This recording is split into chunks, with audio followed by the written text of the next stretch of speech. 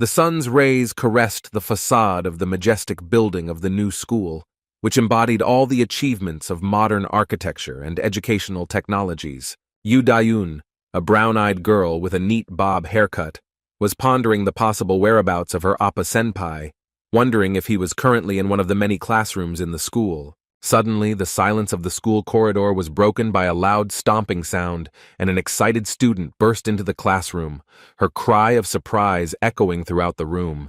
The breathless girl rushed to share the sensational news about the incredibly attractive high school student she had just noticed near the school office. Yu Dayun, sitting alone by the window, was lost in thought about the mysterious high school transfer student whose appearance had caused such a stir among the female students. Deep down, the girl wondered if this stranger could be the same Appa she had been thinking about so often lately. Half closing her eyes, Yu Dayun absent-mindedly looked at the blank sheet of paper lying on the desk in front of her, as if expecting it to reveal all the secrets to her. Unconsciously, she began to draw intricate patterns on the paper, her thoughts completely absorbed by the image of the mysterious boy she knew nothing about. Suddenly, Yu Dayun realized that this young man could be the one everyone thought had died in a terrible car accident 10 years ago along with his parents. The airport's second terminal shone with glass and chrome, embodying all the achievements of modern architecture and technology. Yu Dayun's eyes widened in surprise when she saw a familiar figure in the crowd of arriving passengers. Suddenly, someone's trembling arms embraced a tall guy with piercing gray eyes, frozen in an expression of extreme amazement. The elderly man, hugging the gray-haired youth, could not hold back his tears of joy, repeating over and over again that he could not believe in his miraculous return. Yu Dayun watched the touching scene of reunion with bated breath, feeling her heart fill with an incomprehensible excitement and anticipation of something new. The gray-haired boy's gaze suddenly focused, staring off into the distance with extraordinary concentration and intensity. The object of his close attention was Yu Dayun, whose cheeks instantly flushed red under the weight of that unexpected and piercing gaze. The guy's stern expression gradually softened, giving way to a slight smile, still not taking his eyes off the embarrassed girl. Suddenly, Yu Dayun's dreamy state was broken by a sharp shout from her classmate, tearing her away from the captivity of her own fantasies. The friends who surrounded the confused Yu Dayun impatiently reproached her for her absent-mindedness, to which the girl only guiltily muttered an apology. The blonde classmate reminded Yu Dayun of her promise to lend her her sports uniform, persistently asking if she had brought it with her. Yu Dayun hesitated and confirmed that she had a uniform, but timidly asked what she would wear in that case. The blonde, not hiding her irritation, responded sharply, asking if Yu Dayun was in his right mind. Continuing her tirade, the classmate sarcastically asked since when Yu Dayun dared to answer her in such a tone.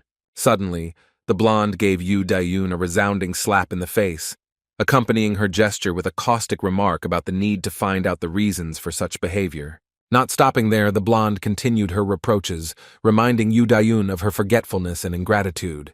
In a threatening tone, the classmate asked Yu Dayun if she wanted to be beaten in front of everyone present. Yu Dayun, unable to find the strength to resist the attacks, only bowed her head, feeling completely helpless in the face of naked aggression. In the neighboring class, meanwhile, the teacher was introducing a new student, the same gray-haired young man from the airport, announcing his joining their team. The teacher explained that the newcomer had lived abroad for a long time due to personal circumstances and called on his classmates to help him adapt to his new life.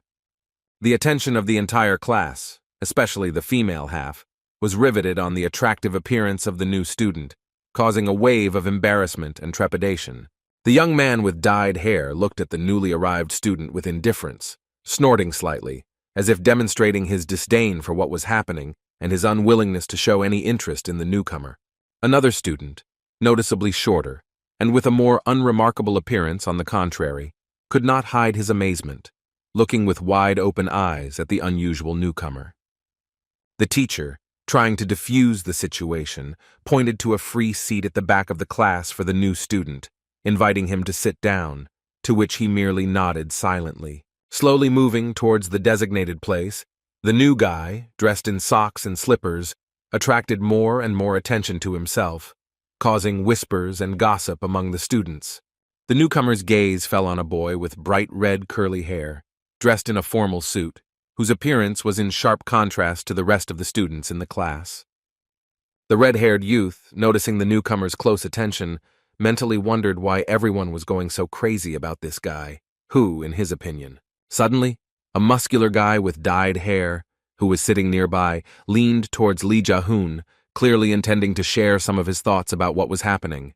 In a whisper, he expressed his displeasure at the newcomer's arrival, calling him a freak and offering to arrange a small meeting with him on the first day to show him who was boss. Without wasting any time, the boy with dyed hair, driven by the desire to teach the newcomer a lesson, quietly stuck out his foot, intending to trip up the new student walking past. However, to everyone's surprise, the new boy, as if sensing danger, suddenly stopped right in front of the outstretched leg, avoiding an inevitable fall and disgrace in front of the entire class. Lee Ja-hoon, watching this scene, could not hide his amazement and bewilderment, trying to understand how the newcomer managed to avoid such a cunningly set trap. The new guy, as if nothing had happened, just smiled softly, looking around the class, seeming to understand perfectly well that difficult but definitely interesting days awaited him at the new educational institution. The red-haired Lee Ja-hoon, clearly annoyed by his failed attempt to humiliate the newcomer, cursed under his breath, not understanding how his perfectly thought-out plan could have failed so easily. Lee Ja-hoon's irritation only grew when he noticed that the new guy kept looking in his direction, as if challenging him or trying to read his mind.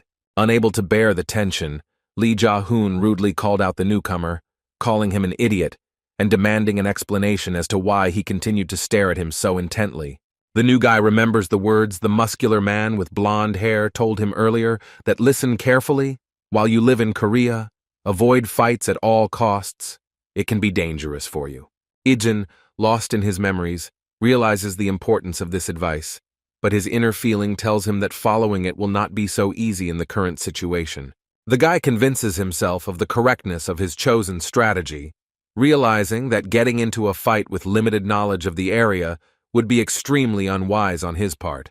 Yidzin firmly resolves for himself not to act too hastily and not to risk being killed by some amateur, realizing that there is too much at stake to expose himself so stupidly. In his thoughts, the guy turns to the image of the blonde man, reminding him that he is a professional who has lived on the battlefield for more than 10 years, who knows how to assess the situation and act accordingly.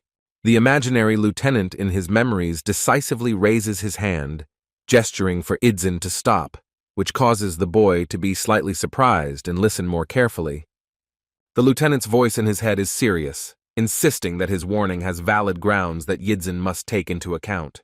Continuing his thought, the imaginary lieutenant explains that his request not to fight is not due to doubts about Ijin's abilities, but rather concerns about the potential enemy and the consequences of the conflict.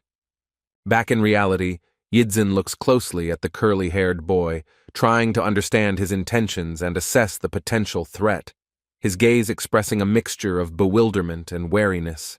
Suddenly, the silence is broken by the teacher's voice, addressed to Idzin, inquiring about the reason for his immobility and expressing slight concern and curiosity. Yidzin, instantly composing herself, gives the teacher her most disarming smile and politely apologizes, explaining her confusion as the excitement of her first day at a new school. Without wasting another second, Yidzin casually walks past the curly-haired guy in a tracksuit, keeping the same friendly smile on his face.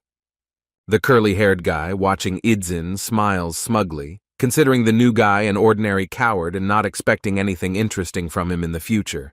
Yidzin continues his way to his seat, his gaze now deliberately directed downwards, as if he is trying to avoid further conflict and drawing attention to himself. The guy with dyed hair sitting nearby doesn't seem surprised at all by the current situation. He just continues to doze off, ignoring what's going on around him and not showing the slightest interest in the new guy. The teacher turns to a small, fragile boy named Park Yoon-chan, telling him that since he is sitting next to the new boy Yidzin, he should take care of him and help him get used to his new surroundings. Park Yoon-chan, hearing the teacher's request, smiles in a friendly manner and turns to the new student, introducing himself and greeting him with genuine warmth in his voice. Addressing the new student, Park Yun-chan clarifies whether he heard his name Yu Yijin correctly, trying to make sure that he did not make a mistake and will be able to address his new deskmate correctly. Suddenly, something catches Park Yun-chan's attention, causing him to quickly turn his head to the side, his eyes widening momentarily in surprise or perhaps alarm. Quickly recovering from his surprise, Park Yun-chan turns back to Yijin and whispers his observation, mentioning that he noticed Lee Ja-hoon trying to trip him. Continuing his whisper, Park Yun-chan explains to the new guy that the guy who tried to frame him is Lee Ja-hoon, and that his friend Ju Hyuk-jin is sitting behind him, making it clear that the two could pose a certain threat. Concluding his warning, Park Yun-chan advises Yijin to be careful around the two students, clearly concerned for the well-being of his new deskmate. Yijin listens attentively to Park Yun-chan without interrupting and maintaining a neutral expression on his face, as if analyzing the information he received and assessing the situation. After finishing listening, Yijin turns to Park Yun-chan and thanks him for his warning and concern with a smile, his voice sounding sincere and friendly. Wanting to show his friendliness, Park Yun-chan offers his help to Yijin, saying that he can come to him with any questions and he will try to help in any way he can. At this moment, an elderly bald teacher enters the office, immediately instructing the students to open their textbooks to page 47, his voice sounding confident and authoritative. The teacher begins to write something on the board with chalk, attracting the attention of some of the students, while others seem to show little interest in what is happening in the lesson. The student sitting in front of Yijin yawns loudly, demonstrating boredom and lack of interest in the lesson with his whole appearance, his posture expressing a clear reluctance to participate in the learning process. At this moment, Yijin's gaze is directed somewhere to the side, as if something has caught his attention, forcing him to be distracted for a moment from what is happening in the classroom.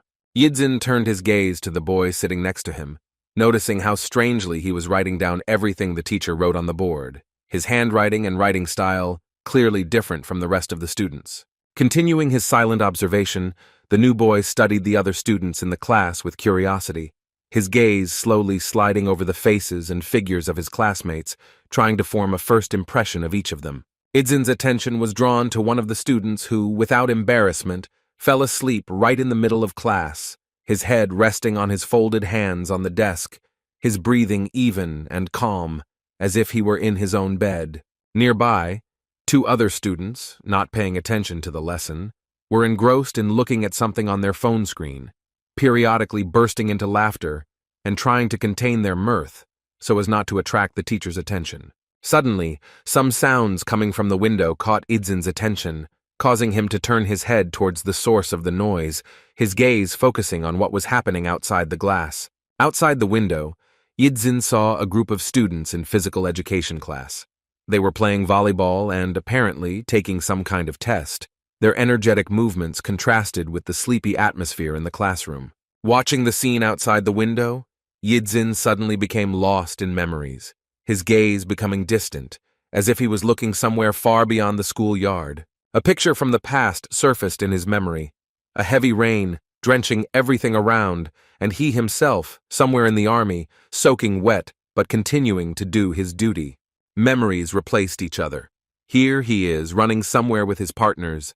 The blood on the collar of his uniform speaks of a battle he has just experienced or a dangerous mission. The next scene from the past is Yijin and his comrades making their way through a swamp. The water is almost chest deep. Every step is difficult, but they continue to move forward, completing the task. Then, memory helpfully throws up footage of the grueling training they went through together, striving to achieve perfection in their craft and become the best in their field. These memories of training and combat missions mix together in Yijin's mind, creating a contrast with the peaceful environment of the school classroom he is currently in. Lost in his thoughts, Yijin wonders if this country is really as peaceful as it seems at first glance, his experiences making him doubt the apparent calm. Suddenly, the bell brings Yijin back to reality. Classes are over, and the students, animatedly talking, begin to get ready to go home, creating a little fuss in the corridors.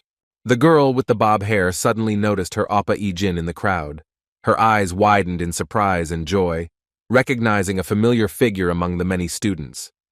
Approaching Yijin, the girl asked if he was waiting for her, to to which the guy answered in the affirmative, offering to go home together if she had no other plans. Embarrassed, the girl began to shake her head from side to side, trying to say something, but the words stuck in her throat, creating an awkward pause in the conversation.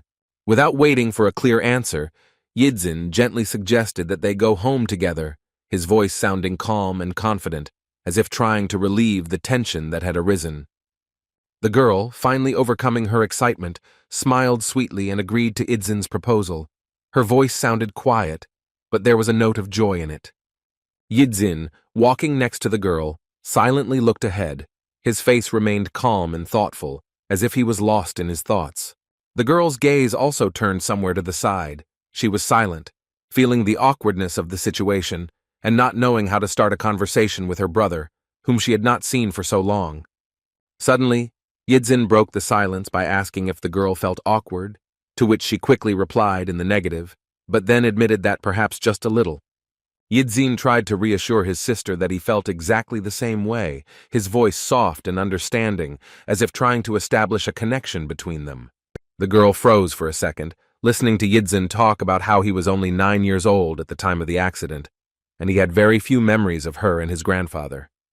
Continuing his thought, Yidzin guessed that it was probably even harder for his sister, since she was only 7 years old at the time. His voice sounded with notes of sympathy and concern. Hearing these words, the girl looked away and sank into silence, perhaps trying to cope with the surging memories and emotions. Trying to change the subject, Yidzin asked his sister what time she said Jin was due to arrive, his question sounding like an attempt to return the conversation to a more neutral topic. Passing by some shop or cafe, the girl with the bob haircut noticed her classmates, among whom was that same bully. She involuntarily listened to their conversation, catching fragments of phrases. Suddenly, the bully girl sitting in the cafe turned her head sharply and noticed Dayan passing by. Their eyes met for a moment, creating a tense moment. Dayan, noticing her classmates, began to become extremely nervous and worried, her thoughts feverishly rushing about in search of a solution on how to get out of this awkward situation. The guy sitting next to the bully asked with interest who the girl passing by was, to which the bully replied that she was the one they were targeting, her voice sounding with a hint of malice. The bully raised her voice and turned to Dayan, mockingly asking if the guy walking next to her was really her boyfriend. Her tone clearly indicated a desire to humiliate her classmate. Continuing her taunts, the bully added that even someone like Dayun could date someone, her words laced with venom and contempt. Dayun, trying to defend herself, quickly replied that this was not so and that the person walking next to her was her brother.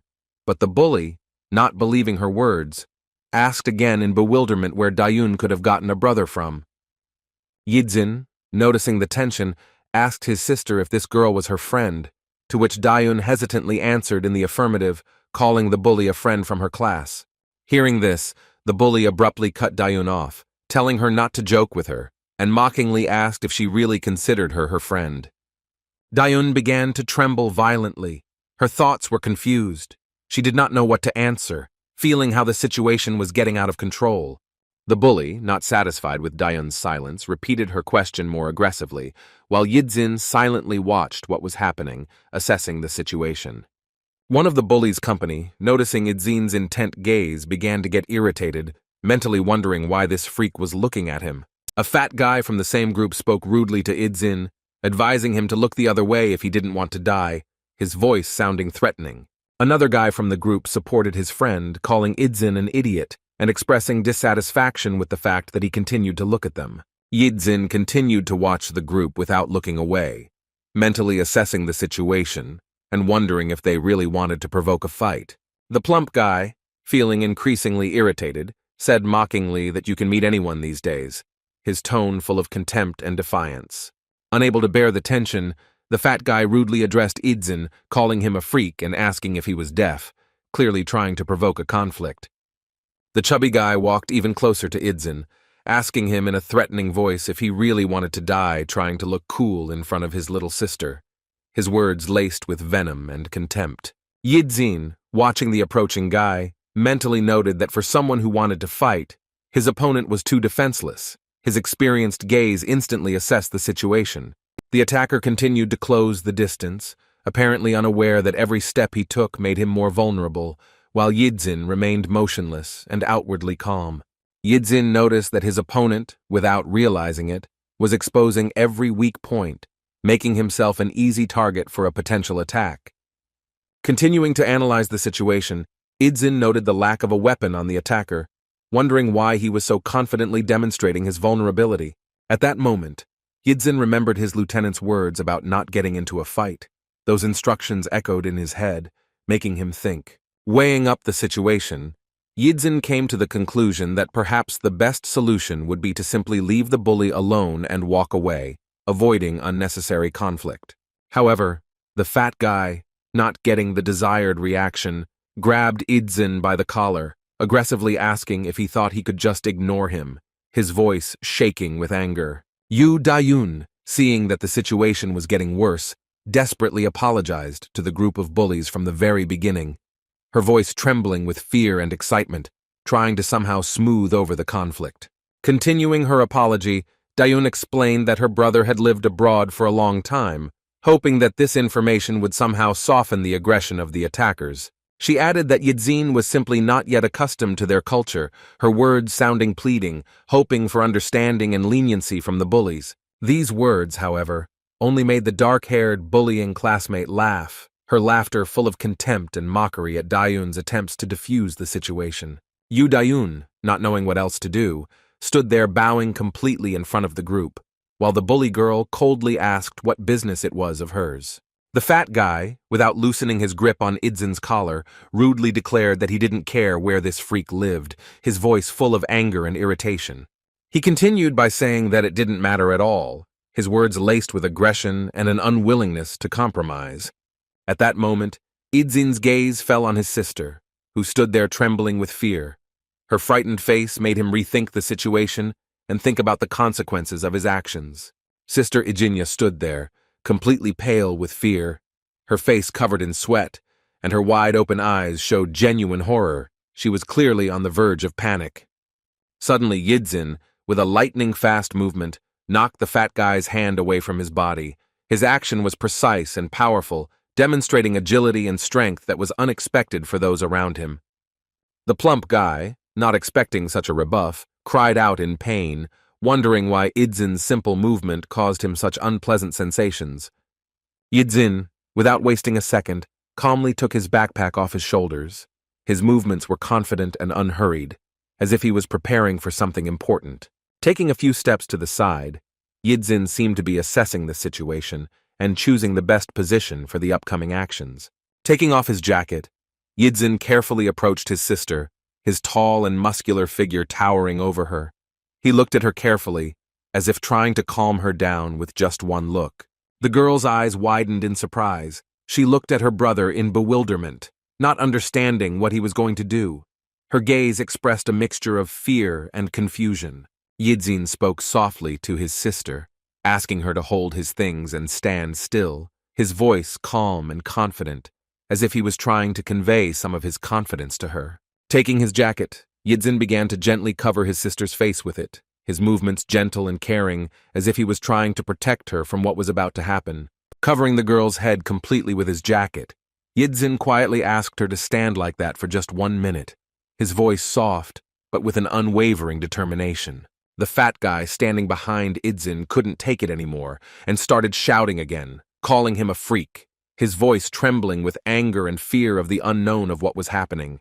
Yidzin turned sharply towards the plump guy, his gaze filled with determination and calm confidence, as if he knew exactly what would happen next. Seeing the chubby guy running towards him, intending to strike, Yidzin easily blocked the attack with one hand, his movement fast and precise, showing years of training. Without wasting a second, Yidzin struck back, causing the plump guy's nose to bleed immediately, the force of the blow clearly unexpected for the attacker. The blow was so powerful that the plump guy flew back several meters, falling to the ground and clearly losing the desire to continue the conflict. The rest of the company, the girl and her friend, froze in complete amazement at what they saw, their faces expressing a mixture of shock and fear at Yidzin's unexpected power. Yidzin, standing over his fallen enemy, quietly said that he seemed to have broken the promise he had made to his lieutenant on the very first day. a slight regret in his voice. He stood there in his school uniform, tall, handsome, and clearly well-built, his posture radiating confidence and readiness to take further action if necessary. The fat guy was lying in the corner with a broken nose, clearly not wanting to continue the conflict, and probably rethinking his behavior. Another guy from the group, watching what was happening, mentally prayed that he would not be next, his thoughts filled with bewilderment and fear at Idzin's unexpected strength. Suddenly, an image of running legs in army uniform and heavy boots appears in Idzin's mind, the sound of footsteps echoing in his mind. Before Idzin's eyes flashes a picture of many strong guys with amulets around their necks, with naked torsos and in camouflage pants, running in formation, their movements synchronous and purposeful. The familiar Lieutenant Idzinya watches these guys with a stern, assessing look, his face expressing the strictness and exactingness of a commander. Another officer approaches the lieutenant and reminds him of something important related to the day, his voice filled with curiosity and anticipation. The lieutenant confirms that he remembers that Yidzin is going to school today, and despite the 6-month training, he still feels some anxiety for his charge. One of the fighters expresses hope that Yidzin, who has lived in such harsh conditions for 10 years, will be able to adapt well to the new environment, his voice sounding with genuine concern. The lieutenant confidently replies that everything will be fine with Idzin because he personally trained him, and pride for his student can be heard in his voice. The memories suddenly end, bringing Idzin back to reality, where a fight had just occurred between him and the fat guy. Yidzin looks at his defeated opponent, whose eyes have rolled back, assessing the result of his blow and the state of his opponent. The frightened boy and his girlfriend, who had previously bullied Idzin's sister, watch in shock, not believing that the fat boy had lost consciousness from one blow. Yidzin slowly turns and looks in their direction, a slight smile appearing on his face, which only increases the fear of those around him. Unexpectedly for everyone, Yidzin suddenly takes off, heading towards another guy from the group, his movements fast and precise. With a powerful punch, Yidzin hits the second guy in the stomach, putting all the strength of his trained body into the blow. The blow is so powerful that it throws the boy back several meters, demonstrating Idzin's incredible power and shocking everyone present. The defeated boy had drool running from his mouth and his eyes rolled back, showing the power of Idzin's strike and the shocking effect it had on his opponent, leaving him helpless on the ground. The second boy, who had received a powerful blow to the stomach, fell to the ground with a dull thud, and Yidzin silently watched the result of his actions, his face remaining impassive, expressing neither satisfaction nor regret. The girl who had previously pestered Idzin's sister now looked at what was happening with genuine horror. Her face turned pale and her eyes widened in fear. Yidzin slowly turned to face the bully girl, his gaze piercing and cold, as if he was assessing whether she was worth his attention or further action. Idzin's eyes radiated a terrifying determination, and the gentle breeze gently swayed his hair, giving him an even more sinister appearance, causing those around him to freeze in a daze. The girl, previously so self-confident and aggressive, was now in complete horror, not knowing what to do or how to react to this unpredictable guy. Suddenly, the silence was broken by the voice of Idzin's sister, who addressed him as Appa, her tone a mixture of surprise, fear, and perhaps admiration as she tried to comprehend what she had seen. Sister Idzinya, holding the jacket he had given her earlier, looked at what was happening with utmost surprise, trying to understand what had happened in the few seconds she had been covered. Her gaze darted between the two defeated boys lying on either side, trying to comprehend how this could have happened in such a short period of time. Yidzin noticed that his sister had taken off her jacket and was now simply standing there, watching the situation in a stunned manner, her face expressing a mixture of shock and disbelief at what had happened. The girl who had been pestering Idzin's sister earlier now stood with her eyes downcast and trembling in fear, her previous confidence and aggression completely gone, replaced by a fear of the unknown. Yidzin, however, simply walked past the girl without saying a word or doing anything, his silence and disregard seeming even more frightening than any possible threats. Walking up to his sister, Yidzin asked her if she was surprised with a hint of worry in his voice, his tone soft as if he was trying to reassure her after what had happened. Trying to ease the tense atmosphere, Yidzin offered his sister something to eat, asking if she wanted anything, his voice sounding casual, as if nothing out of the ordinary had happened. Sister Idzin, still under the impression of what she had seen, quickly replied that everything was fine and nothing was needed, but Idzin, sensing her tension, asked again if she was absolutely sure of that. The girl continued to stare at her brother with wide eyes, unable to utter a word. Her silence was more eloquent than any words, expressing shock and bewilderment at what she had just seen. Yidzin, as if returning to normal life, casually rubbed his neck and suggested that his sister go home, his voice sounding ordinary, as if nothing extraordinary had happened.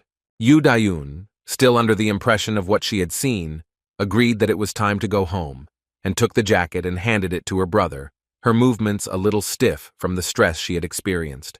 Yidzin gave his sister a sweet smile as he thanked her for the jacket, his face radiating warmth and concern, a stark contrast to what had happened a few minutes ago. Yu Dayun's classmate, who witnessed the entire incident, continued to look at Yidzin with genuine horror, her thoughts feverishly trying to comprehend what she had seen. The girl could not believe that the guy who was now smiling at his sister and the one who had just dealt crushing blows were one and the same person. This duality seemed incredible and frightening to her. Yu Dayun, feeling an unprecedented sense of confidence next to her brother, glanced at her offender, noting how scared she was. Something like satisfaction flashed in her eyes. In an effort to quickly leave the scene, Yu Dayun suggested to go ahead, her voice sounding a little nervous, revealing her desire to get away from this situation. Yidzin glanced at his classmate Yu Dayun once more before following after his sister, his expression unreadable, leaving the girl completely bewildered. The offender Yu Dayun continued to silently watch her brother and sister leave, her face expressing complete incomprehension of what had happened and shock from the unexpected turn of events. Even after Yidzin and Yu Dayun disappeared from sight, the girl continued to stand in place, unable to move, her body as if numb from the fear and surprise she had experienced. After moving to a safe distance, Yu Dayun decided to ask her brother if he was really the one who dealt with those two older guys, her voice trembling with a mixture of fear and admiration. Yidzin calmly confirmed that it was indeed him, his tone even, as if he was talking about something completely ordinary. Yu Dayun looked at her brother and mentally noted how unlike a person he was to do such things.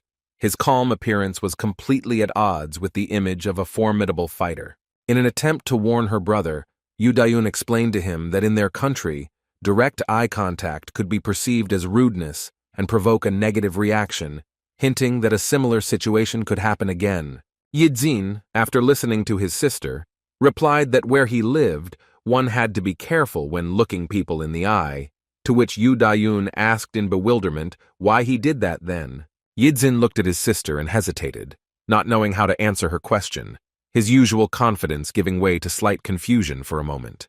Yidzin's memory of his sister's frightened gaze, directed at the bullies at school, came to him. This image made him shudder internally from the realization of her defenselessness. After collecting his thoughts, Yidzin replied to his sister that those people looked like they wanted to cause her trouble. His voice was calm, but there was a hidden determination to protect her. Yu Dayun was deeply moved by her brother's words. She couldn't remember the last time someone stood up for her. This feeling of being protected was new and unusual for her. Yu Dayun looked down in surprise and embarrassment. Her cheeks turned slightly pink, and her fingers nervously tugged at the hem of her clothes, revealing her excitement and confusion. Yidzin, noticing his sister's strange reaction, looked at her with bewilderment. Trying to understand the reason for such behavior, his brows slightly furrowed in confusion. Worried, he asked Yu Dayun if he had said anything wrong, his voice soft and with a hint of worry, betraying his desire not to upset his sister. When they returned home, they heard the voice of their grandfather speaking to Yidzin, telling him to sit down and eat some fruit while he prepared everything himself. His tone was caring and a little fussy. Yidzin, already wearing an apron, gently objected to his grandfather, assuring him that he could cook everything himself, and suggested that they sit down for now. His movements in the kitchen were confident and familiar. Grandpa and Yu Dayun stood there in complete bewilderment as they watched Yidzin confidently take charge of the kitchen, their faces expressing a mixture of surprise and admiration. They sat in silence, not taking their eyes off Yidzin, who was deftly handling the kitchen utensils, preparing something that was already beginning to smell pleasant. The grandfather, who had been sitting almost motionless all this time, slowly turned his head towards his grandson, his gaze full of curiosity and slight concern. The old man, with a hint of uncertainty in his voice, expressed the hope that Idzin had enjoyed his meal today, admitting that although he had tried, he was not very good at cooking. Yidzin, without thinking, replied that the food was indeed delicious, and he really liked it, his voice sounding sincere and warm, wanting to cheer up his grandfather. Hearing this, the grandfather sighed with relief. His face brightened, and a spark of joy appeared in his eyes from his grandson's approval. Yu Dayun, watching this scene, thought to herself that although Grandpa was trying to hide it, he was clearly happy with the compliment on his cooking, remembering how he even took cooking lessons after hearing about Yidzin's return. The grandfather turned to his granddaughter and asked her with hope in his voice if she liked the food, to which Yu Dayun answered affirmatively with a sincere smile, her eyes shining with warmth and gratitude. Grandfather, showing concern, asked Yidzin how his first day at school had gone, asking if he had encountered any problems, his voice filled with concern and curiosity. Yidzin, standing at the sink and methodically washing the dishes after dinner, froze for a moment upon hearing his grandfather's question, his hands continuing to mechanically perform their usual movements. Remembering the fight just now, Yidzin thought for a second about what to say. His face remained calm, but a slight worry flashed in his eyes. Yu Dayun, aware of the delicacy of the situation, also remained silent, unsure whether she should intervene or let her brother decide what to say to his grandfather. After a short pause, Yidzin calmly replied that there were no problems, his voice sounding even and confident, without betraying the slightest worry. Hearing his grandson's answer, the grandfather smiled with relief, his face brightened, and his shoulders noticeably relaxed, revealing how worried he was about Idzin's adaptation. When night fell, everyone wished each other good night, and the grandfather, with special warmth in his voice, added that he would definitely see them tomorrow. His words were full of love and anticipation of a new day together. Yidzin lay in his bed trying to sleep, his mind wandering, pondering the events of the day and the new life he was just beginning to delve into. His gaze turned to the moon, whose light was shining through the window, filling the room with a soft glow, and Yidzin felt a deep happiness at the knowledge that he had returned home.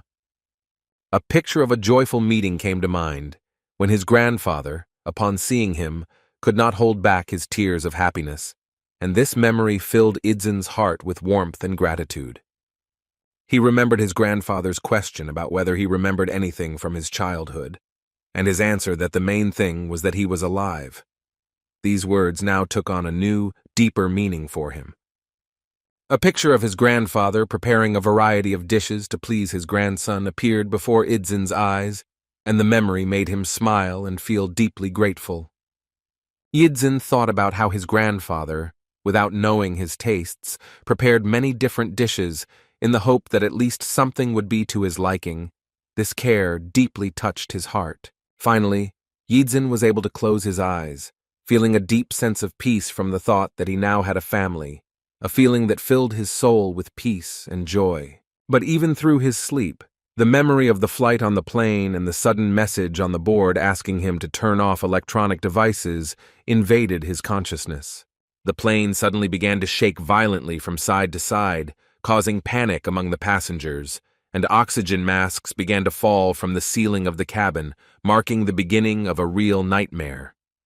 The terrified people frantically grabbed their life-saving masks, their faces distorted with fear and the realization that these moments could be their last. Yidzin's parents stood over him, trying to secure the mask to their son's face, their hands shaking but their movements determined to protect their child at any cost. All their actions were aimed at saving little Yidzin.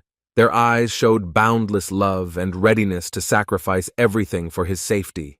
The mother, unable to contain her feelings, hugged her son tightly, as if trying to protect him from the impending disaster with her body.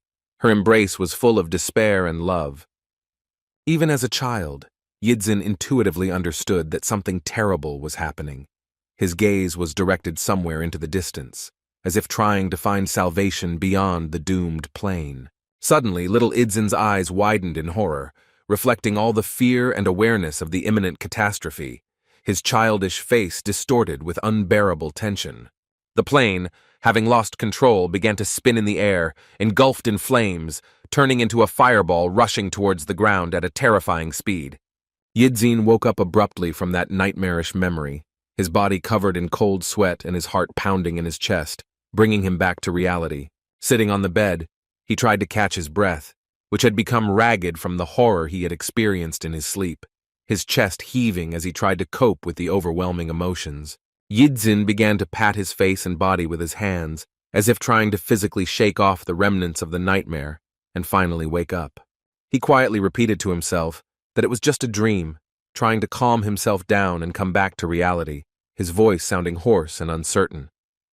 The alarm clock suddenly rang, causing Yidzin to flinch, the sharp sound pulling him even further out of the depths of his nightmares, bringing him back to the reality of a new day. Still sitting on the bed, Yidzin couldn't bring himself to get up. The alarm clock continued to ring, and he remained motionless, still under the oppressive impression of what he had experienced in the dream. Suddenly, Yidzin heard some rustling outside the door of his room. This sound pulled him out of his stupor and made him wary. He stared silently at the door, still under the influence of the nightmare, his body tense, ready to react to any danger. Yidzin carefully approached the door and opened it slightly, his movements slow and careful, as if he was expecting to see something unusual. When he went downstairs, he found his sister bustling about in the kitchen, who, noticing him, said with a smile that she was about to wake him up, her voice sounding cheerful and caring.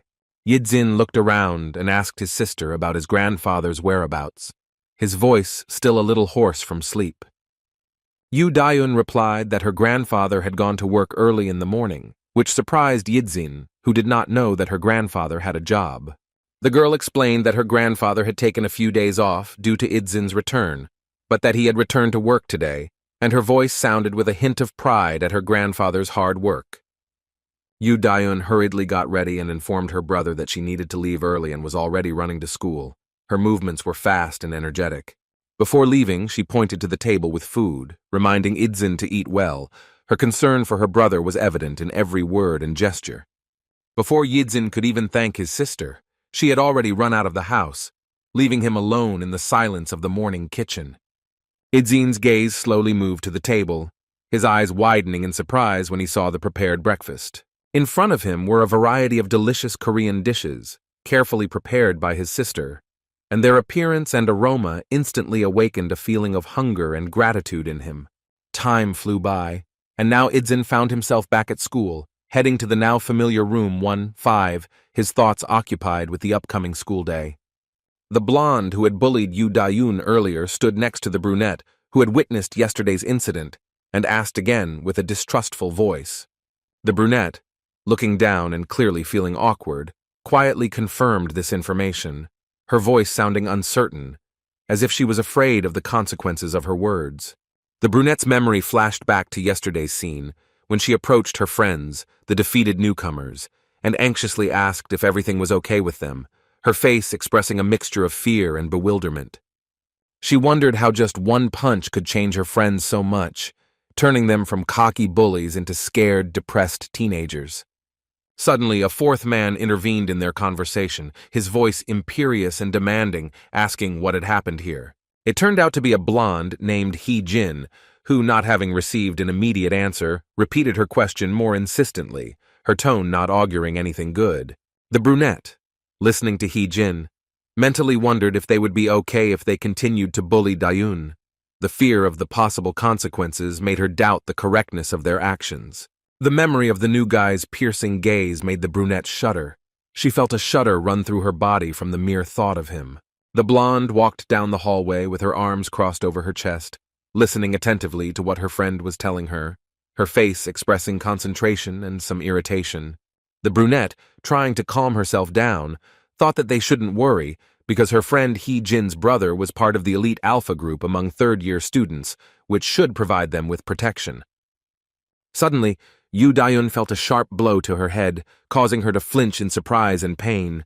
Surprised and frightened, she slowly turned her head, clutching the back of her bruised head, her eyes wide with fear as she saw her tormentors. Hee-jin spoke rudely to Dayun, calling her a little fool and ordering her to stop overreacting, her voice full of contempt and mockery. When Dayun asked with a trembling voice what happened, the blonde coldly ordered her to follow her, leaving no room for objection. Yu Dayun, overcome with fear, asked in a barely audible voice where she needed to go, her voice trembling, revealing her extreme anxiety and uncertainty. The blonde, hearing this, burst into mocking laughter and sarcastically remarked that their little girl was now pretending to be strong because she had a brother. Her words were laced with venom and malice. The blonde's words sent a wave of panic through Yu Dayun. She suddenly realized that she would probably have to answer for the events of yesterday. Her heart began to beat wildly with fear. The blonde, not tolerating any objections, rudely ordered Dayun to shut up and follow her, threatening to beat her if she disobeyed, her voice sounding cold and threatening. They approached the garbage bins located behind the school. This secluded place made Dayun even more tense, foreboding something bad was about to happen. Suddenly, the blonde girl launched a powerful kick at Dayun's body with her pink shoe-clad leg. Her movement was fast and brutal. The force of the impact sent Yu Dayun falling straight onto the trash cans, her body hitting the hard surface painfully, causing a dull sound. The blonde, looming over the defeated Dayun, sarcastically asked if she remembered what she had been told about the answers, to which Dayun, stunned, merely muttered that she did not understand what was being discussed. Irritated by this answer, the blonde contemptuously called Dayun a fool who was pretending, and clarified that she was talking about yesterday's incident. Continuing her tirade, the blonde sarcastically remarked that Dayun's brother, it turns out, knows how to fight a little, and that's why Dayun herself forgot her place and dared to speak out against them. With a threatening voice, the blonde warned that now Dayun's brother's school life would also become difficult. Her words sounded like an ominous promise. Yu Dayun, kneeling next to the garbage bags, asked the blonde with horror in her eyes, her voice trembling with fear and confusion. The blonde leaned towards Dayun and said with glee that yesterday her brother had fought with the blonde's brother's friend. Her words sounded like a death sentence. She added that her brother had probably already met Dayun's brother, which sounded like a veiled threat. These words caused Yu Dayun to be truly shocked. Her eyes widened in horror and her body began to tremble even more. Overcoming her fear, Dayun shouted for them not to even think about doing anything bad to her brother, her voice sounding desperate and determined. In response to this, the blonde slapped Dayun hard, rudely asking who she dared to yell at, her voice full of anger and contempt. Yu Dayun, realizing her helpless situation, felt despair creeping up on her, knowing that she couldn't do anything to protect herself or her brother. The force of the blow prevented her from turning her head, her cheek burned with pain, and tears of humiliation and fear stood in her eyes. Yu Dayun's eyes filled with tears as she realized that she could cause serious problems for her brother, and a feeling of guilt and fear engulfed her completely. Panicked, Dayun began to visibly shake, her body shaking with fear and despair, betraying her extreme emotional state. Unexpectedly for the blonde, Yu Dayun suddenly rose from her knees. Her sudden movement caught the offender off guard. Without thinking about anything other than the desire to save herself, Dayun started to run, and the blonde, coming to her senses, shouted after her, wondering how she dared to try to escape. In room 3, too, all the students suddenly turned their heads in one direction, their faces expressing extreme surprise, as if they had seen something unusual. The students began to whisper among themselves, creating a slight hum in the classroom, their voices filled with curiosity and anxiety. Ju Hyuk-jin and Lee Ja-hoon, who were standing together as usual, directed their menacing gazes towards the entrance, where the beaten boys from yesterday appeared, accompanied by several new faces. Yidzin immediately turned his attention to the newcomers, but for now he only watched them silently, noting the particularly menacing appearance of the fat guy he had beaten up yesterday and the bald guy next to him. Behind the group, a guy with red hair and a tattoo on his neck could be seen walking into the classroom with a smug smile, clearly feeling superior. Suddenly, Yu Dayun burst into the office, shouting and trying to warn her brother, her voice full of despair and fear. Dayun's appearance shocked everyone present. Her blouse was completely dirty, her face was tear-stained, and her breathing was out of order from running so fast. Yidzin, seeing his sister's state, instantly tensed up, his gaze expressing extreme anxiety and concern for her. His eyes darted between his sister and the group of boys who had entered, trying to assess the situation and understand what had happened to Dayun. his face expressing his determination to protect her at any cost. Yizin's gaze instantly fixed on the abrasion on his sister's cheek from the slap, his eyes narrowing as he realized that someone had dared to lay a hand on her. He noted the dirt on Dayun's school clothes, trying to figure out where it could have come from, his mind working feverishly to piece together what had happened. The thought of his sister worrying so much about him pierced Yizin's heart, causing a mixture of guilt and determination to protect her, and he cursed silently, realizing his indirect involvement in her suffering. The red-haired boy who had just entered the classroom mockingly commented on how his sister was always asking for favors, his tone full of disdain and arrogance. Following him, He-jin entered the classroom, who turned out to be the red-haired man's sister, who continued his thought, stating that even if he was beaten, she would not worry so much. His words sounded like a challenge. Yizin continued to stand motionless, not saying a word, his gaze fixed on his sister, his expression tense and focused.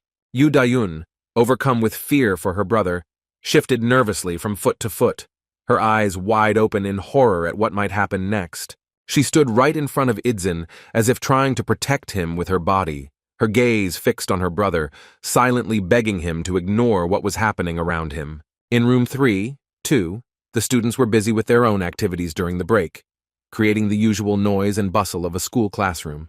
Suddenly, a small piece of chalk fell on one of the desks, attracting the attention of some students with its unexpected appearance. Park Yun-chang noticed that the piece of chalk had landed right in front of him, causing him to suddenly feel uneasy and nervous. Before he could react, a second piece of chalk came flying towards him, this time aiming straight at his head, causing him to instinctively cringe.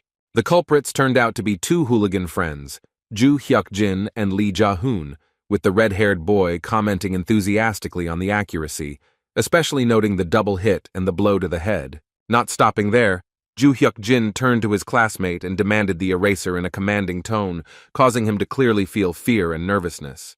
The frightened classmate quickly handed Ju Hyuk-jin a rather large piece of eraser, trying not to provoke his anger.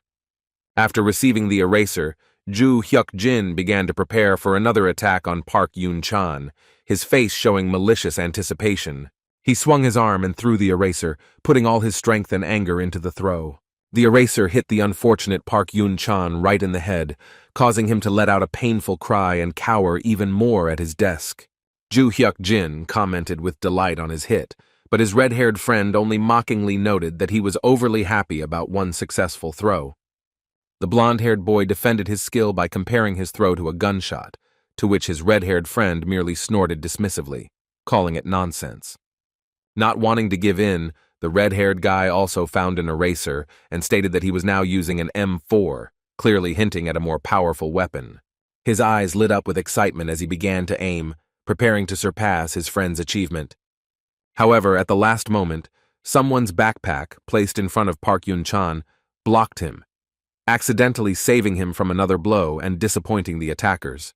The two bullies in the class stood there in disbelief, not understanding what had just happened, their faces expressing a mixture of surprise and disappointment at the failed prank, and the air in the classroom seemed to thicken with tension. The eraser they had been aiming at their defenseless classmate fell limply at their feet, as if symbolizing the failure of their cruel game, and the silence that followed seemed deafening.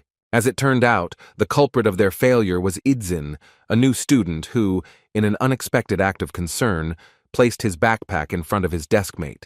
The red-haired boy, not hiding his irritation, loudly expressed his displeasure with the newcomer. His words were full of malice and hostility, as if Yizin's very presence offended him. His friend with the blonde-dyed hair, keeping up his friend's mood, offered to teach the new kid some respect, hinting at the possibility of a showdown after school, his voice sounding threatening and defiant. The idea immediately found a response from the red-haired guy, who enthusiastically supported the plan. His eyes lit up with anticipation of the upcoming conflict, and a sinister smile appeared on his face. Park Yun-chang, Yizin's deskmate, looked at his new classmate with relief and gratitude, quietly noting his return, his voice trembling with the fear and excitement he had experienced. Yizin, taking off his jacket and sitting down in his seat, calmly asked Park Yun-chan how he was feeling, his voice soft and caring, creating a contrast to the tense atmosphere in the classroom. Despite Park Yun-chan's insistence that he was fine, his worried expression said otherwise, revealing his true feelings and concerns about the possible consequences. Yi-jin carefully studied his deskmate's face. His calm gaze seemed to penetrate deep into Park Yun-chan's soul, reading his emotions and trying to understand his classmate's true state. Trying to lighten the mood, Park Yun-chan asked Yi-jin about his plans after school, his voice sounding a little hesitant, but there was a hint of a desire to make friends with his new classmate. Developing his idea, Park Yun-chan offered to show Yi-jin around the area, hoping in this way not only to help the newcomer get settled in, but also to avoid a possible confrontation with the hooligans. Yi-jin, however, politely declined the offer, explaining that he needed to go home with his sister, his response gentle but firm, leaving no room for further persuasion. Intrigued by the mention of a sister, Park Yun-chan asked if they had transferred together, his curiosity genuine and friendly, without a hint of hostility or suspicion. Yi-jin explained that his sister was already a student at the school, which made Park Yun-chan even more interested, and hoping to learn her name, he suggested that he might know her. Hearing the name Yu Da-yun, Park Yun-chang was extremely surprised, his face showing a mixture of recognition and sudden concern, which did not escape Yi-jin's attentive gaze. Park Yun-chang, trying to hide his excitement, began to ask about Yi-jin's sister's year of study, and then, realizing it, asked if Yi-jin knew about her situation in school, his voice sounding uncertain and a little nervous. Noticing the change in his interlocutor's mood, Yi-jin became wary. His face took on a serious expression, and a note of concern appeared in his voice as he directly asked if Park Yun-chang knew anything about his sister. Park Yun-chan, clearly feeling awkward, admitted that Yi-jin's sister's school life is currently not easy, which made Yi-jin even more worried and wanted to know more. Growing increasingly nervous, Park Yun-chan began to talk about Yu Da-yun's past, mentioning how she was popular in middle school due to her cute looks and academic success, which attracted the attention of many boys. He continued, explaining that a girl who was in love with one of Yu Da-yun's admirers began to bully her out of jealousy, his voice shaking as he said these words. Yi-jin, hearing about the bullying, asked again with a hint of anger in his voice, not believing that people could simply watch what was happening without interfering. Park Yun-chan, feeling the need to explain the situation, mentioned Kim Soo, the third-year bully and the older brother of the girl who was stalking Yu Da-yun. Continuing his story, he said that the situation worsened when Yu Da-yun and her bully were in the same class in high school, and the bullying reached such a level. Yi-jin, listening to the story, could not believe that all this happened because the guy the offender liked preferred another girl, his fists involuntarily clenched in anger. Park Yun-chan, finishing his story, confirmed the truth of everything said, adding that he personally found it senseless and cruel. Yi-jin, trying to comprehend what he had heard, thought about people who were capable of bullying others for no reason, his face expressing a mixture of anger and bewilderment. A memory of breakfast with his grandfather and sister surfaced in Yi-jin's mind, where his grandfather expressed his hope that Yi-jin would successfully adapt to school, and Yu Da-yun confidently assured him that everything would be fine. Grandfather, without hiding his concern, explained his feelings about Yi-jin's long absence abroad, and then asked his granddaughter about her school affairs, his voice full of sincere concern. Yu Da-yun smiled and assured her grandfather that she was always doing well at school, her voice sounding confident and carefree. But now Yi-jin knew that behind that confidence was a bitter truth. Grandfather, reassured by his granddaughter's words, confirmed with warmth in his voice that he really had nothing to worry about, considering how well Yu Da-yun had always handled schoolwork. Continuing his thought, the grandfather proudly remembered how the class teacher always praised his granddaughter at parent-teacher meetings, her voice full of love and admiration. Yi-jin, recalling that conversation at breakfast, only now realized his sister's strange reaction and her downcast gaze, which he had not noticed at the time, and this realization made his heart clench with pain and guilt. Returning his thoughts to the present, sitting at his desk in school, Yi-jin was silent for a second, deep in thought about the information he had just heard. His deskmate, noticing Yi-jin's sudden silence, asked worriedly if everything was okay, to which he, having collected his thoughts, thanked him for the story, his voice sounding restrained, hiding the storm of emotions inside. Park Yun Chang, trying to soften the situation, pointed out that this story was already known to many people, and Yidzin should have found out about it anyway. His tone was sympathetic and a little guilty. Yidzin, sitting at his desk and staring at one point, was deeply thinking about everything he had heard. His face was inscrutable, but his eyes showed determination to do something. Suddenly the class came to life. A fat guy, recently beaten by Yidzin, burst into the room.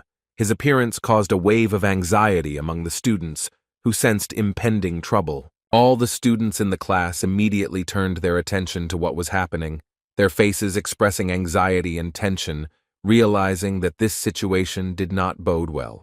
Following the fat guy, the rest of his group entered the room, including the bald guy who had also been injured during the recent skirmish with Yidzin, their appearance further heating up the atmosphere in the classroom. Ju Hyuk-jin and Lee Ja-hoon watched the scene and exchanged worried glances, quietly discussing among themselves what could have brought this group to their class. Among those who entered was Kim Kim-soo, the blonde's red-haired brother, who defiantly announced his presence, explaining that he had business in this class, his voice sounding threatening and self-assured. Even the class bullies visibly tensed up at the appearance of Kim Kim-soo. One of them mentally noted that this was the only person he wouldn't risk messing with, which spoke to the seriousness of the situation. The bald boy who had recently been beaten by Yidzin pointed his finger in his direction, getting Kim Kim-soo's attention and informing him that this was the new guy they had been talking about, his voice trembling with a mixture of fear and desire for revenge. Yidzin, sitting at his desk, clearly heard and felt how the finger was pointed at him, but outwardly remained unperturbed. Only his tense posture betrayed his readiness for any development of events. Kim Kim-soo, turning to his friends, expressed disdain in his voice that they could be beaten by someone as pitiful in appearance as Yidzin, to which they, in defense, claimed that they were caught by surprise. The red-haired Kim Kim-soo, showing off his tattoos, rudely called their excuses pathetic and stupid, his voice threatening and commanding, causing those around him to cower in fear. Suddenly, Kim Kim-soo spoke sharply to Yidzin, getting his attention, and Yidzin, without hesitation, turned to him, his gaze calm and focused. Kim Kim-soo pointed his finger at Yidzin and commanded him to come forward in an authoritative tone, his gesture and voice leaving no doubt as to the seriousness of his intentions. Yidzin, without showing any fear or hesitation, simply stood up, causing obvious surprise and concern to his deskmate, who had not expected such courage from the newcomer. The guy with dyed hair, watching what was happening, quietly remarked to his friend that he didn't know what the new guy had done to upset Kim Kim's, but he was clearly finished. Standing right in front of Kim Kim-soo, Yidzin calmly asked if he was really Kim Kim-soo, his voice betraying no fear or worry, which only seemed to anger his opponent even more. Kim Kim-soo, clearly surprised by the newcomer's knowledge, confirmed his identity, adding mockingly that Yidzin seemed to have settled in quickly since he already knew about him, his tone full of arrogance and menace. Yidzin chose not to respond to the provocations, silently listening and watching Kim Kim-soo, his face remaining expressionless, which only seemed to irritate his opponent further. Annoyed by Yidzin's silence, Kim Kim-soo turned to his friends, commenting on the newcomer's dull look and ordering them to drag him closer, his voice growing increasingly aggressive. Obeying Kim Kim-soo's order, his henchmen began to advance towards Yijin, creating a threatening semicircle around him. The atmosphere in the classroom became tense to the limit. At this tense moment, Yu Dayun, Yidzin's sister, suddenly burst into the office, shouting Appa and attracting everyone's attention. Her appearance came as a surprise to everyone present. Yu Dayun looked disheveled and frightened.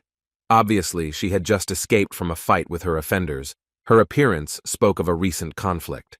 Yidzin, instantly noticing his sister, asked with concern in his voice what she was doing here, his tone expressing a mixture of surprise and concern for her safety. Yidzin's gaze instantly fixed on the bruise on his sister's cheek and her dirty clothes. His face darkened, and a dangerous glint appeared in his eyes, indicating his readiness to protect his sister at any cost. Kim Kim-soo, upon seeing Yu Dayun, mockingly commented on her appearance, calling her his sister Ka Hee-jin's toy. His words were filled with venom and contempt, increasing the tension in the classroom.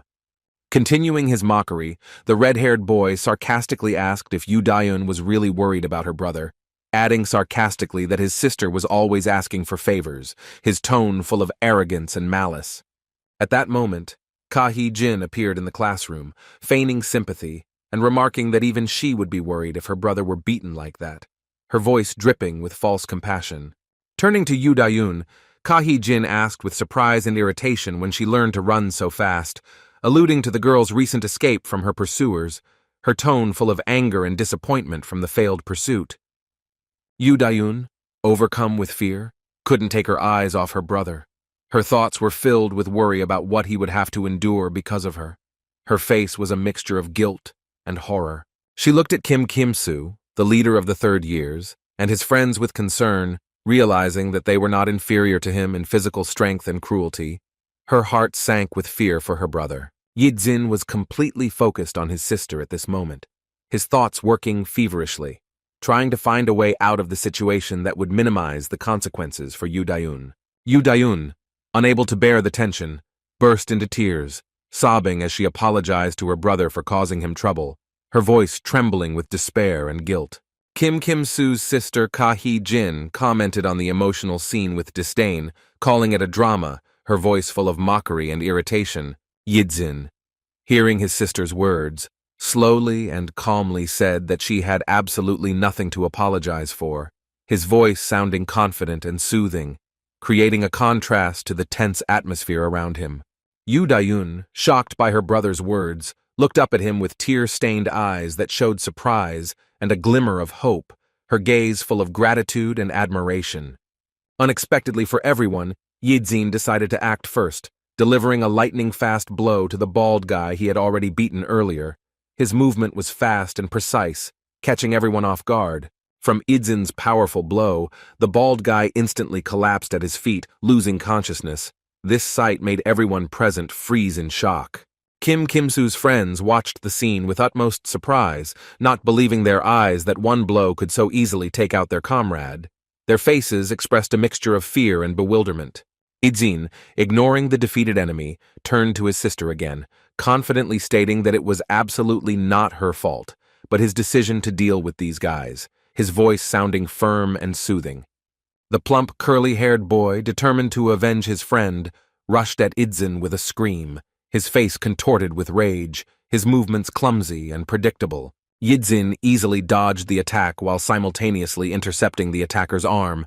His movements were smooth and precise, demonstrating a high level of combat training. The fat guy, realizing his mistake, swallowed loudly in fear.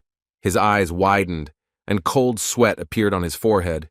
He clearly understood that he was in serious trouble. Without wasting a second, Yi-jin delivered a crushing blow to the other attacker's ribs, his movement lightning fast and precise, leaving his opponent no chance to defend himself. The force of the blow caused saliva to fly out of the fat guy's mouth, and tears of pain to flow from his eyes, his face distorted into a grimace of unbearable suffering, showing how strong Yi-jin's blow was. Unable to bear the pain, the second opponent also fell to his knees, his body shaking from shock and pain, demonstrating Yi-jin's strength and skill to everyone present. Yi-jin, without stopping, simply walked past the defeated opponents, his gaze fixed on the remaining members of the group, ready to continue the fight. Another friend of Kim Kim-soo, seeing the fall of his comrades, tried to stand up for them, threatening Yi-jin with violence, but before he could even finish his sentence, he was attacked. With a lightning-fast movement, Yi-jin delivered a crushing blow to the attacker's stomach, causing his face to twist into a grimace of pain and his body to bend in half, demonstrating the effectiveness of the attack. The third opponent, unable to withstand the force of the blow, also collapsed to the floor. His fall was heavy and painful, showing that he no longer posed a threat. Kim Kim-soo, watching what was happening, could no longer hide his horror. His self-confidence evaporated, giving way to fear and bewilderment. He mentally wondered who this freak was. The situation no longer seemed funny to Kim Kim-soo. He looked at his defeated friends with growing anxiety, trying to comprehend what had happened and how one person could defeat his entire team so easily. Ju Hyuk-jin and Lee Ja-hoon from Class 3, who had previously planned to talk to Yi-jin after school, now looked on with undisguised horror. realizing that their plans could have ended just as badly for them. Kim-Kim-Soo's sister and her brunette friend froze in even greater horror. Their faces turned pale and their eyes widened in shock. They couldn't believe what was happening in front of them. Yoo Da-yoon watched the scene with great surprise, her mind racing as she tried to comprehend how her brother, whom she had not seen for so many years, could possess such martial skills. Lee-jin stood in the midst of the chaos he had created, proud and confident, without taking a single blow, his posture radiating strength and determination, his gaze fixed on the last remaining opponent, Kim-Kim-Soo. Addressing Kim-Kim-Soo, Yidzin said with cold fury in his voice that it was because of him and his company that his sister was in trouble, his words sounding like an accusation and a warning at the same time.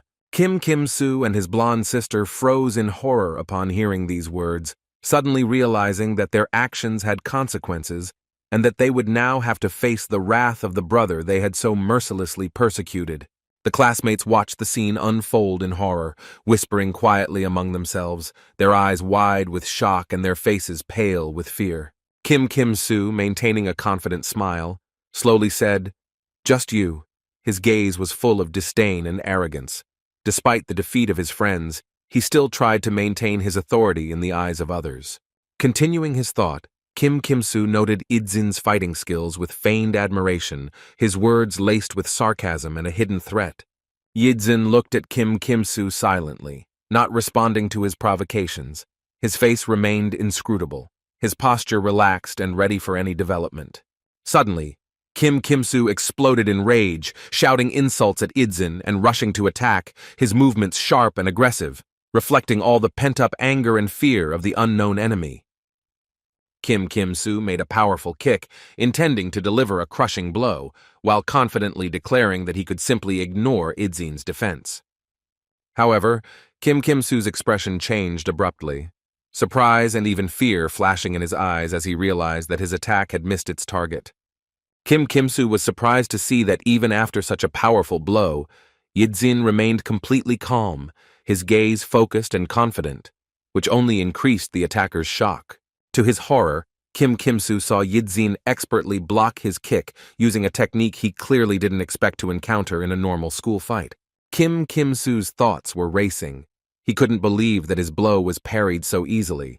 The awareness of his own vulnerability began to penetrate his self-confidence. Not wanting to admit defeat, Kim-Kim-Soo decided to try to attack from the other side, swinging his other leg, his stubbornness and pride not allowing him to retreat. To his growing horror, Yidzin blocked this strike in exactly the same way, demonstrating incredible reaction speed and combat prowess. The next moment, Yidzin grabbed Kim-Kim-Soo's leg, pinning it to his armpit and making it impossible for his opponent to maneuver, a hold that was executed with frightening ease and precision. Kim-Kim-Soo desperately tried to break free from Yidzin's grip, suddenly realizing that the situation was out of his control and that the consequences could be extremely unpleasant for him.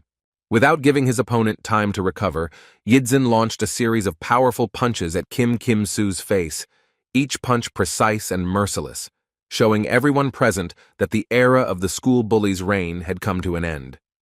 Kim-Kim-Soo, after receiving a series of powerful blows, fell to the floor, blood pouring out of his mouth, spreading across the floor and creating a gruesome picture of the defeat of the once fearsome school bully. Despite his obvious defeat, Kim-Kim-Soo, trying to hold on to the last of his pride, hissed an insult at Yidzin, his words barely audible through the blood and pain. Kim-Kim-Soo's gaze was filled with genuine fear, his pupils narrowing as he saw Yidzин's shadow approaching him, realizing his complete helplessness against this unexpected opponent. Lying on the ground, Kim-Kim-Soo looked completely defenseless against Yidzin, his once formidable reputation crumbling to dust in a matter of minutes of this unequal fight. Yidzin stood over his fallen opponent, his gaze full of determination, his eyes slightly narrowed, and his face remained impassive, giving the impression of complete control over the situation. Kim-Kim-Soo, in a state of shock, tried to wipe the blood from his face. His movements were clumsy and helpless, reflecting complete defeat, not only physical, but also moral. Without giving his opponent time to recover, Yidzin struck again, this time with his foot, demonstrating his complete superiority and determination to see it through to the end. Yidzin stood alone in the midst of his defeated opponents, while his classmates, frozen in shock, silently watched this incredible scene, unable to believe their eyes. An ordinary school day suddenly turned into a scene from an action movie, and students who had just been going about their daily business witnessed a dramatic shift in the balance of power in the school. Ju Hyuk-jin and Lee Ja-hoon were in a state of complete shock, unable to comprehend how one person could defeat Kim Kim-soo, whom they thought was invincible. Sister Eugenia and Sister Kim Kim-soo stood nearby, both in deep shock at what they saw, their hands instinctively covering their mouths, expressing complete disbelief and horror at what was happening. The blonde, Kim Kim-soo's sister, froze in complete horror, her thoughts frantically trying to comprehend what had happened, unable to believe that the usual order of things could change so suddenly. All eyes were on Yidzin, who had maintained a remarkably relaxed expression throughout the entire conflict, never showing any tension or doubt for a moment. Yidzin, clenching his fist, began to move towards the two bullies, his sister's classmates who were constantly bullying her. His intentions were clear to everyone present. The two girls, seeing Yidzin approaching, panicked and thought that he was coming specifically for them. Their faces turned pale from fear of the inevitable retribution for their past actions.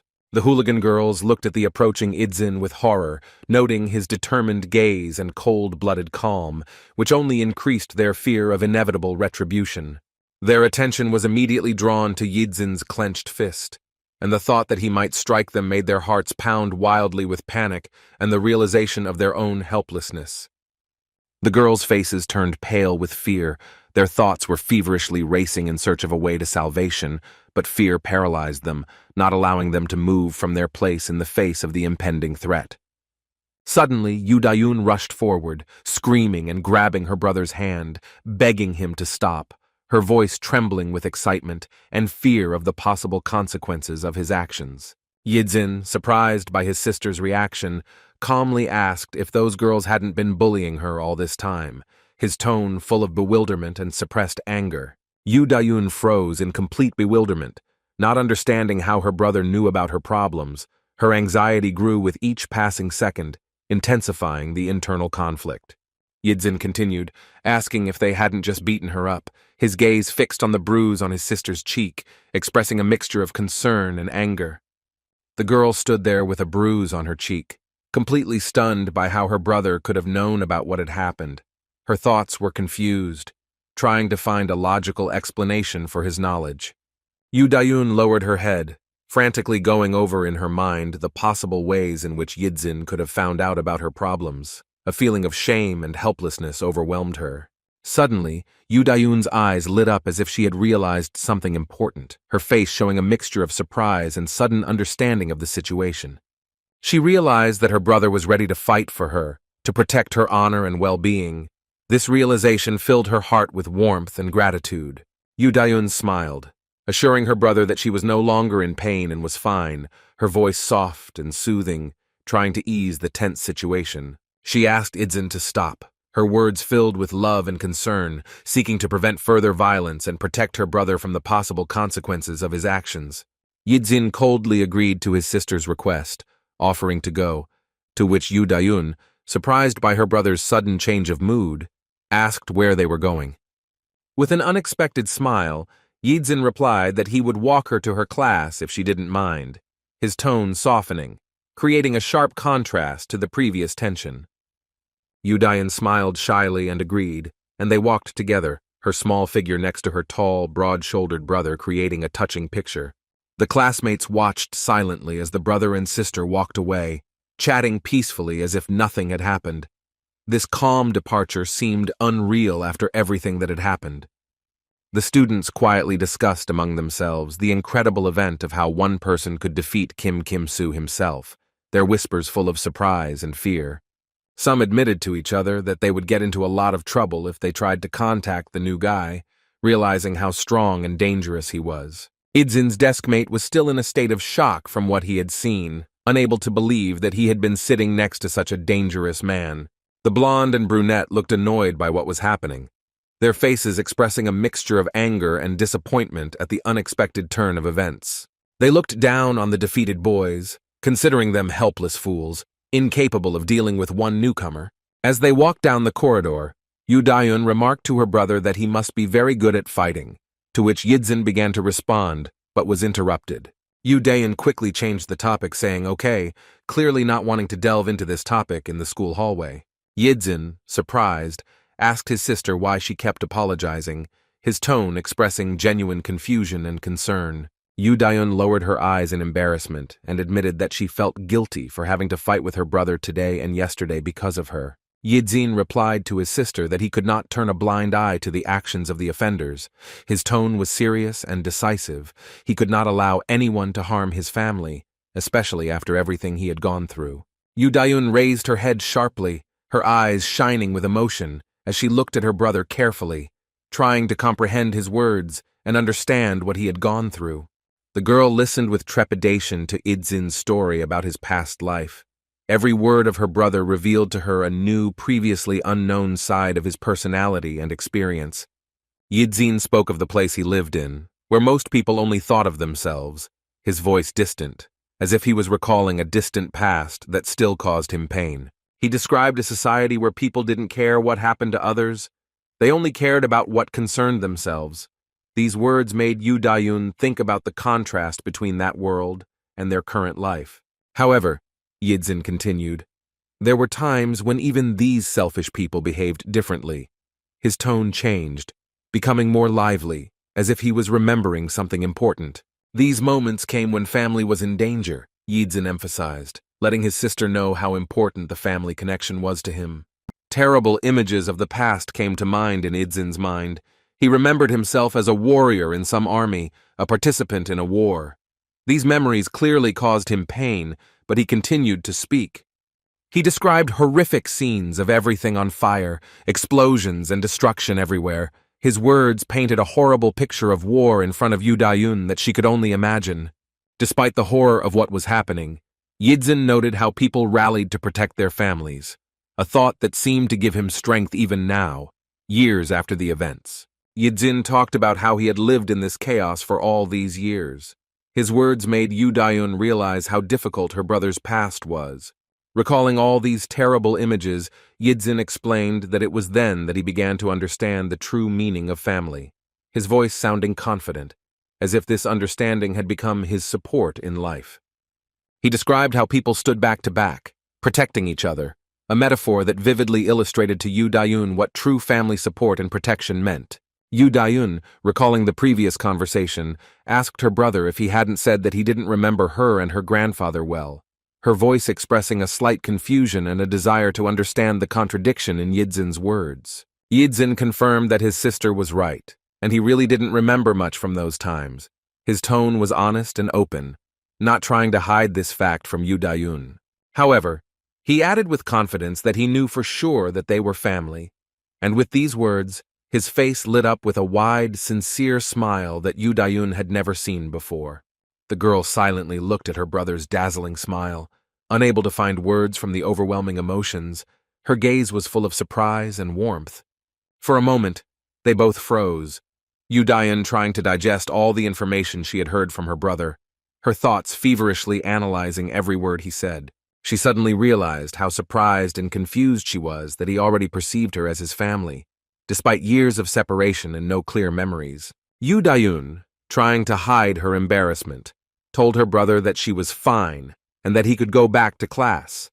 But Yidzin reminded him that he had promised to walk her to class. The girl pointed to the door next to her and said that they were already there. Her class was 1-5. Her voice sounded a little nervous, as if she didn't know how to react to her brother's concern. Yu Dayun waved her hand and smiled as she quickly said goodbye to her brother, saying that it was time for her to go. Her movements were hurried, revealing a slight embarrassment. The next second, she had already disappeared behind the classroom door, slamming it behind her, leaving Yidzin standing in the hallway, her hasty departure a clear sign of agitation. Yidzin, looking at the closed door, continued to smile, realizing that he now really had a family. His face expressed a mixture of happiness and peace. Yidzin returned to his office, and all of his classmates instantly noticed his appearance, their whispers spreading throughout the classroom, announcing his arrival, creating an atmosphere of tense anticipation. There was silence in the classroom, All the students stared at Idzin silently, not daring to say a word. Their gazes were full of a mixture of fear, respect, and curiosity.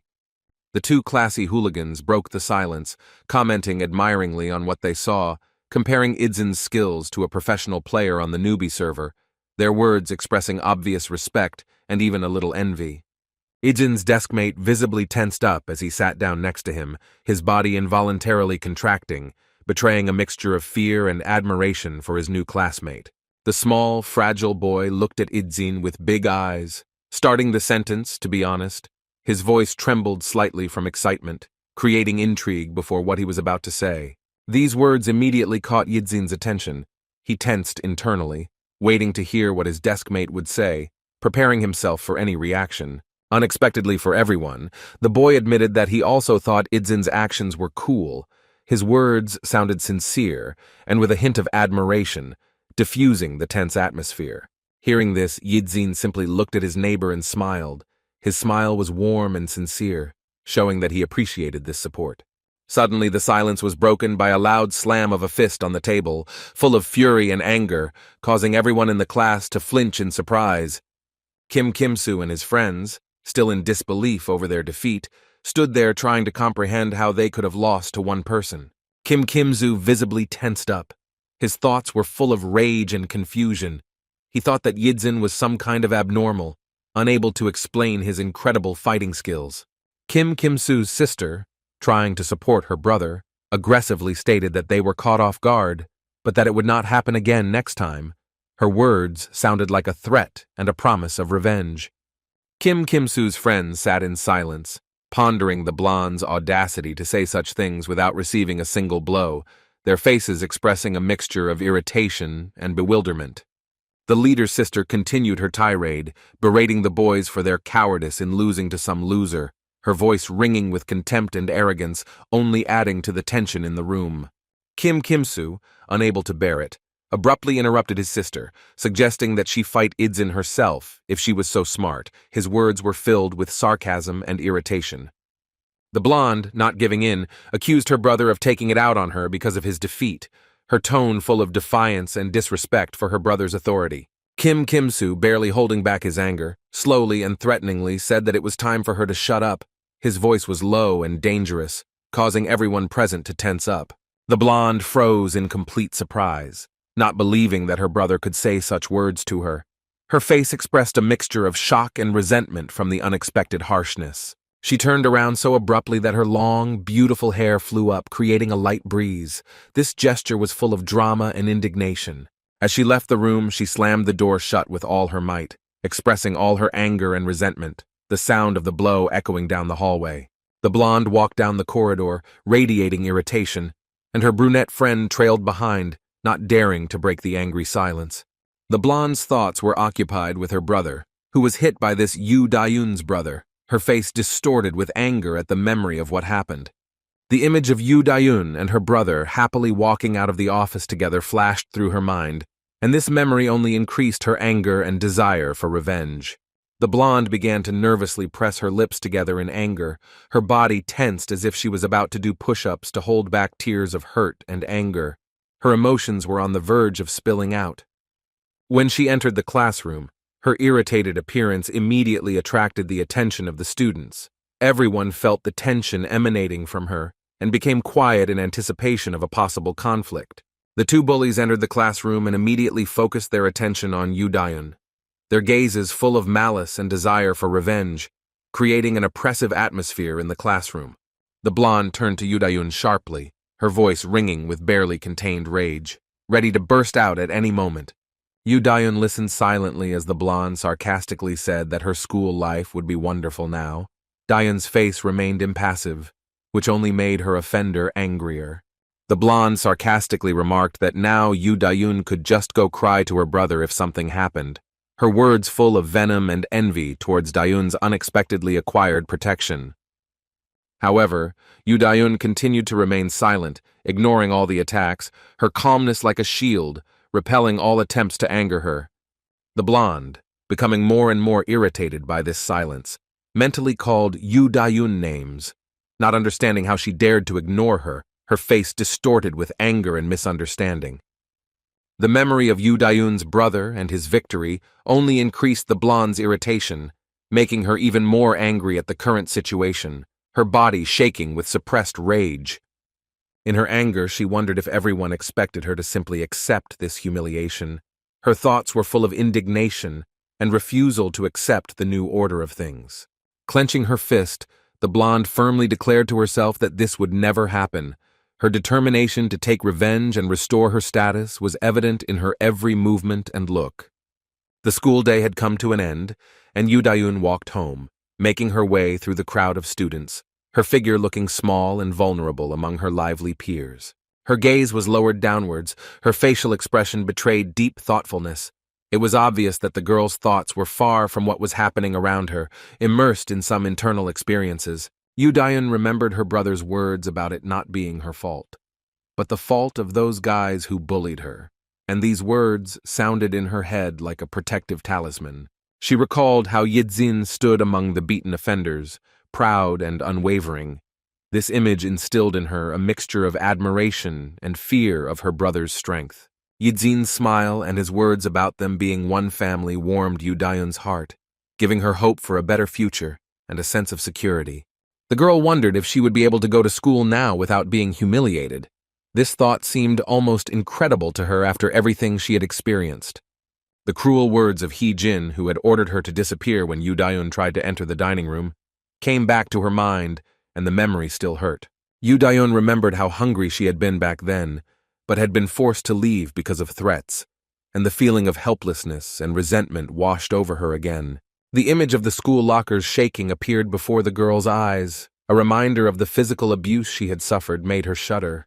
She remembered the blonde grabbing her by the bangs, humiliating her and forbidding her to answer. This moment was one of the most painful in her school life. Yu Dayun wondered if she would never have to go through all these humiliations again, and at that moment, her thoughts were interrupted by her brother's voice, asking what she was thinking. Lost in her thoughts, the girl was very scared. The sudden appearance of Yidzin caught her by surprise, tearing her out of her deep thoughts and returning to reality. Yidzin asked his sister again what she was thinking about so deeply that she didn't hear him, his voice expressing genuine concern and interest in her thoughts. Yu Dayun, still slightly shocked by her brother's sudden appearance, apologized and asked in surprise if he had waited for her again, her voice betraying a mixture of embarrassment and gratitude. Yidzin calmly replied that he still had trouble finding his way around the city, his words sounding like a soft excuse to hide his desire to spend time with his sister. Yu Dayun suggested that they go shopping since they were going together, to which Yidzin curiously asked why she needed something, showing interest in her sister's daily life. The girl explained that her grandfather usually came home from work hungry and liked it when dinner was ready. Her concern for her grandfather was obvious in every word. Yidzin nodded, saying that he would know, while He Jin and her brunette friend were standing nearby, discussing Yu Dayun, calling her a little fool who was enjoying herself. He Jin smiled maliciously and suggested to see how long Yu Dayun could hold out like this, her words full of venom and envy towards the victim's newfound calm. In the store, Yu Dayun was carefully selecting the greens for cooking, holding them in her hands and examining them carefully, her serious expression indicating the importance of this simple task for her. She was deep in thought about what else she needed to buy, her face expressing concentration and responsibility for the upcoming dinner. Standing together with his brother in the store, they attracted the attention of all the school children present, who could not take their eyes off Yidzin. The students quietly discussed what school the handsome guy was from and what he was doing there, their whispers creating a background hum in the store. Yu Dayun noticed the increased attention on her brother and turned to look at him, her gaze full of pride and slight surprise. She thought about how it wasn't just at school that everyone was talking about how cool her brother was, realizing the impression he made on those around him. Unexpectedly for herself, Yu Dayun asked her brother if he had a girlfriend where he lived. Her question sounded with a note of curiosity and a desire to get to know her brother better. His sister's question about the girl caught Yidzin off guard. He was at a loss, not knowing what to answer. This unexpected interest in his personal life was like a bolt from the blue. Yidzin began to stutter, asking again about the girl, and Yu Dayun, seeing his confusion, explained that she meant someone more than just a friend, her voice sounding with a slight note of curiosity and a desire to get to know her brother better. Looking down, Yidzin quietly replied that he had no one, his voice sounding a little embarrassed, as if he himself was surprised by this fact, or perhaps was hiding something. Yu Dayun smiled, expressing a little surprise, and admitted that she thought he was popular where he lived. Her words filled with genuine interest in her brother's background. At the mention of the past, Yidzin's gaze became cold, and he was immersed in memories that seemed far from romantic relationships and full of something dark. Suddenly snapping out of his thoughts, Yidzin smiled and replied that he was simply too busy to care about girls, his tone light, as if he was trying to make a joke and change the subject. Yu Dayun, noticing her brother's reaction, sympathetically said that it seemed like it was hard for him to live alone, and apologized for her question, her voice full of concern and a little regret. Suddenly, Yidzin turned the conversation in a different direction, asking his sister if she had a boyfriend or was dating anyone, his question sounding with a slight note of older brother concern. This question caught Yu Dayun off guard. She began to stutter and hurriedly replied that she had no one. Her reaction was similar to her brother's reaction a few minutes earlier. Yidzin expressed surprise that such a beautiful sister didn't have a boyfriend and inquired about the reason, his question filled with genuine curiosity and perhaps hidden concern.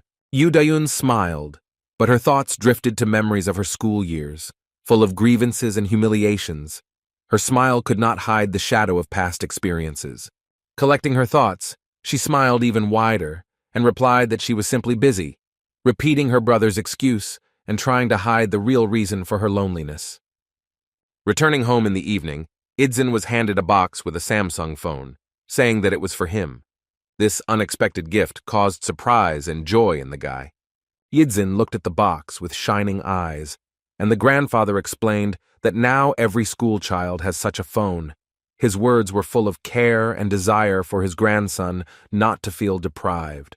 Grandfather continued to say that he had chosen a very good phone and hoped that Yidzin would like it, his voice full of pride and desire to please his grandson who had just returned to the family.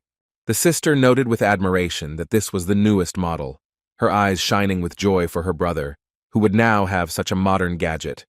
Yidzin held the brand new phone in his hands, not knowing how to properly react to such a generous gift. His face expressed a mixture of gratitude and slight embarrassment from such attention. Grandfather said with a smile that he had already written down his number and the number of his sister Idzinya in his phone. His concern for his grandson was evident in every word and action. Yu Dayun asked in surprise if her grandfather had really done it himself, to which he replied that he had asked the salesman for help, explaining that he always did things like this because his granddaughter always forgot the instructions. The girl gently chided her grandfather, saying that he should have asked them for help because they could have done it themselves without any problems. Her voice was full of concern for her elderly relative. Grandfather, looking away, shyly admitted that he wanted to write down the numbers himself, his words full of a touching desire to do something special for his grandchildren. These words greatly surprised Yu Dayun. She looked at her grandfather with bewilderment and tenderness, realizing how much love and care he puts into every action. Yidzin watched the scene silently, his gaze thoughtful, as if he was trying to comprehend the depth of the family relationship he was just beginning to delve into. Grandpa, continuing to explain his actions, said that he had heard about the importance of unpacking new gadgets. His words showed how he tries to keep up with the times for the sake of his grandchildren. He asked anxiously if everything was okay, even though he had to open the package to write down the numbers. His concern for his grandson's reaction was obvious. Yidzin, holding the precious gift, assured his grandfather that everything was fine, and he, in turn, began to apologize to his granddaughter for buying the phone only for his brother. Grandfather explained that Yidzin needed a phone, so he bought one first, but promised to buy a new one for Yu Dayun as well, to which the girl quickly replied that everything was fine, and her phone was working fine. Yidzin watched this turbulent family scene in silence, his face expressing a mixture of surprise and warmth at how caring and loving his family was. Yidzin sincerely thanked his grandfather, promising to use the phone carefully, his words full of respect and appreciation for the generous gift. These words of gratitude made the grandfather very happy. His face lit up with pleasure. Hearing such sincere gratitude from his grandson was real happiness for him. Later that evening, Yidzin lay in his bed in the dark, studying something on his new phone, his face illuminated by the soft light of the screen, expressing curiosity and interest in the new device. The bright light from the phone's screen illuminated Yidzin's face in the dark room, creating a contrast between the technology and the comfort of his home. Recalling the recent events, Yidzin began to smile again, thinking about the gift and the family's care. His smile in the darkness was full of warmth and gratitude. Suddenly, a message came to Yidzin's phone, which surprised him greatly. He wondered who could be writing to him at such a late hour. Opening the message, Yidzin saw that it was from his lieutenant, who was telling him to use this number for communication from now on. The lieutenant, having received the message, was surprised, not recognizing the number, but realized that it was from Yidzin. His thoughts were full of curiosity about the new life of his ward. A fellow soldier approached the lieutenant, asking if he had bought Yidzin a smartphone, and suggested that perhaps the guy had changed his phone himself, reflecting on the pickiness of modern children. The lieutenant began to object heatedly, claiming that he had bought the most expensive model, to which his colleague suggested that perhaps Yidzin did not like the brand. The next morning, Yidzin stepped out of the shower, drying his hair with a towel, looking fresh and ready for another day of school. He saw his sister, already fully collected and ready to leave. She announced that she would go first. Her tone was hasty and a little nervous. Yidzin, surprised by her early departure, asked why she was leaving so early again, to which Yu-Dayun quickly replied that she was late, her voice sounding tense. As Yu-Dayun closed the door, she reminded her brother to put the dirty dishes in the dishwasher, her care for the household chores showing even in a hurry. Yidzin came into the kitchen and saw a beautiful breakfast prepared by his sister. The table was set with care and attention despite her haste.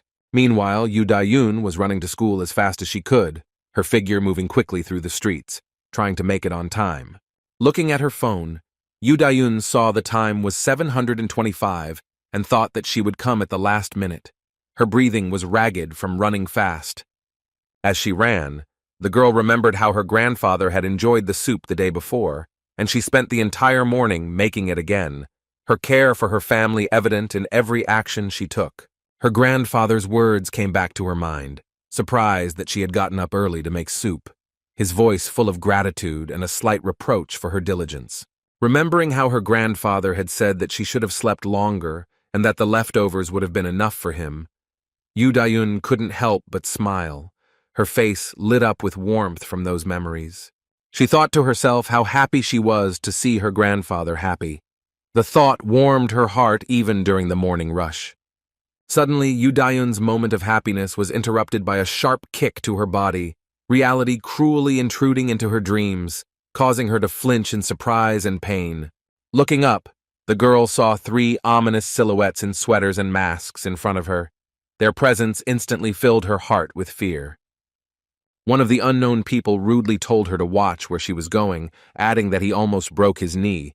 His voice was full of aggression and threat. Yu-Dayun froze in horror, her pupils narrowed in fear. She couldn't believe that she was in such a situation again. Another member of the gang sarcastically asked if she wasn't going to apologize for the collision, to which the frightened Yu-Dayun began to apologize. But she was interrupted by a rude shout, ordered to shut up and told that a simple apology would not be enough. The speaker's voice was full of anger and anticipation. Yu-Dayun's face twisted in fear. She instinctively grabbed her head, her thoughts frantically racing in search of a way out of this terrible situation, but panic paralyzed her, preventing her from finding a solution. One of the 3 suddenly suggested going to karaoke, citing the desire to go for a walk that morning. His suggestion was met with unanimous agreement from the others. Their tone did not bode well for Yu-Dayun. The masked girl squatted in front of Yu-Dayun, staring at her with her cold eyes, her gaze filled with malice and anticipation, causing Yu-Dayun to cower in fear. Turning to Yu-Dayun, the masked girl feigned concern and hoped that she would also come with them, her voice sounding falsely friendly, hiding her true intentions. At this moment, Yu-Dayun realized with horror that she recognized that voice as He-Jin, and the thought that she would not leave her alone filled the girl's heart with despair and hopelessness. The group brought Yu-Dayun to the Coin Karaoke Center, a place usually associated with fun and vocal practice. which had now become an arena of fear and humiliation for her. The masked girls chatted casually among themselves, discussing their singing and dancing skills, while the receptionist at the counter greeted them, unaware of the real situation. The administrator, taking the cleaning rags, commented on the energy of the youth. His words were full of good nature and misunderstanding of the true state of affairs, which only increased the contrast between the external normality and the hidden horror of what was happening. Hearing violent screams during the singing, the administrator decided to check the situation. He approached the door of the booth, taking hold of the handle, not suspecting what he was about to see. Opening the door, the administrator froze in complete horror. His pupils narrowed, and his body tensed in shock. What he saw made him instantly realize the seriousness of the situation. A horrifying scene appeared before him. A young girl, Yu Dayun, was lying on the floor, beaten all over by these cruel girls. Her condition spoke of the seriousness of the injuries inflicted. The administrator, having overcome the initial shock, leaned towards Yu Dayun, anxiously asking about her well-being, his voice trembling with excitement and concern for the injured girl. Yu Dayun, covered in bruises and abrasions, struggled to gather her things and backpack, her movements slow and painful, revealing the severity of her injuries. Despite her obvious poor condition, Yu Dayun tried to assure the administrator that she was okay, but he, seeing her terrible condition, persistently objected that she looked very bad and needed help. The administrator, trying to take control of the situation, told Yu Dayun to wait while he called the police, assuring her that this would be the end of it, his voice sounding confident and caring, trying to calm the frightened girl. Yu Dayun, having gathered all her things and heading towards the exit, replied in a weak voice that she was fine and did not need anything. Her words sounded unconvincing, contrasting with her obviously poor physical condition. The girl, barely moving, reached for the doors, and the administrator shouted after her, begging her to wait and let him take care of her, his voice full of genuine concern and a desire to help. At school, the teacher noticed Yu Dayun's absence from the classroom, her brows furrowed in thought, trying to figure out where the usually punctual student could be. One of the students confirmed Yu Dayun's absence, and indeed, the seat next to that girl was empty, creating a noticeable gap in the usual picture of the class. The teacher voiced her surprise, noting that Yu Dayun wouldn't skip school without telling them, her voice expressing a slight worry and confusion. He Jin, hearing this, began to smile maliciously, realizing the true reason for Yu Dayun's absence was their morning attack, her face expressing gloating and satisfaction from what she had done. The brunette friend, noticing He Jin's reaction, quietly asked if they would be okay, to which He Jin responded by asking why anything should be wrong, her tone full of self-confidence and disdain. He Jin continued by saying that she was simply teaching that fool a lesson so that she would know her place, and then changing the subject, she asked what Yu Dayun's absence had to do with them, claiming that it had nothing to do with them.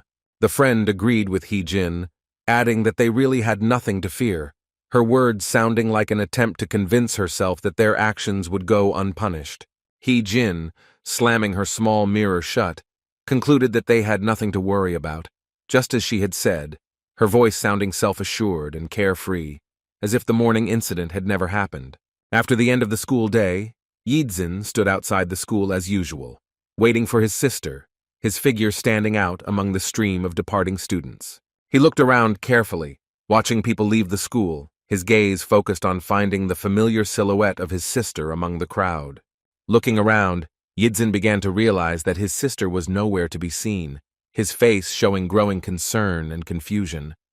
The flow of school children had noticeably diminished. Almost everyone had already left, but Sister Idzinya was still nowhere to be seen, which made him even more worried and wonder about the reasons for her absence.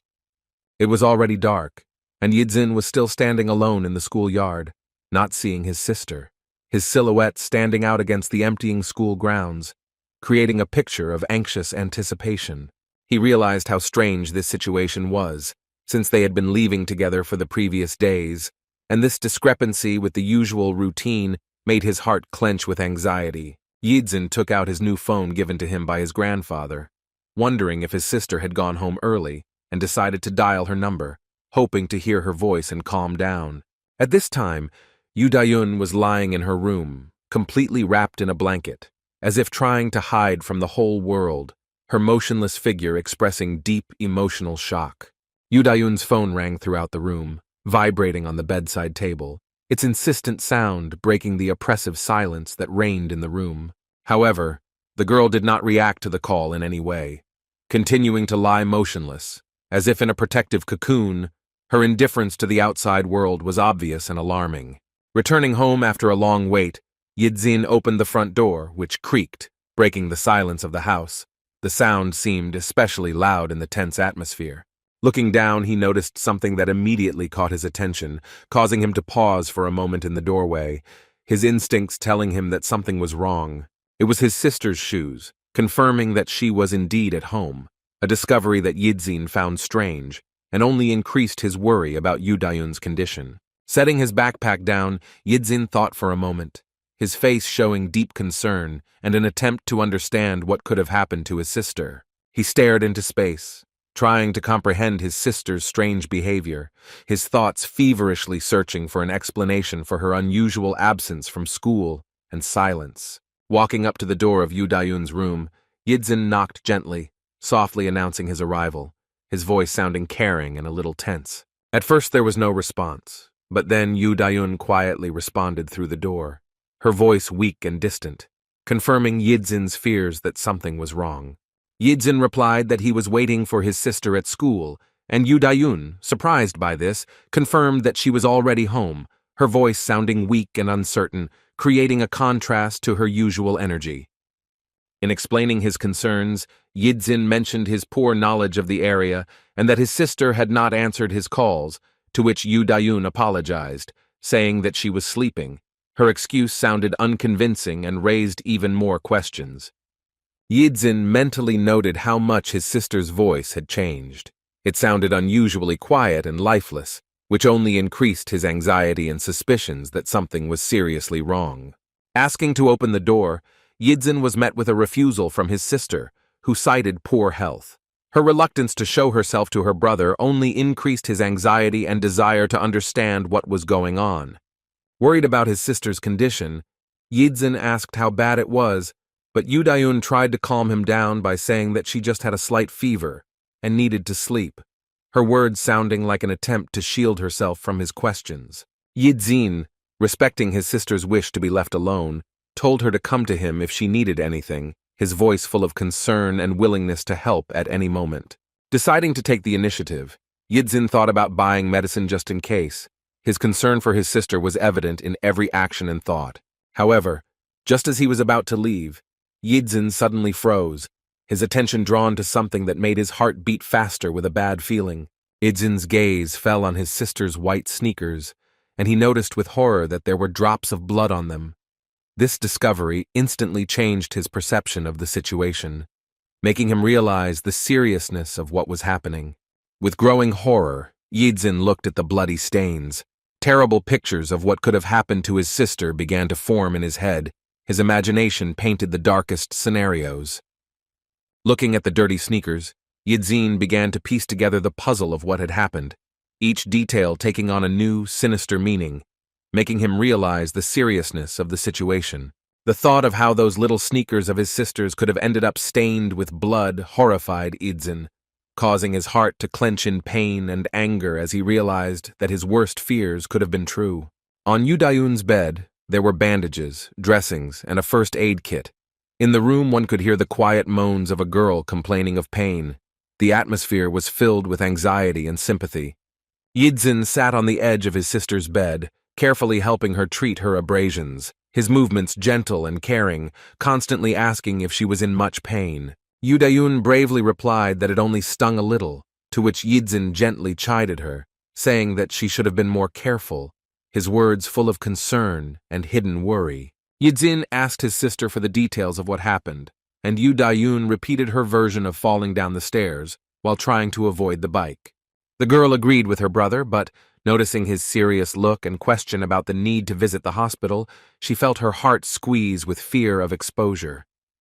Yu Dayun looked away and looked at her bruises, quietly replying that she was fine and didn't need to go to the hospital, her voice sounding uncertain, revealing hidden worries. In her mind, the girl understood that a trip to the hospital would inevitably reveal the true cause of her injuries, which had nothing to do with falling down the stairs. This thought made her withdraw into herself even more. Later, in the principal's office, Hee-jin stood before him, wondering why she was being asked about Yoo-da-yoon's beating, her face showing a mixture of surprise and hidden worry. Hee-jin indignantly asked why she was the one suspected of beating up Yoo-da-yoon, while the victim herself stood in the office, listening to this conversation. The atmosphere was tense and heavy. Yoo-da-yoon couldn't bear it any longer and screamed, blaming the blonde, but Hee-jin vehemently denied her involvement. The situation was getting tense, especially considering the presence of police officers in the office.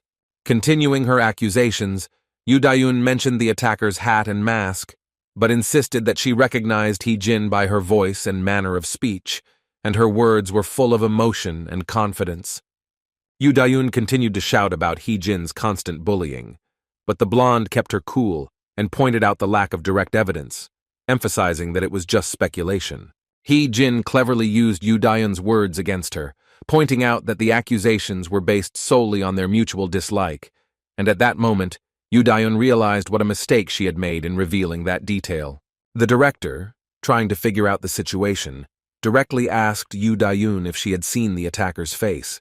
His question was key to determining the further course of the investigation. Yoo-da-yoon, feeling the situation getting out of control, began to explain that the attacker's face was covered, but she was sure it was Hee-jin, her voice trembling with emotion and fear of not being heard. The headmistress lost her composure and began to shout at Yoo-da-yoon, accusing her of lying and making baseless accusations against her daughter, her voice trembling with anger and indignation. Hee-jin's mother, clearly agitated by the situation, loudly expressed her indignation, refusing to calm down despite the director's requests, her emotions inflaming the already difficult situation. Yoo-da-yoon's expression sank as she mentally wondered why she was so certain of Hee-jin's guilt, her inner monologue reflecting a mixture of certainty and doubt, adding to her emotional tension. Looking at the police, the girl thought bitterly about why they didn't want to believe her. Her gaze expressed despair and a sense of injustice.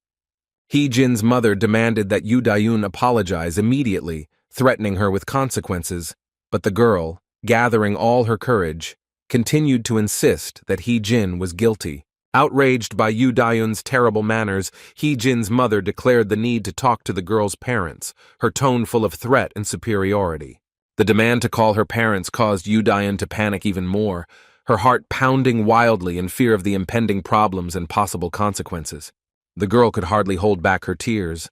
A blue-violet aura of despair and hopelessness seemed to form around her, reflecting her emotional state. Yoo-da-yoon's eyes filled with tears, and one tear slowly rolled down her cheek, revealing her deep emotional shock and sense of helplessness. Looking at her smug mother and smiling Hee-jin, Yoo-da-yoon bitterly realized that this time, too, she had no evidence. Her powerlessness in the face of injustice seemed unbearable. The thought that her grandfather would be very upset added even more bitterness. But suddenly it turned out that all this time, the girl was lying in her bed, imagining this painful scene. In a moment of deep thought, Yoo-da-yoon heard her brother call her name. She responded but did not even turn her head, remaining immersed in her heavy thoughts. Yidzin, worried about his sister's condition, placed his hand on her forehead, asking if she was okay, to which Yoo-da-yoon automatically replied in the affirmative, her voice sounding distant.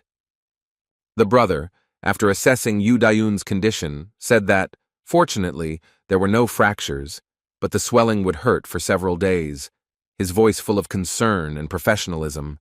Hearing this, the girl became even more upset, lowering her head and quietly answering okay, her reaction betraying deep emotional exhaustion and physical pain. In an attempt to support her brother, Yoo-da-yoon suddenly praised his helping skills, to which Yidzin worriedly asked if he had bandaged her arm too tightly, and the girl quickly assured him that everything was perfect. Yoo-da-yoon shared with her brother her worries about how her grandfather would take the incident, mentioning his heart problems, her voice trembling with excitement and fear for her grandfather's health. Yidzin, surprised by this information, asked again if his grandfather really had heart problems, to which Yoo-da-yoon confirmed, adding that his grandfather took medication every day. While comforting his sister, Yidzin promised to talk to Grandpa himself, insisting that Yu Dayun rest, his voice sounding confident and caring. Yidzin slowly walked towards the exit of his sister's room, his steps quiet, as if he didn't want to disturb her peace. Suddenly, Yu Dayun called out to her brother, her voice unexpectedly loud in the quiet room, causing Yidzin to stop. The guy turned around, expecting to hear something important, but he only saw his sister smile and heard her quiet thank you. This simple word was filled with deep gratitude. This sincere gratitude from his sister touched Yidzin, causing him to smile in response.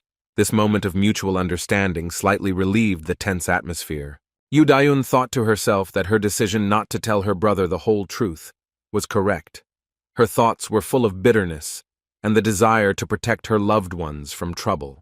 She reflected on the fact that people like them could not change anything in the current situation anyway, her internal monologue reflecting a feeling of powerlessness in the face of injustice. After leaving his sister's room, Yidzin felt a growing sense of irritation, realizing that Yu Dayun had lied to him, his face showing a mixture of worry and disappointment. The Wolf nightclub had its usual cheerful atmosphere, with singing and music coming from the room, creating a contrast to the tense atmosphere at home. The club was discussing recent events. Someone mentioned that the whole school already knew about yesterday's incident. These conversations created background noise in the establishment.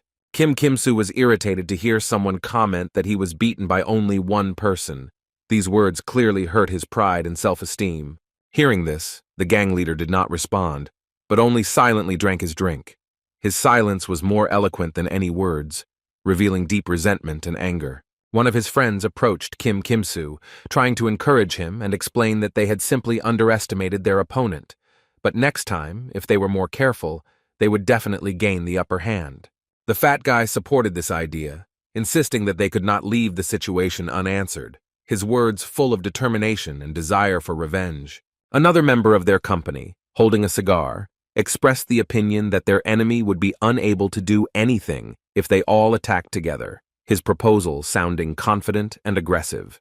Kim Kim-soo, lost in his thoughts, pondered the unusualness of their opponent, feeling that there was something special about him, but he couldn't pinpoint exactly what it was.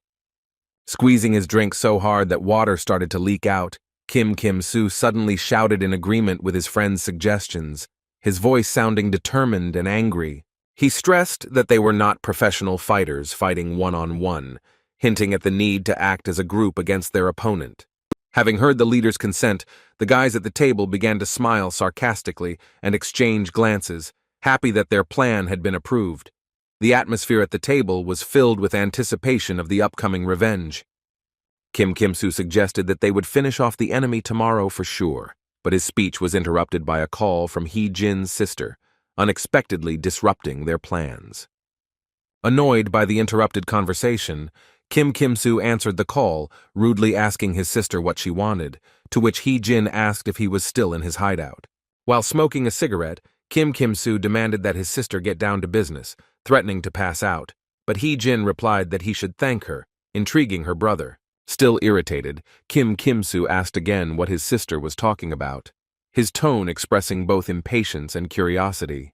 Hee-jin told her brother how she had taken care of Yu Dayun, hinting at the need to answer for humiliating him, her words full of gloating and pride in her actions.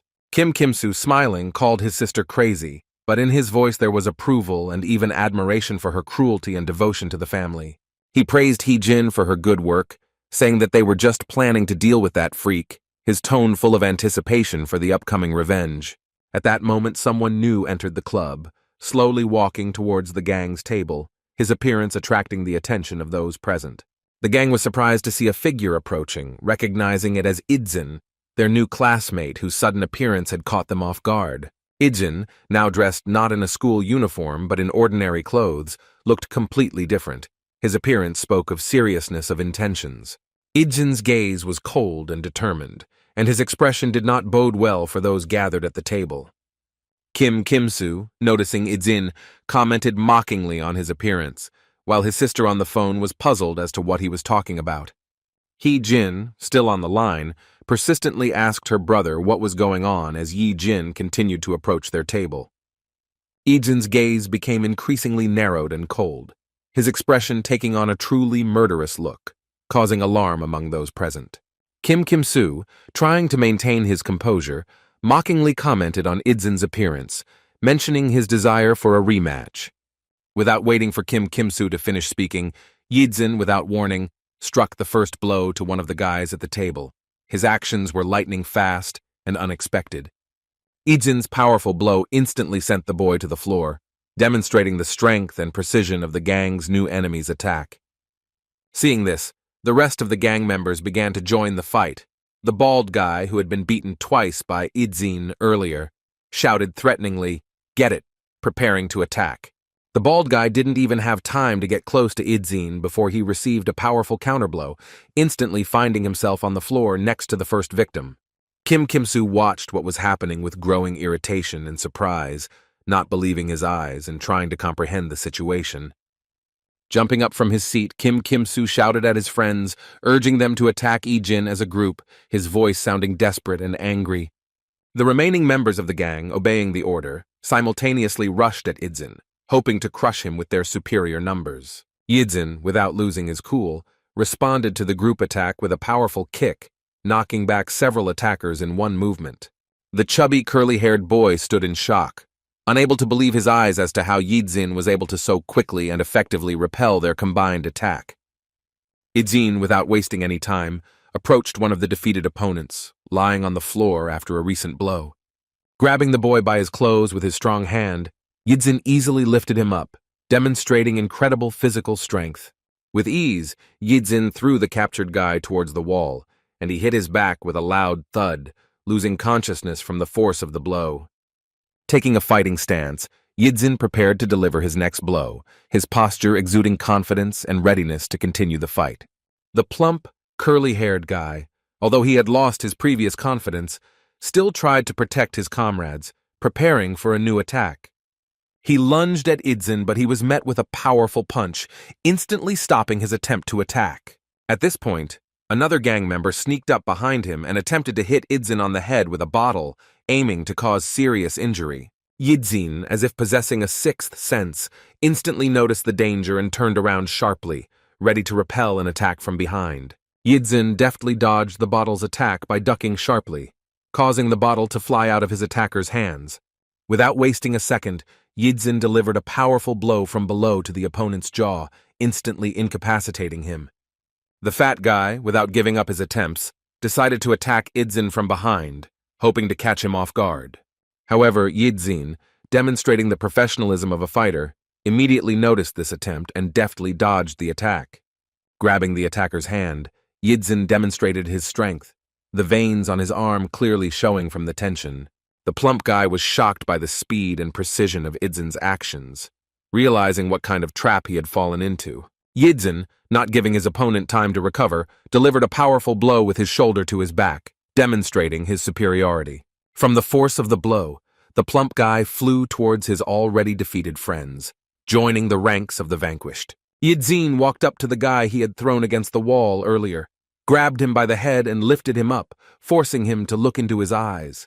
Not stopping there, Yidzin abruptly lowered his opponent's head, delivering a crushing knee strike. The powerful blow caused blood to gush from the boy's nose, finally taking him out of the fight. Having dealt with all of the henchmen, Yidzin turned his attention to Kim Kim-soo, the only remaining opponent. Kim Kim-soo was in complete shock as he watched Yidzin easily take down his gang for the second time. All the while, Kim Kim-soo's sister remained on the line, demanding an explanation of what was happening, her voice sounding anxious and insistent. Kim Kim-soo, unable to answer his sister, stood frozen in a daze, trying to comprehend who Yidzin really was. Yidzin slowly addressed Kim Kim-soo by name, his voice ominously calm in the silence that followed. Articulating each word clearly, Yidzin delivered a warning not to touch his sister, his tone leaving no doubt as to the seriousness of his intentions. Kim Kim-soo realized the futility of their combined attack on Ijin, who easily dealt with the entire gang, demonstrating unrivaled skill in combat.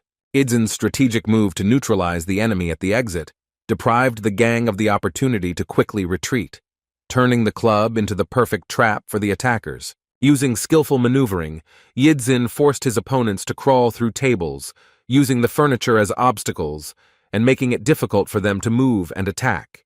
Ijin's lightning-fast assessment of the situation and ability to turn it to his advantage amazed Kim Kimsu, causing him to rethink the strength of his opponent. While Kim Kimsu was feverishly searching for a way to defeat the invulnerable enemy, Yijin suddenly inquired about the reason for their feud with his sister. Realizing that a confrontation was inevitable, Kim Kimsu tried to buy time by demanding an explanation from Yijin and hoping to find a way out of the hopeless situation.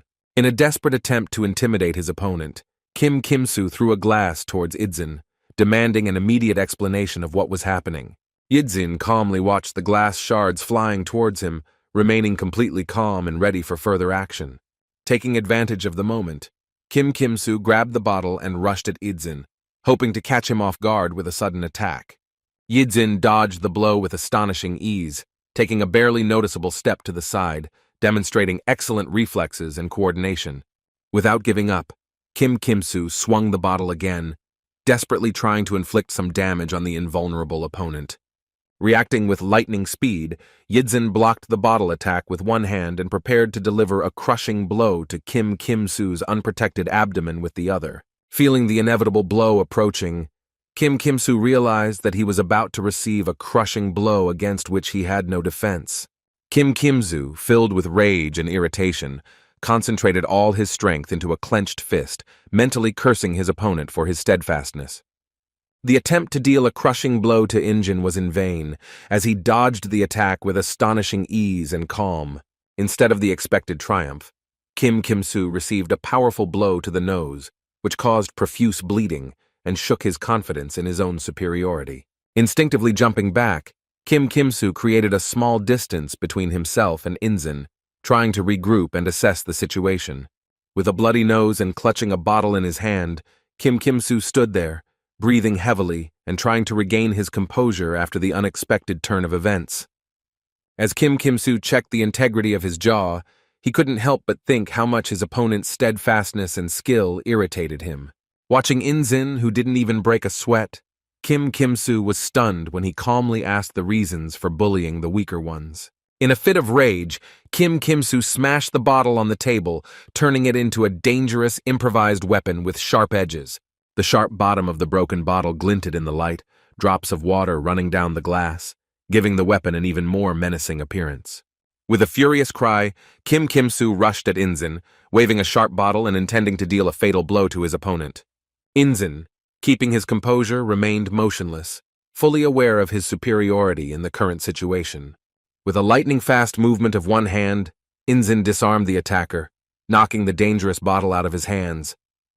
With his other hand, Injin grabbed Kim Kimsu tightly by the neck, demonstrating his strength and control over the situation. Kim Kimsu, beginning to gasp for breath, looked at his opponent with pupils dilated with fear, realizing his helpless position. In a desperate attempt to escape, Kim Kimsu took a step towards Injin, hoping to knock him down with an unexpected move. Injin, completely unperturbed in the face of his opponent's futile attempts, firmly grabbed Kim Kimsu's shirt, completely in control of the situation. Kim Kimsu, barely able to breathe after the powerful blow, let out a piercing scream that echoed throughout the entire room. In a show of absolute dominance, Injin quickly pinned Kim Kimsu to the cold floor, causing him to utter a stream of desperate curses and a painful realization of his pitiful situation. Holding his fallen opponent by the neck with one strong hand, Yingjin looked down at him with undisguised contempt and arrogance, completely in control of the situation. In a voice filled with menace and cold determination, Injin reminded Kim Kimsu of the grave consequences of his thoughtless actions towards his sister, hinting at inevitable and cruel retribution.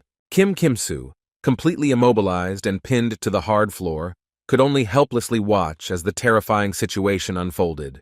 Injin, clearly articulating each spoken word, as if hammering them into the consciousness of the defeated enemy, issued a final stern warning, threatening unimaginably terrible consequences. Expanding the range of his chilling threats, Injin did not forget to mention Kim Kimsu's sister, strongly warning her to be extremely careful and avoid any conflict situations at all costs. Emphasizing the incredible seriousness of his intentions and his readiness to follow them to the end, Injin repeated his stern warning, placing special emphasis on the inadmissibility of actions against his sister. Tightening his iron grip on the defenseless throat of his fallen opponent, Inzin once again emphasized the inevitability of his merciless retribution. Kim Kimsu, increasingly aware of the criticality and hopelessness of his humiliating situation, experienced severe difficulty breathing, which only intensified his paralyzing fear. Inzin, continuing to exert excruciating pressure on the throat of the defeated enemy, sought to forever cement seriousness in his consciousness, clouded by fear. Adding to the unbearable psychological pressure on his already broken enemy, Inzin described in chilling detail the endless torment that awaited him. Having finally completed his brutal execution, Inzin slowly retreated from the barely breathing Kim Kimsu, leaving him lying on the cold floor with a bloody nose. Injin gradually loosens his grip, rising from his fallen opponent and allowing him to finally take a long-awaited breath, regaining the ability to breathe freely after the painful suffocation. Kim Kimsu, slowly recovering from the brutal fight, convulsively clutches his throat, coughing painfully and with difficulty drawing air into his exhausted lungs, feeling the full weight of the ordeal he had endured. Inzin, radiating unwavering pride and confidence, leaves the scene of the battle, leaving behind a terrifying picture of the fallen bodies of his recent opponents. As Inzin leaves the room that has become the scene of a violent confrontation, he is met with shocked looks from members of the administration who are horrified to realize the scale of the situation. Jin and her inseparable brunette friend are hurrying somewhere with a hurried step, clearly worried and excited by the recent events, trying to understand the current situation. The blonde, not hiding her concern, turns to her friend with a question about the sudden end of the telephone conversation, trying to understand the reason for such an abrupt end to the conversation and wondering about the possible consequences. Annoyed by yet another reason for unreasonable excitement, Jin suddenly notices something unusual near the Wolf Club, which catches her attention and makes her forget about her previous worries for a moment. The girls watch in amazement as none other than Inzin walks up the steps of the club. His appearance in this place seems completely unexpected and mysterious to them. The scene they saw evokes mixed feelings of extreme surprise and growing irritation in the friends. They cannot believe their eyes, trying to comprehend what is happening and its possible consequences. Jin, frozen in place and not taking his eyes off the approaching guy, feverishly thinks about his next steps, feeling growing horror. In an attempt to calm herself down, Jin mentally convinces herself that Injin has no evidence of her involvement in beating his sister, hoping that this will help her avoid responsibility. Jin, overcome with panic and fear, screams loudly at the approaching Injin, demanding that he keep his distance, her voice shaking with tension and uncertainty about her own safety. Injin, maintaining an unperturbed calm, silently watches Jin, deeply thinking about her violent reaction and trying to analyze the true reasons for the girl's obvious fear of him. The blonde, not hiding her intense irritation and growing fear, clenches her teeth until it hurts, her face distorted into a grimace reflecting an internal struggle. Jin, panicking, begins to slowly back away, keeping her eyes on the approaching Injin, whose cold, piercing gaze seems to penetrate the girl's very soul. Continuing his hesitant retreat, Jin suddenly trips over a low curb and falls with a dull thud onto the hard asphalt, landing awkwardly and feeling a sharp pain in his arm. Lying on the cold asphalt, Jin clutches her injured arm tightly, her face contorted in pain, and her eyes reveal a mixture of fear, humiliation, and helplessness in the face of an inexorably approaching threat. Inzin, watching this scene, only clenches his fists tighter, but outwardly does not react to the girl's fall, maintaining a stony expression on his face and not showing the slightest sympathy for his defeated opponent. Suddenly, the silence is broken by the ringing of Inzin's phone. The boy takes the device out of his pocket, and looking at the screen, sees that his grandfather is calling him, demanding immediate attention. Inzin, answering the phone, says a short, "Yes, hello," his voice sounding calm and confident despite the tense situation he finds himself in. As he ends the conversation, Inzin promises to arrive soon, his gaze once again turning to the two girls lying in front of him, as if assessing the situation and making some important decision. Jin, meeting Inzin's gaze, feels a shiver run through her body. She can't take her eyes off that piercing, cold gaze. Unexpectedly for everyone, Inzin, without saying a word to the two hooligans who attacked his sister, simply turns around and walks away, leaving the girls in complete bewilderment and fear. The blonde, overcome with horror by Inzin's cold gaze, trembles all over, realizing the terrible consequences of his visit and imagining what he could do to her brother at the club. Going down to the club, the girls see a shocking picture of Kim Kim-soo and his friends lying beaten, providing visual proof of the strength and cruelty of Inzin's one and only opponent. Approaching her fallen brother, the blonde Hee-jin, clenching her fists in impotent rage, asks him with concern in her voice about what happened, trying to understand the scale of the catastrophe that had occurred. Annoyed and agitated, Hee-jin exclaims, calling Injin a freak and accusing him of beating his brother, to which Kim Kim-soo only addresses her by name, his voice sounding unusually serious and worried. Slowly, and with undisguised malice in his voice, Kim Kim-soo utters the terrible words, forbidding his sister to even approach Inzin's sister, his tone leaving no doubt about the seriousness of his intentions and the consequences of disobedience. Hee-jin, clutching her head in complete bewilderment, exclaims indignantly, not understanding why her brother says such things and how he can forbid her to do anything. Kim Kim-soo, repeating his prohibition once again, presses his lips together with the anger that overwhelms him. His voice sounds threatening, emphasizing the seriousness of the situation and the inevitability of the consequences in the event of his sister's disobedience. The blonde, unable to contain her emotions, begins to shout at her brother, accusing him of cowardice and fear of Inzin, not understanding how he could so easily give in and submit to the will of the enemy. Kim Kim-soo, turning to his sister, demands a direct answer, lowering his head down, and Hee-jin, still not understanding the seriousness of the situation, answers negatively, not wanting to accept his brother's prohibition. Suddenly, Kim Kim-soo, completely losing his composure, raises his head and screams the name of Hee-jin's sister, his voice full of rage and despair, causing everyone around him to freeze in horror. Hee-jin, seeing this frightening picture, feels her pupils narrow from growing fear. She finally understands that her brother is not joking, and the situation is much more serious than she could have imagined.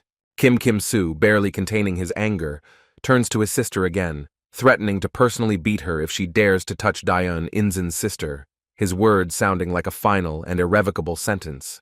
The blonde, terrified by the piercing gaze, looks blue with fear, and her friend, standing behind, expresses no less fear. Both are frozen in a daze. As he approaches the house, the guy notices a strange black figure, which makes him confused and wary. He tries to make out the stranger in the dark. It turns out that the mysterious figure is his grandfather, who waves his hand in a friendly manner, causing the boy to feel relief and a warm smile. Sitting down on a bench under a street lamp, the grandfather apologizes for the sudden call that interrupted his grandson's walk, but he reassures him, saying that everything is fine. The grandfather, with his head down and a sad expression, reports the injury of his granddaughter, the boy's sister, his voice trembling with excitement and anxiety. Turning to his grandson, the grandfather asks about the medicines he bought, to which the boy confirms his purchase, nodding his head. The grandfather talks about his granddaughter's version of the fall down the stairs, expressing doubt and concern about the severity of the injuries and her refusal to go to the hospital. With bitterness in his voice, the grandfather admits that he was unable to do much for his granddaughter, raising her alone. His words are full of regret and self-criticism. He talks about his constant busyness at work, which prevented him from paying enough attention to his granddaughter, realizing how little he did for the child. Looking back, the grandfather sadly realizes that his granddaughter did much more for him than he did for her, his voice trembling with emotion. Recalling the difficult period after the accident, the grandfather speaks with gratitude about Daeun, who became his support and encouragement during difficult times. The grandfather admits that the sight of his maimed granddaughter breaks his heart, especially given her reluctance to tell the truth about her injuries. The grandfather bitterly admits that his granddaughter doesn't seem to trust him very much, and this breaks his old heart, the old man's voice trembling with the overwhelming emotions. Remembering the folk wisdom about how children communicate less with their parents as they get older, the grandfather turns to his grandson for advice, feeling helpless in the current situation. Inzin, listening attentively to his grandfather's confession, suddenly interrupts him, addressing the old man with unexpected seriousness in his voice. The guy admits that despite the short period of time he spent with the family, he immediately understood one important thing. His voice sounds confident and soulful. Inzin speaks of the strong mutual love between his grandfather and Dayun. His words sound sincere and convincing, making the old man listen. The grandson's words deeply touch the grandfather. He clearly did not expect to hear such an insightful remark from the young man. His face expresses surprise and gratitude. Inzin, smiling and looking straight into his grandfather's eyes, confidently tells him that he shouldn't worry, his voice full of determination and concern. The guy promises to help take care of his grandfather's sister and granddaughter, emphasizing his willingness to become part of the family and share responsibility. Inzin's words deeply touch the grandfather, causing him to smile widely, which is softly illuminated by the light of the street lamp, creating a warm and heartfelt atmosphere. The grandfather, addressing the boy, expresses his great happiness that Inzin is now with them, his voice full of sincere joy and gratitude. Sitting together on a bench and contemplating the city at night, each is immersed in their own thoughts, but both feel the joy of each other's presence and newfound connection. Kim Soo lies in a hospital room, his nose bandaged with a bandage, his gaze directed downwards, expressing a mixture of pain, disappointment, and thoughtfulness about what happened. His parents came to him, a worried mother and an angry father who, without hiding his irritation, reproached his son for the constant troubles he gets into. The father, looking extremely serious and pompous, states that he knew that such an outcome was inevitable, given his son's penchant for risky situations. The mother, turning to her husband, indignantly asks if this is all he can say, seeing his son in such a state, insisting on the guilt of the attacker. The father, drawing his wife's attention to his daughter's bandaged hand, emphasizes the seriousness of the situation and the possible consequences for the whole family. Keeping a straight face, the father carefully examines the injuries to both children, his gaze expressing a mixture of anger and concern. The mother, holding her son's hand, gently tells him to stay in the hospital and get better, emphasizing that this is the most important thing he can do now. The parents, heading for the exit, promise that Inzin will get what he deserves, their voices full of determination and threats against the offender of their children. After his parents leave and the door slams shut, Kim Soo asks his sister about her sanity, his voice sounding irritated and worried. He chides his sister for telling their parents, claiming that it makes him look like a victim who is unable to stand up for himself after being beaten, his tone full of bitterness and frustration. The sister replies that she couldn't hide the broken arm and his hospitalization, her voice sounding defensive and a little irritated at having to explain the obvious. Kim Soo looks at his sister and asks if Injin is really responsible for her arm injury, his tone a mixture of worry and anger. Remembering her fall from behind the curb, the girl nevertheless confidently confirms Inzin's guilt. Her lie sounds convincing and decisive. Standing up, the sister advises Kim Soo to just relax, her voice soothing but with a hint of hidden excitement. With a smile, she promises to show Inzin who he's dealing with, her eyes burning with determination and a thirst for revenge, unaware of the possible consequences. Kim Soo, although annoyed, completely agrees with his sister, sharing her thirst for revenge. His anger flares up even more, fueled by the general mood. The mother, walking down the hospital corridor next to her father, tells him about her recent conversation with the boss, her voice sounding decisive and confident. The husband, surprised by his wife's actions, asks about the reasons and suggests entrusting the matter to the school. He believes that there is no point in blowing the situation out of proportion and involving outsiders. The wife objects, arguing that today is Saturday and she cannot wait until Monday. Her impatience is evident in every word. Turning to her husband, she asks if he really wants to entrust Inzin's punishment to the school. She emphasizes that even in the worst case, the boy will simply be expelled, which is not enough. The wife reminds her husband of the boss's role in their lives, emphasizing his importance. She says that she has already told him everything, leaving her husband no choice. The father, hearing this, is furious but cannot find the words to object to his wife. His silence speaks of his powerlessness in the face of her determination. Jin, having overheard her parents' conversation, thinks about the scary guy and rejoices at the upcoming punishment of the transfer student. She anticipates the reprisal against Inzin. In the middle of the night, someone plays with a serious lighter, its metal body gleaming in the darkness, the atmosphere filling with tension and anticipation. A serious man smokes near a black car, listening to his subordinates talk about children's squabbles. They consider it humiliating to interfere in such situations. Another subordinate calls for calm, reminding him of the boss's presence. He emphasizes the need to follow orders, regardless of personal opinions. Dressed in a black suit and shirt with a scar on his bald face, he walked slowly down the school corridor, puffing out clouds of cigarette smoke, attracting the attention of the students with his gloomy appearance. Thoughts about what had happened did not give me any peace, causing irritation and anger, forcing me to clench my fists and sigh deeply, trying to maintain my composure in this difficult situation. Two men were driving in a car discussing recent events. One of them suggested dealing with the child abuser, which caused the other man to look thoughtfully and nod slightly. On the phone, the boss spoke to the mother of the injured children, his voice sounding concerned and firm, demanding that action be taken against the person who broke his daughter's arm and sent his son to the hospital. Standing by the car, he thought about asking to deal with the offender, realizing that he could not simply ignore what had happened, feeling responsible for what had happened. Yidzin sat at home at his computer, lost in his thoughts, his face expressing deep thoughtfulness, and his fingers nervously tapped the table, revealing his inner tension. The young man looked extremely worried. His brows were furrowed, and his gaze wandered around the room, as if trying to find answers to the questions that tormented him in the objects around him. Idzin's thoughts revolved around today's events. He couldn't believe that after everything that had happened, they could just leave him alone, waiting for the inevitable retribution. A sudden knock on the door brought the young man out of his reverie, causing him to flinch and listen tensely to the sounds coming from the corridor, expecting the worst development of events.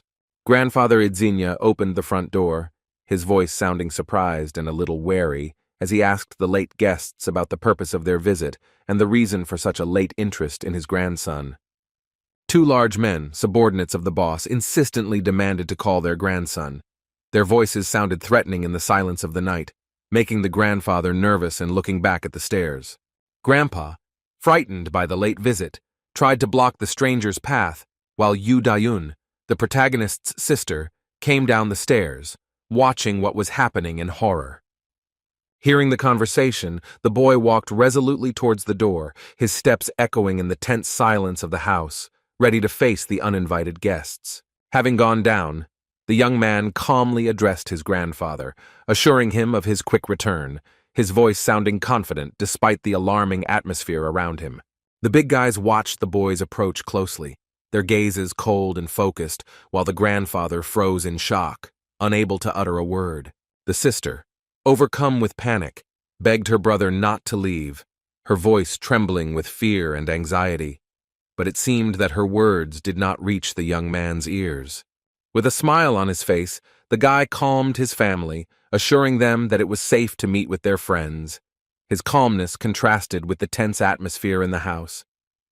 The grandfather watched in horror as his grandson walked away with the two huge strangers.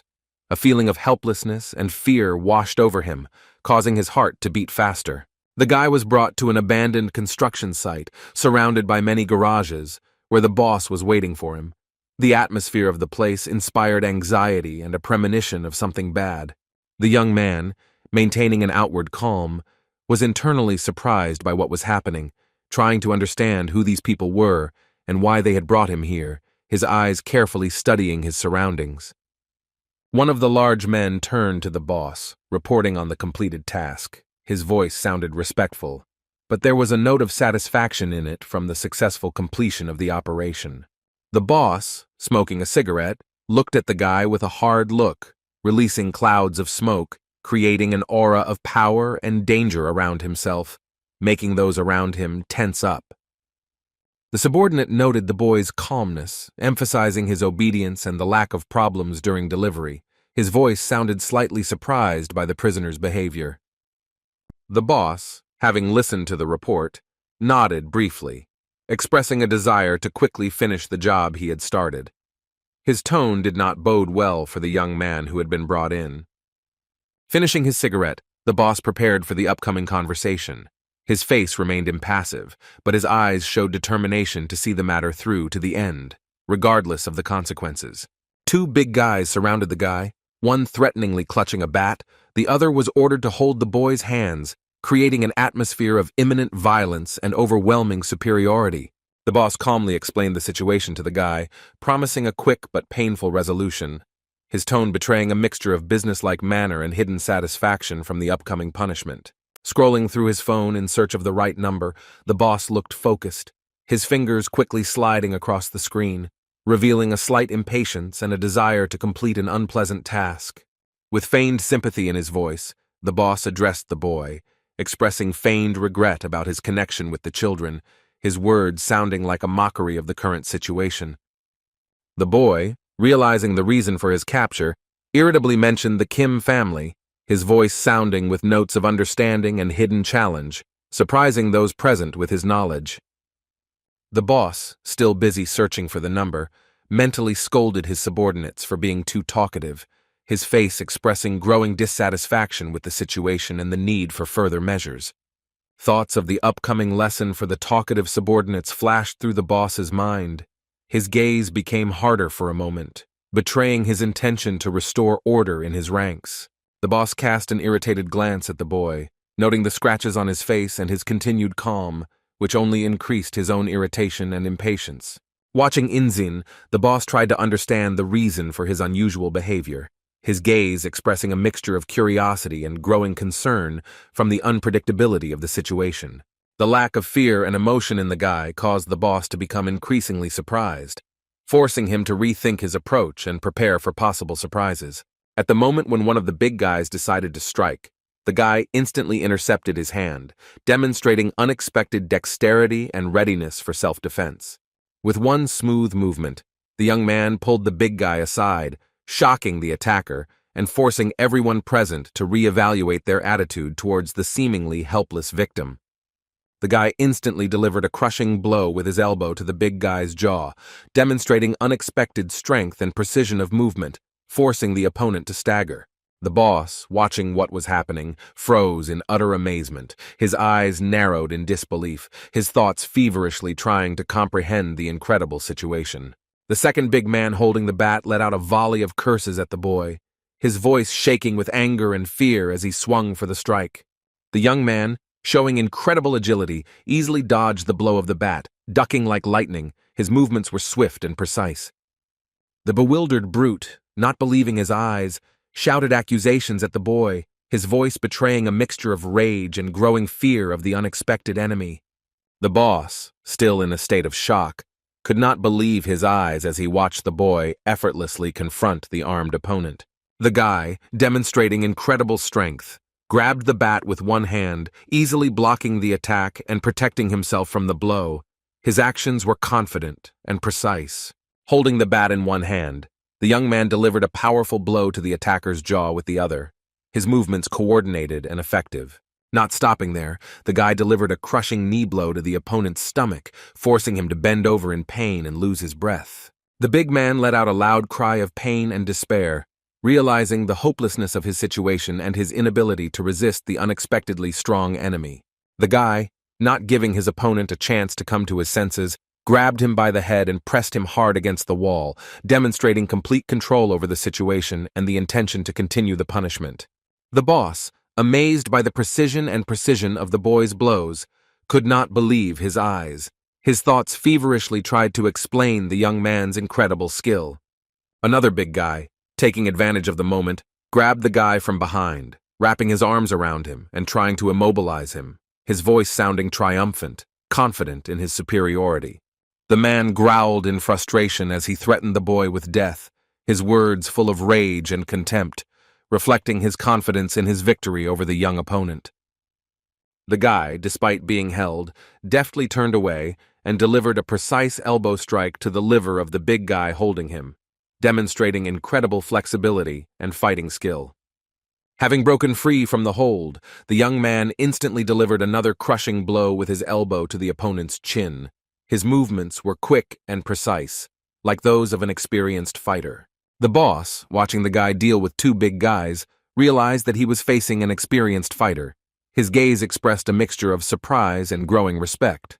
The guy, having gained the upper hand over the big guys, turned his cold-blooded gaze to the boss.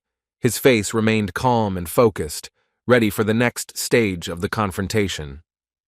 The boss, addressing the boy, expressed his assumption about the unusualness of the young man. His voice sounded with notes of respect and hidden interest in the true nature of the enemy.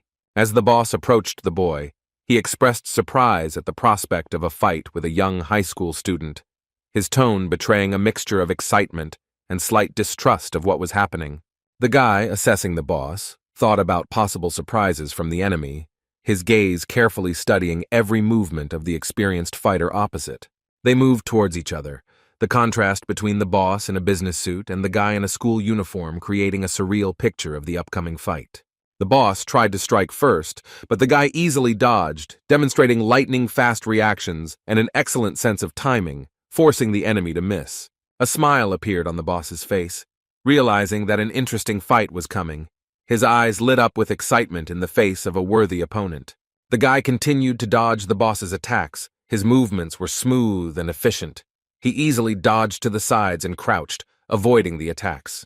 The guy's gaze remained serious and focused, revealing his readiness to continue the fight and his confidence in his abilities. Going on the offensive, the guy began to strike back. His attacks were precise and powerful, forcing the boss to go on the defensive.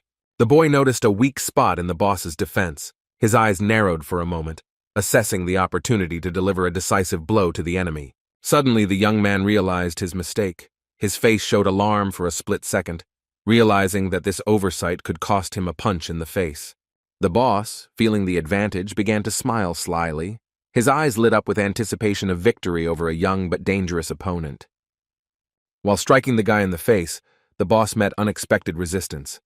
The young man managed to block, partially protecting himself from the attack. His reaction was lightning fast. The guy instantly jumped back, taking a defensive stance, his body tensed, ready to continue the fight and repel new attacks. The boss, examining his fist, praised the boy for blocking the blow, his voice sounding with notes of respect for the skills of the young opponent. The young man silently listened to the boss's words, his gaze remaining focused and attentive, analyzing every movement and word of the experienced fighter. Suddenly, something caught the guy's attention. His gaze dropped down, and his face expressed deep thoughtfulness, as if he noticed something important. Looking at his hand, the young man thought about the boss's possible plan, his thoughts feverishly analyzing the situation, trying to figure out his opponent's strategy. The boss, surprised by the boy's abilities, expressed his admiration, his voice sounding with notes of respect and growing interest in the personality of the young fighter. The boy calmly replied that he was just a high school student, his voice even, hiding the true nature of his skills and experience. The veins on the boss's forehead bulged with tension as he insisted on the boy's uniqueness, comparing his level to experienced street fighters, his voice betraying a mixture of admiration and irritation. The boss attacked with incredible intensity, intending to break the guy's defense. His blows were precise and powerful, demonstrating years of experience and nerves of steel. The high schooler, however, parried each attack with an ease that left the boss flummoxed, his movements fluid and efficient. The guy took a fighting stance, preparing to counterattack, which caused the boss to give him a sarcastic grin and a comment full of contempt and underestimation of the enemy. The boss, having announced his intention to fight seriously, raised his hand again to strike, his eyes burning with determination to put an end to this unexpected resistance. Delivering a powerful blow, the boss met the guy's block again, which caused him even more surprise and growing irritation at the inability to break through the defense of the young opponent. The guy, taking advantage of the moment, delivered a quick blow to the boss's face, who, although he managed to partially dodge, still felt the force of the young man's attack. The boss, unclenching his fist with even more anger and force, prepared for the next attack, his face distorted with rage and determination to break the guy's resistance. The young man deftly dodged the boss's attack, his body moving with amazing grace while preparing to counterattack at his opponent's vulnerable spot. The boss's thoughts were frantically trying to understand the true nature of his opponent, realizing that the guy was clearly not telling the whole story about his past and experience. The guy, continuing his movement, inexorably approached the boss's weak spot, his hand ready to deliver the decisive blow at any moment. The boss, surprised by the boy's tactics, pondered his unusual approach to combat, not understanding why he preferred to block and counterattack instead of dodging. The veins on the boss's face bulged to unnatural proportions, reflecting his growing rage and frustration at his inability to defeat his younger opponent. The situation drove the boss crazy. He couldn't believe that some boy was able to resist him so skillfully, his eyes filled with tears of rage and helplessness. The guy once again put up a confident block, defending himself from the boss's powerful blow, demonstrating his excellent skill and composure in battle. The boss, exhausted by the guy's constant blocks, realized that for the first time in many years, he had met an opponent who was able to defend himself so skillfully from his attacks. The boss's gaze stopped on the guy's face, noting his imperturbable calm. Not a single emotion was reflected on the young man's face during the entire fight. Seizing the moment, the guy delivered a powerful counterblow to the boss's jaw from the bottom up. His movement was lightning fast and precise, catching the enemy off guard. Without stopping, the young man continued his attack, delivering a powerful punch to the boss's stomach, his blow calculated for maximum effect. The force of the blow was such that the boss began to bend in half, his face distorted in pain, and his breathing was ragged from the unexpected attack. The guy, not giving his opponent time to come to his senses, raised his hand again to strike. His movements were clear and purposeful, aimed at final victory. This time, the young man delivered an open palm strike to the boss's chin, aiming at the same spot as before, enhancing the effect of the previous attack. Blood gushed from the boss's mouth as he staggered back under the force of the blows, his body unable to withstand the force of the young opponent's attacks. As he fell, the boss couldn't believe his defeat at the hands of an ordinary high school student. His thoughts were confused from shock and disbelief at what was happening. He collapsed to the ground, surrounded by clouds of dust raised by their fierce struggle, his body motionless and his mind clouded. Lying on the ground, the boss looked at the guy, amazed at his composure, not understanding how he could remain so calm in such a situation. He thought about how the boy had maintained his composure from the beginning to the end of the fight, without showing the slightest sign of nervousness or fear. The boss's thoughts were confused. He did not understand the guy's motives, but he realized that the people who asked him for help obviously got involved with the wrong person. There were 2 security guards standing at the door of the office, their presence creating an atmosphere of tense anticipation and readiness for action. The mother of the 2 injured children stood next to her husband, impatiently asking why there was no news from the boss, insisting that her husband call him and find out about the situation. The husband replied reassuringly that she just needed to wait, assuring that the boss would call when everything was completed, his voice sounding confident and calm. The blonde, sitting with her parents, looked puzzled and worried, her face expressing a mixture of curiosity and alarm at the strangeness of what was happening. Suddenly, the silence of the room was broken by the ringing of a gray cell phone, causing everyone present to flinch in surprise and tension. The mother, unable to contain her emotions, shouted to turn on the speakerphone, and soon everyone heard the voice of the boss introducing himself on the other end of the line. The man began to apologize for the disturbance caused by his wife's request, but she interrupted him, shouting indignantly about the pointlessness of apologies when the children were hurt. The boss suddenly apologized himself, which surprised the father, who immediately inquired about the reason for this turn of events. Over the phone, the boss explained that the children seemed to have gotten involved with the wrong person, causing a violent reaction from the mother who couldn't believe her ears. The boss's message about his defeat at the hands of the guy shocked the husband. He could not believe that a person respected even in the criminal world could lose to an ordinary high school student. The boss continued, emphasizing the boy's exceptional abilities, his voice sounding with notes of respect and even admiration, which surprised the listeners even more. Suddenly, the parents turned sharply, hearing some sound. Their attention instantly switched to the source of the unexpected noise. The tension in the room increased. The door slowly opened and someone's footsteps broke the silence of the room, causing everyone present to hold their breath in anticipation of the unknown. Frightened and confused, they froze, not understanding what was happening, their faces expressing a mixture of fear and bewilderment in the face of an unexpected invasion. The couple's blonde daughter, who had been sitting in the room the entire time, was also shocked by what was happening, her eyes wide open in surprise and alarm.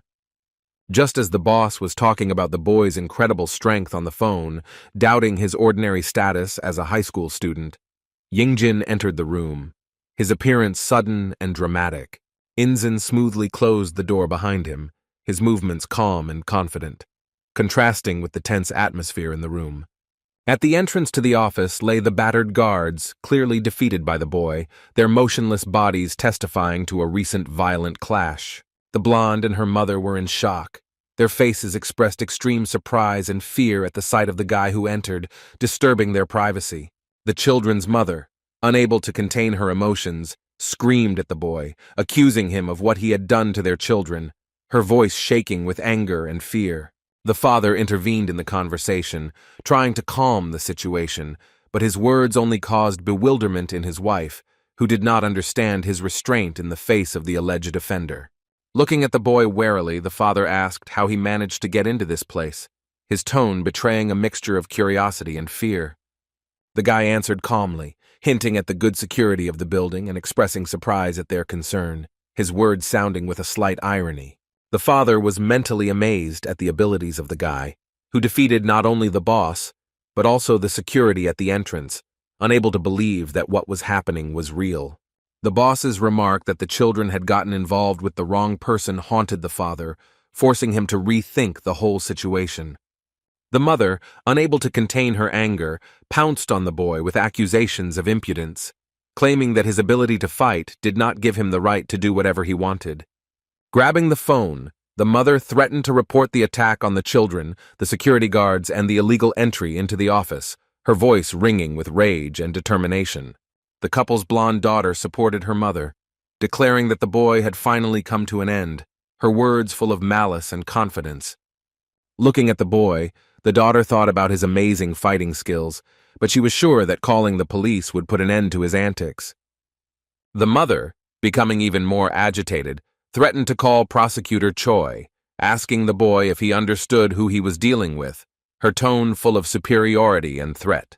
A tense silence fell over the room, broken only by the calm voice of a young man confidently declaring his knowledge of the family of a twice-elected and rerun congressman.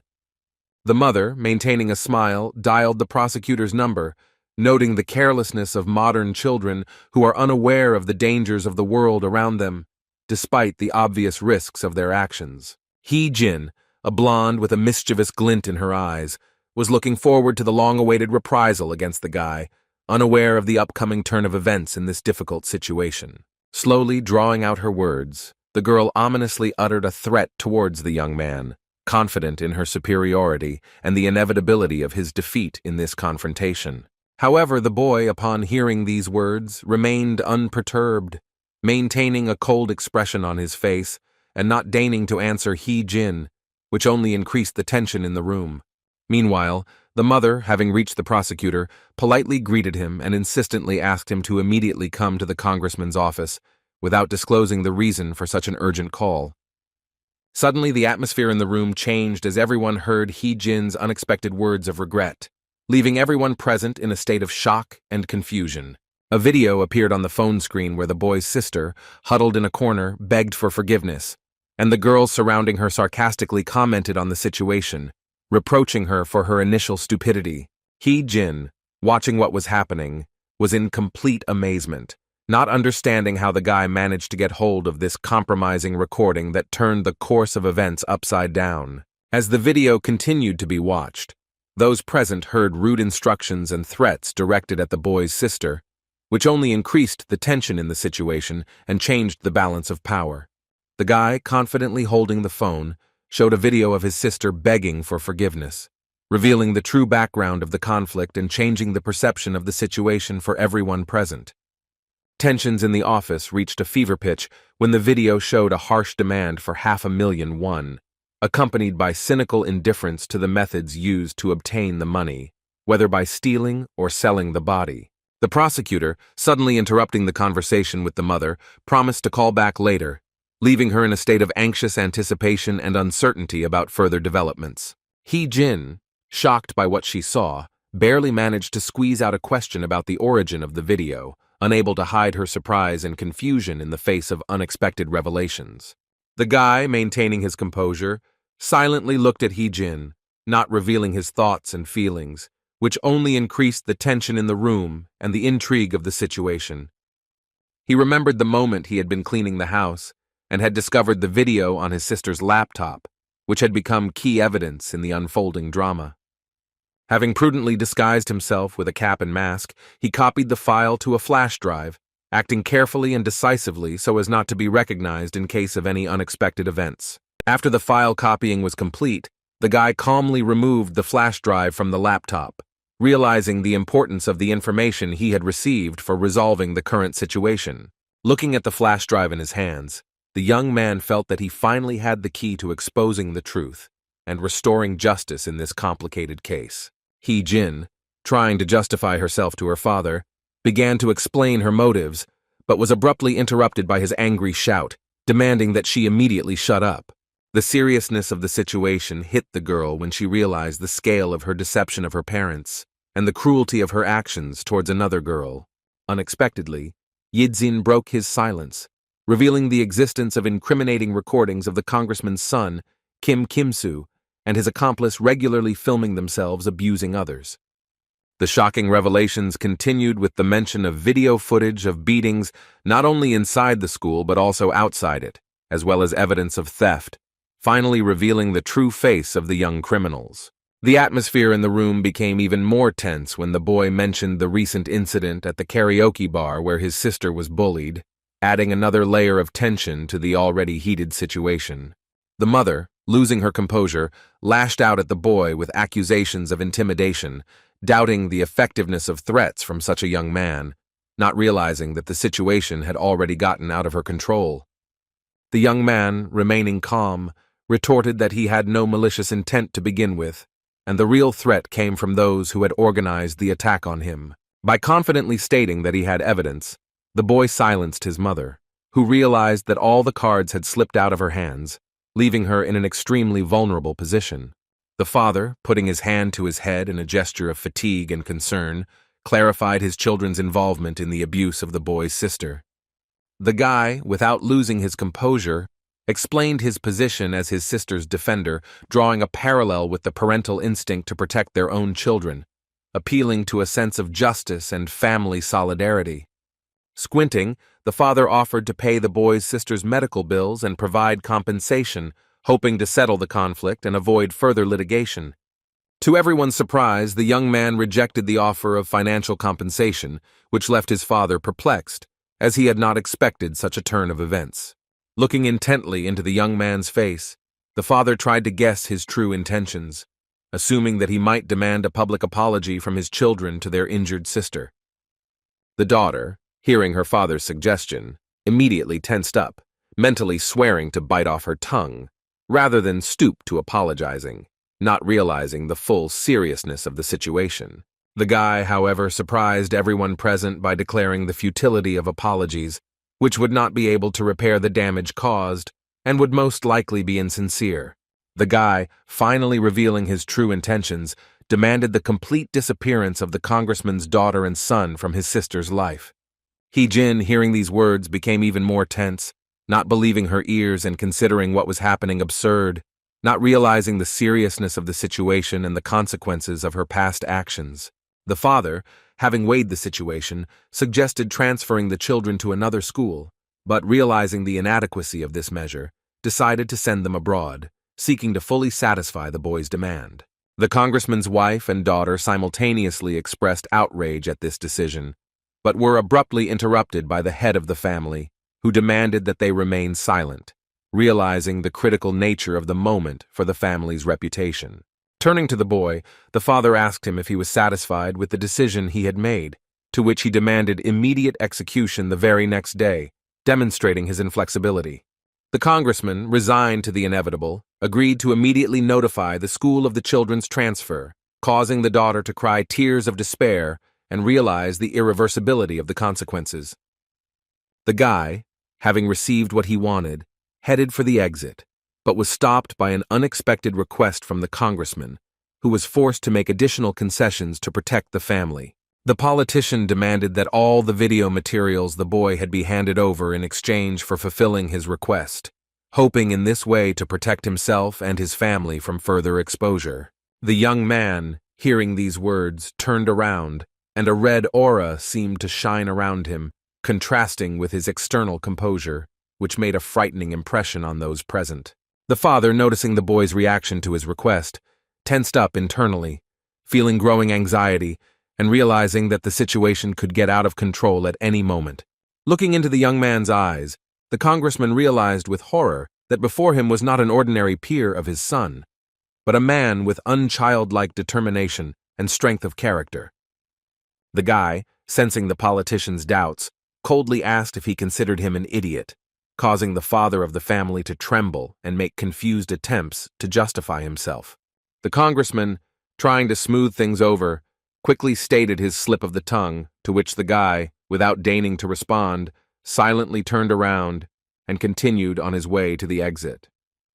The congressman's family, realizing the hopelessness of their situation, realized that the guy really would not give up the incriminating videos, finally admitting his defeat.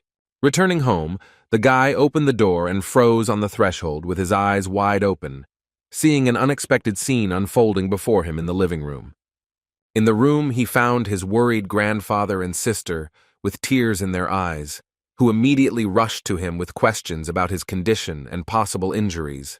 The young man, stunned by the display of such concern, silently watched the emotional reaction of his relatives, trying to comprehend the situation and choose the right words to respond. Suddenly, a smile appeared on his face, and he assured his family of his well-being, inwardly enjoying the warmth of their concern and care for him. The grandfather, still worried, expressed his fears about the danger of those people, but the boy reminded him of his promise to just talk to them, trying to calm the old man down. The sister, explaining the reason for their anxiety, mentioned the bad impression they had of the people their brother had met, emphasizing the strength of their concerns for his safety. The guy, trying to divert attention from himself, asked about his sister's health, reminding her of the need to take care of her own health first and foremost. The girl, looking down, quietly said that she felt much better, although there were still notes of uncertainty and hidden anxiety in her voice. Looking closely at his sister's face, the guy realized that she was probably not being completely sincere and was still upset about something, so he tried to calm her down, assuring her that there was no reason to worry. By mysteriously hinting that she would no longer have to fall down the stairs, the young man left his sister perplexed, not understanding what he was getting at with his words. Heading to his room, the guy briefly said that he had sorted everything out, leaving his family slightly confused by such a laconic explanation. The girl's eyes widened in surprise and confusion. She mentally tried to figure out what exactly her brother had arranged and what he was talking about, feeling that there was something significant hidden behind his words. On a typical school day outside room 1-5, the girl smiled tenderly at her brother, assuring him that she no longer needed an escort to class, demonstrating her growing independence. Beaming with joy, she shared with her brother the news of her recovery and normal health, trying to calm his concerns about her condition. The brother, inwardly rejoicing at the sight of his calm and confident sister, restrainedly expressed his joy, trying not to reveal the depth of his emotions and relief. The sister, citing the approaching lesson and the need to prepare, said goodbye to her brother, who, understanding her desire for independence, simply nodded in response. Entering the office, the girl glanced at her classmates, each of whom was immersed in their own affairs, creating the familiar atmosphere of a school routine. Looking away, she thought about how she had come to school solely out of a desire not to disturb her brother and grandfather, still feeling a little unsure. As soon as the girl crossed the threshold of the classroom, her classmates surrounded her, excitedly sharing the news that Hee-jin would no longer be attending their school. One of the kids added that Hee-jin and her brother had transferred overseas, causing everyone to rejoice at the thought that school life would be much calmer and more enjoyable without those two. Hearing this unexpected news, Dayun literally froze, unable to believe such a sudden turn of events and trying to comprehend what she had heard. Her brother's mysterious words about never having to fall down the stairs again immediately came back to her mind, and she began to understand the hidden meaning of his promise. Realizing the connection between her brother's words and the changes that had occurred, Dayun ran out of the office, hoping to catch him in the corridor to clarify the situation. Seeing her brother, she called out to him, feeling growing excitement and a desire to find out the truth about his involvement in what happened. Turning around, the boy saw his worried sister in front of him, whose face expressed a mixture of fear, surprise, and nervousness, which made him wary. Dayun, overwhelmed with emotion, mentally searched for the right words to express her gratitude to her brother for his care and support. The guy, trying to diffuse the tense atmosphere, simply smiled at his sister and said softly later, making it clear that all explanations would be given in due time. Unable to contain her emotions, the girl burst into tears, looking at her brother as a real superhero, realizing the scale of his act and concern for her. Wiping away her tears and looking down, Dayun quietly said thank you to her brother, putting all the depth of her appreciation and love into those simple words. The usual group of Heejin had gathered in the cozy karaoke room, but the atmosphere was unusually tense and uneasy due to the rumors circulating. A tomboyish girl with slicked-back hair broke the silence by asking if the rumors about Heejin going abroad were true, her voice betraying a mixture of curiosity and concern. One of the girls confirmed that she had also heard this unexpected news, while the brunette silently lowered her gaze, clenching her fists and clearly experiencing some internal emotions. The rest of the group animatedly discussed the possible reasons for such a sudden departure, wondering at the lack of a preliminary explanation from Heejin and mentioning rumors about her brother's departure. Suddenly, the group's attention turned to the silent brunette, her unusual behavior causing suspicion and questions from the other girls, disrupting the usual flow of conversation. The tomboyish girl directly asked the brunette about the veracity of the rumors, emphasizing that she studied in the same class as Heejin and should have more accurate information. The brunette, without looking up, quietly confirmed the truth of the rumors, referring to the teacher's words, but her tone betrayed a deep inner concern about what was happening. When asked about her attempts to contact Heejin, the brunette admitted that her attempts were unsuccessful, noting that her friend did not answer calls and did not even read messages. The red-haired girl sitting at the table expressed growing concern, and the girl with the boyish appearance continued to inquire about the reasons for such an unexpected decision. The mention of the recent incident of beating up the boy's sister caused a wave of tension among those present, reminding them of the possible consequences of their actions. The brunette, lost in her memories, recalled a telephone conversation with Heejin, where she confidently stated about the upcoming troubles for the aforementioned guy. The brunette nervously fidgeted with her fingers as she suggested a possible connection between the situation with Heejin and that guy, her voice shaking with growing anxiety. Trying to push away the disturbing thoughts, she shook her head, reminding herself of Heejin's parents' high status, hoping that it could protect her friend from any problems.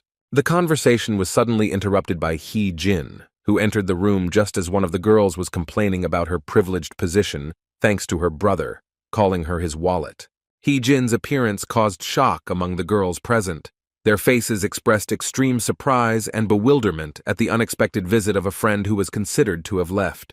Heejin, casually sitting down in the chair next to her friends, let out an irritated sigh, complaining about the difficulties she had to face in order to get to the meeting place. The girls bombarded Heejin with questions about the truth of the rumors about her moving, inquiring about the reasons for what was happening, and drawing attention to the cast on her arm, expressing sincere concern. Heejin, holding her head, casually waved it off, explaining the situation as a temporary need to be absent for only one semester, trying not to go into details. Heejin remembered her father's words to her and her brother about the need to stay there for just one semester while he sorted out the problem that had arisen. Recalling the conversation with her father, Heejin heard his angry response about the impossibility of leaving certain videos just like that, which clearly indicated the seriousness of the situation. Heejin's friends, hearing about the short duration of her departure, smiled, perceiving the situation as a kind of vacation for their friend without guessing the real reasons. The blonde, trying to maintain a light atmosphere, smiled and confirmed her friend's words, although a strange gleam flashed in her eyes, revealing hidden emotions. One of the girls asked the reason for Heejin and her brother's joint departure, trying to understand the true background of what was happening. Jin frowned and briefly answered about family matters, mentally lamenting the impossibility of telling the truth about the guy, considering it too humiliating for herself. Changing the subject, Heejin's friend inquired about the fate of that fool's brother, hoping to hear about the reprisals of Heejin's brother's gang, expressing obvious dissatisfaction with the lack of information. Hee-jin, realizing that the truth about the gang's defeat would anger her friend, evasively replied that they probably dealt with the guy while hiding the true state of affairs. Seething internally with humiliation, Hee-jin mentally raged at the thought of Dayun now being able to do whatever she wanted, feeling how the idea was driving her crazy. Unexpectedly for everyone, Hee-jin suggested attacking Dayun, the sister of that guy, again, causing confusion among her friends, who did not understand the reasons for the repeated attack. The brunette, shocked by the cruelty of the proposal, asked in horror if Hee-jin was really sure that she wanted to repeat the attack. Hee-jin, smiling, explained her motivation as envy of Dayun's joy at her departure, expressing disgust at the very thought of it. She added that she would soon be leaving Korea, so she wanted to teach Dayun a good lesson one last time, without worrying about the consequences of her actions. The girls sitting at the table froze in shock, realizing that a real monster was sitting in front of them, ready for any cruelty for the sake of revenge. Hee-jin continued by threatening to put Dayun's grandfather, who works as a patrolman, out of work, calling him an insect and showing off her power and ruthlessness. Suddenly, the atmosphere was broken by someone's voice remarking that he had arrived on time, causing Hee-jin to tense up and stop her tirade. Hee-jin's gaze filled with worry. She literally collapsed in her chair, feeling the situation getting out of control. A guy wearing gloves, a hoodie, and a mask to hide his face entered the room, but Hee-jin immediately recognized him as Yidzin, whose appearance had caused her to panic. Hee-jin, unable to contain her emotions, screamed, pointing at the person who entered and expressing her horror and fear at the guy's unexpected appearance. The masked guy calmly replied that he didn't understand who she was talking about, continuing to play the role of a stranger and increasing the tension in the room. Hee-jin, not believing her ears, retorted, stating the obviousness of his identity, her voice trembling with a mixture of fear and anger. The girl with slicked back hair, trying to figure out the situation, asked again if it was really Idzin, the brother of that same girl, wondering about the reasons for his appearance here. The masked guy calmly stated that he had accidentally overheard their interesting conversation, noting the presence of all the actors from a certain video, increasing the tension in the room. The girls visibly tensed up, mentally wondering what video they were talking about, their faces expressing a mixture of fear and incomprehension of what was happening.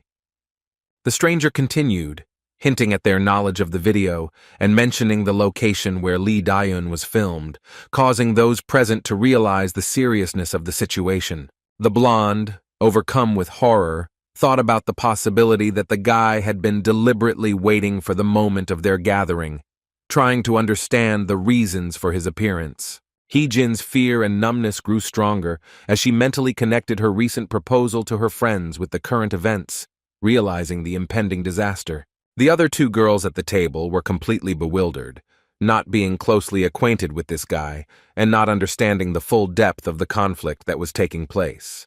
The guy mockingly asked about the lack of music, hinting at their usual behavior, forcing the girls to realize the full horror of the impending situation. Continuing his speech about their love for noisy pastimes, the guy began to slowly close the door behind him, increasing the feeling of being trapped.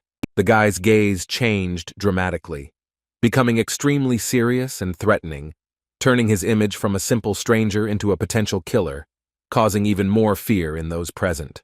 The scene suddenly changes to show the father and mother in their son's hospital room, where the father expresses concern about his daughter's long absence. The brother calmly replies that the sister went to say goodbye to her friends, unaware of the real situation she found herself in, creating a contrast between family care and the impending danger. The father, irritated by his daughter's behavior, sharply expressed his displeasure at her disobedience, reminding her of the ban on leaving the house before the flight, his voice sounding tense and anxious. Suddenly, a man in a business suit and glasses entered the room. His appearance attracted the attention of everyone present, especially when he addressed his father, calling him a congressman. The congressman, sensing something was wrong, asked about the reason for the visit, to which the man in the suit turned on the television and strongly recommended that he immediately watch the news. The presenter appeared on the screen, reporting the shocking news of crimes that the criminals were filming, her voice shaking with excitement as she covered this sensation. The commentator continued, mentioning the many different videos, hinting at the possibility that there may be more lost material. The news reported on the demands of residents and government officials to create a law to fairly punish the perpetrators, emphasizing the seriousness of the situation. The most shocking fact was that the attackers were the children of Congressman Kim In-bai. This information plunged the parents into a state of deep shock. The father's vein bulged from the tension. Meanwhile, Idzin, leaving the karaoke bar, realized the full gravity of his act of publishing compromising videos, understanding the irreversibility of the consequences of his actions. Walking down the street, the boy heard the address Mr. Ordinary High School student. Raising his head, he saw the familiar face of the boss who had previously been hired to beat him up. Asking a direct question about the motives behind Idzin's actions, the boss suggested that there was a deal between the guy and the congressman, trying to unravel the true reasons for what happened. Yidzin, having thought deeply about the answer, mentally analyzed the meaning of the word deal, realizing the need to resolve the situation while maintaining the secret of his identity. Yidzin explained his decision to act quietly due to the influence of the culprit's parents, stressing the need to approach the situation with caution. The boy's memory flashed back to the moments when he rewatched the video of the beatings, each frame strengthening his determination to achieve justice. Idzin's eyes lit up with determination. He was finally convinced of the need to punish the perpetrators for all their cruel deeds. In his response to his boss, the guy hinted at the duality of his character, leaving room for interpretation of his motives and actions. The boss, skeptical of Idzin's words, expressed doubt that the congressman would ignore the situation, hinting at possible consequences. Idzin confidently stated that the congressman would not have time to worry about him, hinting at the scale of the scandal that had erupted. In the hospital room, the parents continued to watch the news, which reported shocking evidence of the congressman's involvement in election fraud, bribery, and sedition. The commentator stressed the reliability of the evidence, noting that even members of the congressman's own party are calling for a thorough investigation. News reports have been analyzing the reaction from within the political establishment, suggesting that other politicians are worried about the impact of the scandal on them and are deciding to act preemptively. The boss, realizing the scale of Idzin's actions, asked in surprise about the identity theft, realizing that the guy was able to find incriminating evidence on the congressman. The boss narrowed his eyes and asked a direct question about Idzin's identity, his voice betraying a mixture of surprise and wariness. Passing by the boss without looking in his direction, Yidzin calmly replied that he was just an ordinary high school student maintaining the mysteriousness of his image. Hearing the answer, the boss lowered his head and began to smile sarcastically, appreciating the irony and depth of the guy's words.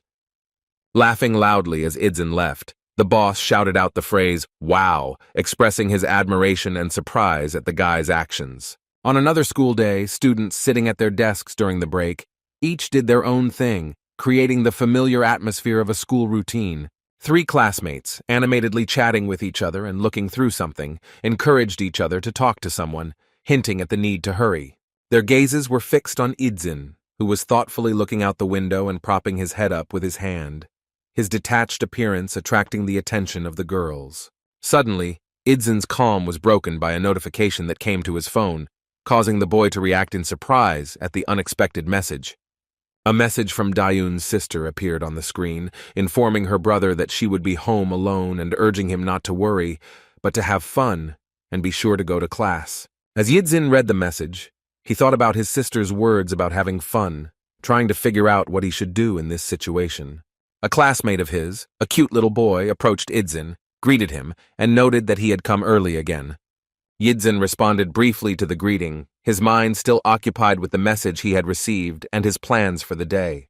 Suddenly, a classmate asked if Yidzin was busy today. His question sounded just right for the thoughtful guy. Yidzin glanced at his classmate and noted the timeliness of the question, realizing that this could be a great opportunity for the entertainment his sister had mentioned. The classmate guessed that Yidzin was going home with her sister today, his voice expressing the usual friendly curiosity. Yidzin smiled and replied that he was completely free today, his tone betraying a slight anticipation of possible plans. Pleased with the answer, the classmate suggested going for a walk after school, to which Idzin readily agreed, expressing obvious pleasure at the idea. Suddenly, Their conversation was interrupted by Yizin's address, dramatically changing the atmosphere in the classroom. The two hooligans approached Yizin, mentioning the rumors of his involvement in Kim Kim-soo's departure abroad, their tone a mixture of curiosity and challenge. Yizin's deskmate was very surprised when he heard this, his reaction reflecting the shock of the unexpected information. The entire class was shocked by this news, and the bullies continued, hinting at the serious problems of the Kim-soo family, their words creating a tense atmosphere. Yizin calmly replied that the hooligans were mistaken and their rumors were invalid, his voice remaining level despite his provocative statements. One of the hooligans insisted, mentioning the rumors of how Yizin had supposedly dealt with the gang at their base, his tone a mixture of admiration and disbelief. Another bully added that there were rumors of how Yizin single-handedly defeated everyone, causing them to leave the school in shame, his words laced with respect. They continued, calling Kim-soo forever disgraced and asking how badly Yizin had to beat him to force him to leave the country. The deskmate, listening to all this, thought that the incident in the classroom was probably not an accident, and Yizin really was incredibly strong in battle. One of the bullies suggested celebrating Kim-soo's disappearance, hinting at wanting to befriend Yizin, his tone expressing a desire to establish a relationship with the new strong student. Another hooligan took up the idea, reminding Yizin about his recent transfer and offering to join their group. Citing his poor knowledge of the area, Yizin politely but firmly replied that he already had plans for today, his tone respectful but leaving no room for argument. The hooligans were extremely surprised by the refusal. Their faces expressed bewilderment at the thought that the new student could have any plans. With a smile, Yizin explained that he had promised to take a walk with Yun Chang, his voice sounding friendly but firm. One of the hooligans slowly said, "Ah, really, indeed so," his tone betraying a mixture of surprise and slight disappointment. Leaning towards the desk, the bully suggested that they all go together, insisting that it was no problem, his voice sounding intrusive. The second bully also hovered over Yun Chang, asking if this option was okay, creating an atmosphere of pressure. Yizin calmly agreed to see him later, but when he looked at Yun Chang, he noticed clear signs of discomfort and worry on his face. Yun Chang was visibly scared at the prospect of hanging out with the bullies, hoping that they wouldn't bully him in front of Yizin. Suddenly, something new caught Yizin's attention, his gaze moving from his worried friend to what was happening in the classroom. The teacher entered the classroom, calling for silence, and a girl followed her, their appearance attracting everyone's attention. The girl who entered looked charming, shiny black hair, blue eyes. She seemed like a real angel. Another guy was walking behind her. Yun Chang was extremely surprised by the appearance of this couple. Their appearance literally left him speechless. He froze, amazed by what he saw. Yizin, noticing Yun Chang's reaction, curiously asked if he knew the new arrivals, surprised by his friend's strong reaction. Yun Chang, having come to his senses, explained that the girl was Shin Yuna, the granddaughter of the owner of the largest corporation in the country, his voice betraying his awe at her status. Continuing, he spoke about the dark-haired boy, Go-suk Jo, who had been Yuna's constant companion since childhood, raised as her secretary and bodyguard. The teacher, addressing the class, noted that many already knew the newcomers, so she would skip the long introductions. Her tone was businesslike and brief. She explained that Yuna and Go-suk had returned from studying in the United States for 2 years and would now be joining their class, causing a wave of quiet excitement among the students. The two hooligans, looking slightly discouraged, mentally noted that with the new arrivals, they would have to keep quiet until graduation. Yun Chang bit his lip and commented that it was now clear why there were 2 extra desks in the classroom, attributing it to the arrival of new students. Yuna looked even cuter than before. Her long black hair sparkled like diamonds, her plump lips and big blue eyes attracted everyone's attention. All classmates, both boys and girls, could not take their eyes off Yuna. Many thought that they had never seen her in real life and did not hope to see her. Behind Yuna walked Go-suk, carefully observing his surroundings and guarding her, his gaze focused and alert. For some unknown reason, Yizin looked at them very expressively, especially looking intently into Go-suk's eyes, even slightly raising himself above the desk. Go-suk instantly noticed Yizin's intense gaze and returned it with an equally intense gaze, narrowing his eyes in suspicion. Throughout this entire time, Yizin never once took his eyes off of Go-suk, his gaze becoming more and more intense, creating a palpable tension between them. Yuna noticed Idzin, something about him attracted her, but to her surprise, the guy didn't even look in her direction, which was unusual for her. As she and Go-suk took their new seats, the girl curiously asked her friend who the guy was, assuming he might be some kind of star. Go-suk replied that he didn't think so, noting that Idzin wasn't in the materials he received a week ago, but promised to check again, his voice sounding thoughtful. Yuna couldn't take her eyes off Yidzin. Her big blue eyes were fixed on him, expressing obvious interest and curiosity. Yidzin, feeling the gaze on him, turned over his shoulder to see the reason for such attention.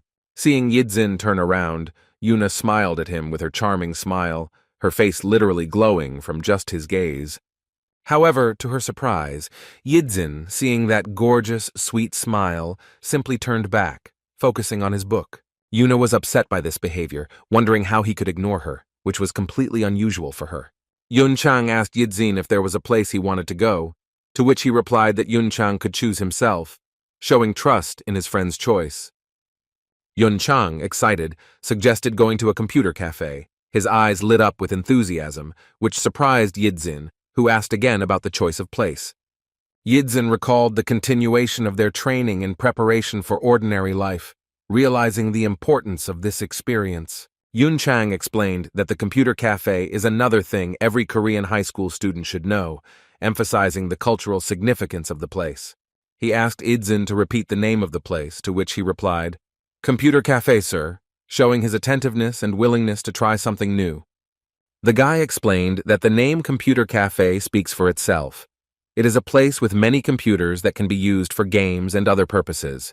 He added that such places are popular among both school children and adults, to which Yidzin immediately asked what exactly should be done there. Yunchang began to explain that some visitors use the internet and watch videos, but most come to play games. He pointed out that among high school students, more than 90% of visitors play games, which caused Idzin obvious surprise. Yidzin was amazed by such high statistics, to which Yunchang offered to tell him about some popular games. The first game Yunchang told him about was Legend of Legend, starting to introduce Yidzin to the world of computer games. Next, he introduced a game in the Battle Royale genre, actively trying to explain to Idzin the features of this type of computer games. Yidzin listened carefully to his friend's explanations, trying to remember all the information as quickly and accurately as possible. Yunchang described a typical scene in a computer cafe, a player actively pressing keys, completely immersed in the gameplay. He gave an example of typical phrases of players complaining about losing and blaming the card or other players, demonstrating the realism of the gaming atmosphere. Yidzin, recalling all these details, realized that the information he had received was indeed true, as he had expected from his friend. In conclusion, Yunchang proposed a concrete plan to go play at a computer cafe, eat ramen there, and then, if there was time left, go to karaoke. Yidzin mentally noted that Koka was another place that Yunchang had instructed him about, demonstrating his attention to detail. He recalled that Koka was a coin-operated karaoke place, another popular spot among high school students, showing his understanding of cultural differences. Yidzin repeated to himself that one could sing songs in the Koka by inserting coins, realizing the simplicity and appeal of the concept to young people.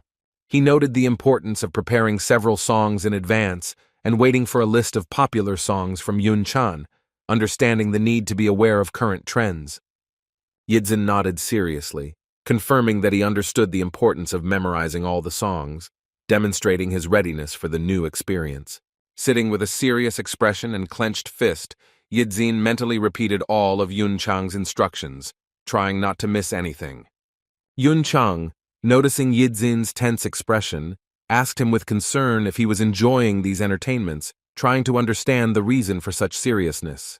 As the school day ended, students began to head home, finishing another hard day of school. Yuna, with her hands folded, looked thoughtfully out the window at the departing school children, immersed in her thoughts. Go-suk gave her information about Ijin, his age, nationality, and that he was Yoon Dayun's older brother, who had recently transferred to their school. Yuna, surprised, asked again about Dayun, believing that she had no relatives except her grandfather. Her voice expressed obvious bewilderment. Go-suk confirmed that after the plane crash, Dayun lost her parents and brother, and after that, She lived only with her grandfather. His tone was serious and informative. Yuna, still not understanding the situation, asked how Yidzin could be Dayun's brother if he was thought to have died. Go-suk expressed concern over the sudden appearance of a dead man right before their arrival, suggesting that they investigate Ijin, his voice sounding wary and determined. Walking slowly along the evening streets with flickering lanterns after school, Inzin plunged into deep thought, pondering something important and serious that was haunting him. Suddenly the silence was broken by a loud phone signal, causing the Indian to flinch and look at the screen with curiosity, trying to understand what could have happened at such a late hour. Injin's gaze fell upon a message in a group chat called Model Team, where two well-known school bullies and his deskmate were chatting. Carefully reading the correspondence, Inzin learned that one of the bullies suggested making Yun Chan the leader of their team, and the red-haired bully expressed his distrust. The scene changed to the Plast PC Computer Club, where most of the seats were empty, creating an atmosphere of privacy and tranquility among the flickering monitors and humming system units. Sitting side by side in the computer club, Lee Ja-hoon could not contain his admiration for Chan's performance, who skillfully led the entire group, helping Injin reach new heights. The red-haired hooligan asked Chan with suspicion in his voice whether his account was an additional one, to which he calmly confirmed that he had a main profile. The bully's curiosity was further aroused, and he eagerly asked Chan about the rank of his main account, assuming that he had reached the level of Diamond or Master. Chan's answer struck both boys like a bolt from the blue when he calmly said that he was a challenger, instantly changing their attitude towards him. Suddenly changing their behavior, the hooligans began to fuss around the vat, offering him drinks and food, calling him lord and trying in every way to please him. The bullies mercilessly criticized Injin's playing skills, claiming that he needed a lot of practice and expressing disbelief at his low level of skill in the game. Injin, who was immersed in reading the messages on his phone screen, was extremely surprised by what was happening when suddenly someone's voice brought him out of his reverie. Turning around, Inzin saw his sister dressed in a yellow hoodie, looking incredibly calm and beautiful, like the embodiment of grace. Their unexpected meeting took place on the street where the Indian sister had just left the grocery store, holding a shopping bag in her hands. Inzin asked with a smile about the reason for her appearance here, to which the sister replied that they had run out of food at home and had to go shopping. Pointing to the bag in her hands, the sister added that she took the opportunity to buy some snacks while she was in the store. Inzin offered to carry the package instead of his sister, but she gently refused, assuring him that the load was light and she could handle it herself. The sister began to ask the Indian with interest whether he spent all his time with the new friends he had recently made. Expressing admiration, she noted how quickly Inzin found a common language with his classmates, despite past events that could have alienated people. Having asked where they spend their time, Inzin told them about a computer cafe, which surprised his sister, who was thinking about the popularity of such places. Suddenly interrupting his sister's thoughts, Inzin asked with concern in his voice if everything was okay, which puzzled the girl a little. Clarifying his question, Inzin explained that he was interested in her affairs at school, showing sincere concern for his sister. The sister silently looked at the Indian, realizing the depth of his concern for her, and took her time answering his question. The girl reassured her brother, assuring him that her life at school had improved and that she had not felt so comfortable for a long time, urging him not to worry anymore. Inzin mentioned that he was not hungry, explaining this by the abundance of various food in the computer club where he recently spent time with friends. When I asked my sister if she had had dinner, she answered negatively, expressing a desire to share the meal with her grandfather, who should soon return home. The sister's words surprised the Indian, and she continued to talk about her grandfather's imminent return home as if it were something special. Suddenly, Inzin asked permission to join their family dinner, which came as a surprise to his sister.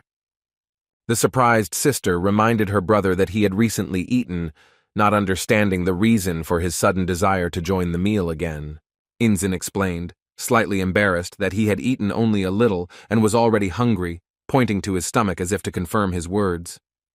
At the family table, the grandfather admired his granddaughter's culinary achievements, praising her for a simple but delicious dinner of fried eggs, bacon, and soup. The grandfather noted that the soup was prepared by the girl herself, emphasizing her efforts and skills in cooking. Inzin sat at the table enjoying the warm family atmosphere and listening to the conversations of his loved ones with a smile. The grandfather asked his grandson to evaluate the taste of the food, to which he enthusiastically confirmed that everything was very tasty, causing a satisfied smile from the grandfather. As he threaded the noodles onto metal sticks, Grandpa warmly remarked how nice it was to see the whole family gathered together at the table. Dayan also smiled, feeling that for the first time in a long time, she could completely relax, freed from the worries that had haunted her for so long. Amidst the general merriment, Inzin remained serious. His gaze, frozen at one point, betrayed deep thoughtfulness and detachment from what was happening, as if he was in another world. Memories of his past life flooded Inzin. Images of fires, destruction, and the horrors of war came back to life in his mind, making his heart beat faster from the fear and pain he had experienced. Moments came to mind when, during military operations, it was necessary to make do with little, snatching up meager rations in the form of candy bars, which now seemed so far away. Vivid images of himself hiding behind rocks and trees, trying to remain unnoticed by enemies, appeared before Inzin's eyes in order to seize the moment and eat in silence and solitude. As he went up to his room, Yingjin realized that he had clearly overeaten today, but this did not cause him any feelings of discomfort or regret, only warmth and gratitude for the opportunity. A smile lit up Inzin's face as he realized that nothing could compare to the warmth of a family dinner shared with his grandfather and sister, and he was genuinely happy with his decision. Suddenly, the silence of the room was broken by the ringing of the phone lying on the nightstand, causing Inzin to flinch in surprise and tearing him out of his pleasant thoughts. Seeing his lieutenant's number on the screen, Inzin picked up the phone and politely inquired about the purpose of the call, not expecting to hear a familiar voice at such a late hour. The lieutenant asked to be called Hu Yun now, which caused Yingjin a slight confusion and concern about the state of his interlocutor, forcing him to think about the reasons for such a change. Hu Yun inquired about Yingjin's school life, asking if he had any problems, showing genuine concern and attention to his former subordinate's adaptation. Yingjin's sudden silence alerted Hu Yun, who immediately asked if there were any difficulties, his voice betraying obvious concern for the young man. Hu Yun's sudden question about the possible murder sent shock waves through the people around him, their eyes widening in surprise and disbelief, and a tense silence hung in the air. All the guys behind Hu Yun were shocked by the suggestion of murder, but Yingjin quickly denied it, assuring that the situation was completely different and not as serious as it might seem.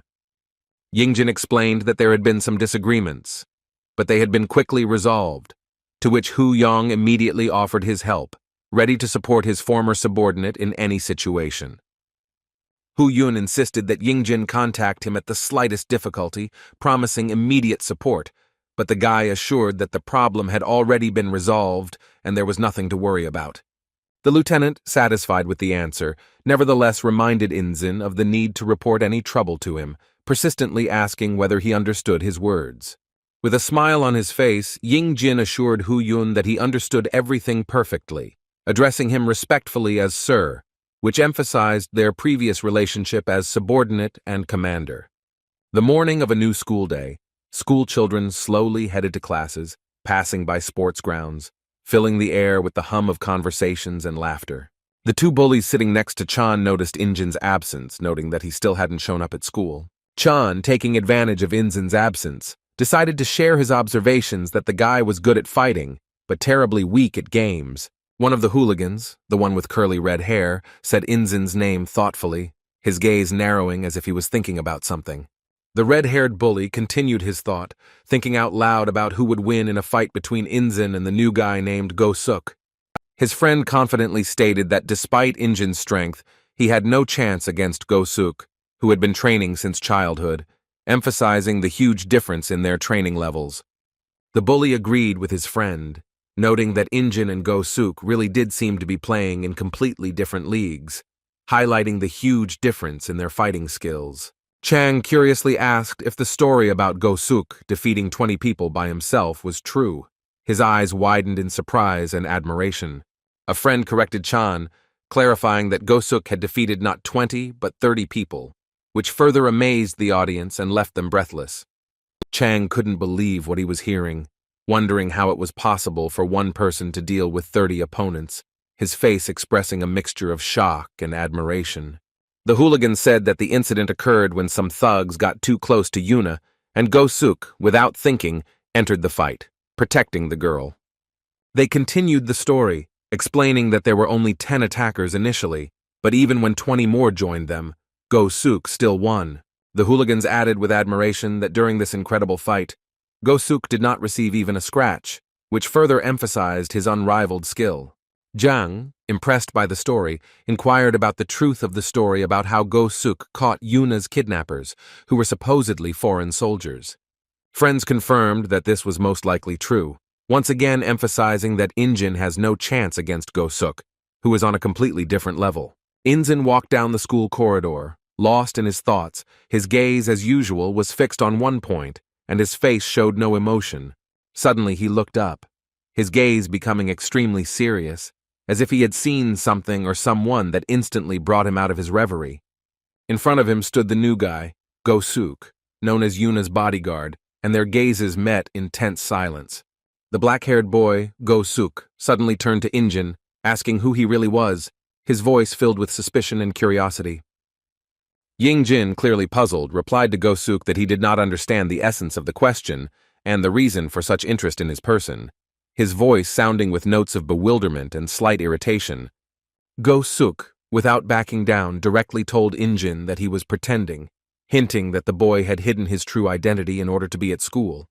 Continuing his thought, Go-suk mentioned that he had heard about Injin's participation in the translation of Kim Kim-soo and Kim Hee-jin, his tone betraying confidence in his words. Injin vehemently denied any involvement in the translation, admitting only a slight misunderstanding between them, his voice sounding firm, but worry flickering in his eyes. Go-suk, clearly not believing Ying-jin's words, continued to press, saying, "If that's the case, then what about this?" His gaze became even more piercing. He revealed his trump card by stating that the school Injin had spoken of had never had a student with his name, which clearly cast doubt on the boy's entire story. Injin's gaze changed. Losing its previous calm, he realized that he was in serious trouble. His face betrayed the internal struggle and tension. Yu Dayun, who was lost in her thoughts, was startled by the unexpected touch on her shoulder. She slowly raised her eyes to see who had disturbed her privacy. In front of her stood Yuna, a recently transferred beauty who had suddenly appeared in the office and was now carefully examining the surprised Dayun. Yuna smiled and studied Dayun's facial features as if trying to remember every detail, and softly asked if it was really Yu Dayun in front of her, her voice sounding with a hint of interest. Dayun responded to Yuna with a sincere smile that she didn't expect her return, calling the girl Sunbae, her eyes shining with joy from the unexpected meeting with her older friend. Yuna, also smiling, said that she had arrived only yesterday. Her gaze, full of warmth, was directed at the young Dayun, as if trying to make up for lost time. Continuing the conversation, Yuna mentioned that she was in the same class as Dayun's brother. This news clearly surprised the girl, making her think about the truthfulness of what she heard. Suddenly, the smile disappeared from Yuna's face, replaced by an expression of slight wariness. She asked Dayun about her brother, reminding her that she had previously considered her the only child in the family. Dayun, after a short pause, replied that she had thought about her brother's death along with her parents 10 years ago, but recently everything had changed, her voice trembling from the flood of memories. The girl continued, saying that 6 months ago they were told that her brother was still alive, and vivid images of that day came back to her mind. Dayun remembered returning home to see her grandfather, whose hands were shaking violently while holding the phone, and this image was etched into her memory, causing anxiety and worry. The worried granddaughter immediately asked her grandfather about the reason for his condition, her voice betraying her excitement and fear of possible bad news. Grandfather slowly turned to face Dayun. His face was covered in tears that seemed to never stop flowing, creating a picture of deep emotional distress. With a voice trembling with emotion, the grandfather said, "My granddaughter, your brother Idzin is still alive," his tears flowing like crocodiles, expressing the full depth of his feelings. Hearing these incredible words from her grandfather, Dayun was shocked to the depths of her soul. Her mind refused to believe in the reality of what was happening, unable to comprehend such incredible news. Yuna asked Dayun curiously why they didn't know about her brother all this time, since if he was alive, he should have contacted his family. Her voice betrayed a slight bewilderment. Dayun explained that Idzin had lost his memory after the accident, and it was only recently that his memories began to return, allowing him to contact his family through an acquaintance, her tone full of emotion. Yuna, trying to clarify the details, carefully asked again about the memory loss and its recent return, her gaze expressing a mixture of sympathy and slight distrust. Sister Ijinya happily confirmed, adding that her brother only remembered her and her grandfather, but nothing more, her eyes shining with happiness at the mere thought of the family reunion. The story clearly didn't convince Yuna. She looked at Dayun silently, her face expressing restrained anxiety and doubt, which she tried to hide.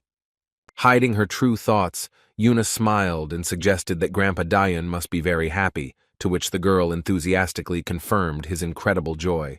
Dayun continued her story, describing how after the call, her grandfather cried for a long time, and then, not feeling tired, took time off from work to devote time to cooking lessons.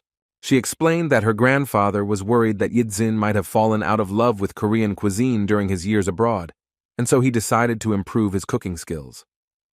Yuna, touched by the story, noted the care and kindness of Dayun's grandfather, to which the girl, with a beaming smile from ear to ear, confirmed his exceptional qualities. Suddenly, Yuna, trying to be careful, asked Dayun if she was sure that this was really her real brother, her voice sounding soft but with a hint of worry. Dayun's smile froze on her face. Yuna's question clearly touched her to the quick, and she, a little confused, asked again what she meant, trying to hide her confusion. Yuna, trying to smooth things over, smiled and clarified her question, suggesting that, of course, a DNA test should have been conducted to confirm the relationship. Dayun responded that her grandfather claimed that her brother still looked like he did when he was a child, to which Yuna cautiously asked if they had checked the DNA to make sure it was really him. With a slight puzzlement and a smile on her face, Dayun asked Yuna why she was even interested in her brother, her voice betraying a mixture of curiosity and slight concern. Yuna, taken aback by Dayun's direct question, didn't know what to answer, not wanting to reveal the true reasons for her interest and questions about her friend's brother. Suddenly, Yuna asked if Dayun's brother had a girlfriend. This unexpected question greatly surprised Sister Idzin, making her wonder about the reasons for such interest. Meanwhile, Yidzin, who had encountered Go-suk, decisively asked him what he meant and what he was trying to achieve with his words, his voice sounding tense and wary. Go-suk, not hiding his hostility, demanded an explanation as to why Yidzin had applied and come to this school, insisting that he needed to know the truth. Yidzin, trying to remain calm, asked Go-suk if he was implying that his documents were fake, trying to understand the essence of the accusations. Go-suk stated that the investigation showed that Yidzin was not present at the stated place of residence, and the previous school claimed that there had never been such a student. With a piercing gaze and a cold tone, Yidzin demanded that Go-suk provide evidence for his accusations, accusing him of making false statements. Go-suk, surprised by Yidzin's reaction, asked again if he had understood correctly that the accused was asking him for evidence, his voice betraying a slight confusion. Yidzin insisted that if Go-suk was claiming that the documents he provided to the school were fake, he must have solid evidence to support his words. Go-suk looked at Yidzin silently, thinking about the situation. He had no direct evidence, only the words of people who claimed that Yidzin had never studied at the said school. Go-suk was shocked by Yidzin's reaction, who instead of getting flustered or making excuses, simply calmly demanded proof, his confidence causing Go-suk to doubt his suspicions. Yidzin's expression remained unchanged, which confused Go-suk even more, making him wonder if he had been wrong in his assumptions. Yidzin, taking the initiative, asked Go-suk about the reasons for his investigation, his voice sounding calm, but with a hint of curiosity and a slight challenge. Go-suk, a little confused, replied that Yidzin's suspicious behavior forced him to conduct an investigation in an attempt to justify his actions. A tense silence hung in the hallway where Yidzin and Go-suk stood a meter apart, their gazes locked on each other as if in a silent duel. Yidzin suddenly said that it was all for the sake of returning home, which made Go-suk question his motives again, the atmosphere becoming more tense with each passing second. Reacting quickly, Yidzin explained that this was the answer to the question about his motives, his tone remaining calm and confident, which puzzled Go-suk even more. Without waiting for an answer, Yidzin turned around and walked further down the corridor, not even giving Go-suk a glance, his departure as mysterious as their entire conversation. Go-suk, watching Yidzin leave, mentally promised himself that he would find evidence of the forgery of the documents within a few days. His determination only grew stronger.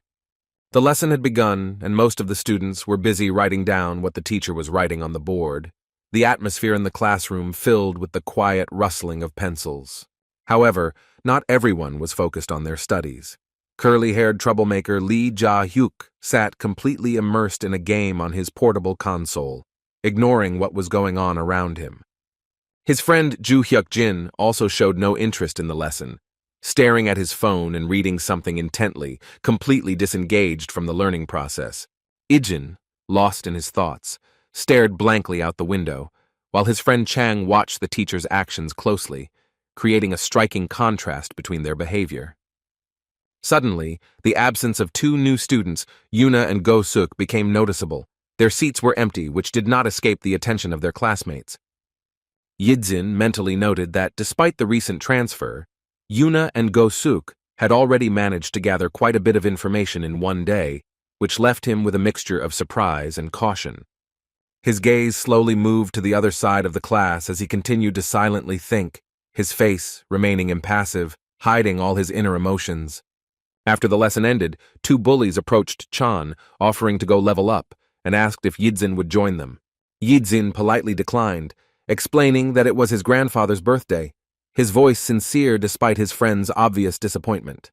The hooligans, accepting Yidzin's refusal, approached Chan with an offer to go together, the three of them. Their tone was friendly, which seemed unusual for their previous behavior. Chan, who had previously been afraid of these bullies, now looked completely calm as he agreed to go with them, his confidence clearly having increased recently. Elsewhere, Go-suk admitted that he had no direct evidence that Yidzin's documents were forged, sounding disappointed and a little confused.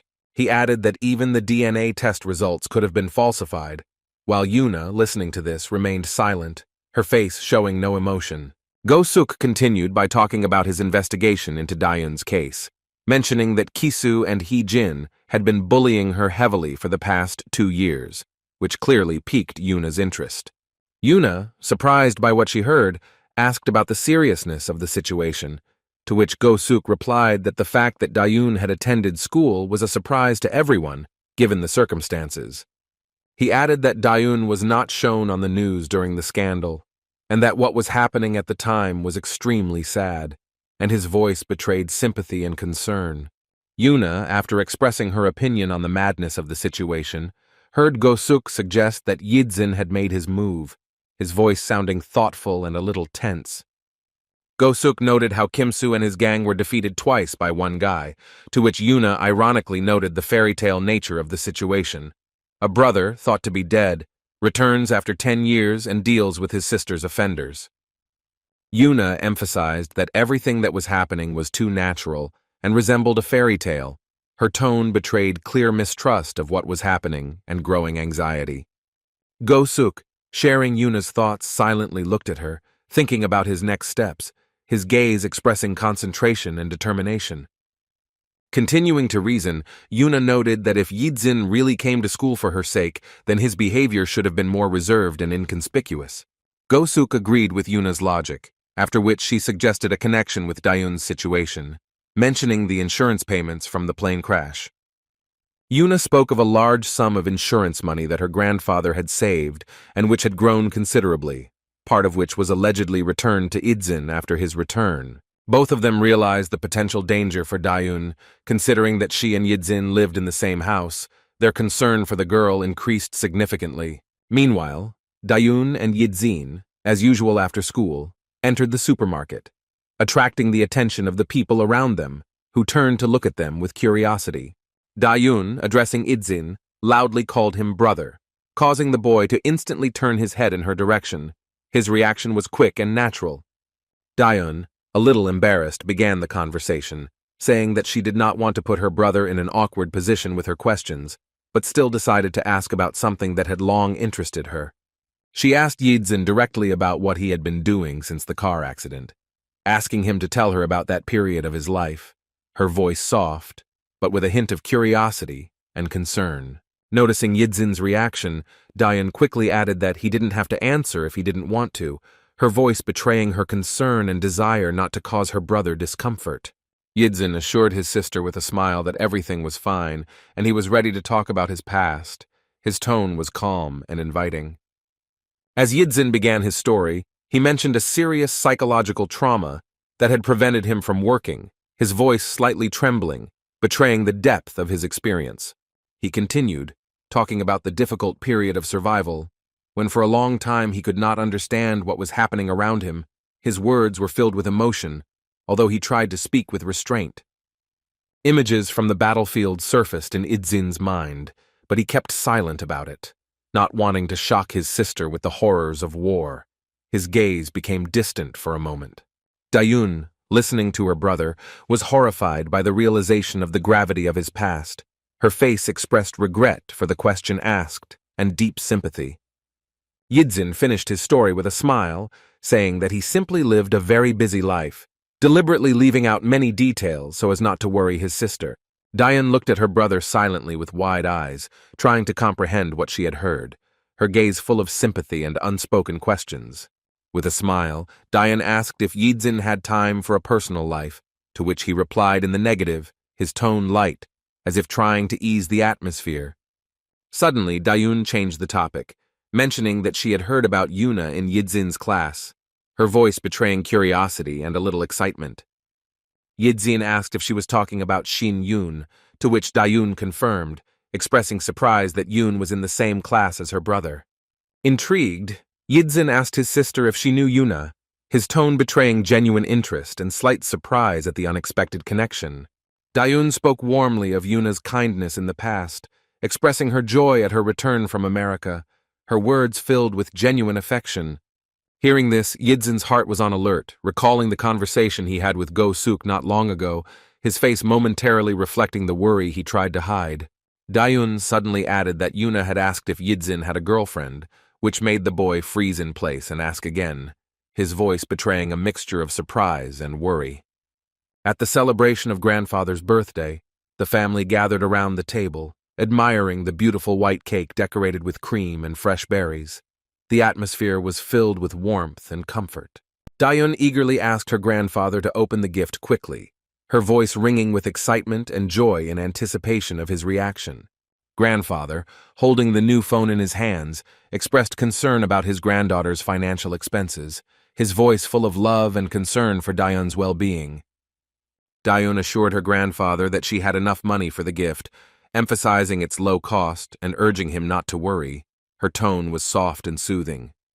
The grandfather, whose hands were shaking slightly with excitement, said that he already had the greatest gift, his eyes shining with happiness and gratitude. He continued, saying that having his grandson back home alive was the most precious gift, his voice shaking with emotion. Yidzin listened silently to his grandfather's words, clearly stunned by the depth of feelings he was not yet accustomed to, while Dayun watched the scene with a gentle smile. Suddenly the phone rang in the next room and Dayun stood up to answer it, realizing it was her call. Her movements were quick but careful so as not to disturb the atmosphere of the moment. Dayun answered the call, greeting Yuna, her brother's classmate, in surprise, her voice betraying a slight confusion at the late call. Yidzin, sitting at the banquet table, was puzzled by Yuna's unexpected call to his sister, his brows slightly furrowed in thought. He listened to his sister's conversation as she asked Yuna about the reason for calling so late, and Dayun's voice was filled with curiosity and slight concern.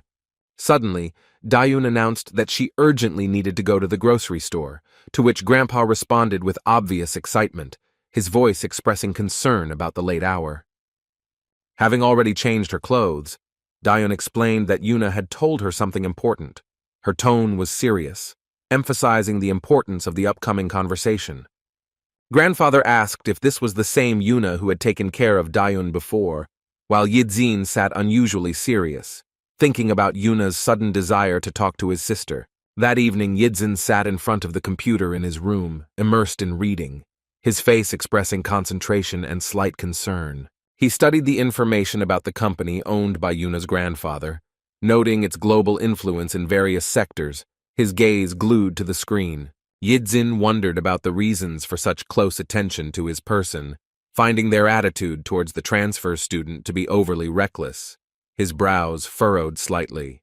Gosuk's words from the hallway surfaced in his mind, clearly asking about the reasons for Ijin's transfer to this school, causing the boy to delve deeper into his thoughts. While deep in thought and studying information about the corporation, Yidzin was suddenly distracted by a call. His thoughts were abruptly interrupted. It turned out that it was a grandfather who decided to tell his grandson about his intention to go out for a while. His voice sounded calm and confident. Yidzin, on guard, cautiously asked if his grandfather was going to go after his sister, his tone betraying a slight concern. Grandfather replied that the exit was not only related to Dayun, but also to his usual need for walks. His words sounded natural and relaxed. Hearing this, Yidzin smiled and gently suggested that his grandfather stay at home, his voice full of care and concern.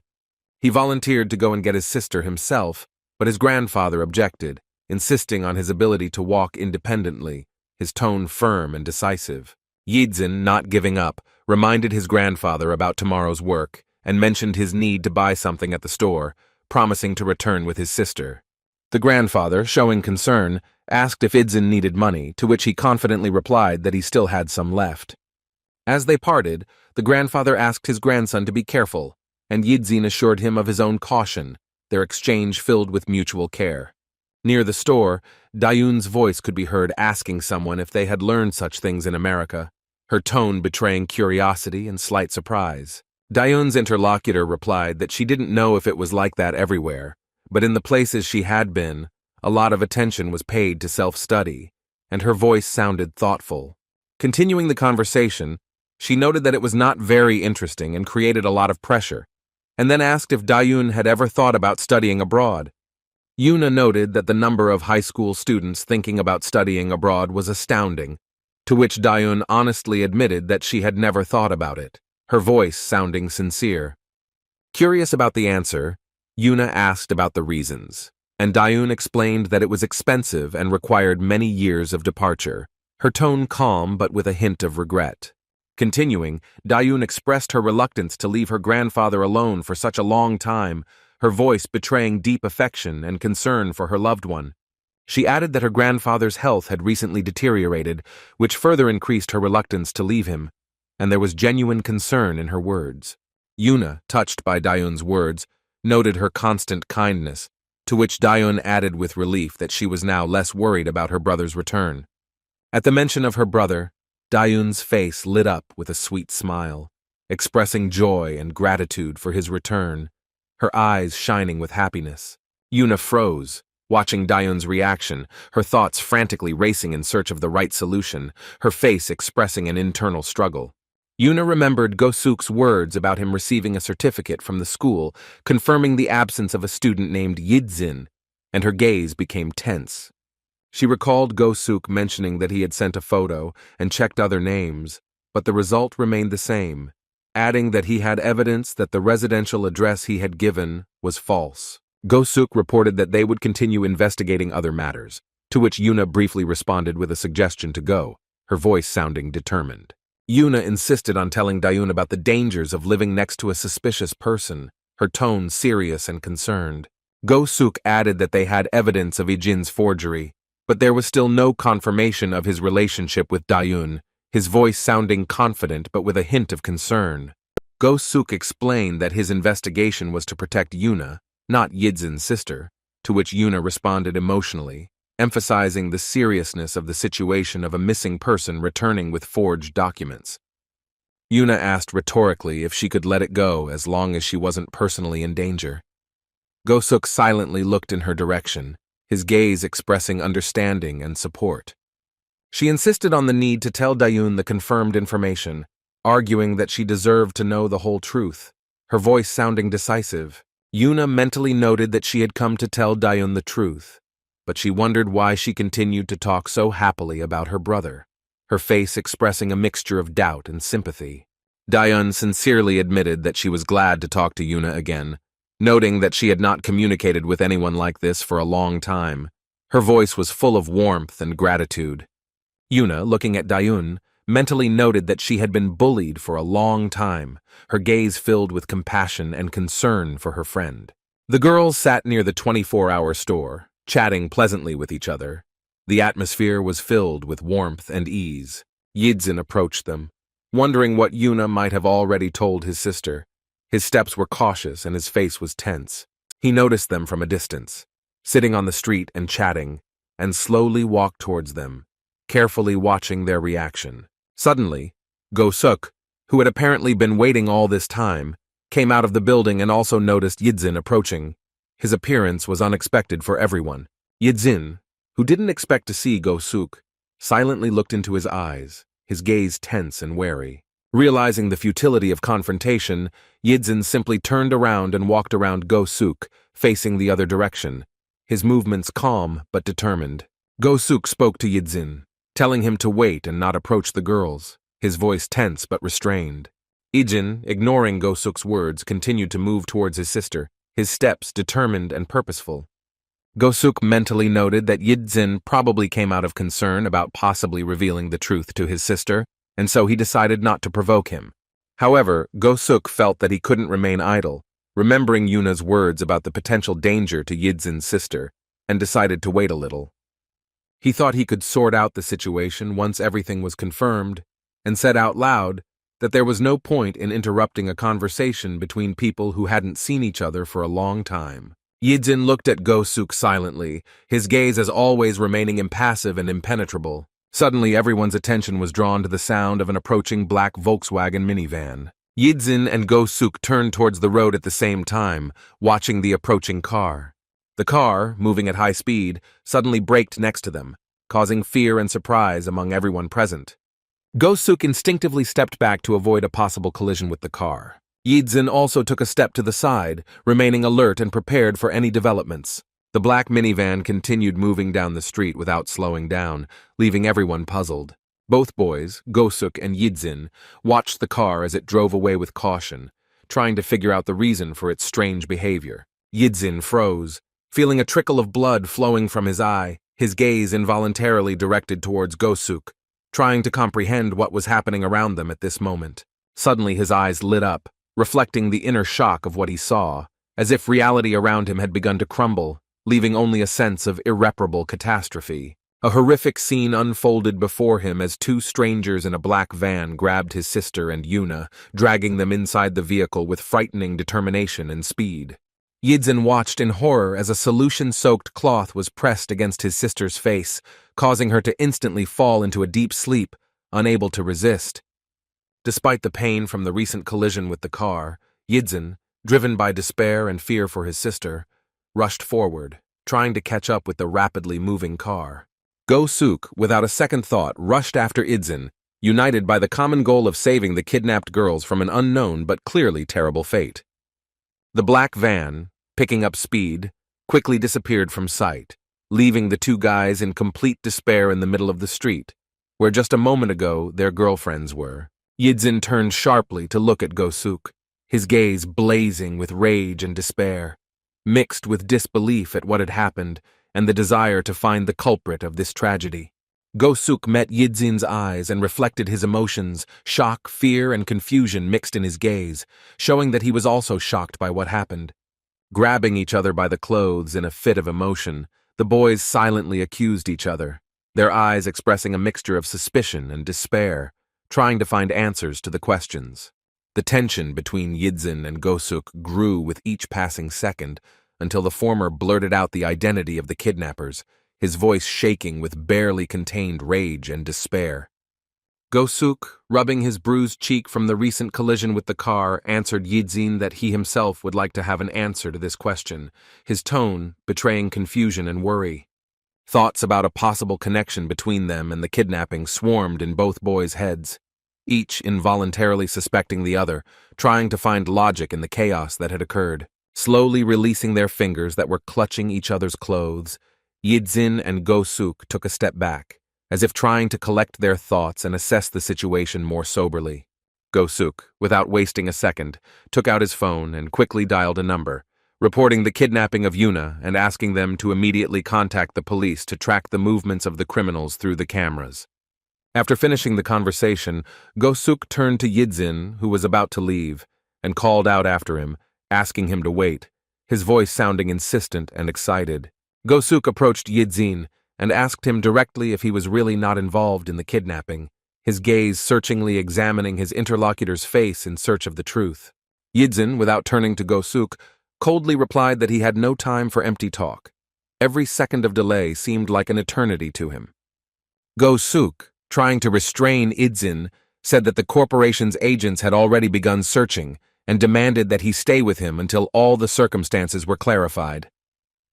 Yidzin, without hiding his irritation, declared that Go-suk's team could look for Yuna, but he himself would find his sister, his voice sounding decisive and unyielding.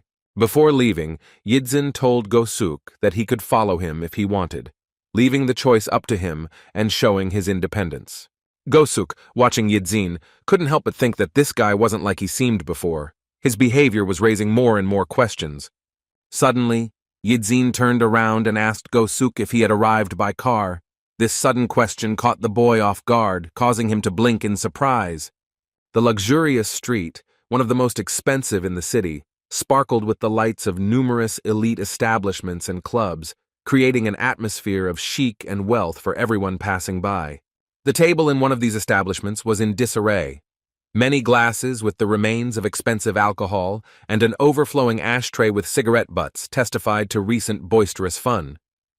The boss, taking a deep drag on his cigarette, mentally prepared himself for the problems to come, his face expressing a mixture of fatigue and irritation at the upcoming troubles. Suddenly, his thoughts were interrupted by the voice of a subordinate, who addressed him with obvious concern, to which the boss reluctantly responded, asking about the reason for the concern. The subordinate, stammering, reported an unexpected visit from a certain guy, which caused confusion in the boss, who could not understand who he was talking about.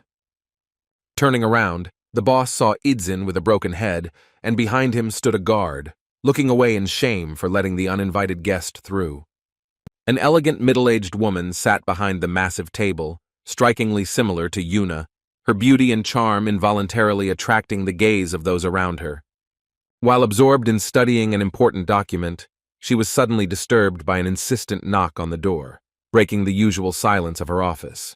The woman, not hiding her irritation, asked the worker who had entered the room the reason for his hasty intrusion, without even waiting for her permission to enter. The worker, stammering with excitement, reported the shocking news of Yuna's abduction, causing the woman to immediately react with surprise and alarm.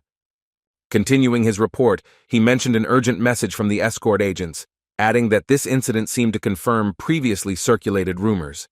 The woman, thinking about the situation, asked about the advisability of the grandfather continuing to pursue the company, to which the employee responded uncertainly. Despite the threat, the woman expressed hope that her grandfather would continue to defend his interests, her voice sounding firm and decisive. Deep down, the woman who looked so much like Yuna knew that continuing her grandfather's actions could lead to tragic consequences for the kidnapped woman. Meanwhile, in another place, the boss looked at Yidzin, who had suddenly appeared with bewilderment, trying to understand the reason for his unexpected visit. Yidzin, as calm and impassive as ever, stood before the boss, his hair stained with blood from a recent collision with a car. Go-suk, who had decided to accompany Yidzin after all, was thinking about Boss Cha-dusik, a man respected in certain circles whose reputation in the underground world was feared. Wondering how Yidzin knew such a person, Go-suk watched as the boss inquired about the purpose of the boy's visit, to which he laconically replied that he needed information. The boss, still holding a smoking cigarette, asked with unexpected interest whether Yidzin had really come for this very reason, his tone betraying slight surprise. Upon hearing about the kidnapping of the SV Corporation director's granddaughter, the boss couldn't hide his surprise, his face reflecting a mixture of disbelief and concern. Looking closely at Yidzin's face, the boss realized that the guy was not joking and was telling the pure truth, which made him tense up even more. While denying any involvement in the kidnapping, the boss emphasized the madness of the idea of getting involved with such a powerful corporation, his voice sounding warning and a little nervous. Yidzin, without wasting any time, insistently demanded information about the possible culprits, his tone leaving no doubt about the seriousness of his intentions. The boss, looking at Yidzin, expressed doubt about the advisability of his intervention, emphasizing the danger of the situation into which they were trying to drag him.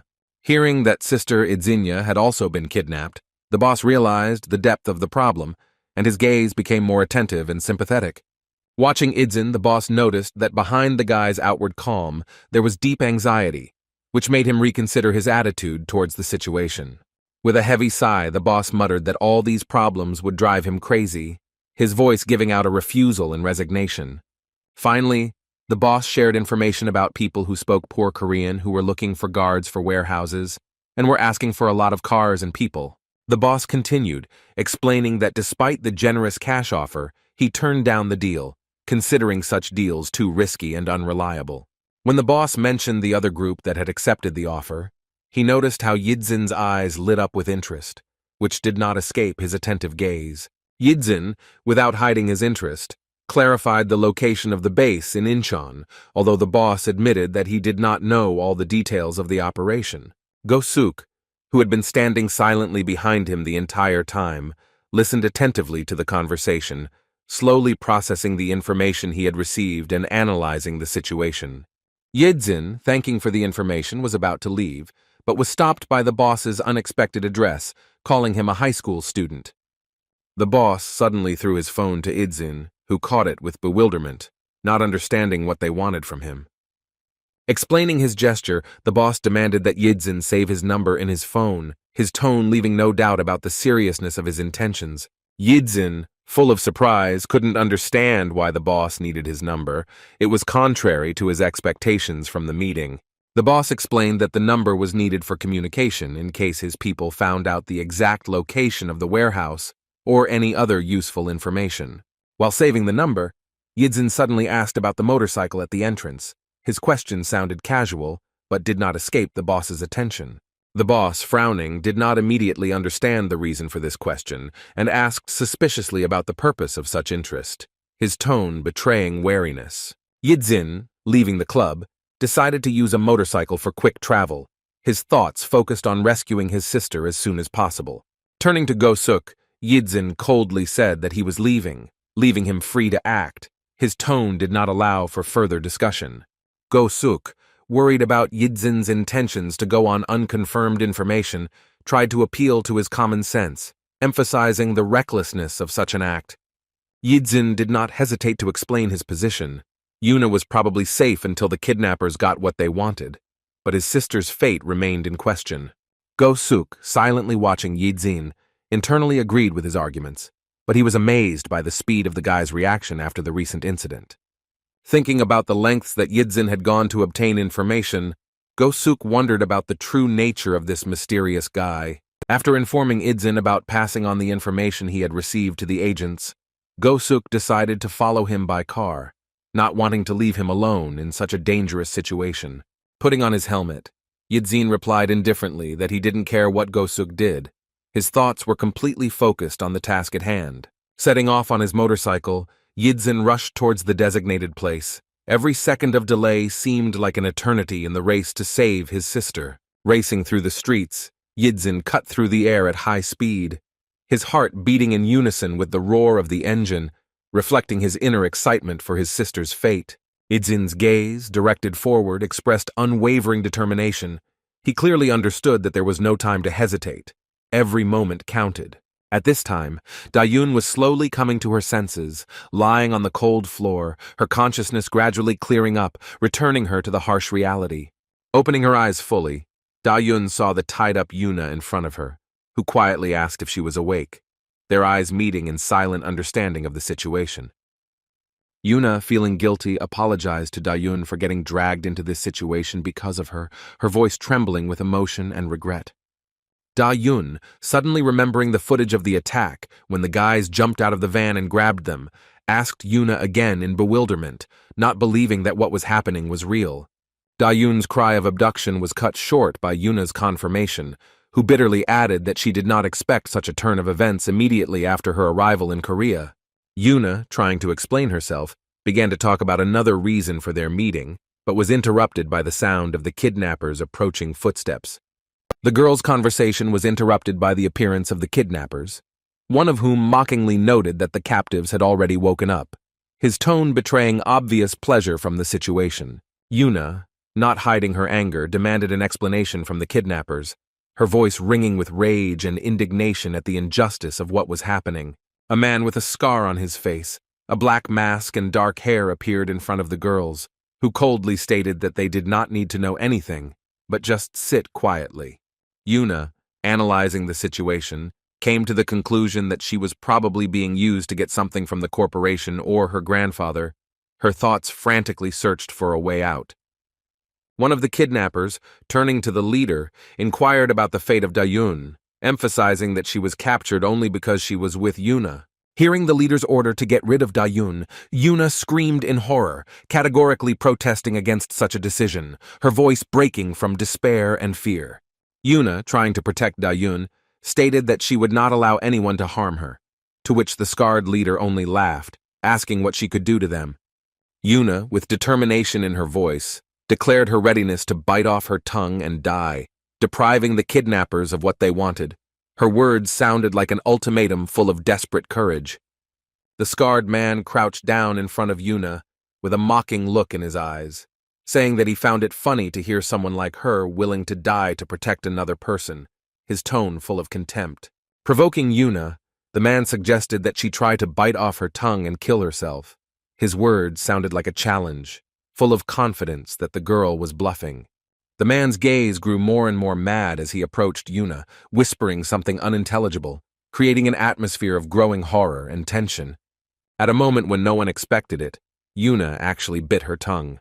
Blood flowed from the mouth of the beautiful girl who was accustomed to a luxurious life, shocking everyone present. The people around watched this scene in amazement, hearing Dayun scream, full of horror and concern for her friend, her voice cutting through the sudden silence. The scarred man, clearly impressed by Yuna's actions, reluctantly admitted that this nonsense had bought the girls some time, his tone betraying a mixture of irritation and respect. Turning to his subordinates, the leader ordered that Dayun be left alive for now, postponing her elimination for later, his voice sounding irritated and impatient. Hearing the order to gag the captives so that they would not make noise, Yuna felt a new wave of anger, her eyes flashing with fury and determination to resist the kidnappers. Yidzin, having arrived at the warehouse, slowly removed his helmet, his gaze carefully studying the surroundings, preparing for the upcoming actions to save his sister. Go-suk, driving up in his car, asked Yidzin with tension in his voice if they had really arrived at the right place, his tone betraying a mixture of anxiety and determination. Yidzin looked around at the many colorful containers standing around and confirmed that this place matched the boss's description, his voice sounding focused and tense. Go-suk, analyzing the situation, noted that Yidzin's information was reliable, confirming that according to the agents, the kidnapper's car was indeed heading here.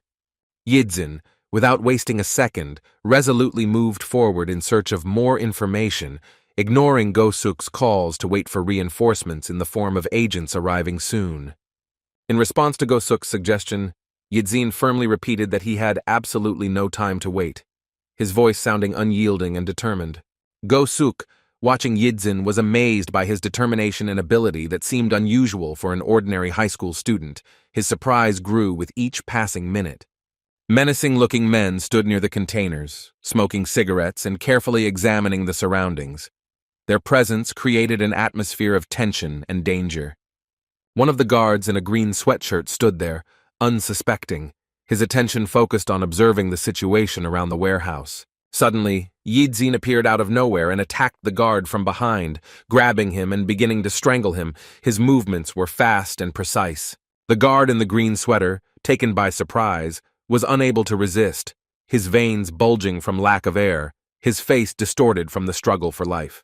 Within moments, the guard lost consciousness and fell to the ground, his eyes rolling back, turning white and lifeless, his body going limp in Yidzin's arms. Yidzin quickly dragged the unconscious body of the guard to the pile of other enemies he had previously neutralized, his movements confident and methodical. Go-suk, following behind Yidzin, helped move the bodies of the guards, thinking about the boy's extraordinary skills in silently neutralizing opponents. Go-suk, not satisfied with the previous answer, once again persistently asked Yidzin about his true identity, his voice demanding and with a hint of suspicion. Yidzin, maintaining a serious expression, repeated his answer about being just Go-suk's classmate, his tone clearly showing irritation at having to repeat himself. Turning away from Go-suk, Yidzin continued on his way, leaving his interlocutor with a clear expression of irritation and distrust on his face, the tension between them growing. Go-suk, realizing that he was being deceived, silently accepted Yidzin's answer. But inwardly, he was convinced that an ordinary high school student was not capable of such actions. Yidzin's eyes suddenly lit up, his pupils turning red, giving him a heroic and unperturbed look, his image radiating calm and confidence. A man with gray hair, an important person by the look of it, received information about the kidnapper's demands, his face expressing deep concern and tension. The subordinate reported that the kidnappers demanded a cessation of activities in favor of business development.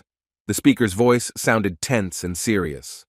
Additionally, a condition was conveyed about a response within an hour, otherwise they threatened to kill Yuna. This information made everyone present tense.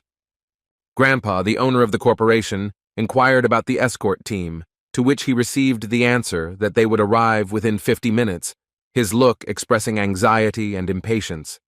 The elderly man, scratching his arm in deep thought, pondered the situation, trying to find the right solution at this critical moment. The guards at the containers talked among themselves, complaining about the instructions of unknown people and repeating the boss's words about the need to simply do their job without asking unnecessary questions. Before he could finish his sentence about payment, one of the guards suddenly received a strong blow. His words were cut off in mid-sentence, taking everyone by surprise. A moment later, one of the guards was on the ground, his body hitting the asphalt with a dull thud, creating an atmosphere of sudden danger. The second guard standing nearby was also attacked, his cry of what was happening cutting through the air, expressing a mixture of fear and surprise. Yidzin, demonstrating his fighting prowess, kept his hands on the second guard's neck, his movements precise and efficient as always.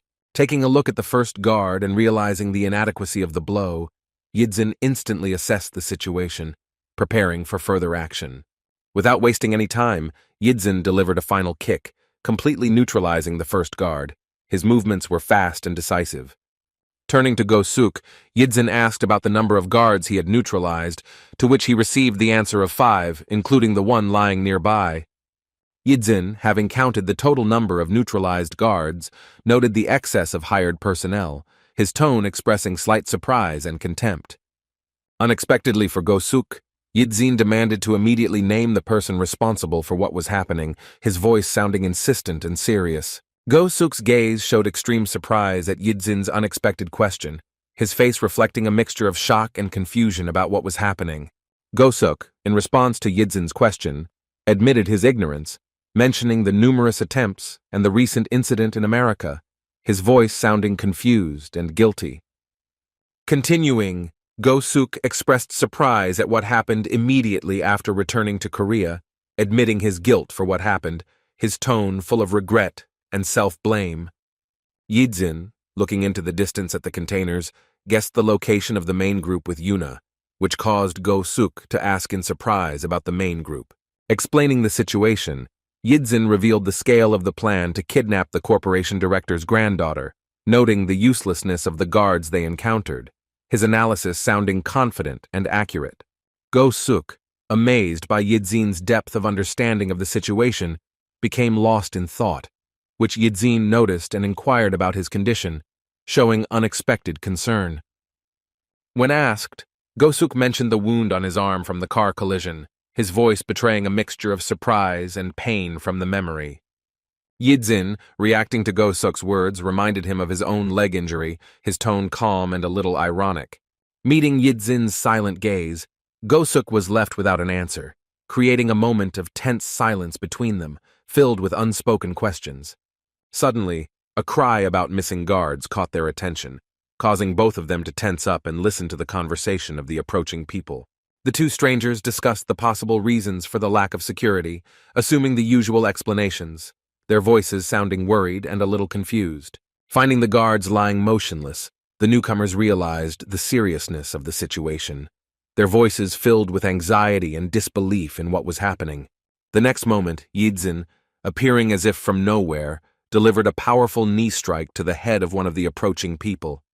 His attack was lightning fast and merciless.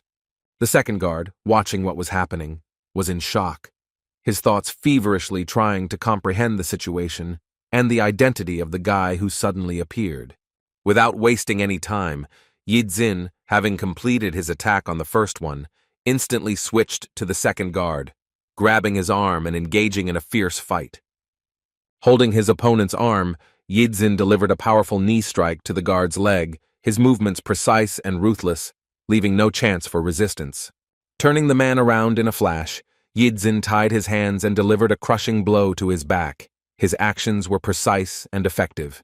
After disarming both guards, Yidzin suggested to Go-suk that they split up, assuming that the noise might attract the attention of the others, his voice sounding tense and determined. Go-suk agreed to the plan but suddenly turned to Yidzin, his tone betraying the desire to say something important before parting. Expressing his feelings, Go-suk asked for permission to properly apologize to Yidzin after the operation was completed, his words full of sincere remorse. The man with the scar, who had previously communicated with the girls, cast a cold, angry glance somewhere into the distance, his face expressing alertness and readiness for action. Two of his subordinates reported strange sounds outside, to which the scarred man abruptly ordered them to check the situation, his voice imperious and impatient. The subordinates, having confirmed the order, headed off to check, leaving Yunu and Da-yun tied up and gagged to prevent them from screaming for help. At this time, Yidzin was running rapidly across the territory. His movements were purposeful and fast. Every second brought him closer to the goal of finding his sister. Suddenly, a shout was heard ordering Yidzin to stop, causing him to freeze in place and turn around to see the source of the voice. Yidzin looked around at the people surrounding him, his gaze expressing extreme surprise at what he saw, as if he had discovered something unexpected. The four boys looked at Yidzin and noted with bewilderment that in front of them was just a child, not resembling Go-suk in the photo. Their voices expressed confusion. Surprised by Yidzin's unexpected appearance, the kidnappers demanded an explanation, but the boy remained silent, his face impassive. Yidzin mentally noted that these were the real kidnappers, while they, deciding not to wait for an answer, ironically remarked on his luck. Deciding to quickly deal with the intruder, the kidnappers prepared to attack, while Yidzin took a fighting stance, preparing for the inevitable clash. Go-suk, having separated from Yidzin earlier, carefully entered the room through the roof, his movements quiet and calculated. Hiding behind the boxes, Go-suk carefully examined the room, listening to every sound and trying to remain unnoticed. Go-suk peeked out from behind cover to see Yuna and Da-yun tied up and exhausted, his heart beating faster as he realized his target was close. While inspecting the warehouse, Go-suk was surprised to notice the lack of security, which seemed strange and alarming. The thought that all the kidnappers might have gone to Yidzin flashed through Go-suk's mind, causing him to worry about his partner. Approaching the girls carefully, Go-suk prepared to free them, his every move filled with tension and caution. Approaching Yuna, Go-suk heard her surprised question about the agent's arrival, to which he answered in the negative, adding that they were already on their way. Yuna, startled by Go-suk's appearance, began to question how he knew their location, her voice trembling with a mixture of relief and worry. Go-suk assessed the situation and noted the remaining time until the escort team arrived, his voice tense but confident.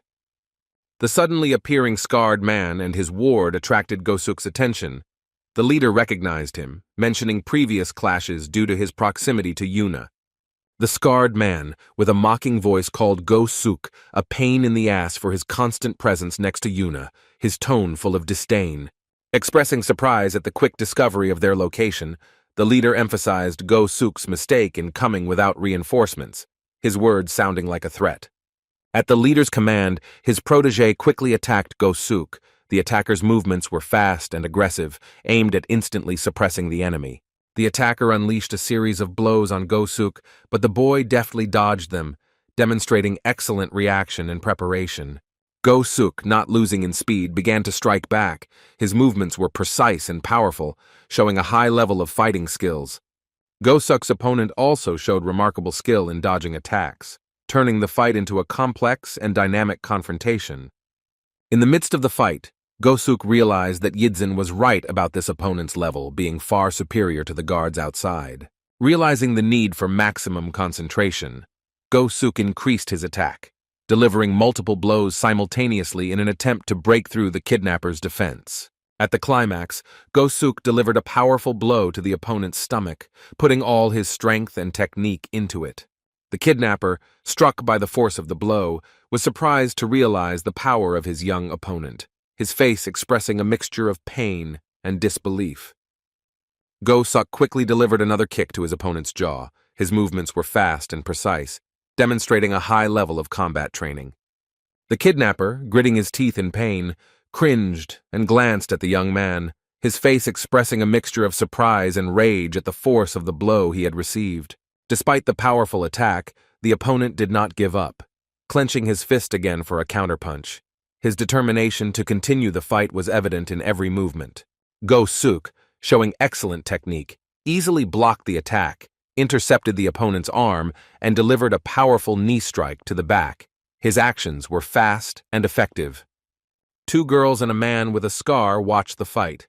The latter noted with surprise how easily his protege lost to the young guy, his gaze expressing a mixture of interest and irritation. Addressing Go-suk, the scarred man noted his impressive skills, mentioning his training since childhood, his voice carrying a hint of respect and caution. Yuna looked at her childhood friend with admiration, amazed at the ease with which he dealt with a dangerous opponent, her eyes shining with pride and relief. Continuing to speak, the man with the scar emphasized that this was not a friendly sparring match, to which Go-suk asked in bewilderment, not understanding what his opponent was getting at. Suddenly, a red aura appeared around Yuna, shocking everyone present. The atmosphere was instantly filled with tension and fear of the unknown. Blood began to drip onto the floor. Go-suk's face distorted from sudden pain. Everything happened so quickly that no one had time to understand what happened. Go-suk looked at his body in shock, covered in numerous cuts from the thin blade. The wounds on his arms, legs, and stomach were bleeding, causing him to be extremely surprised. The scarred man grinned and asked what Go-suk was surprised about, emphasizing the naivety of expecting to fight without weapons, and explaining why people like him were easy to deal with. Holding a knife, the scarred man ordered his subordinate to deal with Go-suk before the escort team arrived, his voice sounding impatient and threatening. A new fight began. The ward, having recovered from the previous defeat, attacked Go-suk with a knife, forcing the guy to constantly dodge dangerous attacks. Go-suk, who had not expected this turn of events, tried to avoid the knife strikes, his gaze darting around in search of an opportunity to counterattack or dodge. Go-suk's body was covered in numerous bruises, and he realized that he was moving too slowly due to the deep cut he received at the beginning of the fight, making every movement difficult. The man with the scar, also armed with a knife, declared his intention to deal with Yuna. His words sounded like a death sentence for the girl. Hearing the threat, Go-suk felt terrified, realizing that he shouldn't allow anyone to lay a finger on Yuna, his thoughts frantically searching for a way out of the situation. Da-yun, shocked by what was happening, looked at the scene with her eyes wide open in fear, unable to believe the reality of what was happening around her. The scarred man took one look at Da-yun and decided to get rid of her as well, considering the girl a nuisance. His intentions were obvious and ruthless. Yuna, trying to protect her friend, covered her with her body and screamed, forbidding anyone to touch Da-yun, her voice trembling with fear and determination. The knife flew at great speed, cutting through the air. Time seemed to slow down for everyone present, filling the moment with horror and inevitability. Da-yun's eyes filled with tears. She froze in shock. A red aura suddenly appeared around her, increasing the feeling of unreality of what was happening. Go-suk began to fall, the knife piercing his body as he stood up for the girl, shielding her from the flying weapon. His sacrifice was instant and heroic. The boy collapsed to the floor, clenching his lips in unbearable pain. Go-suk's screams echoed throughout the room, filling the air with horror and despair. The man with the scar, watching what was happening, contemptuously threw out, "What an idiot you are!" His voice sounded cold and indifferent. Addressing his ward, the man with the scar ordered to leave Yuna alive, but to kill Go-suk and the second girl, his tone leaving no doubt about the seriousness of his intentions. The man with the scar on his face watched the situation with an emotionless gaze, his face not showing the slightest sympathy or hesitation. The tied-up girls, aware of their helplessness and Go-suk's severe injury, understood that one of them was most likely doomed, and the atmosphere was filled with despair and fear. At this critical moment, Yidzin appeared, opening the door and letting in a bright light into the god-forsaken warehouse, his appearance like a ray of hope in the pitch darkness. The picture that appeared before everyone was astounding. The guy had single-handedly dealt with all of his opponents, who now lay beaten at the entrance, demonstrating his incredible abilities. Yidzin, who had not received a single scratch in the fight, looked determined and serious, completely focused on his main goal of saving his sister. Two suited security guards stood outside the boss's club, which was glowing with blue and purple lights, their postures expressing alertness and readiness for action. Inside, the boss sat with a guard who reported the involvement of Go-seong's faction in the incident, suggesting their ignorance of the seriousness of the situation they had intervened in. The boss, smoking his cigarette as usual, noted that the faction's behavior was not surprising, given their habit of taking on missions without proper preparation, his voice sounding with a note of disdain. While smoking, the boss suddenly turned his attention to something to the side, his gaze expressing surprise, as if he had noticed something unexpected. The subordinate, intrigued, decided to ask about the reasons for helping the high school student, his tone betraying a mixture of curiosity and bewilderment. The boss, asking again, reminded him of the problems created by the high school student, mentioning the information that had been published about the congressman, his voice sounding slightly irritated. In response, the boss explained his decision by his inability to take revenge on the guy who beat them up because of their incompetence, emphasizing that it was they who first contacted him. The subordinate, apologizing, expressed doubt about the need for such active assistance to the high school student, but the boss refrained from answering for now, simply continuing to smoke. Taking a drag on his cigarette, the boss suddenly smiled sarcastically, his face expressing some hidden thought or plan that he was in no hurry to share. The boss philosophically remarked on the inevitability of helping a guy whose sister had been kidnapped, to which the subordinate nodded in agreement, acknowledging the logic of the situation. Yidzin, who had appeared just in time to save his sister from being killed, caught the attention of the man with the scar on his face, and their eyes met in a silent confrontation. Go-suk, barely able to support himself on the ground, also noticed Yidzin's appearance, his gaze expressing a mixture of relief and anxiety about the outcome of the situation. The tied-up girls looked in amazement at the sudden appearance of Yidzin, their thoughts feverishly trying to understand where he came from and why he came. The man with the scar, seeing Yidzin, spoke in bewilderment about the presence of a schoolboy here, his voice expressing a mixture of surprise and irritation at the unexpected intrusion into their plans. Yuna, startled by Yidzin's appearance, mentally wondered about the reason for his presence, her gaze expressing a mixture of hope and worry for his safety in this dangerous situation. Da-Yun, not hiding her surprise, exclaimed the question about her brother's presence, her eyes sparkling with shock and joy at the same time, drawing the attention of everyone present to the unexpected relationship. The scarred man, hearing Da-Yun's words, mentally noted the fact of kinship between them, his face expressing a sudden awareness of the situation and its potential implications for their plans. Suddenly, the scarred man put his hand to his head and burst into loud laughter, his reaction seeming out of place and frightening in the tense situation at hand. With his eyes glowing, he uttered the phrase about Yidzin's intention to save his sister, expressing disbelief and finding the situation funny, his voice sounding with notes of madness and malice.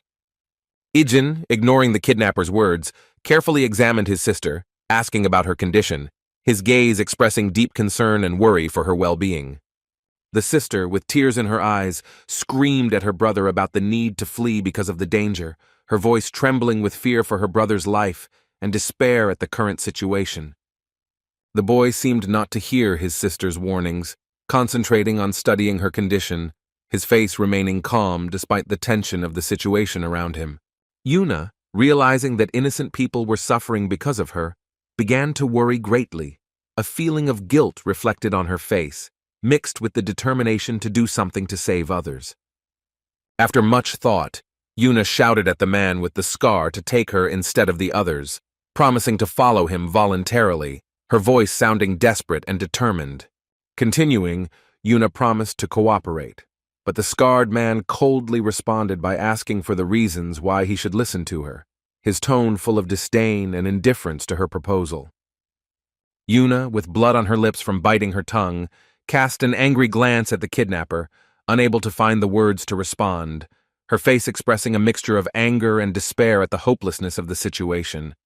Yidzin, the last hope in this gloomy room, caught the attention of Go-suk, whose body was pulsating with pain after a brutal beating that left him seriously injured. Yidzin's impassive face, as always devoid of emotion, made Go-suk wonder how even in such a tense situation, his comrade's expression remained unchanged. The scarred man, impatiently urging his charge, ordered him to kill Idzin, breaking the oppressive silence that had fallen in the room after the recent fight.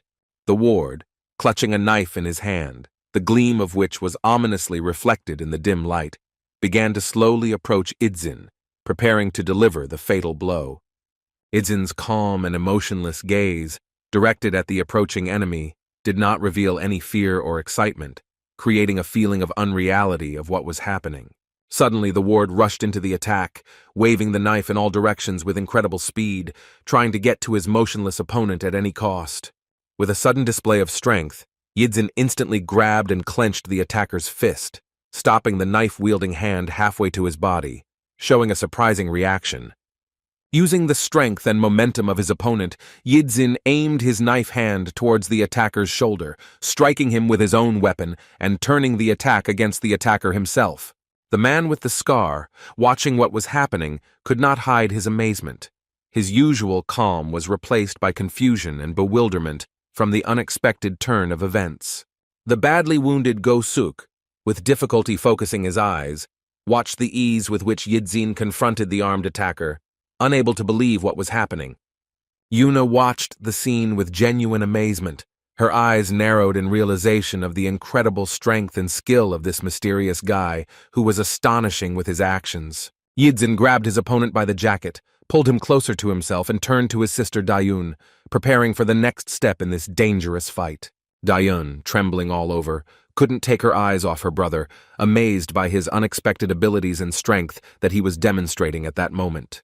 Yidzin, realizing that his sister shouldn't see what was happening, quietly asked her to close her eyes to protect her from the harsh reality of the conflict unfolding before them. Dayun, giving in to fear and her brother's request, quickly covered her eyes with her hands, trembling with horror at what could happen next in this tense situation. Yidzin, without wasting a second, inflicted countless cuts with a knife on his opponent, causing him to groan in pain and the realization of his defeat.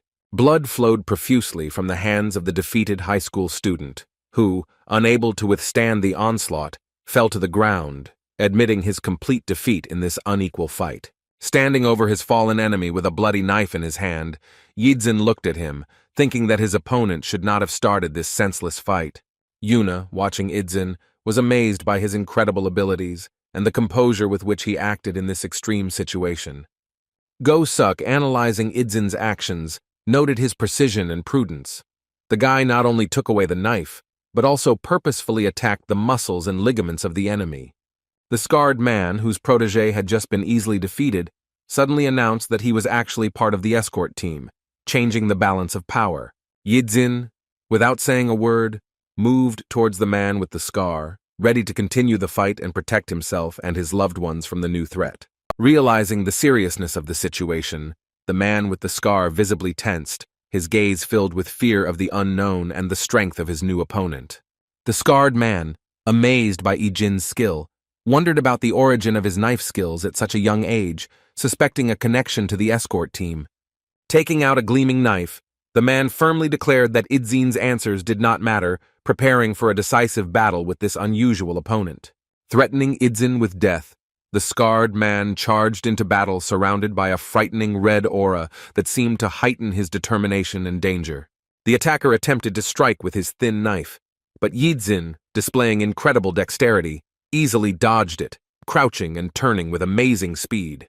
Despite a series of quick attacks, the scarred man failed to touch Yijin, who displayed amazing speed and agility in dodging each blow. Yijin, taking advantage of the moment, grabbed his opponent by the forearm and pointed his knife towards him, preparing to deliver the decisive blow in this tense confrontation.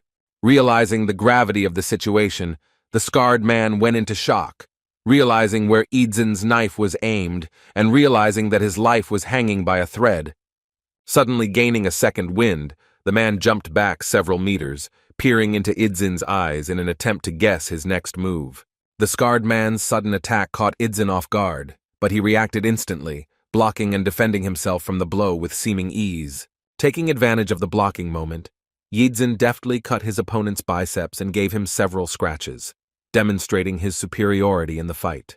Taking a few steps back, the scarred man tried to comprehend what was happening, amazed by the incredible skills and composure of his young opponent.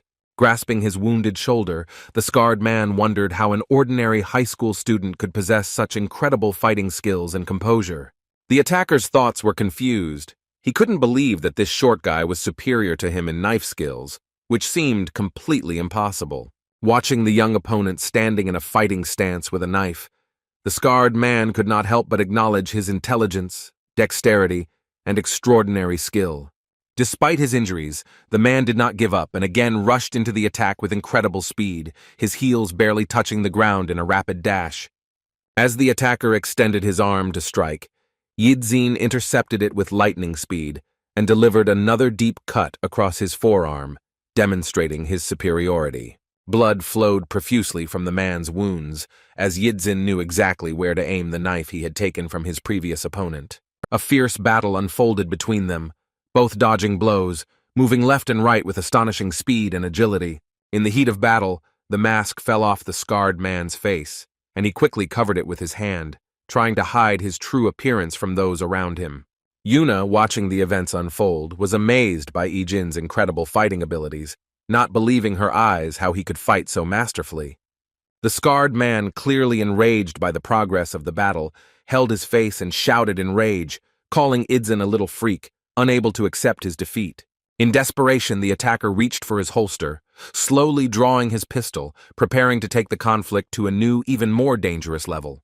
Go-suk, watching the unfolding scene with amazement, pondered the possible consequences, realizing that the appearance of a gun could radically change the situation. The scarred man, pointing his polished pistol at Yijin, screamed in rage about the boy's imminent death, preparing to fire the fatal shot. Yijin, without losing his composure, instantly pointed his knife towards the armed enemy, demonstrating incredible reaction speed and readiness to confront. Yijin's knife found its mark again, striking the scarred man in the same shoulder as before, causing him to go into shock from surprise and pain. Taking advantage of his opponent's confusion, Yijin quickly rushed forward, intending to finish the fight with his own hands, showing his superiority. With precise and accurate movements, Yijin delivered a series of blows to the opponent's body, using his long arms to maximum effect. The finishing blow landed squarely on the scarred man's jaw, causing his head to snap back, demonstrating the power and precision of Yijin's attack. Finally incapacitated, the man with the scar fell to the ground, hitting hard and losing his last strength in this unequal fight. Go-suk and Yuna, shocked by what they saw, could not believe their eyes, trying to comprehend the incredible abilities of Yijin, which exceeded all their expectations. Yijin, despite several scratches on his face, remained calm as usual, seemingly completely unfazed by what had happened and the injuries he had received. Go-suk and Yuna, looking at Yijin's composure after such a brutal fight, felt a chill run through their bodies from the realization of his extraordinary abilities. Yijin stood in the rays of light, surrounded by drops of blood and fallen opponents, a picture of triumph after a brutal fight. Turning to his sister, Yijin gently informed her that she could now open her eyes, which had remained closed all this time, protecting her from the horrors of battle. Dayun slowly began to open her eyes, looking warily at the floor, afraid to see the consequences of the brutal battle that had unfolded around her. Approaching his sister with a smile, Yidzin began to untie her hands, trying to free her from the bonds and calm her down after the stress she had experienced. Dayun, still not believing her eyes, asked her brother if it was really him, to which Yidzin simply replied that he had come to take her home. Dayun's shock gradually gave way to a feeling of deep gratitude and touching concern for her brother, who risked his life to save her. Yidzin's eyes, usually emotionless, now radiated love and calm, reflecting relief at the successful outcome of the dangerous mission to save his sister. Dayun's hand reached towards her brother's head, worriedly noting the blood on his face, her concern for him evident in every movement. Stroking Ejinya's cheek, Dayun anxiously asked if he was okay and how he was feeling after the brutal fight. The guy, surprised by such concern, asked his sister again, not believing that she was so worried about his condition after everything he had been through. Holding his head, Yidzin assured his sister that he was okay and that she shouldn't worry about him, trying to hide his pain. Dayun's eyes filled with tears, which rolled down her face in large drops, expressing the whole range of feelings that overwhelmed her at that moment. Dayun, unable to contain her emotions, covered her face with her hands, sobbing from the stress and relief she had experienced, and Yidzin, surprised by her reaction, worriedly asked if she was okay and if she was hurt. Yuna, watching the touching scene of the brother and sister's reunion, was struck by the depth of their emotional connection and the care they showed for each other. Looking at Yidzin, who heroically saved his sister, Yuna noted his courage and selflessness, because despite the abrasions he received in battle, he was only concerned about the well-being of his sister. The events of that eventful day deeply shook the young woman, forcing her to rethink her ideas about courage, loyalty, and the strength of family ties. The corporate hospital owned by Yuna's grandfather, impressed with its modern and elegant appearance, emphasizing the seriousness and scale of the medical institution. Yidzin sat in a chair waiting, watching the IV patients pass by, lost in his thoughts after the recent events. Two girls passing by turned around and couldn't help but notice the attractiveness of the Yidzin. His appearance attracted attention even in a hospital setting. The phone suddenly rang, catching the guy's attention, causing him to break away from his thoughts and check the incoming message. A message appeared on the screen from a newly found bully friend from class, inquiring about the reason for Ejin's absence from school today. Yidzin replied succinctly that he had urgent business to attend to, without going into detail about the recent dramatic events. The friend continued the conversation by telling about a funny incident in the computer club where Chan accidentally swore using an obscene word. A lively discussion ensued in the group chat, with other classmates sharing their impressions of the incident, and Chan apologizing, promising to be more careful in the future. Reading the correspondence, Yidzin smiled, happy that he had finally found real friends, and Chan was no longer the object of ridicule from his classmates. Returning to his weight, Yidzin continued to sit in his chair, lost in his thoughts about the recent changes in his life. The Yidzin's gaze, as always calm and focused, was directed into the distance, and the plaster on his face reminded him of a recent fight from which he had emerged victorious. Yidzin looked closely at the signed psychiatric department, office number 2, realizing that someone was currently undergoing a consultation behind that door. Police have arrived at the warehouses where 2 girls were recently held hostage, ready to deal with the aftermath of the dramatic events. Special forces and uniformed police quickly detained the kidnappers, restoring order and justice after the incident. The doctor approached Dayun, sat her down on a chair, and began a thorough examination, asking questions to assess her physical and psychological condition. Despite the hustle and bustle around him, Yidzin's thoughts were focused solely on his sister's well-being, ignoring the chaos happening around him. Turning around, Yidzin heard Yuna advising him to take his sister to the hospital, promising to handle the rest on her own. Yuna emphasized that even if a Daeun looks normal on the outside, she may have hidden trauma and psychological problems after experiencing stress. She recalled that Daeun had recently been subjected to abuse, and that punishing the kidnappers did not guarantee the victim's full recovery. Given what Daeun had experienced, Yuna strongly recommended that she undergo therapy and psychological treatment for a full recovery. As she left the psychiatrist's office, Daeun looked relaxed and smiling, a marked contrast to her recent state. Daeun asked her brother how long he had been waiting for her, to which Yidzin replied that he himself had only recently been released, hiding his long wait. Daeun looked at her brother with interest, involuntarily revealing her concern for his health after visiting the doctor, her eyes shining with tenderness and care for her loved one. A reassuring smile lit up the girl's face as she shared with her brother the doctor's recommendation for regular checkups, her voice soft and confident, dispelling all worries. Turning her attention to her brother, Yu Dayun carefully inquired about his condition, to which he casually waved her off, only mentioning a few minor bruises and scratches.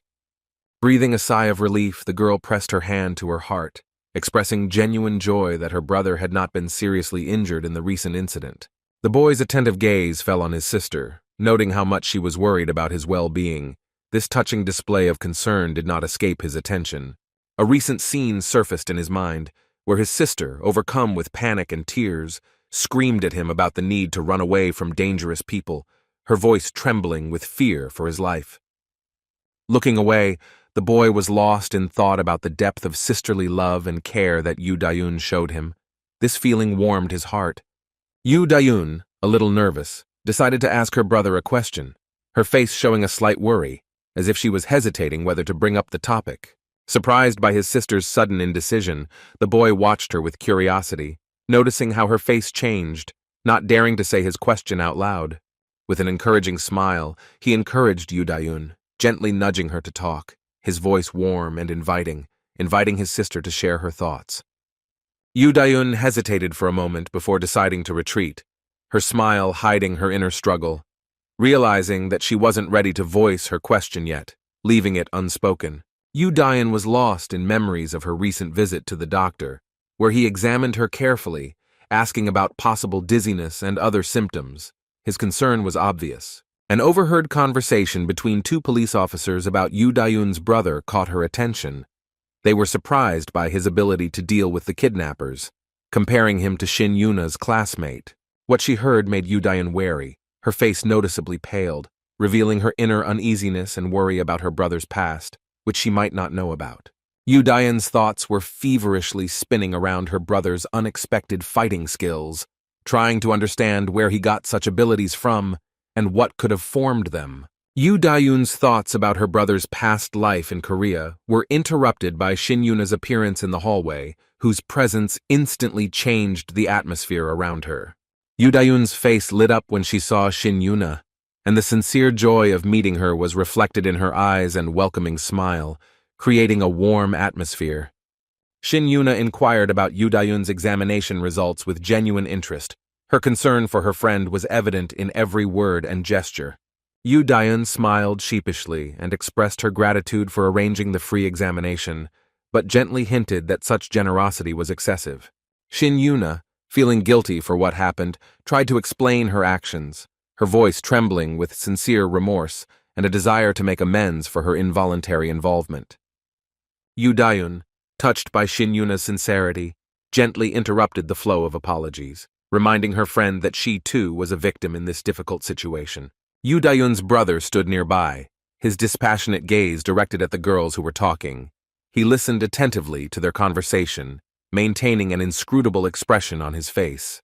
The guard who was watching the scene accidentally met Yu Dayun's brother's gaze, and he was pierced by the coldness of the young man's dispassionate, seemingly frozen gaze. The guard was struck by the unusual dispassion and cruelty in the high school student's gaze. Such an expression seemed unnatural for a young man of his age. Yidzin, without blinking or looking away, continued to stare at the guard, his gaze so piercing that it seemed as if he could see right through him. Shin Yuna, noticing Yidzin's distant gaze, asked if he had also undergone a medical examination, her voice expressing genuine concern for his condition. Yidzin reluctantly confirmed that he had passed the examination, and Yu Dayun added that her brother had initially refused, but only agreed at her insistence, her voice filled with tender concern. Yu Dayun also mentioned Go-suk's presence in the hospital, which caused Shin Yuna to be surprised, her eyes widening in surprise at the news. With a smile, Yu Dayun suggested that her brother go visit Go-suk, her voice soft and persuasive, as if she was trying to engage Yidzin in social interaction. Yidzin found himself in a difficult situation. He couldn't refuse his sister, but he didn't feel much desire to visit Go-suk, and his internal conflict was reflected in the slight tension on his face. When they entered the room, they saw Go-suk, who was surprised by their visit, and Yu Dayun immediately expressed her gratitude to him, her voice full of sincerity and warmth. Go-suk, not understanding the reason for the gratitude, looked questioningly at Yu Dayun, who explained that she was unable to thank him yesterday, her words sounding slightly regretful. A sudden feeling of embarrassment came over Go-suk. He began to nervously wave his hands and mutter that everything was fine. His usual confidence had disappeared somewhere. Yu Dayun placed her hand on her heart in a sign of sincerity and asked worriedly about Go-suk's well-being, her eyes expressing genuine concern. Go-suk assured everyone that his condition had improved greatly and there was nothing to worry about, while Yidzin carefully studied him with his eyes. Shin Yuna and her guard watched Yidzin with concern, whose intense gaze studying Go-suk seemed unusual and even a little frightening to them. Shin Yuna's guard continued to watch Yijin warily, trying to guess his intentions, his experienced gaze searching for the slightest sign of a possible threat. On the hospital table, there are bottles of freshly squeezed juice, various sweets, and a remote control, creating a cozy atmosphere in the sterile ward. Yu Dayun addressed Shin Yuna and Go-suk, asking them sincerely to take care of themselves, her voice filled with warmth and concern for her friends. Shin Yuna waved her hand with a smile, promising to definitely meet again, her gesture full of friendliness and optimism despite the recent events. The guard quietly asked Shin Yuna if Yidzin was the student she had asked to inquire about, and if he had been with her at the time of the incident. Expressing his amazement, the guard admitted that he still could not believe what he saw with his own eyes. His voice betrayed a mixture of admiration and disbelief. Shin Yuna folded her arms and asked the guard again, asking what exactly had struck him so, her curiosity evident in her tone and facial expression. While admitting her surprise, Shin Yuna still doubted how impressive Yidzin's actions were, her tone expressing slight bewilderment. The guard, addressing Shin Yuna, emphasized that Yidzin not only dealt with many opponents, but did it silently, neutralizing even those who were outside. Continuing his thought, the guard noted that it would be understandable if it was about one or two opponents, but Yidzin dealt with a large group without killing anyone. Go-suk, stunned by what he heard, silently digested the information, his face showing a mixture of surprise and disbelief as he tried to comprehend Yidzin's abilities. The guard, continuing his story, noted that despite the injuries to two people in the warehouse, Yidzin's actions were exceptional. Only a few are capable of such a thing. He stressed that even during training, let alone in real combat, dealing with 2 in the warehouse and 4 well-trained foreign soldiers outside is an incredibly difficult task. Based on the state of the incapacitated opponents, the guard guessed that Yidzin was probably a professional with extensive combat experience, his voice sounding with a mixture of respect and fear. Go-suk, upon hearing this information, was in a state of extreme astonishment. His eyes widened and his mouth dropped open in shock. He couldn't believe what he heard. Shin Yuna was also taken aback by these words, not understanding how an ordinary high school student could have such experience.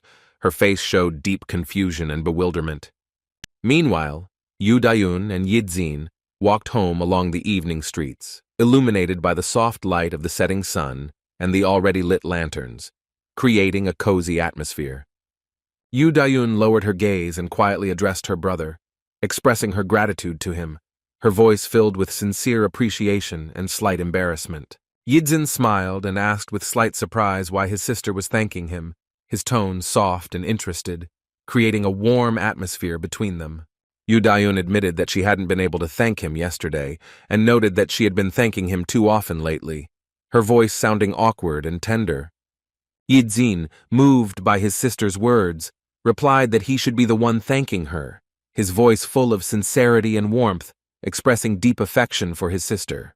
Yu Dayun looked up, surprised, and asked again if she had heard correctly that he wanted to thank her, her eyes expressing a mixture of bewilderment and joy.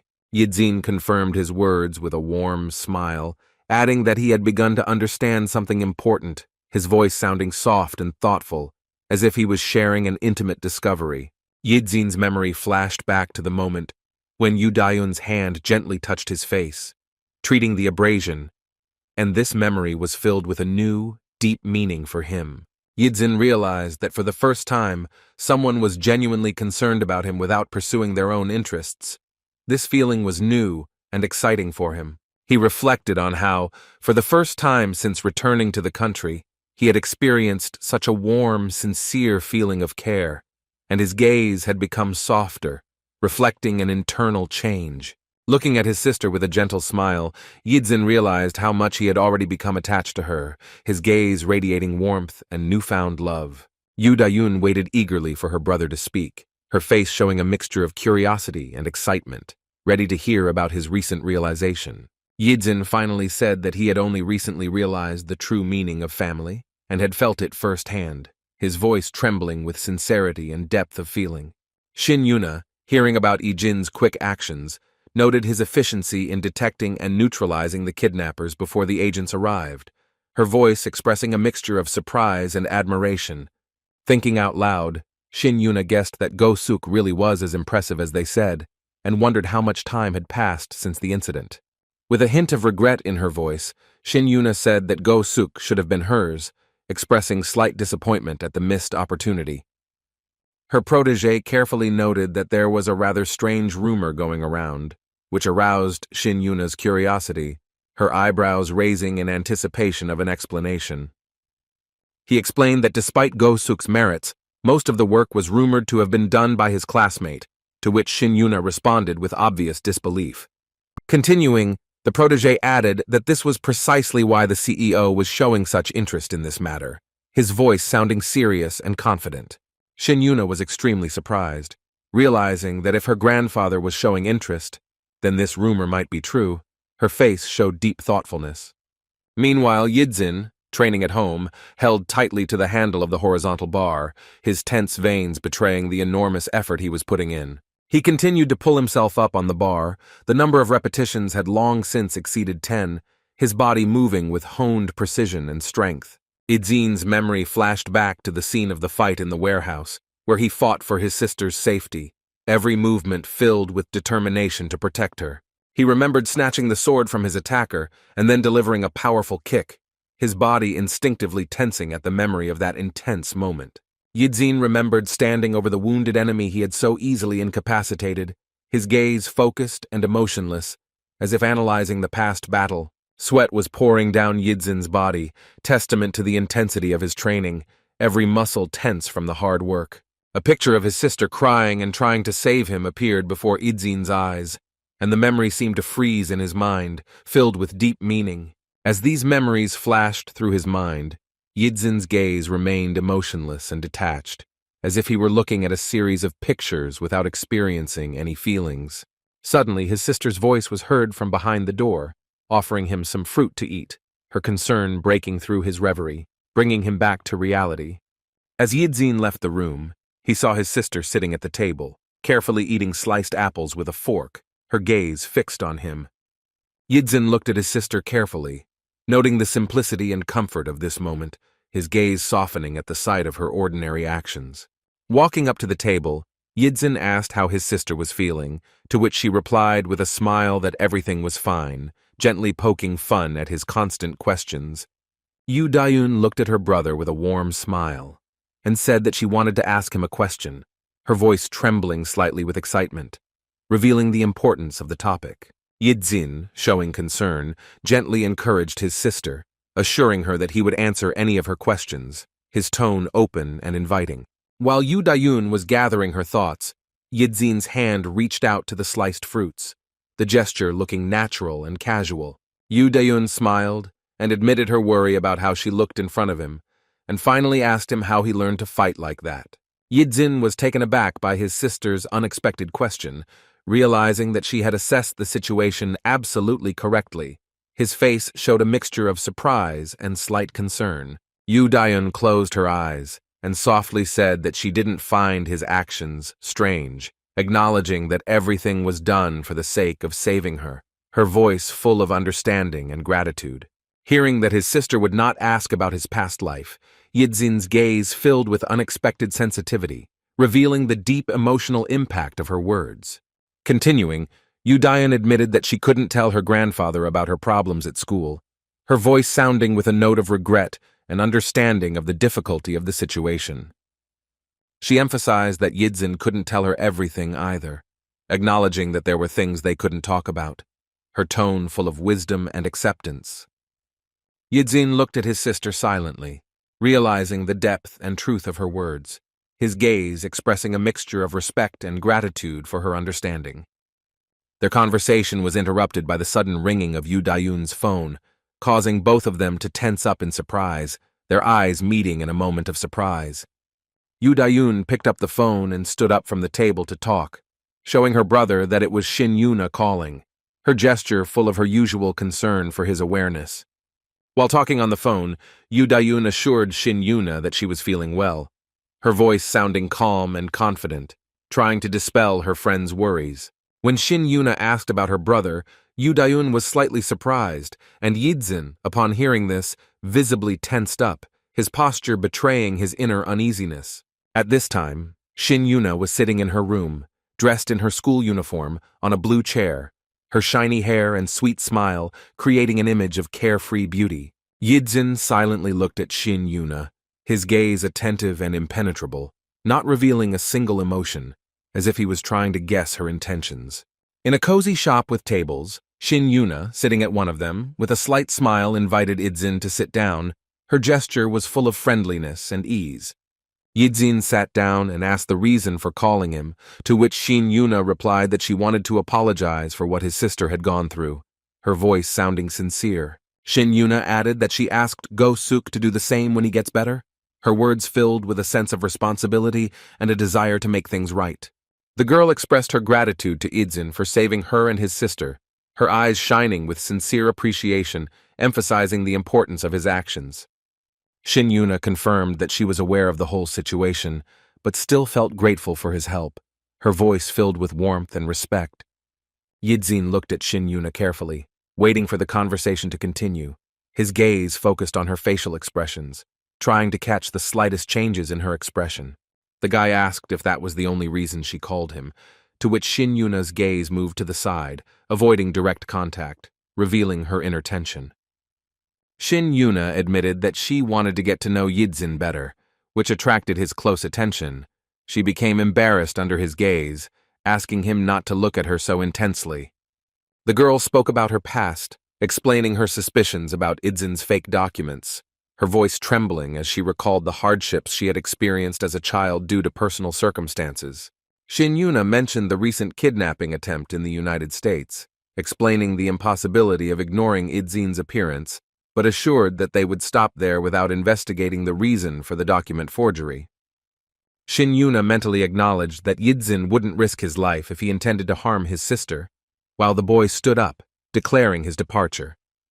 Surprised by Yijin's sudden decision, Shin Yuna asked him to give her a little more time, her voice betraying a slight disappointment and a desire to continue the conversation. Shin Yuna said that her grandfather wanted to meet Yidzin in person and thank him, her voice expressing respect for her grandfather's wish and hope for Yidzin's consent. Yidzin turned around and coldly replied that he didn't need it, emphasizing that he didn't intend to save her. His tone was harsh and distant. The girl watched Yidzin leave with surprise. His behavior clearly did not match her expectations, leaving her slightly confused. In the evening, returning home, Yidzin's attention was drawn to something unusual. His sharp gaze instantly caught the anomaly in the usual surroundings. Around the corner of the building, Yidzin noticed a man in a suit with a cut on his stomach, a sight that immediately alerted him, causing an internal alarm. As he approached, he saw that the man's suit was soaked with blood. The wounded man could barely stand on his feet. His condition looked critical. As Yidzin got closer, he heard the man in the suit call him a freak, blaming him for everything that had happened, his voice full of rage and pain. Yidzin stood there confused, trying to figure out what his fault was, his face a mixture of surprise and wariness. The man continued, saying that the boss was already on the edge after the incident with the congressman, but getting involved with the Gosen clan to help Jin Yu was the last straw. Yidzin listened to this story in silence, his thoughts working feverishly, trying to connect everything he heard and understand the true meaning of what was happening. A multitude of black cars appeared near the club where the boss usually spent time, creating an atmosphere of tension and danger. At the entrance to the club lay badly beaten security guards, their motionless bodies testifying to the brutal fight that had taken place here quite recently. A group of bandits entered the club, led by a plump man wearing a golden crown, who addressed the boss with the words, "Hello, Chadusik," his voice sounding mocking and threatening. The man suggested that Chadusik should surrender and get rid of the shame, to which the boss, with a scratch on his cheek, replied, "Chogusun, you're definitely telling me that," his tone full of sarcasm and challenge. Cho Guosung, dressed in a white suit, accused Chadusik of having connections with the congressman and using Guosung's people, his voice sounding accusatory and irritated. Chadusik retorted that he was only helping to train idiots who took on everything. His words were full of contempt and ridicule for his opponents. Cho Guosun, in a rage, pressed his lips into a thin line and muttered, "You are simply ugly," his face distorted with anger and hatred. After giving the order to his men to kill Chadusik, Cho Guosun watched as the crowd rushed towards the boss, the atmosphere becoming tense to the limit. Chadusik began to dodge blows professionally, demonstrating incredible agility and skill. His movements were precise and lightning fast. The boss responded to the attack with a powerful punch to the cheek of one of the attackers, sending his head flying in the opposite direction, showing his strength and experience in fighting. Continuing to dodge the blows, Chadusik calmly smoked a cigarette, his composure and skill contrasting with the fury of his attackers. After another dodge, the boss delivered a crushing blow to the beard of another opponent. His attack was lightning fast and accurate. The bandit, struck by Chadusik's blow, fell to the floor with a crash, demonstrating the power and effectiveness of the boss's attack. Chadusik glanced at the remaining opponents, aware of their numerical superiority, but his confidence in his own strength did not waver, and he continued to effectively repel the attacks. Cho Guosun, looking vicious and bulky, stood behind him, and next to him stood a man in a white suit, their presence adding to the tension of the situation. Watching Chadusik easily deal with the crowd of attackers, Cho Guosun couldn't hide his surprise and annoyance, his face distorted with anger. Suddenly, the situation changed. A guard with a mustache and a bat snuck up on Chadusik, delivering an unexpected blow to the boss's back. This blow caught Chadusik off guard. He clearly did not expect the use of weapons in the fight. This was the first serious damage he received. Reacting instantly, the boss grabbed the attacker by the arm and delivered a powerful punch to the face, demonstrating his ability to quickly adapt to the situation. Looking at his fallen enemy, Chadusik realized that there were still a significant number of guards standing in front of him, ready to continue the fight. The furious looks of the people around him expressed their confidence in a quick victory over the boss. The atmosphere was heating up with every second. Chadusik mentally noted the tenacity of the attackers, marveling at the number of people sent to deal with him alone, his internal monologue full of irony. Realizing the hopelessness of the situation, the boss began to smile, saying, "This damn high school student," his words filled with a mixture of bitterness and strange admiration. While thinking about the fate of Yidzin's sister, Chadusik didn't suspect that he was already racing towards the club on the boss's motorcycle, determined to help. His appearance was unexpected for everyone. One of the guards rudely addressed the arriving Yidzin, demanding that he get out of here. His voice sounded threatening, but the guy remained unperturbed. Without further ado, Yidzin instantly launched a powerful kick into the guard's neck, his movement so fast and precise that no one had time to react. The other guards at the entrance to the club froze in bewilderment. Their faces expressed shock and confusion from what they saw. They could not believe what was happening. Taking off his helmet, Yidzin revealed his youthful high school student face. The contrast between his appearance and the skills he displayed, causing even more amazement among those present. Yidzin gracefully slid off his motorcycle, slowly approaching the entrance of the house, where two guards watched his approach warily, ready to block the intruder's path at any moment. The guards, not hiding their contempt, loudly shouted insults at the approaching guy, considering him unworthy of even being near the building they were guarding. The situation changed dramatically when Yidzin reacted with lightning speed, going around the guards from the side and firmly grabbing one of them by the shoulder, catching him off guard with his unexpected attack. Without wasting a second, Yidzin delivered a powerful punch to the second guard's nose, acting with astonishing speed and precision, leaving his opponent no chance to defend himself. The third guard, who was watching the incident, stood frozen in complete shock, unable to comprehend how an ordinary high school student could so easily deal with his colleagues. While the guard was in a stupor, Yidzin delivered a lightning-fast blow to the stomach, causing him to double over, losing his balance and flying back from the force of the blow. Without giving his opponent time to recover, Yidzin continued his attack, delivering a crushing knee strike to the face of the already falling guard, finally incapacitating him. Leaving the fallen guards behind him, Yidzin confidently moved into the club, his steps echoing in the empty hallway, foreshadowing the further events of this night. Upon entering the club, Yidzin found himself in a room filled with blue neon lights, contrasting with the red aura emanating from the boy himself, creating an ominous atmosphere. Inside the club, Yidzin found a gruesome scene, with guards lying around beaten and the floor littered with blood, indicating a brutal fight. As Yidzin looked around the room, he tried to spot the boss he had come here to save, ready to face any obstacles on the way to his goal. Suddenly a voice rang out, asking about the identity of the intruder and the reason for his presence here, to which Yidzin immediately responded by directing his piercing gaze towards the source of the sound. A group of guards surrounded Yidzin and insistently demanded his immediate departure, warning him of serious consequences if he did not realize the danger of his position in this place. Yidzin silently assessed the situation, looking at the crowd of aggressively minded guards, internally preparing himself for the inevitable clash that seemed about to begin. One of the guards, approaching Yidzin, rudely demanded his immediate departure, not suspecting what kind of reaction his impudent behavior would cause in the imperturbable guy. Without wasting time on words, Yidzin quickly moved into action, delivering a series of powerful and precise strikes, catching the guards off guard with his incredible speed and technique. The first guard, without even having time to react, found himself thrown to the floor, causing shock and bewilderment among his colleagues, who did not expect such a turn of events. The remaining guards watched in amazement, unable to believe that an ordinary-looking schoolboy could so easily deal with their comrade. Yidzin looked at his opponents with a cold, determined gaze, making it clear that each of them would receive what they deserved for their actions. Suddenly, one of the guards loudly commanded the others to immediately seize the impudent intruder, calling on his comrades to take decisive action against the unexpected enemy. The guards rushed to attack, but Yidzin deftly blocked the first attacker's blow, immediately counterattacking with a powerful elbow strike to the shoulder, neutralizing the threat.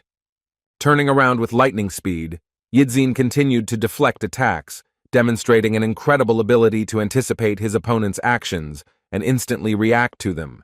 When another guard attempted to throw a punch, Yidzin easily dodged, intercepting the attacker's arm as a mysterious blue aura began to pulse around him.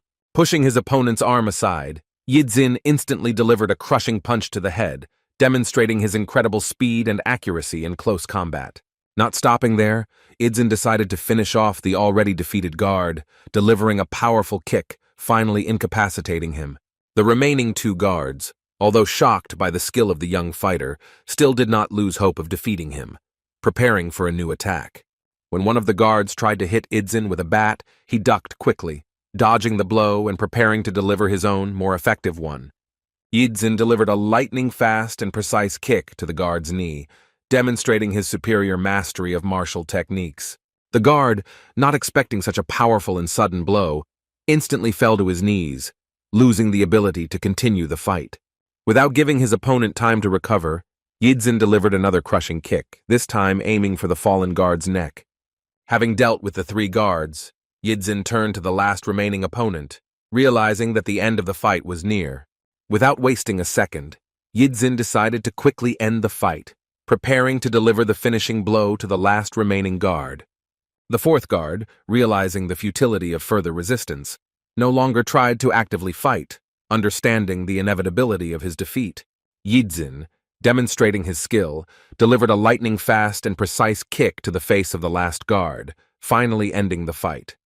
At the same time, the boss, in another part of the room, was also engaged in a fierce battle with the guards, one of whom had already flown to the side, defeated. Despite the apparent ease of victory, Yidzin breathed heavily, realizing that his strength was running out, and every movement was becoming more and more difficult for him. Looking around, Yidzin saw many fallen opponents, testifying to the brutality of the recent battle and his incredible skill. Chogwa soon thought about how he had greatly underestimated Chadusik, not expecting him to be able to deal with so many opponents on his own. Gwosun knew that their mission would have been doomed to failure if Chadusik had not come alone, choosing a peaceful life over constantly building up his strength. Chadusik continued to fight against the seemingly endless stream of guards, demonstrating incredible endurance and fighting prowess. As another opponent rushed at him, Chadusik quickly delivered a powerful blow to the stomach, causing the attacker to double over in pain. Suddenly, Chadusik noticed a new threat approaching, instantly turning around and preparing for another confrontation. This time, luck ran out on Chadusik, and he was unable to avoid the blow to the face, missing his opponent's attack for the first time in the entire fight. Despite the blow he received, Chadusik counterattacked with lightning speed, delivering a crushing punch to his attacker, demonstrating his unbending will. Drops of blood began to drip from Chadusik's face, and his breathing became heavy and intermittent, indicating that he was exhausted. The leader of the Gwosun gang, observing what was happening, acknowledged Chadusik's incredible abilities, but assumed that he had reached his limit. Gwosun suggested that Chadusik surrender, hinting at the possibility of reaching an agreement, but he received a firm refusal, full of disdain for such proposals. Wiping the blood from his face, Chadusik firmly declared his intention to fight until the very end, demonstrating unwavering determination and fortitude. Gwosun and the man in the white suit standing behind him were amazed by Chadusik's inflexibility, his determination causing them to feel a mixture of surprise and involuntary respect for such a strong opponent. The remaining guards, of whom there were still quite a few, were in deep shock from what they heard, not believing their ears, and not understanding where this guy got so much strength and tenacity to continue fighting. Suddenly, the ward in the white suit heard strange sounds coming from somewhere to the side and turned around sharply, trying to determine their source and a possible new threat. There were cries of "Stop this freak," causing Gwosun to also turn around, wondering what new noise and trouble had appeared in the already tense situation. All present turned their gaze towards the doorway, but they saw no one there yet, anxiously awaiting the appearance of a new character in this dramatic scene. Gradually, the shadow of an approaching person began to appear in the doorway, and although those present did not yet know that it was Yidzin, they tensely prepared to meet the unknown. Yidzin, who had just easily dealt with the guards at the entrance and along the way, appeared at the door with a satisfied look, clearly proud of his achievements and ready for new challenges. All the guards in the room instantly turned to the guy who had entered, looking at the new participant in this tense scene with bewilderment and alarm. The boss, seeing a high school student in front of him, could not contain his surprise and said questioningly, trying to understand what was going on here and who this impudent youth was. To the boss's surprised question, the guy calmly replied that he had simply come to return his motorcycle, which caused even more confusion among those present. The boss, completely bewildered, wondered what kind of nonsense this guy was talking about in such a tense situation, not understanding how the motorcycle was connected to everything that was happening. The man in the white suit, who was the boss's protégé, smiled and suggested that the boy and the boss must be acquainted, trying to find a logical explanation for what was happening. The man in the white suit ordered the guards to deal with the impudent boy, to which they immediately responded with consent, preparing to carry out the order of their boss. The boss tried to intervene, offering to leave the guy alone, but the ward objected, claiming that they could not let go of someone who knew the boss and came here himself, fearing possible consequences. The irritated boss called them idiots, insisting that they let the guy go, and added with a threat that if they did not do this, the guy would free himself, hinting at his unusual abilities. At that moment, the smug expression on the man in the white suit suddenly changed to surprise when he saw how events were unfolding further. Yidzin easily dealt a crushing blow to the first guard who rushed at him, demonstrating his superior martial arts skills. The second attacker was quickly neutralized with a precise strike to the knee, instantly losing his balance and becoming an easy target for Yidzin's further attacks. Continuing his lightning-fast attack, Yidzin added a kick, finally knocking down the second guard, who fell helplessly to the floor. The third guard, armed with a bat, tried to attack Yidzin from behind, but the guy, as if anticipating the attack, was ready to easily deal with this opponent as well. In an incredible display of reflexes, Yidzin stopped the bat with his bare hand, looking extremely confident and determined, ready to continue the fight. Reacting with lightning speed, Yidzin delivered a powerful punch to the nose of the guard holding the bat, leaving him no chance to defend or counterattack. The fallen guard fell to the floor with a crash, the sound of his fall echoing throughout the room, adding to the dramatic effect of the event. Gosun and his protege in the white suit stood frozen in complete amazement, unable to believe their eyes, watching the incredible abilities of the young fighter. The boss, smiling, turned to his men, reminding them that he had warned them about the futility of attacking this guy, emphasizing his insight in assessing the situation. Continuing his speech, the boss noted that perhaps at first glance the situation looked different, hinting at the hidden abilities of the young fighter. The boss admitted that even he couldn't handle the guy, urging his subordinates to take this fact into account and reconsider their strategy. Yidzin, assessing the remaining crowd of guards, understood that they did not pose a serious threat to him, and he could easily deal with them. The guards' faces already showed fear and the realization that this guy had extraordinary abilities, which made them doubt their success. Gosun, overcome with rage, loudly ordered that this brat be killed, pointing his finger at Yidzin and not wanting to admit defeat. Another group of guards, obeying the order, rushed towards the guy, determined to carry out the order of their boss. Yidzin reacted with lightning speed, delivering a crushing blow to the nose of the first attacker, instantly incapacitating him. Without wasting a second, Yidzin delivered a powerful kick to the second guard's stomach, causing him to double over in pain and fall down. Gosun, not believing his eyes, shouted at his men, demanding that they pull themselves together and deal with one child, not understanding how they could lose. Suddenly, Gosun turned around and saw something that clearly scared him, causing him to freeze in place in horror.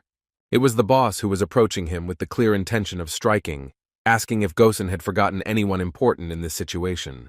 Gosun suddenly realized his vulnerability against the boss, realizing that his lack of hand-to-hand combat skills could have serious consequences for him in this tense situation. From deep within the club, screams and shouts could still be heard, indicating continued chaos, and outside there were still numerous vehicles waiting for a quick retreat.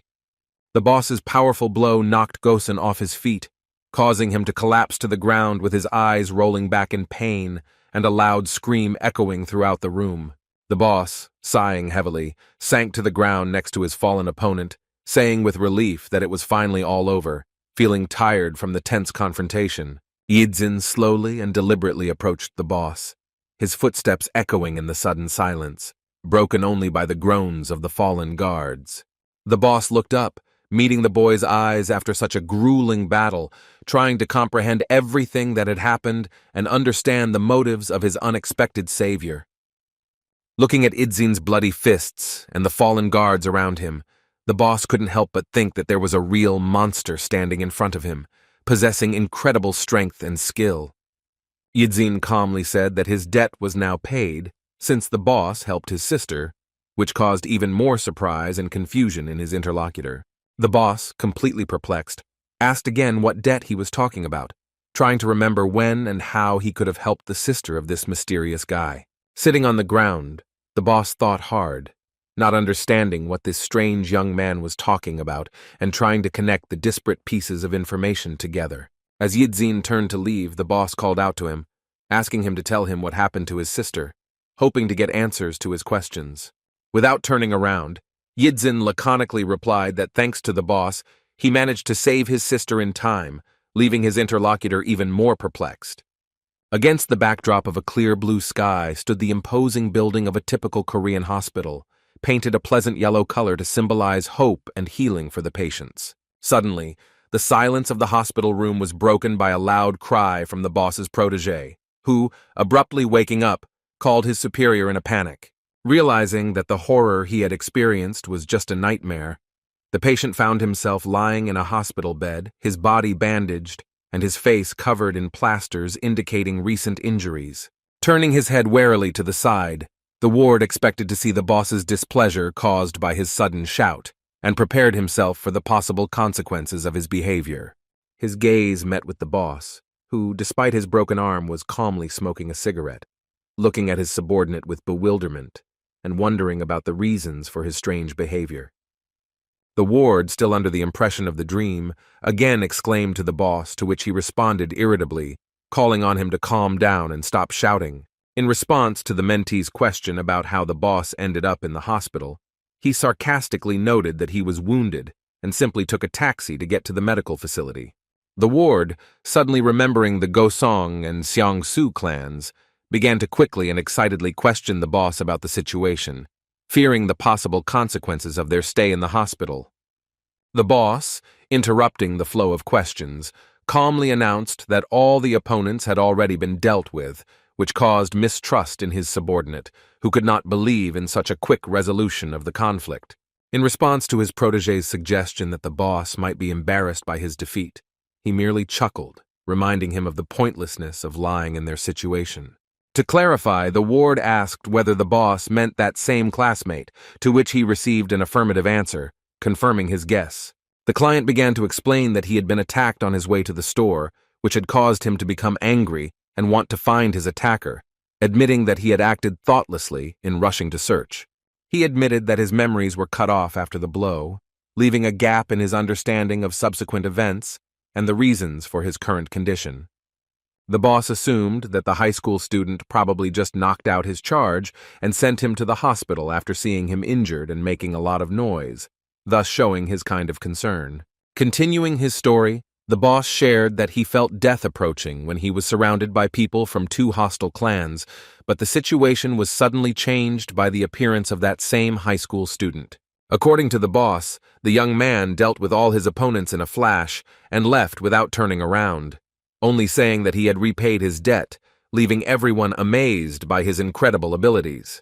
The ward, amazed by what he heard, began to hiccup with excitement and admiration, expressing his admiration for the incredible story and abilities of the mysterious high school student.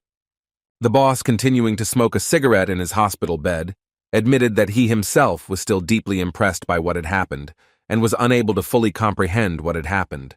Staring thoughtfully into space, the ward pondered aloud about the identity of this monster, wondering how an ordinary high school student could possess such incredible power. The boss, trying to tone down the admiration a little, calmly noted that despite everything that had happened, this guy was probably just an ordinary person, urging not to exaggerate his abilities. The soccer ball flew towards Idzin, cutting through the air and approaching the boy at great speed, creating a tense moment on the sports field. Idzin's eyes widened in concentration as he watched the flying ball, his body tensing in anticipation of the moment to intercept, showing his readiness for action. With lightning-fast reactions, Yidzin extended his arms and caught the ball despite its enormous speed, surprising everyone present with his skill and precision of movement. The PE teacher, amazed by what he saw, blew his whistle loudly, announcing the successful interception of the ball, his voice echoing throughout the field. Idzin's classmates stood in amazement, unable to believe their eyes and trying to comprehend the incredible skill demonstrated by their friend. Two bullies from the class, clearly unhappy with Idzin's success, sarcastically asked why he caught the ball, implying that he was not a goalkeeper and should not have intervened. Yidzin, trying to smooth things over, began to apologize, explaining his actions as an involuntary reflex, trying not to draw unnecessary attention to his unusual abilities. Suddenly, someone called out Idzin's name, causing the boy to turn around with wide eyes, his expression a mixture of curiosity and wariness. In front of him stood a group of two hooligans and Chan, one of whom suggested that they go play together, asking if Idzin had any other plans for the evening. Another guy supported the idea, explaining that Chan would soon start extra classes, so today was the only chance to spend time together, to which Yidzin agreed with a smile, but asked to wait. Yidzin explained that he needed to take his sister home first, as she had not been feeling well lately, showing his concern for his family. Idzin's friends were understanding of his request, assuring him that they would definitely save a seat for him, demonstrating their friendly support and willingness to wait. Meanwhile, Dayun was lost in her thoughts, pondering the upcoming dinner, hesitating between the spicy kimchi soup, which she liked but did not tolerate well, and the milder miso soup. Suddenly, Dayun heard the other students excitedly shouting out her brother Ijin's name, calling him Sunbae, which made her surprised and made her pay attention to what was happening. She noticed how the girls in her class looked out the window and admired Idzin's beauty, comparing him to the other boys, and noting how different he was from their stupid brothers. Interested classmates approached Dayun, starting to ask her about her brother's personal life, in particular, whether he had a girlfriend.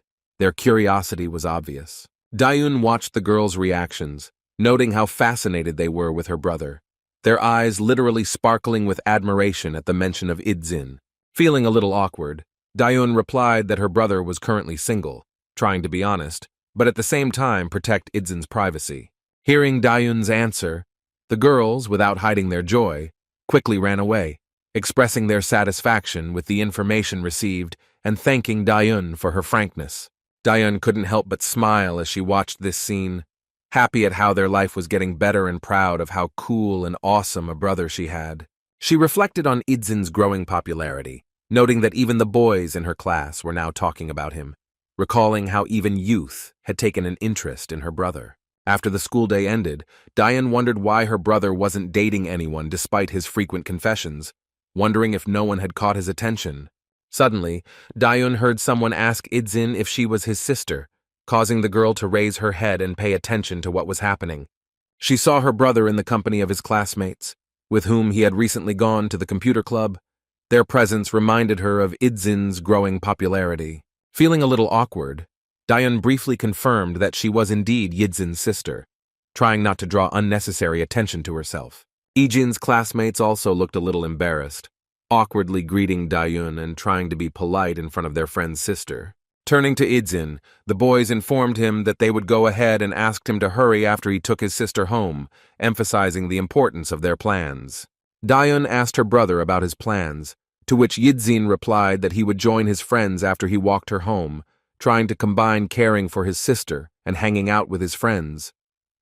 The insightful Dayun asked if this was all because of her, feeling guilty that she might interfere with her brother's plans or restrict his freedom. Yidzin gently replied that this was not the case, explaining his decision as a need to take something from the house, trying to calm his sister down and not make her feel guilty. Dayun insisted that she was fine and that it was still light outside, but Yidzin assured her that he was not lying and really wanted to take her home. Sister reminded Idzin that she did not need overprotection, mentioning that she even refused Yuna's offer to provide her with a bodyguard. Dayun explained that she wouldn't be able to live a normal life with that level of protection, while Yidzin listened to her silently, considering her words. In the end, Yidzin agreed with his sister's wishes, but suggested a compromise. They would still go out together sometimes, trying to find a balance between her independence and his own concerns. Dayun responded to her brother that he was too worried about her, to which Yidzin retorted, believing that it was normal for an older brother to worry about his sister, demonstrating his care and responsibility.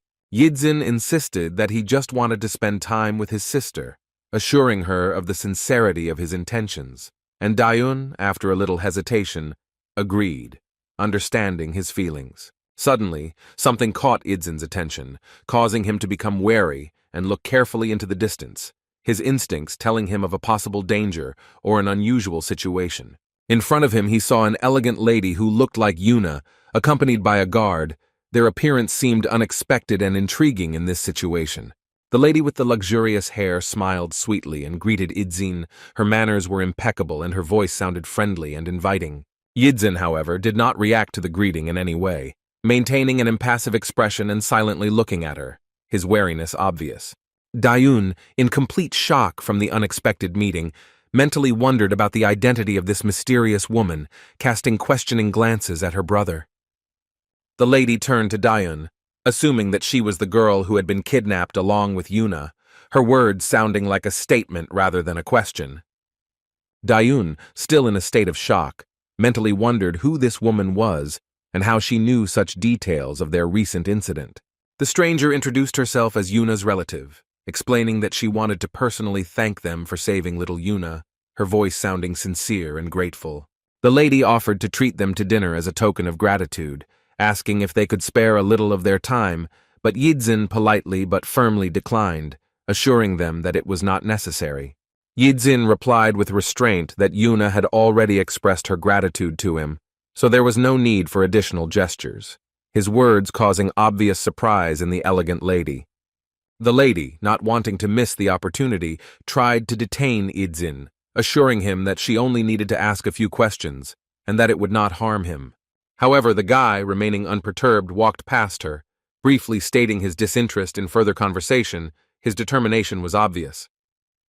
The lady with the bob haircut froze in amazement. Her face expressed a mixture of anger and bewilderment. She could not believe that the schoolboy refused to listen to such a beautiful and wealthy woman. Yidzin continued on his way with his sister, while Dayun turned around to politely thank the lady, trying to smooth over the awkwardness of the situation. The stunned lady pondered what had happened while her security guard asked if he needed to bring the guy, to which she abruptly refused. She watched as the student simply walked away, saying virtually nothing and showing no interest in her proposal, which clearly hurt her pride. The lady couldn't contain her irritation, angrily commenting on Idzin's behavior and declaring that she wouldn't allow herself to be treated like that. Her pride clearly hurt. The scene changes, and we see a computer club where, despite the small number of visitors, many computers are installed, creating an atmosphere of technological abundance. The school hallway echoes with the sound of Chan's footsteps as he hurries to the restroom, leaving his friends to warm up before practice, their cheers fading into the distance, dissolving into the echoing space. Lost in his thoughts, Chan slowly moves along the long corridor, his gaze absent-mindedly sliding along the floor, not noticing the approaching figure of a serious man, whose footsteps sound louder and louder. The sudden collision makes Chan flinch as the stranger deliberately bumps his shoulder, causing a sharp pain to shoot through his entire body, causing him to wince at the unexpected sensation. The mysterious man's face twists into a grimace of displeasure as he turns sharply towards Chan, his voice full of contempt echoing down the deserted corridor, accusing the schoolboy of being clumsy. Panic grips Chan, his voice shaking, words of apology escaping his lips in an attempt to smooth over the awkward situation, his eyes darting around in search of an escape route. The stranger's anger grows, his words full of venom raining down on Chan, accusing him of the attack, creating a sense of hopelessness in the situation, causing the schoolboy to cower under the weight of the accusations. Suddenly, the silence is broken by Lee Ja-hoon's voice, his red hair standing out like a bright spot in the dim hallway, the lollipop in his mouth giving him a carefree look that contrasts with the tense atmosphere. Chan is relieved to see his friend, with whom he often spends time in the computer club. His presence calms him down a little, but anxiety is still visible in the student's eyes. Lee Ja-hoon, remaining calm, addresses the man, his words mockingly, hinting at an exaggerated reaction to a simple random encounter in the school hallway. Slowly approaching the conflicting parties, Lee Ja-hoon spits out a lollipop, his movements casual and confident, his voice defiant, attracting the attention of both parties involved in the incident. Face to face with the stranger, Lee Ja-hoon looks him straight in the eye, his voice full of irony and challenge, hinting at the absurdity of the situation and the inappropriateness of the adult man's reaction. The security guard freezes in amazement, not expecting such impudence from a schoolboy in a tracksuit with bright red hair. His confidence instantly evaporates, giving way to confusion and bewilderment. Lee Ja-hoon, without taking his piercing gaze off the stranger, closely watches his reaction, noticing how he begins to get nervous and lose confidence under the pressure of the young man. The boy's face takes on a sullen expression, his eyes narrow, radiating undisguised hostility. His voice sounds low and threatening, demanding an explanation from the stranger who dared to offend his friend. The young man's unexpected audacity leaves the man confused, his self-confidence melting before his eyes, giving way to confusion and bewilderment in the face of such a bold challenge. Unable to find a worthy answer, the stranger turns around abruptly, his face distorted with anger and humiliation, and he quickly walks away, leaving the two friends to watch his hasty retreat. Chan, still not believing what happened, looks at his friend in amazement, amazed by his determination and courage in such an unexpected situation that literally came out of nowhere. Lee Ja-hoon slowly turns to face Chan, his face still showing traces of his recent rage, and Chan can't help but notice how menacing his usually carefree friend can look. Lee Ja-hoon's voice sounds calmer now, suggesting to return to Hee-jin so as not to make the blonde wait. His words bring Chan back to reality. A wave of relief washes over Chan, and the realization that the unpleasant incident is behind him makes him readily agree to his friend's offer to return. Glancing at his friend in a tracksuit, Jang mentally notes how unexpected Lee Ja-hoon's help was, a feeling of gratitude mixed with surprise. Returning to the computer club, the friends are faced with an impatient question from Hee-jin, whose curious look betrays a suspicion about the reason for their long absence. Lee Ja-hoon explains the situation briefly, his voice casual but with a hint of pride in keeping his friend out of trouble. Hee-jin, showing genuine concern, begins to question the identity of the aggressor, to which he receives the answer that he belongs to the technical staff of Gosuk. Hee-jin, worried about the recent incident, asks Chan about his well-being with concern in her voice, trying to make sure that her friend was not hurt in the unpleasant situation. Jang, feeling relieved, speaks with gratitude for Ji-hoon's help, emphasizing that thanks to his intervention it was possible to avoid serious consequences of the conflict. Ji-hoon, trying not to attach much importance to his actions, suggests returning to the game, his words sounding casual, trying to diffuse the tense atmosphere. Suddenly, a group of adult men in black suits burst into the computer club, their appearance so unexpected that even the administrator at the entrance does not have time to react. Hee-jin, immersed in the game, is oblivious to what is happening. Her voice sounds enthusiastic, discussing strategy with her friends, carefreely planning her actions in the virtual world. Sensing something was wrong, the blonde looks up, his gaze falling on a group of strangers in black suits looming over him, the atmosphere in the club instantly heating up. The men in suits watch the schoolboy closely, their faces stern and inscrutable, creating a sharp contrast to the carefree atmosphere of the computer club. Among those who came, Chan recognizes the same man with whom he had a conflict. His voice, full of anger, demands that the guys immediately follow them.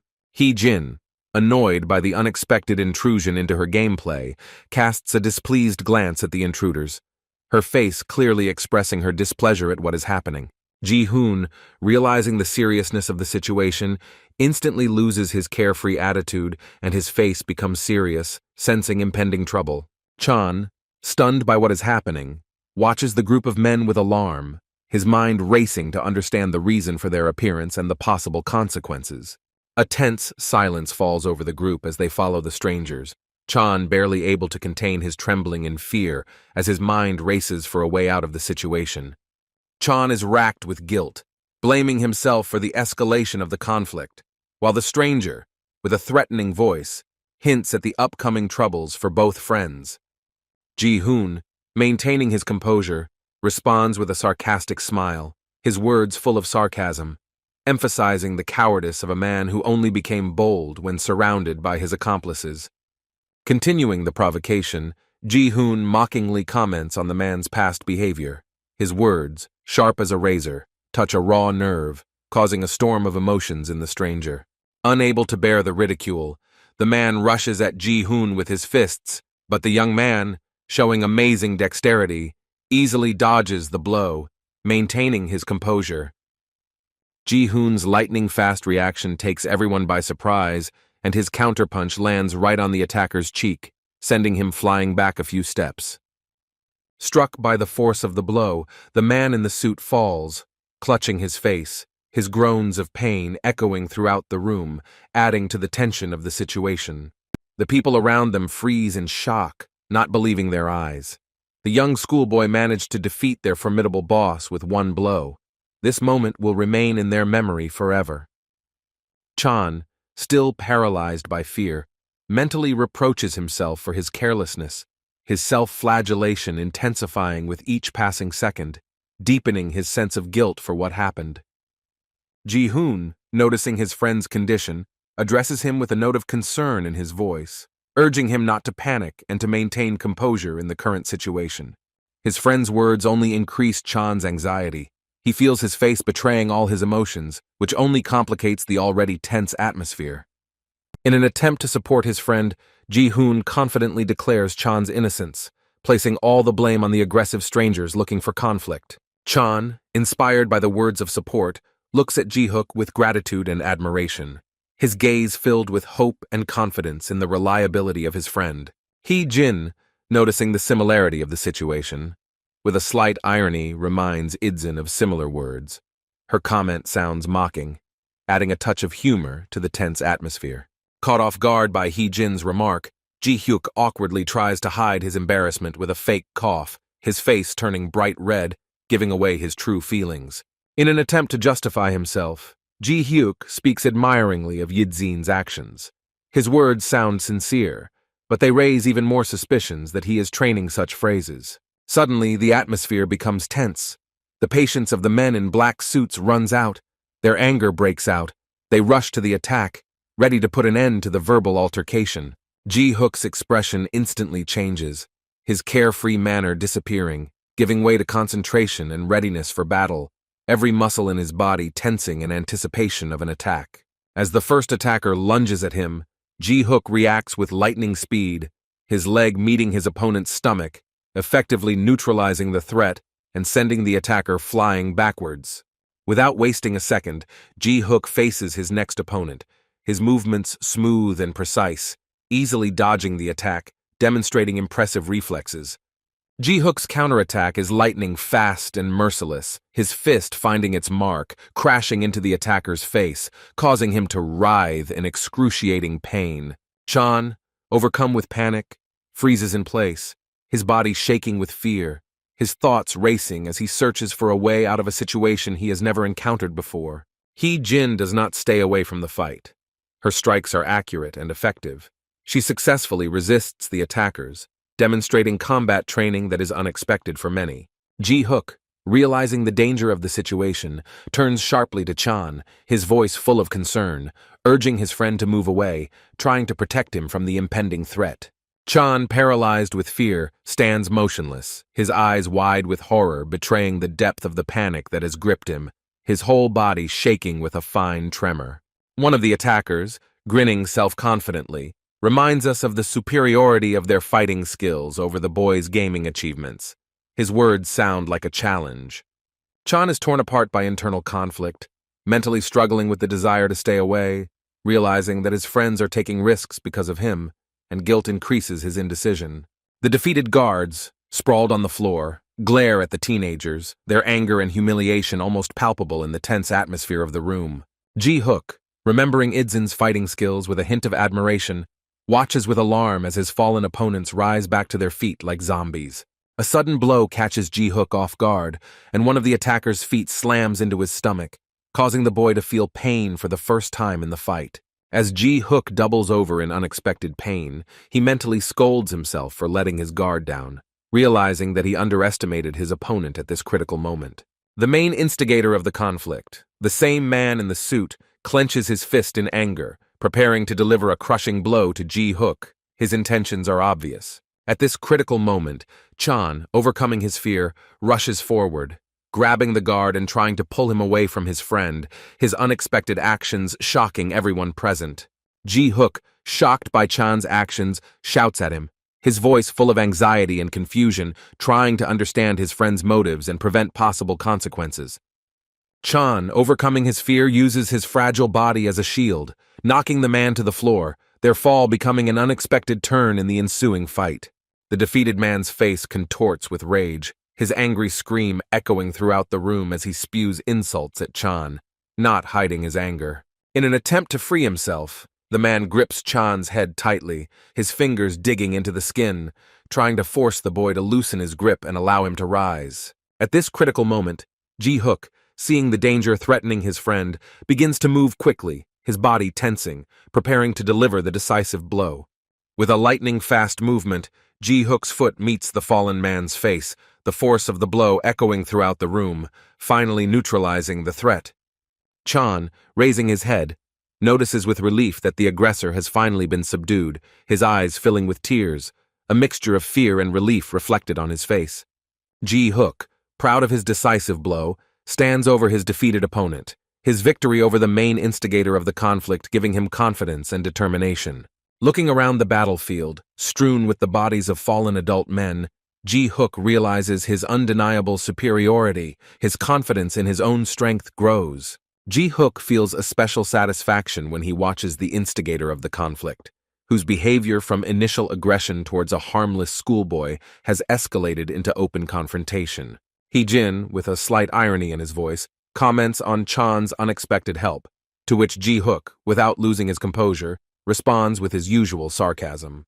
Chan, still sitting on the floor, watches the friends bicker, his tear-clouded gaze moving from one to the other, reflecting a mixture of emotions. Ji-hyuk and Hee-jin, concerned about their friend's condition, turn to Chan, their voices filled with genuine concern, trying to make sure he is okay after what happened. Chan, still reeling from the incident, apologizes to his friends with a guilty expression, his voice shaking as he takes full responsibility for the incident.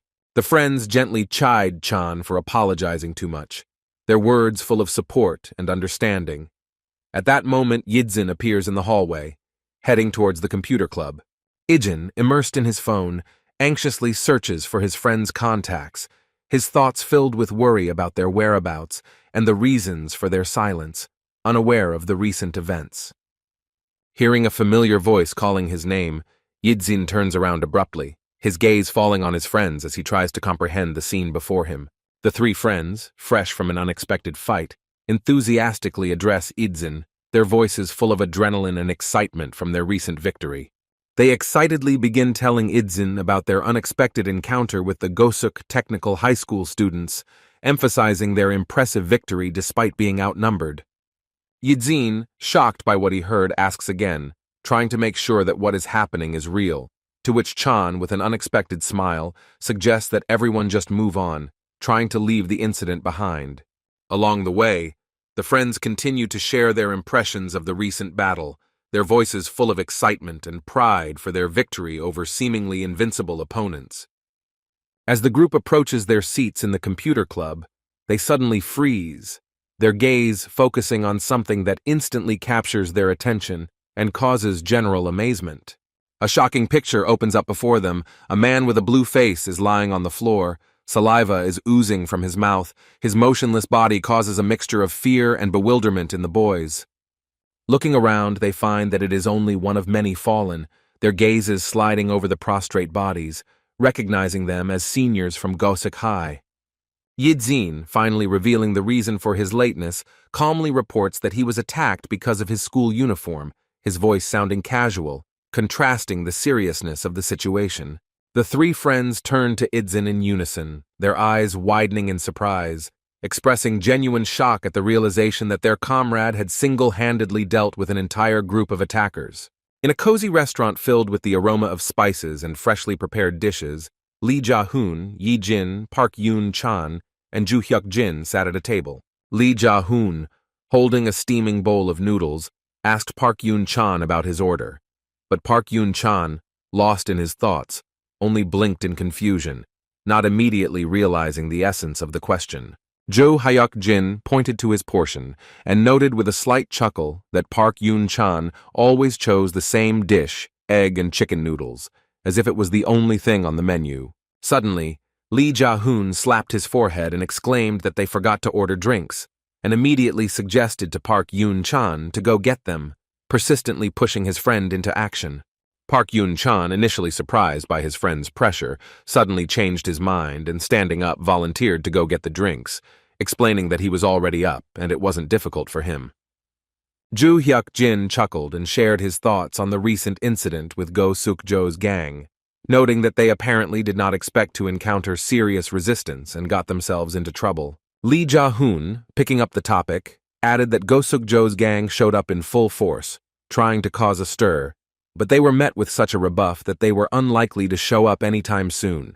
Ijin, holding a triangular onigiri in his hands, looked at the unfamiliar dish with curiosity, clearly not understanding how to approach this Japanese delicacy, which gave him away as a foreigner. Lee Ja-hoon, noticing his friend's confusion, extended his hand to help Ijin and began to carefully unpack the onigiri, causing a surprised look to appear on the newcomer's face. Ijin, watching Lee Ja-hoon's deft movements, was amazed at the convenience of the onigiri concept, where you only need to pull a string to neatly separate the package and access the rice. Holding the unwrapped onigiri in his hands, Ijin looked at it with admiration, marveling at the simplicity and genius of the packaging that opened so easily. Ijin, eating onigiri with gusto, turned to his friends with a question about how the recent fight began, wanting to know the details of the conflict that had occurred. Lee Ja-hoon, in response to Yidzin's question, revealed that one of Go Suk-jo's thugs provoked a fight with Park Yoon-chan in the school hallway, which caused Yidzin to worry about his friend's condition. Lee Ja-hoon, unwrapping a sausage in thin rice paper, advised Park Yoon-chan not to be afraid if a similar situation arose again, his voice sounding confident and friendly and caring. Park Yun-chan, surprised by his friend's words, looked at him with confusion, and Lee Ja-hoon, noticing his confusion, reminded him of a recent incident where Chan had seen him in action. Continuing his thought, Lee Ja-hoon stressed the importance of remaining calm in the face of the enemy, explaining that showing fear only provokes bullies to act more aggressively. Ju Hyuk-jin, echoing Lee Ja-hoon's words, added that having a firm stance and self-confidence is the key to not letting bullies take over and bring you down mentally. Park Yun-chan, looking down and nervously fiddling with his napkin, quietly expressed his concerns about possible physical attacks from the bullies, his voice trembling with excitement. Lee Ja-hoon, hearing his friend's doubts, gently but firmly reminded him that fear would not protect him from aggression, but would only make Chan more vulnerable to the ruthless antics of bullies. Park Yun-chan, still hesitant, expressed concern about the possibility of stronger blows, to which Lee Ja-hoon responded by emphasizing that silence and inaction would only strengthen the reputation of a weakling. Expanding on his thought, Lee Ja-hoon explained that based on his observations, even a little resistance can cause bullies to reconsider their attitude and reduce the frequency of their attacks. Park Yun-chan, listening carefully to his friend's advice, began to realize how uncomfortable and dangerous the role of a silent victim was, his face reflecting a mixture of understanding and internal struggle. In concluding the conversation, Lee Ja-hoon emphasized that the main thing is not to be afraid and to be able to fight back, expressing confidence that Park Yun-chan would be able to cope with at least this. Ijin, enjoying the taste of onigiri, involuntarily remembered his past diet of tasteless porridge and stale bread. The contrast with the current food was striking, and made him appreciate every bite. Images of exhausted fighters lying on the bare ground without any sign of comfort came to mind, and these memories made Ijin appreciate his current surroundings and friends even more. Ijin, lost in his memories, suddenly heard echoes of harsh abuse, and his frightened, tired gaze slowly turned towards the source of the sound, returning him to the past. A familiar scene appeared before Ijin's eyes, a large, aggressive guy unceremoniously taking food from a weaker one, while those around him silently watched what was happening, not daring to intervene. Ijin recalled how, on that fateful day, he had resolutely approached the offender, intending to give him his portion of food, following the usual, humiliating ritual that had been established in their group. The aggressor's greedy, bloodthirsty hand reached out to Ijin's food, ready to grab another prey. The air around him seemed to thicken with tension and fear. However, Ijin, unexpectedly for everyone and for himself, did not give in to fear. He firmly grabbed the offender's hand, squeezing it with incredible force, which surprised even himself. It was at this moment that very fire first flared up in Ijin's eyes, bright, red, frightening, like that of an experienced mercenary, ready to do anything to survive. Ijin remembered the stunned faces of those around him, even those who wore uniforms. No one expected such courage and strength from a young, seemingly harmless guy. The other guys, accustomed to the role of victims, froze in shock, suddenly realizing that resistance is possible, that you can fight back, even when you are in a seemingly hopeless situation. When the tension subsided, everyone saw the defeated aggressor, his head lying helplessly on the floor, a broken bowl of porridge lying nearby, a silent testimony of the conflict that had taken place. Ijin's hands were covered in blood, the result of the incredible strength with which he squeezed the offender's hand, protecting himself and others from injustice. Ijin stood with his eyes downcast, covered in blood, staring motionlessly at the floor, realizing that this moment had changed not only his life, but the lives of everyone around him. At that moment, Ijin realized that he was no longer a victim, but someone who was capable of protecting himself and others, and this thought filled him with both strength and the weight of responsibility. One of the offenders, still lying on the floor conscious, experienced unbearable horror from what he saw, regretting every breath and dreaming of falling through the ground from shame and fear. His gaze was fixed on the eyes of 12-year-old Ijin, in which there was an unexpected bloodthirstiness and determination that made him realize what extremes this young fighter was capable of. Ijin, returning from the depths of his memories, looked at Park Yu-chan, aware of his vulnerability, but feeling an overwhelming desire to protect his friend from any adversity, no matter what happened. Park Yun-chan, having listened carefully to his friend's advice on how to handle difficult situations, nervously clenched his fists, trying to gather all his courage for the upcoming conversation. Gathering his courage, Park Yun-chan blurted out to everyone that, to be honest, he hated guys like Lee Ja-hoon and Joo Hyuk-jin, his voice shaking with excitement and suppressed emotions. Lee Ja-hoon and Joo Hyuk-jin, hearing Park Yun-chan's words, froze in shock, stopping their chewing and not believing their ears. The atmosphere at the table instantly became tense to the limit. Park Yun-chan struggled to find his words as he continued, accusing his friends of bullying his classmates and himself, his voice growing more confident with each word he spoke. Lee Ja-hoon, trying to justify himself, countered that they never made fun of each other, but only made harmless jokes. But his words sounded unconvincing even to himself at that moment. These words made Park Yun-chan clenched his fists even tighter. He felt extremely uncomfortable remembering and talking about it, but he knew that he had to speak out in order to free himself from the burden of the past. Joo Hyuk-jin, trying to defend himself, began to compare their behavior to the actions of others, mentioning that they did not beat anyone or extort money, unlike the likes of Kim Soo. Lee Ja-hoon supported his friend by calling himself and Joo Hyuk-jin saints compared to Kim Soo, to which Park Yun-chan, closing his eyes, responded that their insults and mockery of people like him were no less painful. Lee Ja-hoon and Joo Hyuk-jin stood frozen in shock at Park Yun-chan's words, their faces reflecting a sudden realization and a budding sense of remorse for their past actions. Park Yun-chan, having gathered his courage, continued his speech, emphasizing that regardless of their intentions, their actions remained a mockery that he hated with all his heart. Listening to Park Yun-chan's revelation, Lee Ja-hoon and Joo Hyuk-jin were in deep shock, clearly not expecting to hear such words during a normal meal, their faces expressing a mixture of surprise and shame. Unexpectedly for everyone, Park Yun-chan smiled slightly and reminded them that it was they who advised him not to be afraid to express his opinion. His voice sounded with notes of irony. Lee Ja-hoon and Joo Hyuk-jin were stunned not only by what they heard, but also by the realization that they themselves had given Park Yun-chan advice that he was now using against them.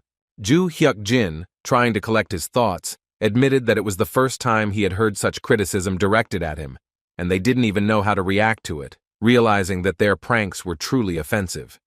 Lee Ja-hoon added that they had never thought about it from that perspective, naively thinking that their behavior was better than other bullies, his voice sounding confused and guilty. Park Yun-chan looked into their eyes and said that after everything they had gone through, he really thought about their behavior and realized that they didn't even realize that it was real bullying. He reminded them of their own words about not stealing money, taking bread, or beating people, emphasizing how they justified their actions without understanding their true impact.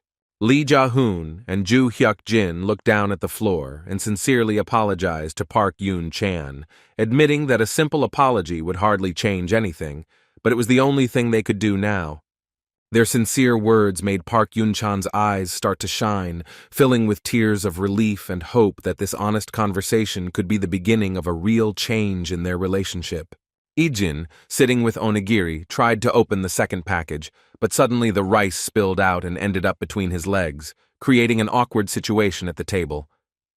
He looked at the scattered rice in confusion, wondering how such a simple task could cause him difficulty, his face expressing a mixture of surprise and disappointment. Looking at the empty package in his hands, Yidzin was in slight shock from what had happened, not believing his eyes, and not understanding how he could have made such a mistake. Lee Ja-hoon, Joo Hyuk-jin, and Park Yun-chan watched in amazement, not understanding how a strong guy like Yi-jin couldn't handle a simple package. Yidzin reached for the rice on the floor, intending to pick it up, but his friends immediately shouted at him, stopping him and convincing him that he shouldn't eat the fallen food. Meanwhile, the main building of the SW Corporation towered over the city, impressing with its modern and technological appearance, no different from other large companies. In one of the offices, Shin Yuna's relative impatiently asked her mother to wait while she was, as usual, immersed in working on her tablet. Suddenly, the door to the office opened and Shin Yuna walked in. accompanied by her guard, her face expressing seriousness and determination. Shin Yuna's relative, surprised by her appearance, asked about the reason for the unexpected visit, her voice betraying a slight worry. Shin Yuna, slightly irritated by her relative's loud exclamation, replied that her sudden appearance was not a reason for such a violent reaction. The relative, not hiding her excitement, asked Shin Yuna about the reasons for her surveillance of Idzin, expressing bewilderment at the secrecy of these actions.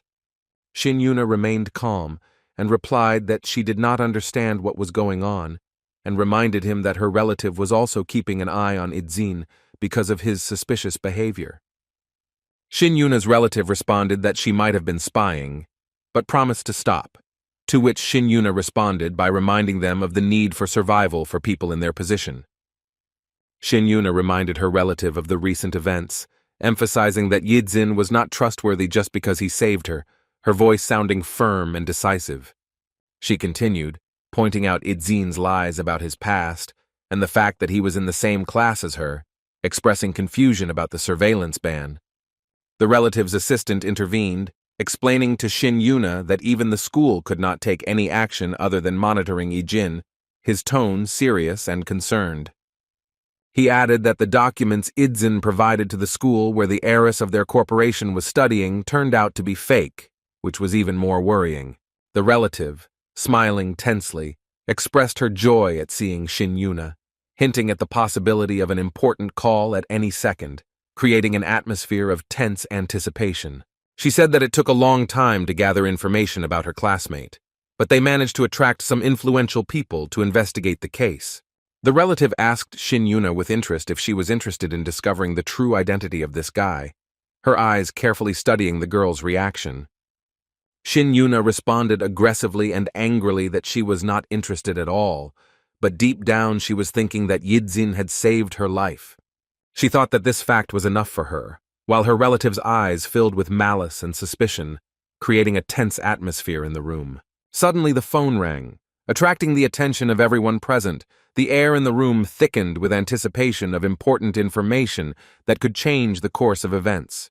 Shin Yuna's relative said with an evil look that it was time to listen to the long-awaited information together, her voice filled with impatience and irritation. She picked up her cell phone and turned it on speaker so that everyone present could hear the conversation. The atmosphere in the room became tense. The voice on the phone introduced itself as Shinji Yon, saying that he was calling about the requested information, and everyone froze in anticipation of the revelation of Idzin's secret.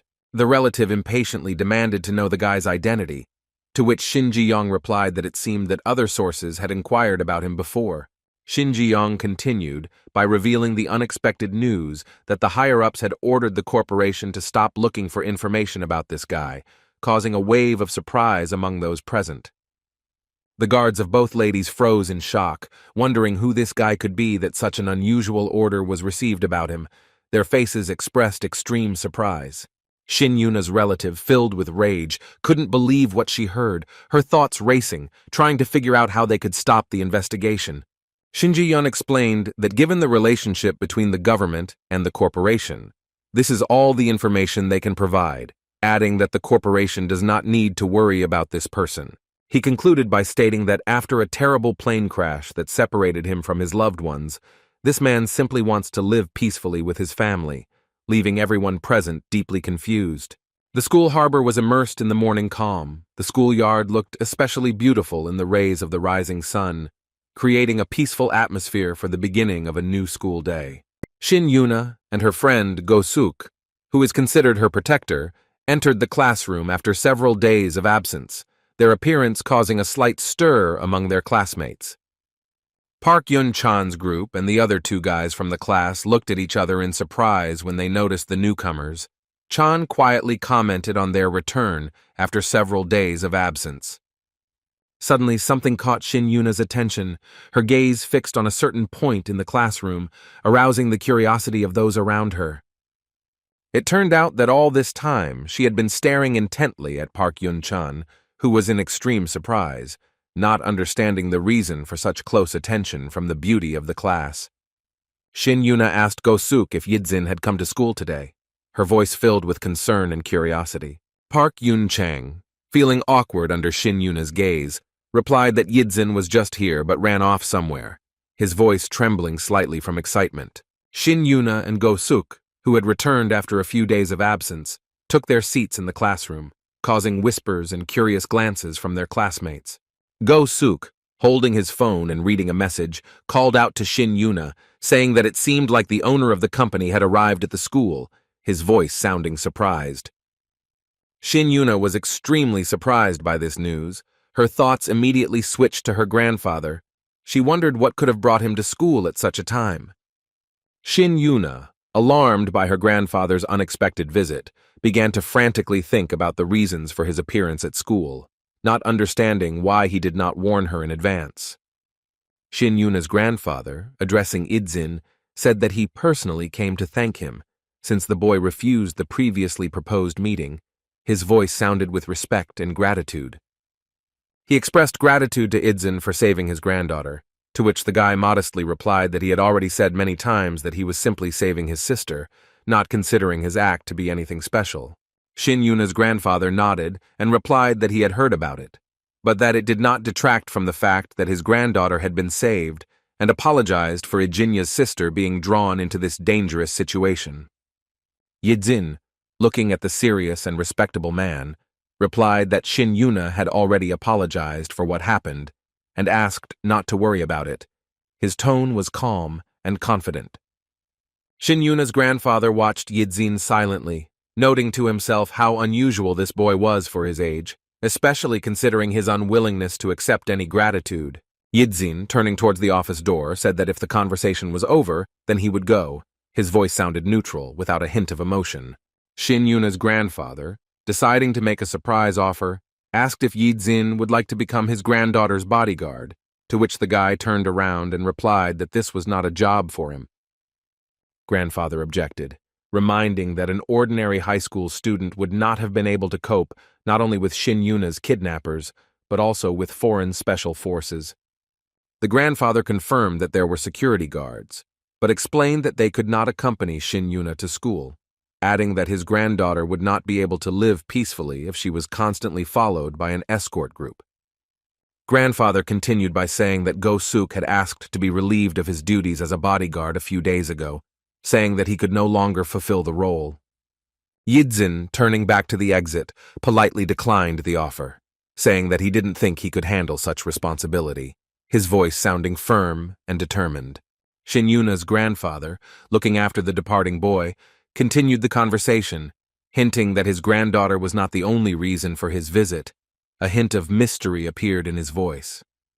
Just as Yidzin was about to grab the door handle, Grandpa suddenly mentioned the events of 3 years ago, expressing gratitude for something that happened then. A storm of thoughts rushed through Yidzin's mind, wondering what exactly happened 3 years ago and how much Shin Yuna's grandfather knew. His body tensed up with sudden anxiety. The boy let go of the door handle and slowly turned to face his grandfather, preparing to hear the continuation, his gaze focused and intense. Shin Yuna's grandfather, with warmth in his voice, expressed his joy at being able to thank Idzin, explaining that thanks to him, he was able to watch his son's last moments.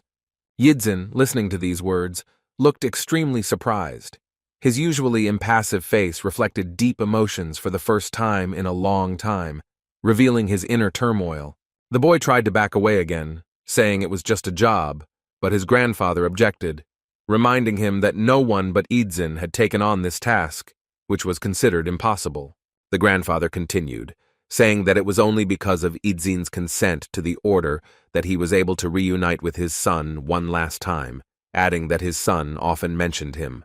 He said that his son constantly thought about the reasons that prompted Idzin to become a mercenary and asked his father to find out about it, which became the reason for the long search for the boy. With a hint of surprise in his voice, Grandfather noted the unexpectedness of their meeting, revealing that Shin Yuna was the daughter of his late son, creating an unexpected connection between the past and the present. Yidzin, hearing this, instantly recalled the words of his grandfather's son about a daughter his age, realizing how closely their fates were intertwined. His face reflected a mixture of understanding and slight shock. Yidzin, after weighing the pros and cons, replied that he would not be able to fulfill the duties of a permanent bodyguard, but promised not to ignore the situation if something happened, his voice sounding confident and decisive. Shin Yuna's grandfather, hearing this answer, looked more or less satisfied, realizing that at least under some conditions Yidzin agreed to help. His face expressed slight relief. He smiled, saying that this was enough, and expressed confidence that even under such conditions his granddaughter would be safe, his voice full of gratitude. Shin Yuna's grandfather took advantage of the moment to ask Yidzin another question while he was here, his tone becoming more businesslike. He asked Idzin's opinion about the corporation's security, which caused the guy to be confused and ask what this conversation was about. His eyebrows slightly furrowed. Grandfather began to explain that their team of security guards had become arrogant and practically useless, and that they were to blame for what had happened to his granddaughter, his voice sounding with notes of disappointment. He continued, speaking about the frivolity of the security even in difficult times for the corporation, and expressed a desire to hear Idzin's opinion. Yidzin turned back to his grandfather and took a deep breath, preparing to give an answer, his face expressing deep thought. He took hold of the door handle again, looking at the man who had asked him this unexpected question, his gaze piercing and attentive. Without saying anything, Yidzin returned to the office, where Shin Yuna waved her hand at him in a friendly manner, smiling, which eased the tense atmosphere a little. The lesson began. The teacher called on everyone to open their notebooks and begin their work, and Yidzin, still lost in his thoughts, sullenly headed to his desk. The lesson began. All the students were concentrated on writing down information from the board, studying diligently. The atmosphere in the classroom was filled with the familiar rustling of pages and the creaking of pens. Yidzin, lost in his thoughts after talking with Shin Yuna's grandfather, was in a completely different emotional state, his gaze fixed on an indefinite point. He remembered his grandfather's words about how, thanks to him, he was able to see the last minutes of his son's life. These words echoed in his head. A picture of the past surfaced in Idzin's mind. A large group of soldiers and doctors crowded together in one place, the atmosphere tense and anxious. He remembered the medics, men and women, sitting and eating cold rice, their tired faces telling of the hard work they were doing. Yidzin saw himself at that moment, standing guard, mechanically chewing a chocolate bar that could hardly satisfy his hunger, his gaze wary and attentive. He remembered hearing someone discussing his person, wondering how a child could be a mercenary, and Yidzin immediately took notice, turning his head sharply. A man approached him, and admitted that he hadn't realized how young Yidzin was until he uncovered his face, his voice filled with surprise and concern. The man, holding out a portion of food, asked if Yidzin was really a teenager, to which the boy silently removed his mask, confirming his guess. The doctor insisted that Yidzin not eat such junk food as chocolate and offered him a full, delicious meal which he brought on a tray, his gesture full of sincere concern. Yidzin looked at the man who had brought him food silently, not saying a word, but his gaze expressed a mixture of surprise and wariness. The man, smiling, told Yidzin that at his young age he needed to eat better, his tone warm and fatherly. The soldiers around them were discussing among themselves that the clients now had a lot of money. They were laying roads, building schools and medical facilities in the city where they were being escorted. The military speculated about the clients' motives, questioning their selflessness, suggesting that investing in the city would not bring benefits, and comparing their actions to the work of volunteers, their tone was skeptical. One of the men cynically noted that that was the point, adding that the townspeople had probably cheated the customers, and the money could have been spent more profitably, his voice sounding with a hint of irritation. Yidzin stood in military uniform with a machine gun in his hands, guarding the construction, when he was approached again by the friendly young volunteer who had previously brought him food. The volunteer smiled and handed Yidzin a bar of dark chocolate, his gesture full of genuine concern. Yidzin didn't react to the offer, maintaining professionalism in his service and not giving in to temptation. His gaze was directed to the side, ignoring the extended chocolate. Once again, while Yidzin was on duty, a volunteer brought him a bottle of water and some snacks, continuing to show concern despite the lack of response. When it started to rain heavily, this same man brought Yidzin a cloak so that he would not get soaked to the skin. His care was constant and sincere. The volunteer, upon learning of Idzin's departure for the next mission, expressed his sadness, admitting that he had become attached to the young mercenary, his voice filled with warmth. He invited Idzin to come to them when he had time, saying that he would stay here for another month. His invitation sounded sincere and friendly. Yidzin, looking down, was silent, not knowing how to respond to this proposal. Understanding the impossibility of such a connection, his eyes expressed a mixture of sadness and gratitude. As Yidzin sat down on the road, a volunteer handed him a bag, explaining that he had packed some food and medical supplies for him to take on the journey. His concern was obvious. For the first time in all this time, Yidzin decided to break the silence and ask the volunteer why he had given him all these things, his voice sounding quiet, with notes of surprise and curiosity. The volunteer was completely stunned when he heard Yidzin's question. He clearly didn't expect the silent guy to talk to him. His face showed extreme surprise. He exclaimed in surprise that Yidzin was speaking Korean, asking why he had been pretending not to understand him all this time, his voice carrying a hint of mild reproach. The volunteer recalled how Yidzin simply stood by as he spoke to him in English or the local dialect, showing no sign of understanding. When Yidzin turned around, looking the volunteer in the eye, the volunteer repeated his question about the reasons for his concern, his tone soft and understanding. With a warm smile that shone like the sun, the volunteer replied that he had a daughter Idzinya's age, his eyes shining with fatherly love. He continued, saying that Yidzin reminded him of his daughter, and he just couldn't leave the boy alone like that, his voice full of genuine concern. Later, when Yidzin had already left for his next mission in the destroyed area, someone asked him if he had heard the latest news. His tone was serious and concerned. The source said that the city where the volunteer group was working was captured by the ruler's agents, with the help of military forces, creating an atmosphere of anxiety and uncertainty. Idzin's partner suggested that the invaders were probably waiting for a moment of weakening power to take control of the city, his voice filled with bitterness. He added that most of the volunteers died during these events, and Yidzin, sitting in class, was deep in thought about what happened, his face expressionless. Shin Yuna approached Yidzin again, apologizing and asking for at least a few minutes, her voice hesitant and hopeful. Yidzin looked at the girl and didn't respond, his gaze remaining cold and impenetrable as usual, creating a contrast with the emotional memories he had just experienced.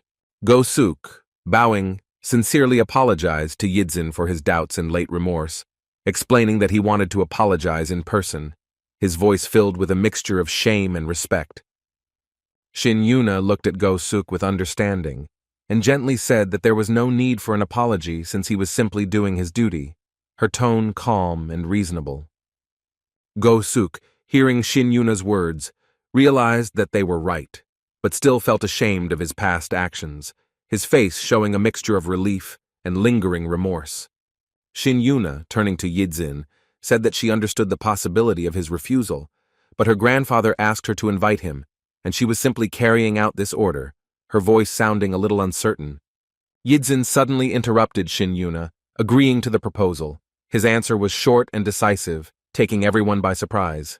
Shin Yuna was completely shocked by Yidzin's agreement, considering his previous refusals of any rewards. Her eyes widened in surprise. Meanwhile, Shin Yuna's relative was in a state of intense anger, as usual surrounded by an aura of tension, metaphorically described as a red flame. Sitting in her office, she pondered over Idzin's identity, wondering why even their influential organization couldn't get information about him, her face showing extreme irritation.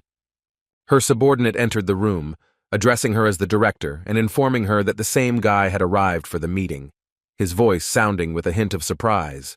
Shin Yuna's relative was stunned by this news, not understanding how Yidzin could come without her invitation. Her thoughts were racing as she tried to comprehend the situation. The main building of the corporation, as always, looked impressive. It shone and sparkled, embodying the image of a modern technological structure. Its facade reflected the sun's rays, creating a futuristic look. Yidzin, dressed in a suit with the corporation's emblem, looked thoughtful, his gaze directed somewhere into the distance, as if he was thinking about something important. Go-suk turned to Yidzin and asked curiously about the reasons for the sudden change, his voice expressing genuine surprise and interest. Yidzin, without answering the question, silently buttoned the jacket of his new suit to the end, his movements methodical and focused.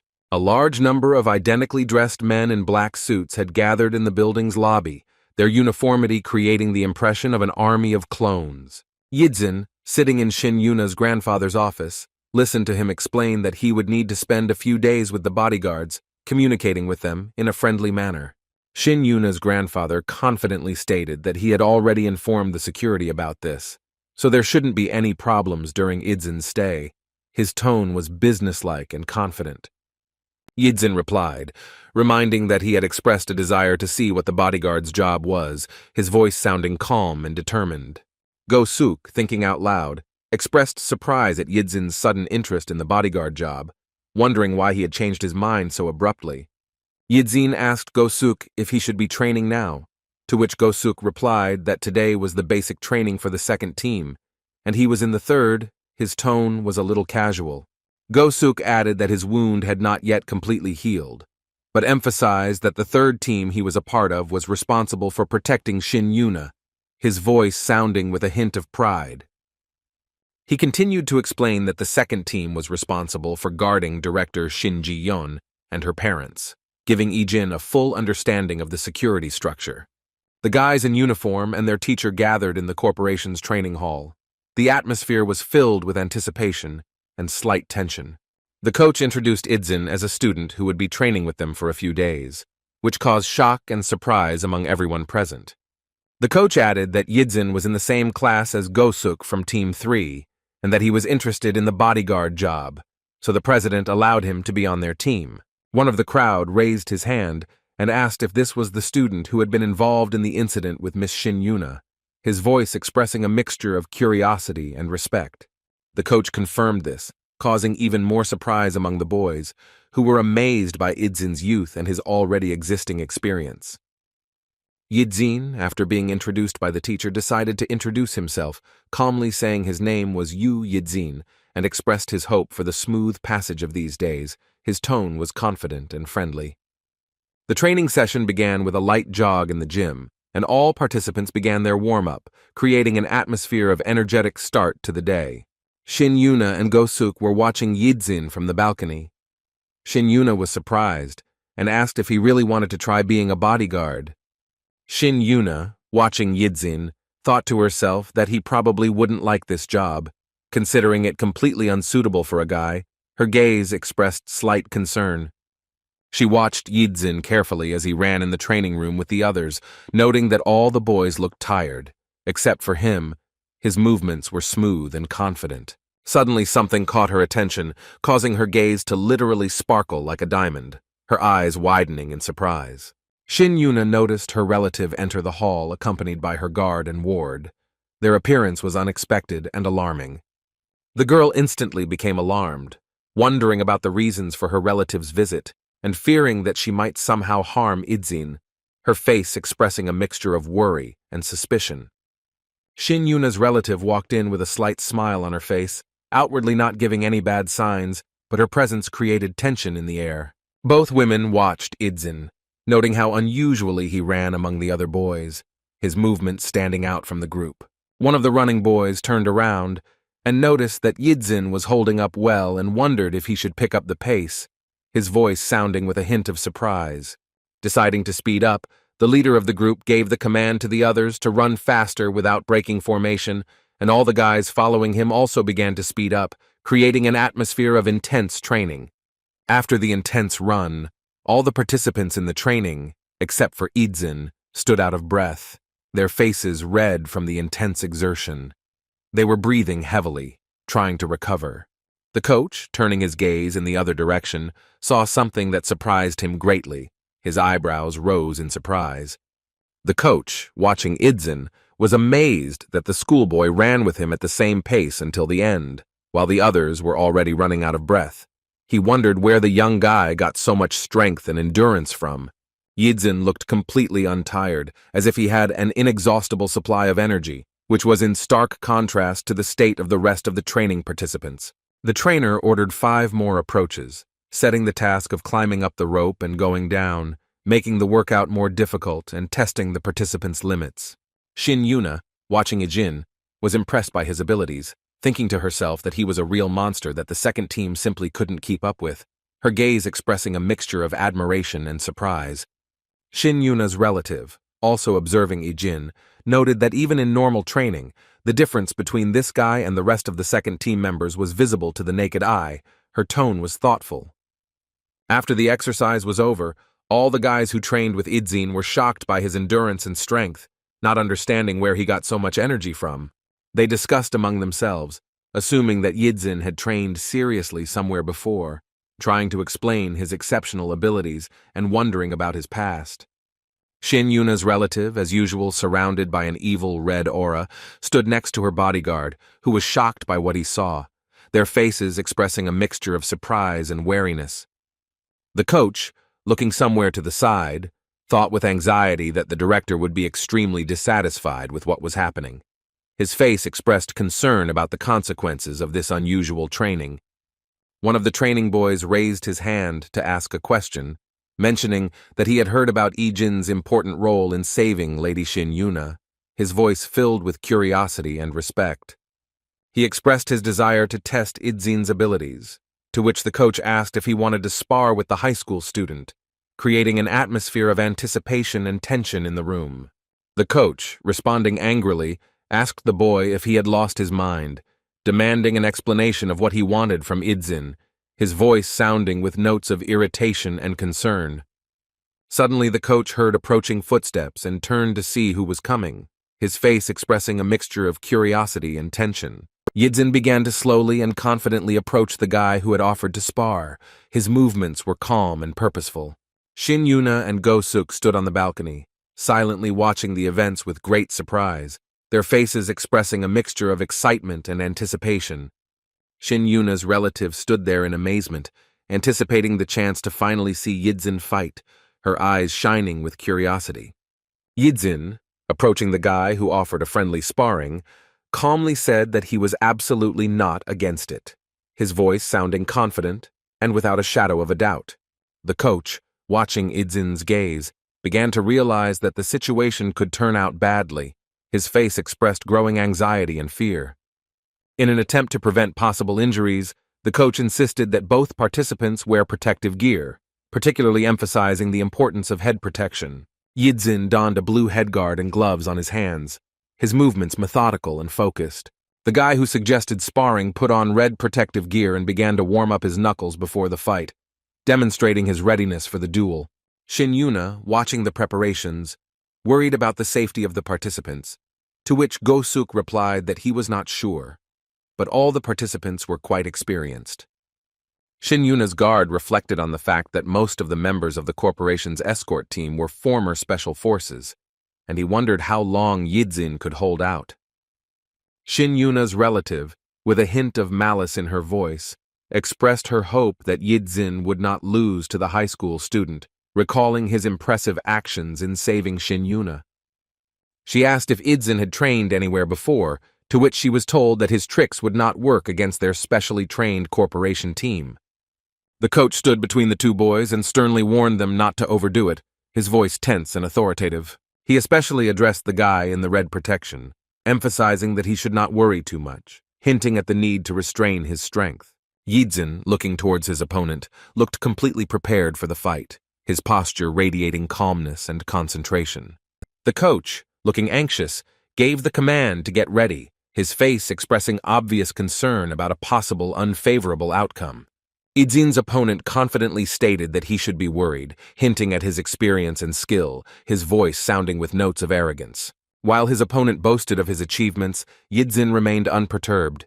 His face did not express a shadow of worry, only confidence in his own strength. The coach shouted, "Go!" and both boys rushed towards each other, creating a tense atmosphere of anticipation. The guy in the red helmet tried to strike first, but Yidzin easily and gracefully dodged, demonstrating excellent reflexes and agility. Idzin's opponent looked extremely serious and displeased at how easily his blow had been parried. His eyes behind his helmet narrowed in irritation. Shin Yuna, watching what was happening, was very worried and screamed, wondering why Idzin's opponent was swinging so hard during the sparring, her voice trembling with excitement.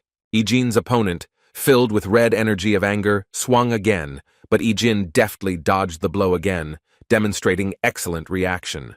Taking advantage of the opponent's moment of relaxation, Yidzin decided to strike, hooking his foot into his opponent's leg to knock him off balance. His movements were precise and fast.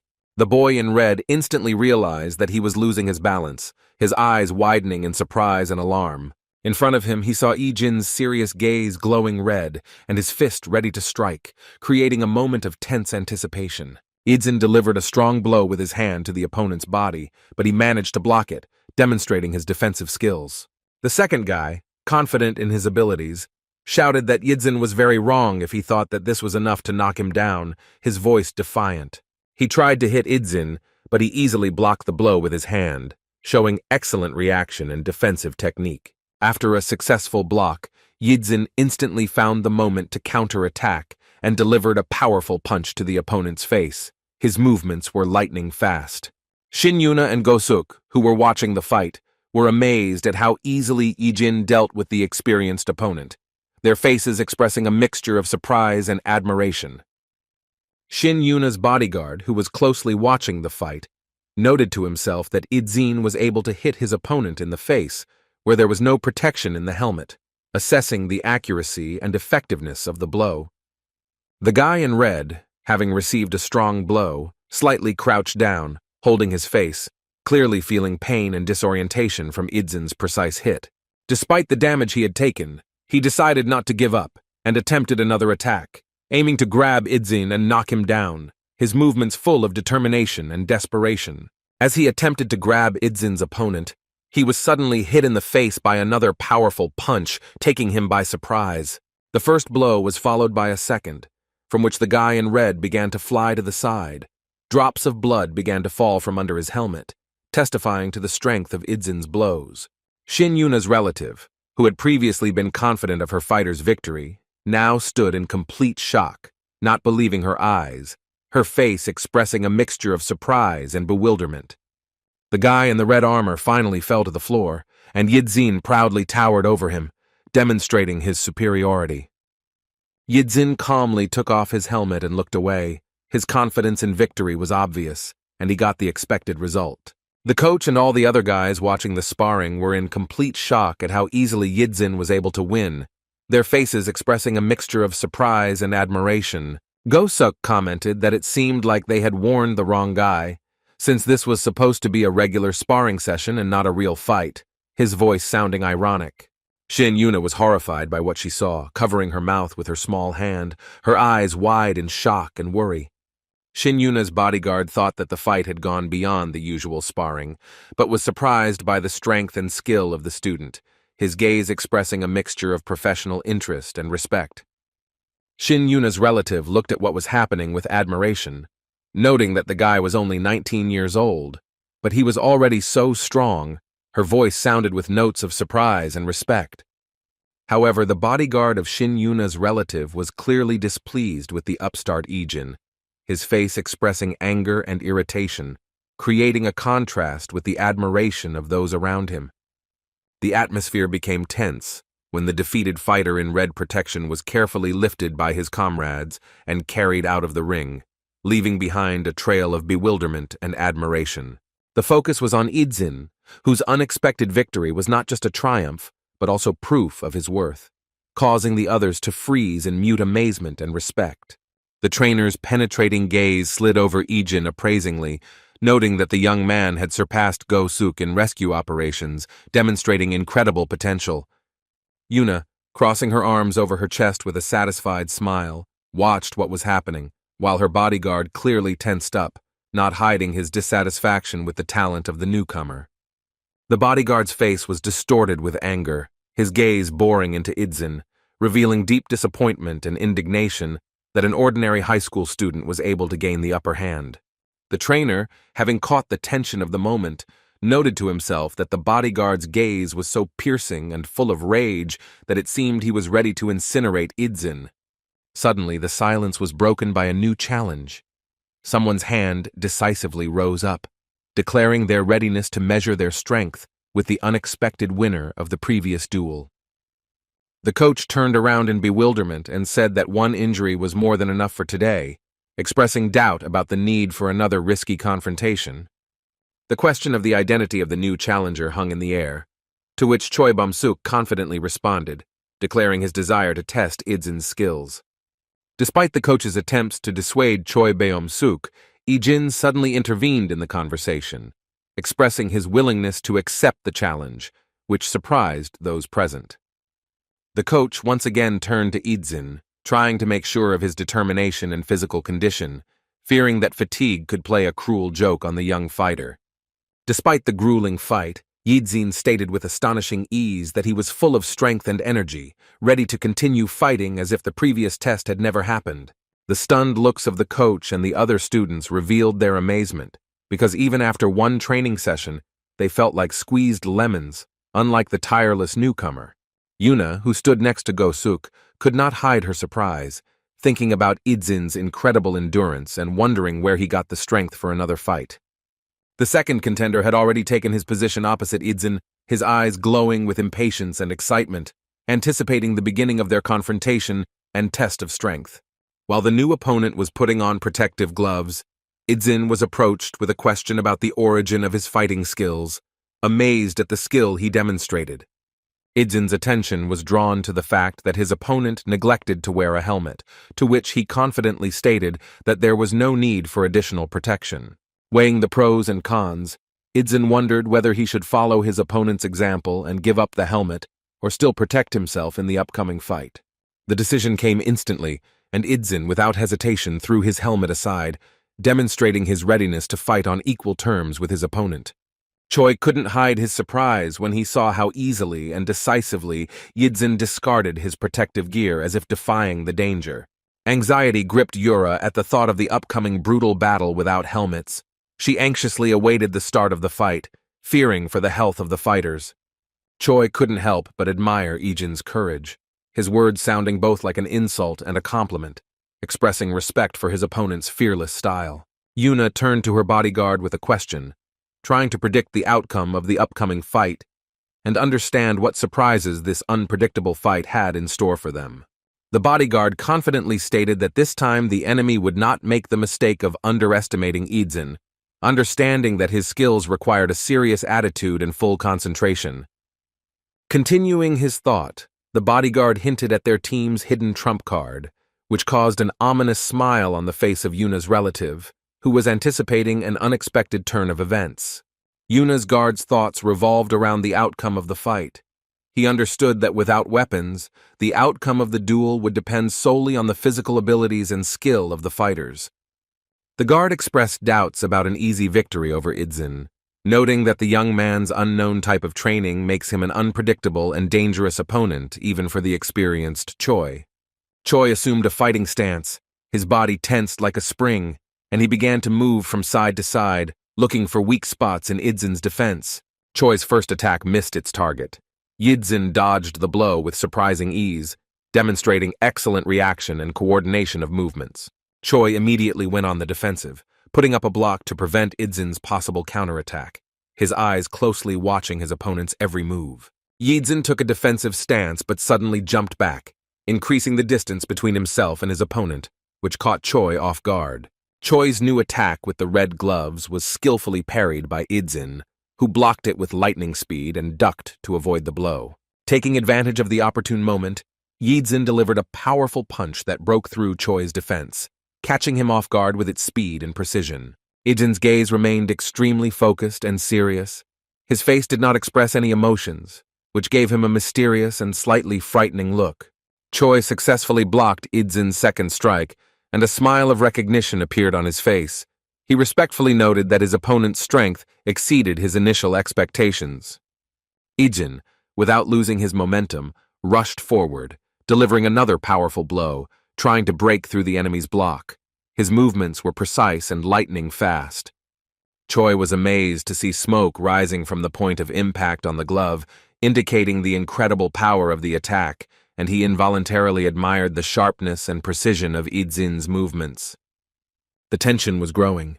Yuna watched the sparring with concern, fearing that the situation could get out of control and lead to unforeseen consequences.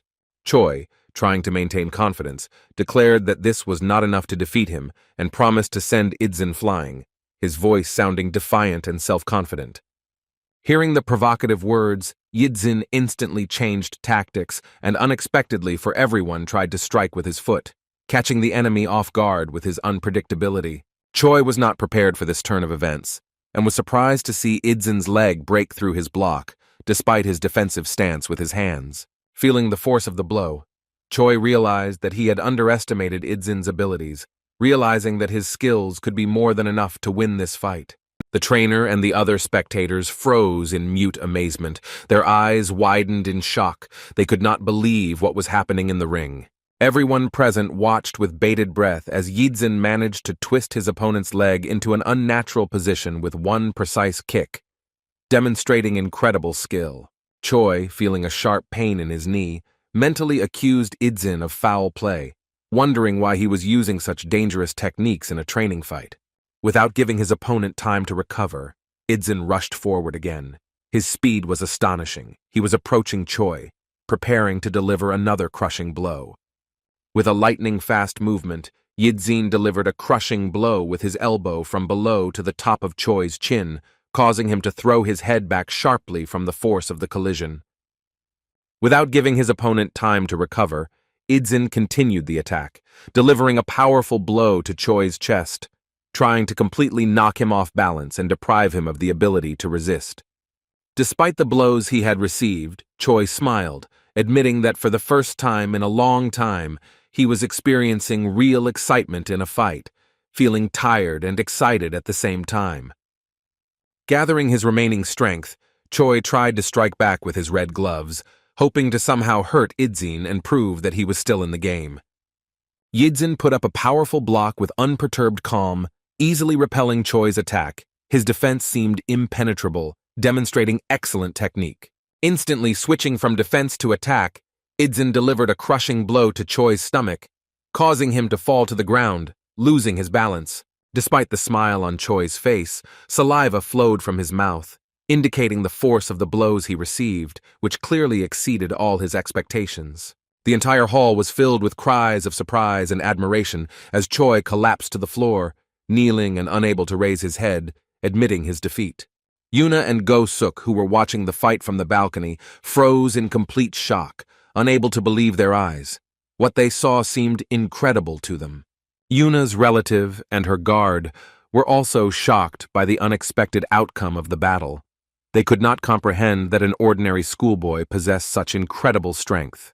Yidzin once again emerged victorious from the fight. His face remained impassive and his eyes did not express any emotion. He seemed invulnerable. Standing over his defeated opponent who was writhing in pain, Yidzin looked completely unharmed, having not received a single blow during the entire fight. The guard carefully analyzed Idzin's technique, noting precise blows to the opponent's knee and throat that leveled out the difference in the fighter's physical abilities. Idzin turned to the rest of the boys, his calm voice sounding almost friendly as he asked who wanted to be his next opponent.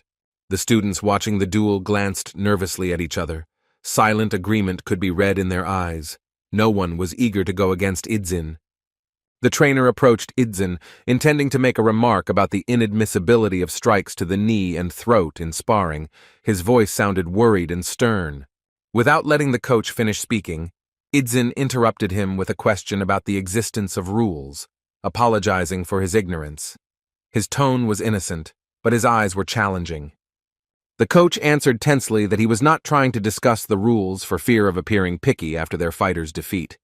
His words sounded uncertain and apologetic. Yuna's relative thoughtfully noted that Yuna's rescue by Yidzin and Go-suk was hardly a simple coincidence. Her eyes narrowed as she assessed the situation. Turning to her guard, she asked if Yidzin looked like the leader of the second team, her voice full of curiosity and hidden admiration. The guard hissed angrily that in basic sparring training, Yidzin was exceptional in everything they had seen so far, his words laced with a reluctant confession.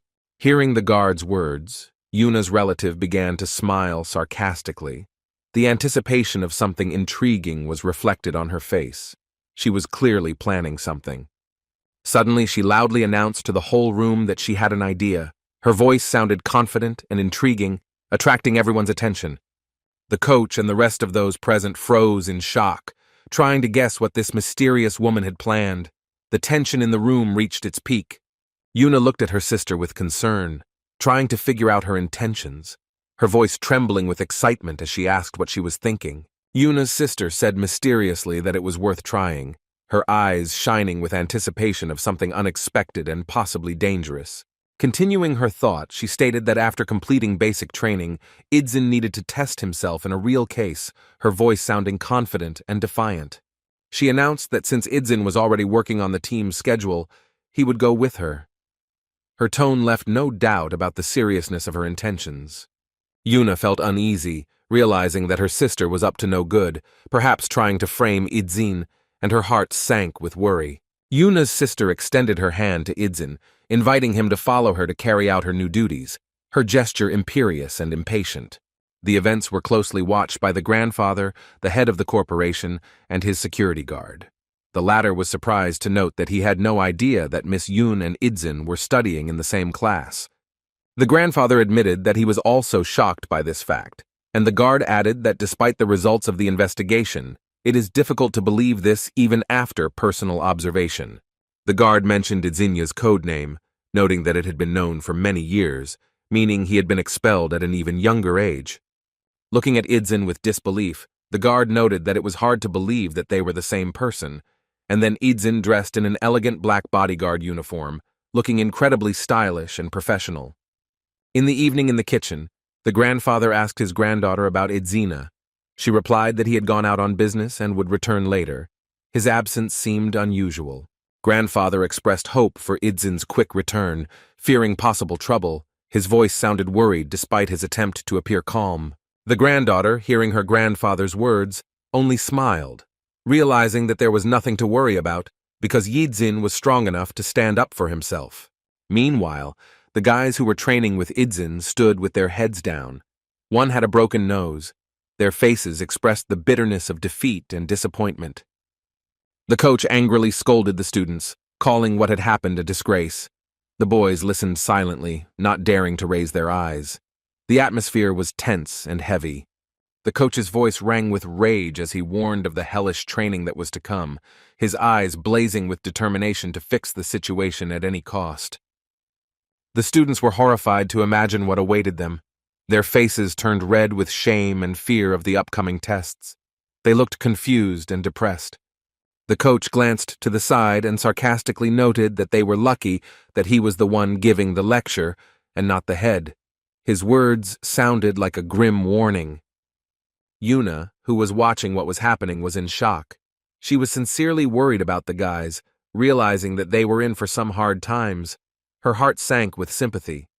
Suddenly, Idzin appeared, tall and handsome, wearing an elegant black security guard suit and tie.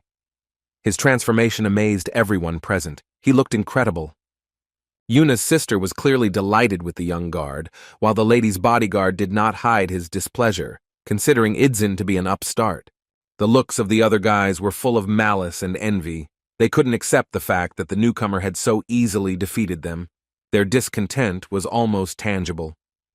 The corporation's main building impressed with its modern design and technological advancement. Its majestic appearance testified to the scale and influence of the company. Yuna walked down the corridor accompanied by 2 guards and Idzinya, all dressed in identical suits. Only the blonde one had a turquoise tie, indicating his special status. Once outside, the group encountered 4 additional guards, their presence underscoring the importance of Yuna's safety. One of the guards helpfully opened the door of a luxurious white car, inviting Yuna to take her seat inside. The remaining guards were distributed among the cars. Some joined Yuna, others took their places in the equally expensive escort cars. Idzin opened the car door and glanced to the side, trying to assess the situation. His attention was drawn to something in the parking lot. Sister Yuna's head guard turned sharply to Idzin, reminding him that his place was in the back seat, his tone full of hostility and superiority. Idzin looked at the guard in surprise, not understanding the reasons for such a strange and disrespectful attitude towards him. His gaze expressed bewilderment. Yuna's sister had already taken her place, waiting for the movement to begin. Her gaze was full of cunning and cold calculation. She was clearly planning something. Idzin sat in the back seat next to Yuna, who crossed her arms in a defensive pose, creating an invisible barrier between them. The driver and the head guard cast a wary glance at the back seat. Watching Idzin, their distrust was obvious. Their attention was also focused on the escort vehicles following behind them, providing additional security and control of the situation. Idzin immediately began to analyze the surroundings. He noted that there were 3 people in their car and 3 more in the accompanying car. While he was pondering the situation, Yuna's sister suddenly asked him about his desire to become famous. Her question sounded intriguing and a little alarming. Before Yidzin could process the question, he heard an explanation that they were heading to an entertainment company that was part of their corporation. Her words sounded like a hint. Without listening to the proposal, Yidzin immediately rejected the idea, stating his lack of interest, which clearly upset Yuna's sister. Her disappointment was obvious. She asked if he was interested in working as a bodyguard. Yidzin listened silently, taking his time to answer. His silence was meaningful. Finally, he replied that it was better to stick to this story, confirming his interest in the work of a bodyguard. His words sounded cautious and balanced. Yuna's sister noted his talent in this matter based on the ease with which he dealt with the members of the second team, her voice sounding with notes of respect and interest. The head guard, listening to this conversation, was clearly indignant. His face turned red with anger. He did not like the increased attention to the newcomer. His jealousy was obvious. Eden modestly noted that he won only because he caught his opponent off guard, emphasizing that he was still a teenager. His words sounded like an attempt to belittle his achievements. He added that he had the advantage from the very beginning, and if it had been a real fight and he had been taken seriously, the result could have been different. His reasoning was rational and mature. Idzin's words struck the girl. She mentally noted that she expected his joy from the victory, but it seemed she was mistaken. Her surprise was obvious. The head guard was even more irritated, realizing that this teenager was perfectly aware of the situation he found himself in. His anxiety grew with each passing minute. They arrived at a high-tech building, glowing yellow and distinguished by its flexible forms, its architecture impressive in its modernity and innovation. The girl entered her office, sat down in front of the monitor, and immersed herself in studying the information on the screen. Her concentration was obvious. 2 guards stood at the door, the main one and Idzin. Their presence created an atmosphere of security and control. The head guard glanced furtively at Idzin, surprised by his stillness over the past hour, wondering about the origin of the young man's skills. Idzin, catching the guard's gaze, turned to him in bewilderment, not understanding what they were talking about. His face expressed sincere misunderstanding. The guard clarified that he was interested in the skills demonstrated by Idzin during training and sparring. His curiosity was obvious. He emphasized the impossibility of such skill without long-term training, to which Idzin unexpectedly replied that he had learned it from his neighbors. His answer sounded strange. The guard reacted skeptically to Idzin's joke, and he only looked away at the floor. His reaction was mysterious and a little sad. Yidzin was lost in memories of the past, imagining how he ran through the tall grass, exhausting himself to the limit. These images were vivid and painful. He remembered how he and his partner ran away under bullets without body armor. His heart began to beat faster from these disturbing memories. Idzin recalled grueling training sessions where he crawled along a rope with a knife in his teeth, demonstrating incredible strength and dexterity. The image of a huge man in a balaclava with a large knife came to mind. This memory from early childhood was especially vivid and frightening. He remembered how, in that case, he managed to take the knife away and defend himself. This memory evoked mixed feelings of pride and horror. A white caravan of cars cut through the night streets of the city, returning back, the headlights cutting through the darkness, creating a surreal picture. The lady asked Idzin if it was too late for him, and if it was convenient for him to be home at such a time, her voice sounding with a note of concern. Yidzin assured him that everything was fine, but she continued to suggest that this was not his first job as a bodyguard. Her insight was amazing. The guy calmly replied that this was his first experience. His face remained imperturbable, not revealing any emotions. The head bodyguard understood his mistress's observation skills, noting that Yidzin had not asked a single question since the beginning of the trip, and his expression had not changed. It seemed that Yidzin knew what could happen during work. He sat motionless in his place until the very end. His calmness was almost supernatural. Suddenly, A large truck in the oncoming lane began to blind the driver with its bright yellow headlights, creating a dangerous situation on the road. Yidzin instantly reacted to this, realizing that the situation could get out of control. His body tensed up, ready for action. He noticed how the truck began to drive into the oncoming lane, heading straight for their car. The danger was increasing with every second. It became obvious that something had happened to the truck driver. He seemed to have lost control and was about to crash into their car. The situation was becoming critical. The lady's driver reacted instantly, sharply turning the steering wheel in the opposite direction in an attempt to avoid a collision. Despite an attempt to evade, the truck still collided with the white car. There was a deafening roar and a bright flash illuminated the scene of the accident. The guards in the accompanying cars looked anxiously at the lady's white car. Their faces expressed extreme concern and readiness for action. They noticed that the car was not badly damaged, but smoke was rising from the front of the bumper. The situation looked tense. The deployed airbags filled the cabin. The head security guard turned to the lady, shouting to check if everything was okay with her, his voice trembling with excitement. Suddenly his gaze expressed extreme surprise. His pupils narrowed. He stared at one point, not believing his eyes. He saw how shards of glass were flying in all directions, and the lady instinctively tried to cover her eyes to protect herself from them. The next moment, he noticed how Yidzin reacted with lightning speed, covering the lady with his body, protecting her from the flying fragments. His actions were instantaneous and precise. The lady, realizing what was happening, was extremely surprised. Her pupils narrowed to the limit, expressing shock and disbelief. Opening her eyes, she found herself pressed against Idzin's body, who was covering her with his arms and body, completely protecting her from danger.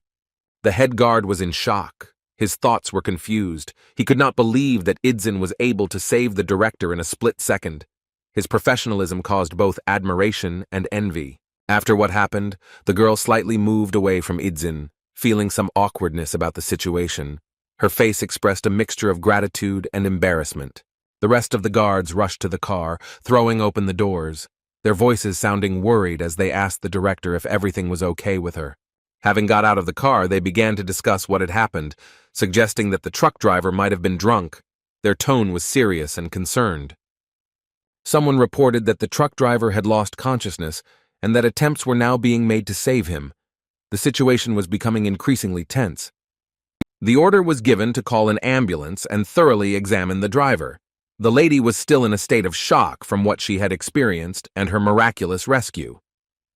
Her gaze was fixed on Idzin. She noted his seriousness and the way he did not hesitate for a second at a critical moment. Her respect for him grew. Voices were heard urging people to call the hospital because of possible injuries to the director. The atmosphere was filled with anxiety and urgency. The director inquired about Idzin's condition. He answered in the affirmative, but she insisted on checking just in case. Her concern was obvious. Idzin turned to the lady, looking her straight in the eyes. His gaze was serious and penetrating as he spoke about the most important thing. At that moment, Yuna's sister seemed to go deaf. She was struck by the guy's beauty. His presence seemed magnetic to her. Suddenly, Yidzin said that from now on it was extremely important to wear a seatbelt even in the back seat. The lady clearly did not expect to hear this, and her surprise was obvious.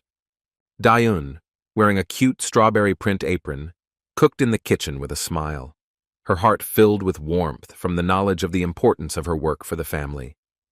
Yidzin walked into the kitchen and asked his sister with concern if she needed help preparing lunch, his voice soft and caring. Dayun, without looking up from her work, explained that she was packing a separate lunch for her grandfather, and Yidzin could eat her portion later, her movements deft and confident. After learning about her grandfather's work, Dayun shared her intention to visit him, admitting that she used to do so often. But now that Idzin had returned, she could finally afford it. Yidzin, upon hearing about his sister's plans, offered to accompany her without hesitation, which clearly surprised Dayun. Her eyes widened in surprise.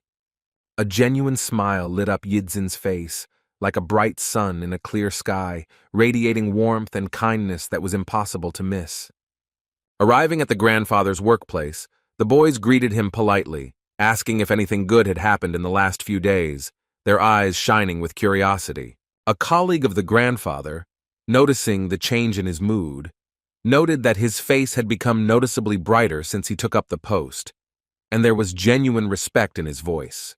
Grandfather, a little embarrassed by the compliment, agreed with the observation of his colleague, who suggested taking a short break and trying some rice cakes from room 703. The grandfather, feeling responsible for his duties, suggested that his colleague go ahead, promising to join him later after the rounds, to which he agreed with understanding, mentioning his evening plans.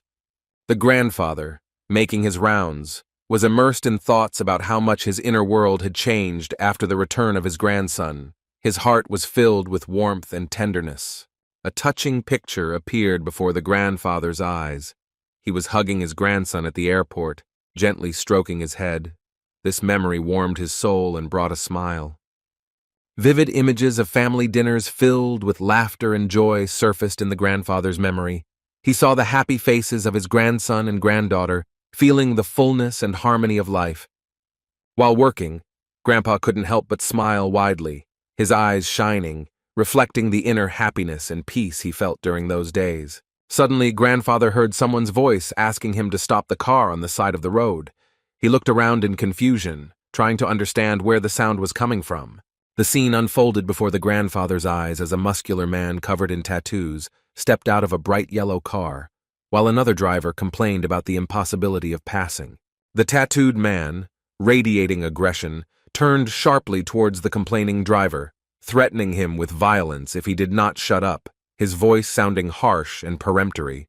The driver who dared to make a remark was stunned by such a rude answer, his face expressing a mixture of surprise and fear at the unexpected threat.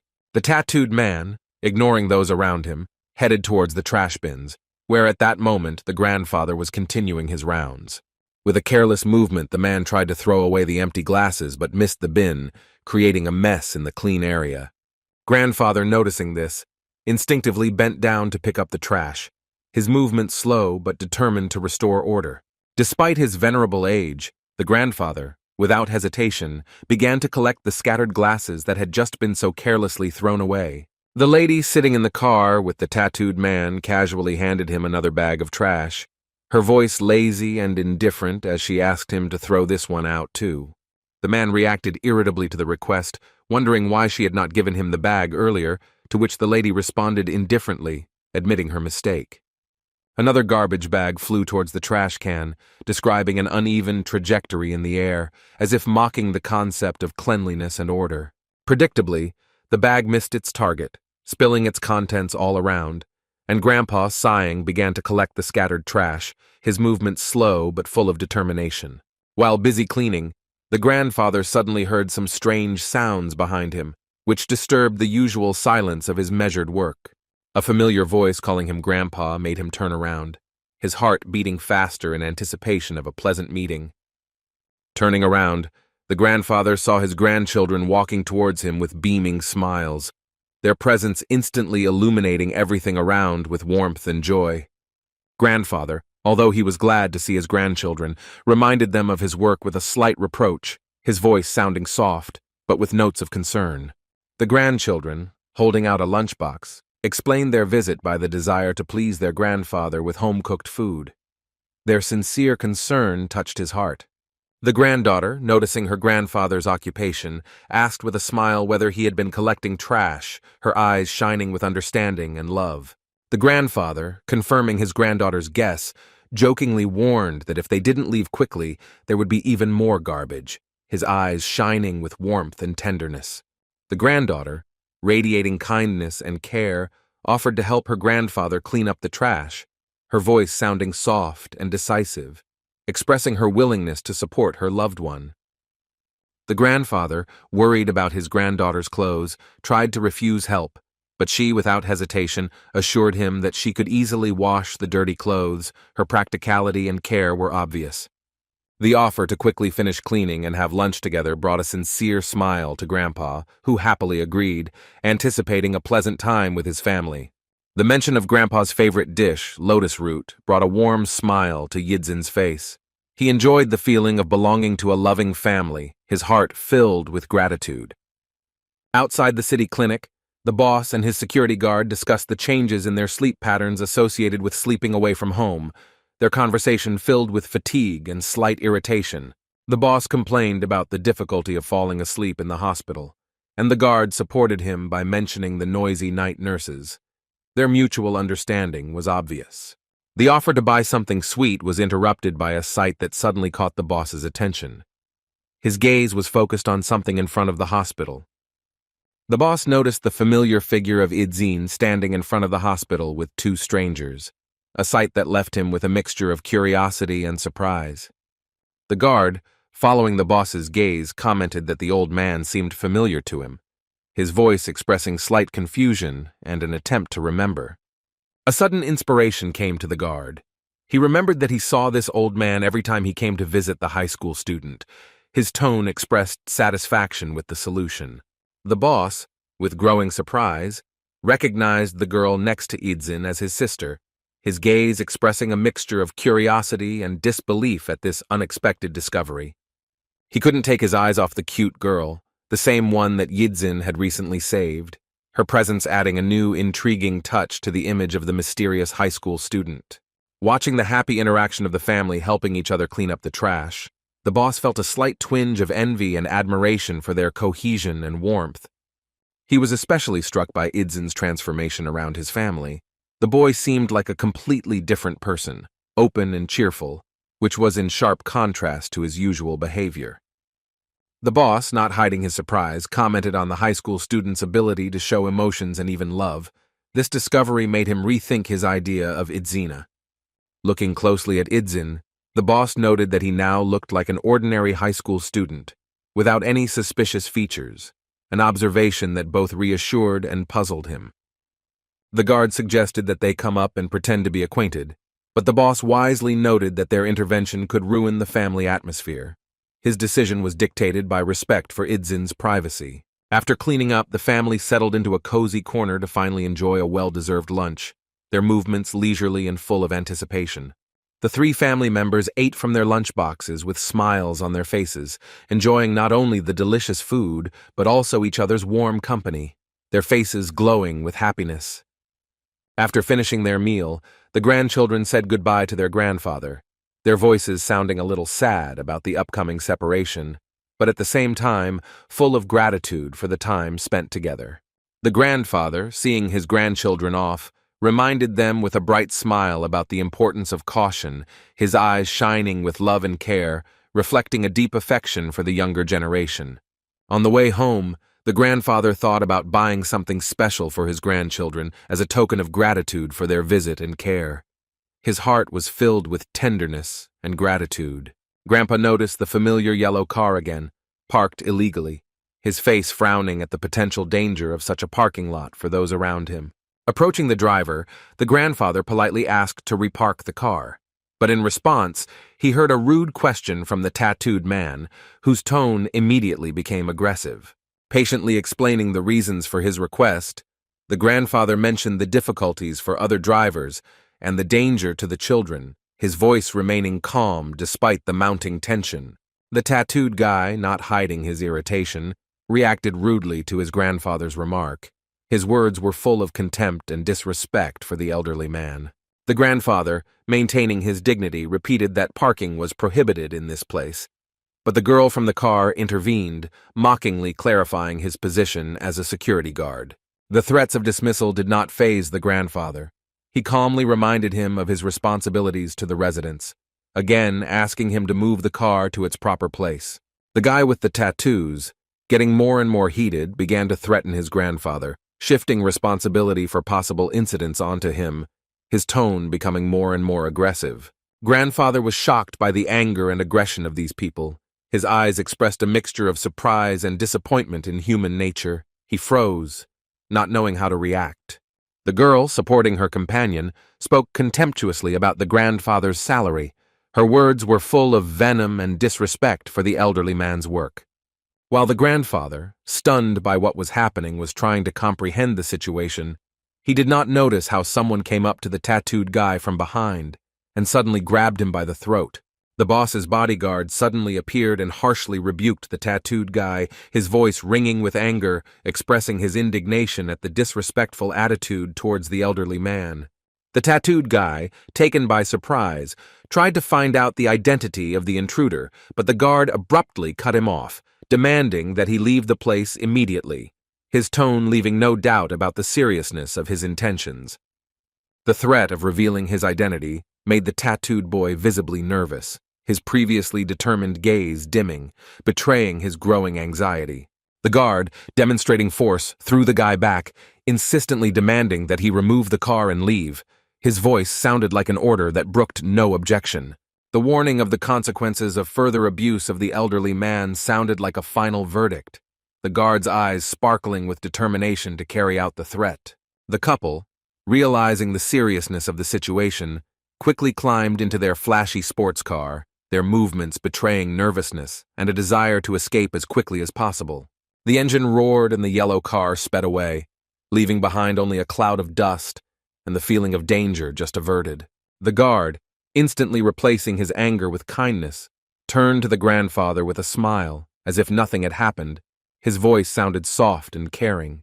The grandfather, still in shock from what had happened, sincerely thanked the guard for his help, his voice trembling with excitement and gratitude. The guard, trying to defuse the situation, suggested that the grandfather communicate less formally, reminding him of his previous visit to his grandson. His tone was friendly and inviting. Grandfather's memory slowly restored the events of that day, when he was very worried about his grandson, fearing possible trouble. His face reflected a mixture of recognition and residual anxiety. There were 2 security guards on duty at the entrance to the Radio City nightclub, their attentive glances scanning every visitor, creating an atmosphere of security and control. The security guard, pouring alcohol for the boss, proudly talked about his intervention in the situation with the high school student's grandfather, his voice sounding confident and satisfied. The boss, listening attentively, agreed with the guard's actions, noting the disrespectful behavior of the bully. His approval was obvious as he filled the glass. The sudden sound of a door slamming caught their attention, causing both of them to turn tensely towards the entrance, expecting to see a new visitor. To their amazement, Yidzin entered the establishment. His unexpected appearance caused a mixture of surprise and wariness among the boss and the guard. They did not understand the purpose of his visit. The boss, noticing Yidzin's gloomy expression, nervously inquired about the reason for his displeasure, his voice betraying growing concern. Yidzin silently held out his phone, motioning for the boss and the guard to read something on the screen, his gesture decisive and demanding. The screen displayed a message from Grandpa with a photo of the guard and text about an unexpected meeting with Yidzin's friend who lived nearby.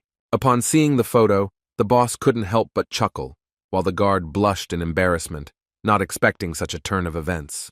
Yidzin, not knowing the whole situation, sharply asked the boss if this was an attempt at a threat, his voice sounding tense and suspicious.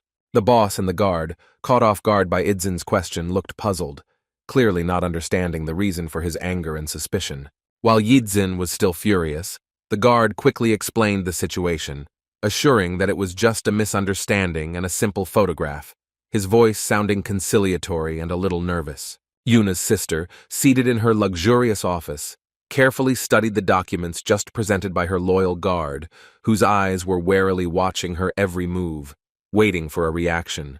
Without taking her eyes off the papers, the lady asked her subordinate with undisguised interest whether any new information had emerged that deserved attention about the person she was interested in. The guard, taken by surprise by his boss's unexpected question, plunged into deep thought, carefully choosing his words for an answer so as not to disappoint her with inaccuracy or incompleteness of information. Yuna's sister, impatiently tapping her fingers on the table, persistently asked her subordinate whether he had really taken that person to the hospital and what the examination results were. Having collected his thoughts, the guard carefully informed the lady that the doctors had diagnosed the patient with only minor injuries that did not cause serious concern. A vivid image of the recent incident suddenly appeared in Sister Yuna's mind. Yidzin, without a moment's hesitation, shielded her from the flying debris with his body, risking his own life for her safety. After putting the folder of documents on the table, Yuna's sister hesitated for a moment, and then instructed the guard to delicately ask Yidzin if he was in any severe pain after the incident. The guard silently accepted this unexpected task, not showing much enthusiasm, but understanding the importance of the assignment for his influential boss and the need to complete it. Yuna's sister, looking thoughtfully out the window, pondered the need for careful treatment of Idzin's wounds, fearing a public outcry in the event of serious consequences for the young man's health. At this time, Yidzin, standing in front of the mirror, was slowly putting on his school uniform, and behind him, carefully watching his every movement, was Go-Suk-jo. Go-Suk-jo, without taking his eyes off Yidzin, asked the boy with genuine curiosity what unusual thing had happened to him today, noticing some changes in his behavior. Yidzin turned to Go-Suk with bewilderment in his eyes and said that he didn't understand what he was talking about at all. His words seemed like a riddle that required immediate clarification. Go-Suk, without taking his gaze off his interlocutor, noticed Yidzin's unusual calmness during recent training, to which the guy, shrugging his shoulders, replied that he simply didn't know the rules before. Yidzin slammed the cabinet shut with a deafening bang and suddenly turned the conversation to Go-Suk himself, his voice filled with curiosity and slight suspicion. The boy squinted and asked Go-Suk about his intentions to leave his position as a bodyguard, rumors of which seemed to be floating in the air, creating an atmosphere of mystery. Go-Suk, clearly surprised by the question, quickly denied the rumors, emphasizing that he had never officially worked as a bodyguard, his voice sounding confident and firm. Continuing his thought, Go-Suk talked about family circumstances and a long-standing friendship with Yuna that accidentally led him to the role of an unofficial protector. Go-Suk, lost in his memories, told about his unexpected heroic act in Korea when he managed to prevent an attempted kidnapping, which determined his future fate. Suddenly changing the topic, Go-Suk asked Yidzin with interest about his amazing preparation in countering kidnappings, assuming that the boy had professional skills. Yidzin, looking away and avoiding direct eye contact with his interlocutor, casually said that he learned this from his neighbors, his tone sounding unconvincing. Go-Suk, inwardly chuckling at Yidzin's brazen lie, thought that the guy should have simply refused to answer instead of making up such implausible stories. The two young men, continuing their animated conversation, entered the office, unaware that a mysterious girl was lurking behind the door, whose presence had so far remained unnoticed. Upon entering the office, Yidzin and Go-Suk unexpectedly found Yuna hiding behind the door, who, a little embarrassed and hesitant, turned to both young men with an unexpected question. Yuna, having collected her thoughts, asked Yidzin about his plans for today, asking if he intended to work as a bodyguard, her voice sounding with a hint of hope and curiosity. Yidzin, clearly surprised by Yuna's question, slowly turned to face the girl, his gaze showing slight confusion as he asked again, clarifying what exactly she meant. Yuna smiled and explained that the work wouldn't take much time since she wasn't in the same high position as her sister, and it could be a great experience for Yidzin. Continuing her thought, Yuna added that Yidzin doesn't have to change into the formal black suit and can stay in her school uniform. Her tone was light and casual. Go-Suk and the girl's other bodyguard couldn't hide their surprise at Yuna's proposal, their faces expressing a mixture of surprise and slight bewilderment. As evening fell, the bodyguards, dressed in formal suits and with headphones in their ears, took up their positions, ready to carry out their duties. Yuna beamed with joy as she shared her desire to try the noodles and pak she hadn't been able to taste in America, her smile genuine and infectious. Ijin, sitting at a table in a cozy establishment across from Yuna, awkwardly held a nigiri in his hands, his gaze expressing a mixture of surprise and confusion. Yuna turned to Go-Suk and asked with a smile if everything was really as she thought, while Yidzin looked a little embarrassed. Yuna, noticing Yidzin's hesitation, asked him what he would like to eat, to which the boy replied that he was not sure if he was allowed to eat while working. Yuna, surprised by Yidzin's answer, confidently stated that everything was fine and he should eat if he wanted, her tone insistent and caring. Go-Suk, addressing Yidzin, explained that the third team was guarding the girl, so they should act naturally, but be prepared to protect Yuna without attracting unnecessary attention from others. Yuna, hearing Go-Suk's words, enthusiastically supported the idea, declaring her hunger and desire to start eating immediately, her voice sounding impatient and joyful.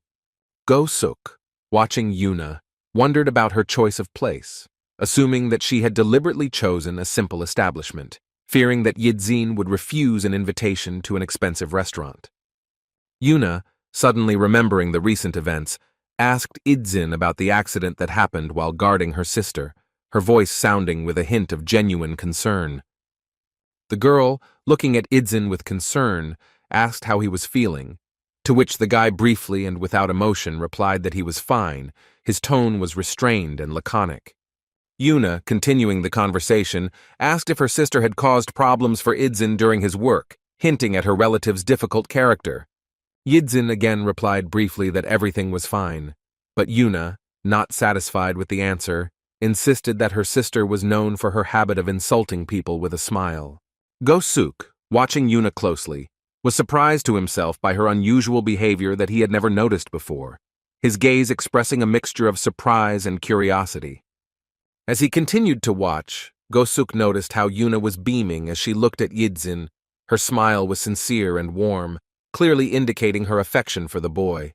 Yidzin didn't seem to share Yuna's enthusiasm, answering all of the questions briefly and emotionlessly, his gaze remaining empty and distant. At that moment, memories of the kind volunteer who had been seriously injured before his eyes flashed before Yidzin's eyes. The images were vivid and painful. The guy recalled how he did his job in extremely difficult conditions, feeling the disproportionate weight of responsibility and emotional stress. These memories clearly weighed on him. Yidzin, lost in his memories, relived the moment when he desperately tried to save the volunteer who insisted on being left behind, claiming that Yidzin was the one who should survive.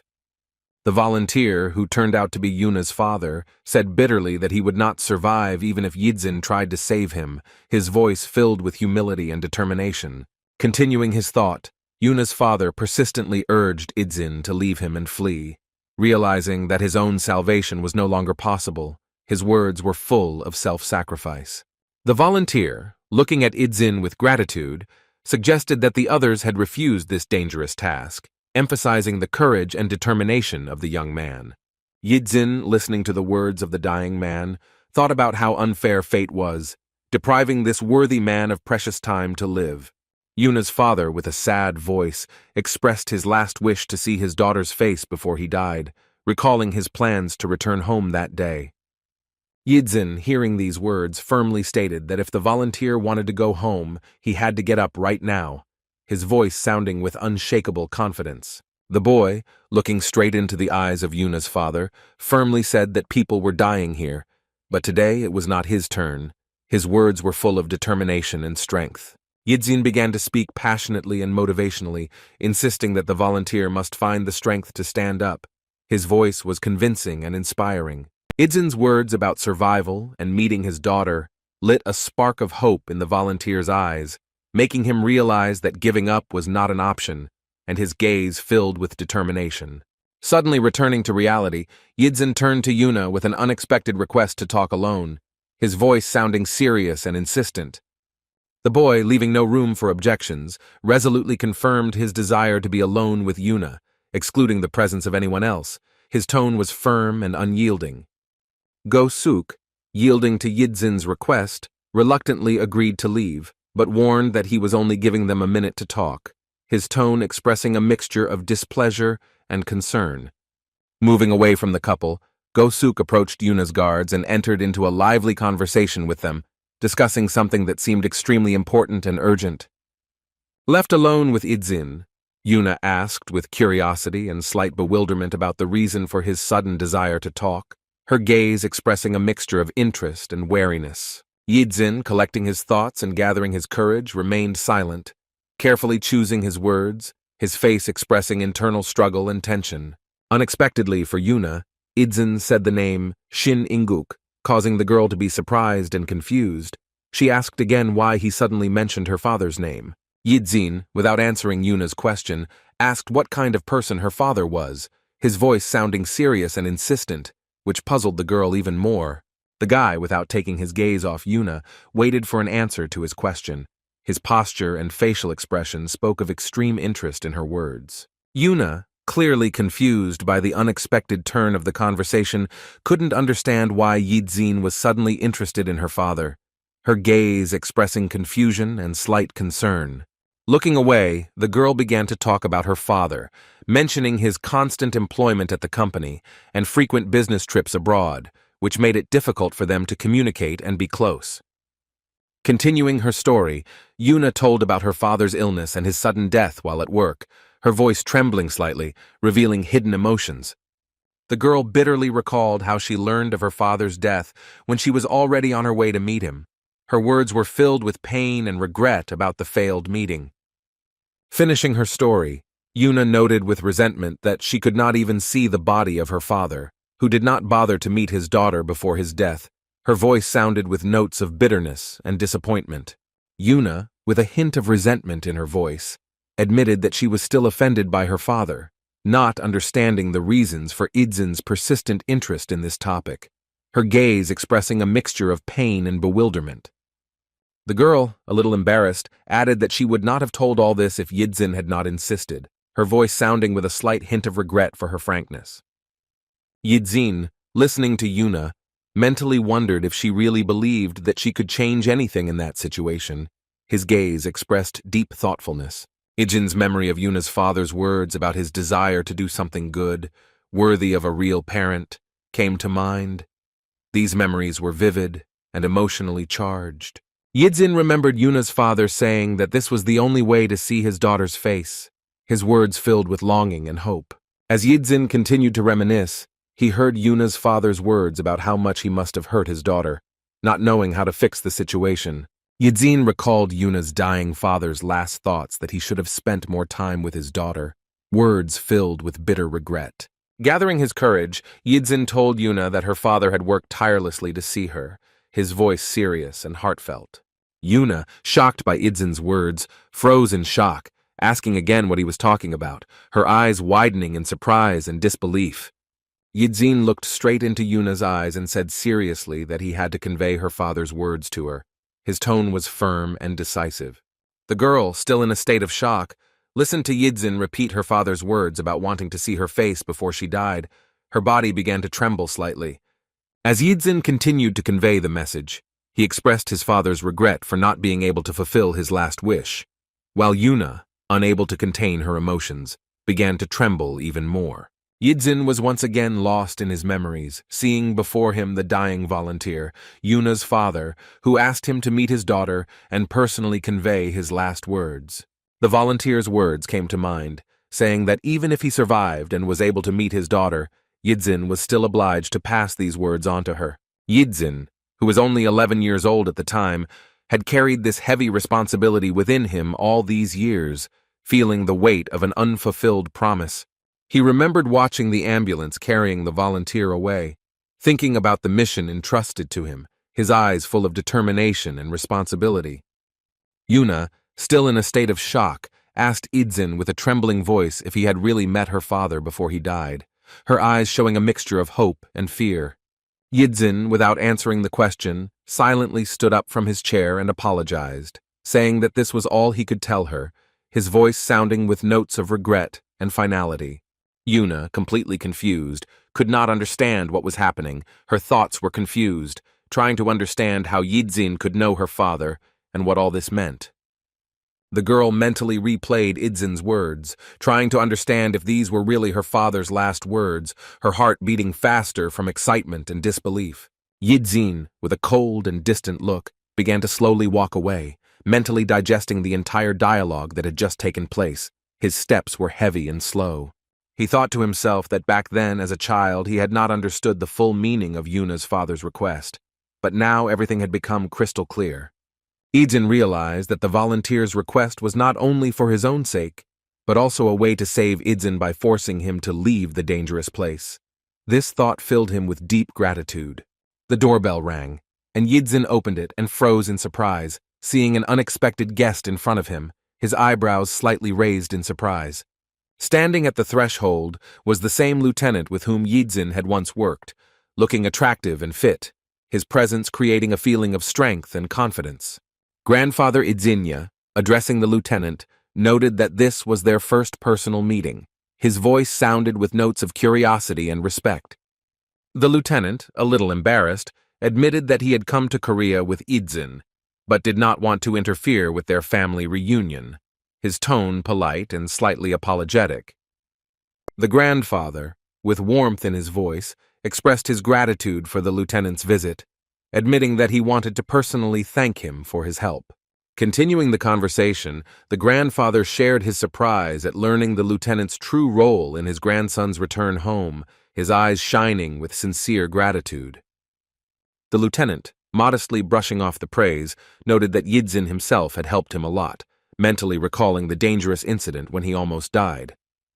The grandfather, with deep gratitude, emphasized the importance of the lieutenant's help in returning his grandson, expressing his appreciation despite the fact that it came late. Yidzin, watching the events closely, focused his gaze on his grandfather, waiting for his next move, his face expressing seriousness and slight tension. Dayun, grandfather's granddaughter, was also watching the situation, her eyes showing slight worry and surprise when she saw grandfather giving something to the lieutenant. The lieutenant, clearly embarrassed by the situation, tried to refuse the gift, feeling awkward in front of his grandfather, his voice sounding with notes of embarrassment and respect. The grandfather, looking at the lieutenant with interest, noted that he had guessed his military rank from his grandson's words, and asked about the story of how they met, his eyes shining with curiosity. The lieutenant, quickly thinking of an answer, told about a business trip abroad in which Yidzin accompanied him, adding that the situation was rather awkward, his voice sounding slightly uncertain. Grandfather, surprised by such a coincidence, listened attentively when the lieutenant, a little embarrassed, admitted that he really almost died on that trip. Dayun, trying to defuse the situation, handed over sliced apples, offering a snack before dinner, her movements graceful and caring. The lieutenant, taking the apple, turned to the girl, asking if she was Idzin's sister. His gaze expressed genuine interest and friendliness. Dayun nodded seriously, confirming that she was indeed Idzin's sister, her tone respectful considering the status of her interlocutor. The lieutenant smiled and said that since she was Idzin's sister, she was his younger sister too, and suggested calling him brother, his voice sounding warm and family-like. The girl, clearly embarrassed by the unexpected proposal, felt awkward. Her eyes widened in surprise and slight confusion. Dayun, aware of the significant age difference with the lieutenant, found his suggestion to call him brother very strange, her face expressing a mixture of surprise and hesitation. When all the food was served, the lieutenant began to eat with such appetite that he even choked slightly, attracting the attention of everyone present at the table. The grandfather, with a slight smile, gently reproached the lieutenant for his haste in eating, advising him not to rush, his voice sounding caring and fatherly. The lieutenant, his eyes full of emotion, almost in tears, admitted that he did not remember the last time he ate such delicious, home-cooked food, his voice trembling with sincere gratitude. Grandfather began to ask about the lieutenant's mother, but he interrupted him and admitted with a smile that she was a terrible cook. His tone was joking and a little embarrassed. The lieutenant continued his story by sharing that even his father avoided home-cooked food, adding with slight embarrassment that he had to maintain a straight face when trying his mother's dishes. With a hint of nostalgia in his voice, the lieutenant admitted that one of his favorite parts of military service was the food, and that this current situation makes him particularly emotional. Grandfather and Dayun looked a little embarrassed as they listened to the lieutenant's story, but they couldn't help but smile, touched by his sincerity and humor. Yidzin didn't seem to react to the lieutenant's story, continuing to eat his food in silence, his face expressionless and focused.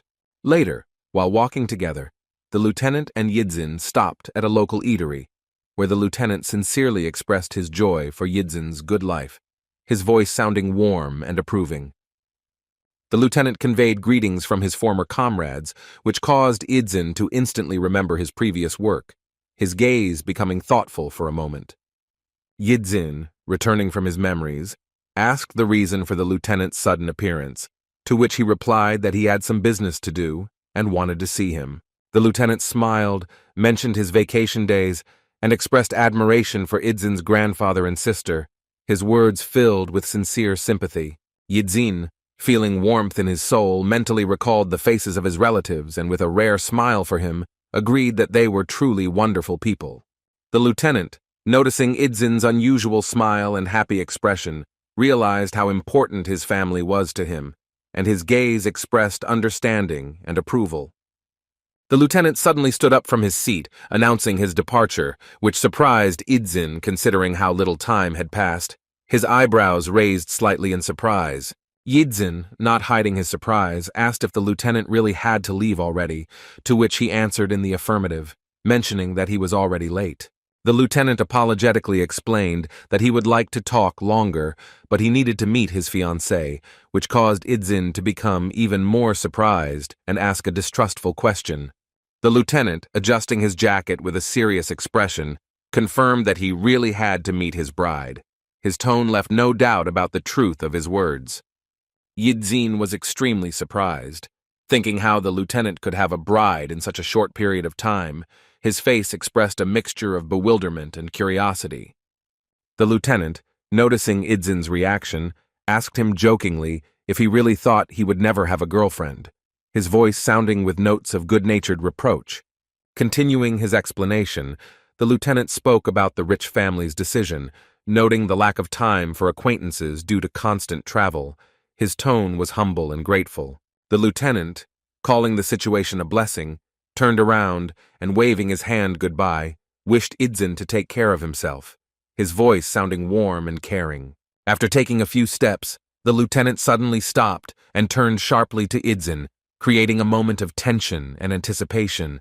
Yidzin, sensing the importance of the moment, responded readily, asking what the lieutenant wanted to say, his posture expressing attention and composure. The lieutenant, turning slightly towards Idzin, asked if he had recognized what he was interested in, his voice serious and full of meaning. At that moment, the lieutenant remembered how some time ago Yidzin approached him with an unusual question. That moment surfaced in his memory vividly and clearly. The lieutenant recalled how Yidzin had once asked him an unexpected question about the meaning of the word family, asking him to explain its meaning, and that moment clearly surfaced in his memory. The lieutenant was then shocked by the question, not knowing how to answer Idzin properly, his eyes wide open in surprise and confusion. Now Yidzin smiled and replied that he seemed to understand the meaning of the word a little, his voice sounding with notes of understanding and satisfaction. The lieutenant, pleased with Idzin's answer, expressed his joy, promising to see him later, his tone warm and approving. The building where Yuna's sister worked looked impressively technological, beautiful, and modern. It attracted attention with its fashionable design. Yuna's sister, addressing the visitor, apologized for the sudden call, explaining that she could not stay long. Her voice sounded businesslike and a little hasty. It turned out that the visitor was the same lieutenant who assured her that he was glad to see her. Despite the suddenness of the meeting, his tone was polite and friendly. She asked about his frequent foreign business trips. Assuming he was busy, her question sounded with notes of respect and slight curiosity. The lieutenant, smiling slightly, replied that he was not as busy as she was, admitting that he often only created the appearance of being busy. His words sounded with a touch of irony. The girl, surprised by his words, noted that if his busyness was pretense, then what were the others doing? These words confused the lieutenant a little. She continued, expressing surprise at meeting the soldier, noting that without the involvement of a certain family, they would not have even met, her voice sounding with a hint of surprise and slight irony. She asked how many times they had met, to which the lieutenant firmly replied that they had met 15 times, his voice sounding confident and precise. The girl noted that more than a year had passed, but they had hardly seen each other, hinting at his excessive busyness. Her tone was slightly reproachful. The lieutenant, embarrassed by her remark, began to smile, his face slightly flushed, betraying his awkwardness and confusion. She carefully placed the cup on the saucer, and turning to the lieutenant, announced her request, her voice sounding serious and a little mysterious. The lieutenant, assuming a serious expression, assured her that he would fulfill any of her requests as soon as possible. His tone was decisive and ready for action. The girl handed the lieutenant a piece of paper with information about Idzina, her movements smooth but purposeful. The lieutenant instantly recognized his former subordinate. His eyes lit up with interest, and his thoughts filled with anticipation of the girl's further words. Looking at the photo of Idzin, the lieutenant listened carefully to the lady's words about the need to find information about the boy. Her voice sounded insistent and serious. The lieutenant tensed, beginning to understand the situation. His thoughts focused on the reasons for the girl's interest in Idzin, especially after her words about the fake information. She continued, describing her failed attempts to obtain information and government intervention, expressing confidence in the lieutenant's ability to handle the task. Without listening to her to the end, the lieutenant began to apologize, which attracted the girl's attention. Her eyes widened in anticipation of his further words. The lieutenant bowed low before the girl, apologized, and said that he would not be able to cope with her request and complete the task. His voice sounded sincere and regretful. The girl's eyes widened even more in surprise. She was shocked that even the lieutenant refused to get information about Idzina. Her gaze expressed a mixture of bewilderment and disappointment. She folded her arms and looked at the lieutenant silently, not saying a word, her posture and expression indicating deep disappointment and thoughtfulness. Turning her head to the side, she replied in a slightly confused tone that she understood him, and there was no need to worry, her voice sounding with hints of resignation and slight bitterness. The lieutenant felt awkward, not knowing how to react to the situation with the lady he had just rejected. His posture expressed confusion and uncertainty. A few days later, Idzin received a call with alarming information about a lieutenant and his company who had been ambushed, the caller's voice tense and urgent.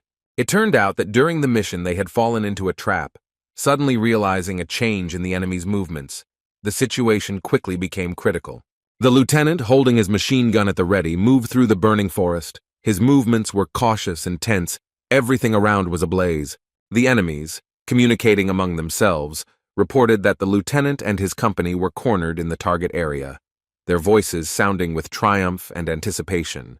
A man with a scar and one eye, blood on his face and a mad red gaze, ominously said that he was glad to hear it, and that the hunt had begun, his voice full of cruel excitement. Idzin, holding the phone in his hands, asked his interlocutor if he had understood correctly that the lieutenant was safe, his voice sounding tense and worried. The interlocutor confirmed that the lieutenant and his men had been attacked by armed forces, and his voice sounded serious and informative. He continued, reporting on the occasional skirmishes and the soldiers preparing for the rescue operation, his tone calm and professional. It turned out that the caller was Yuna's grandfather, who explained that he had given this information because of Idzin's known relationship with the lieutenant, his voice sounding with notes of understanding and concern. Idzin quickly analyzed the situation and concluded that the lieutenant's situation must be extremely serious since he was informed of it. His tone was tense and questioning.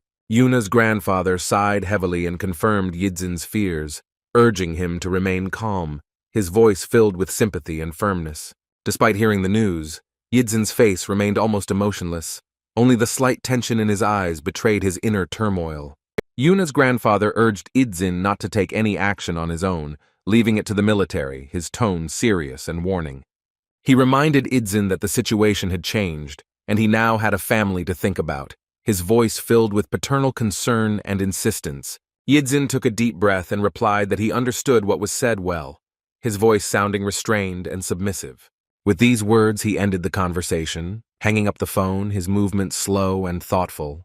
Looking at his phone, Idzin was deep in thought about what to do in this situation, his gaze focused and intense.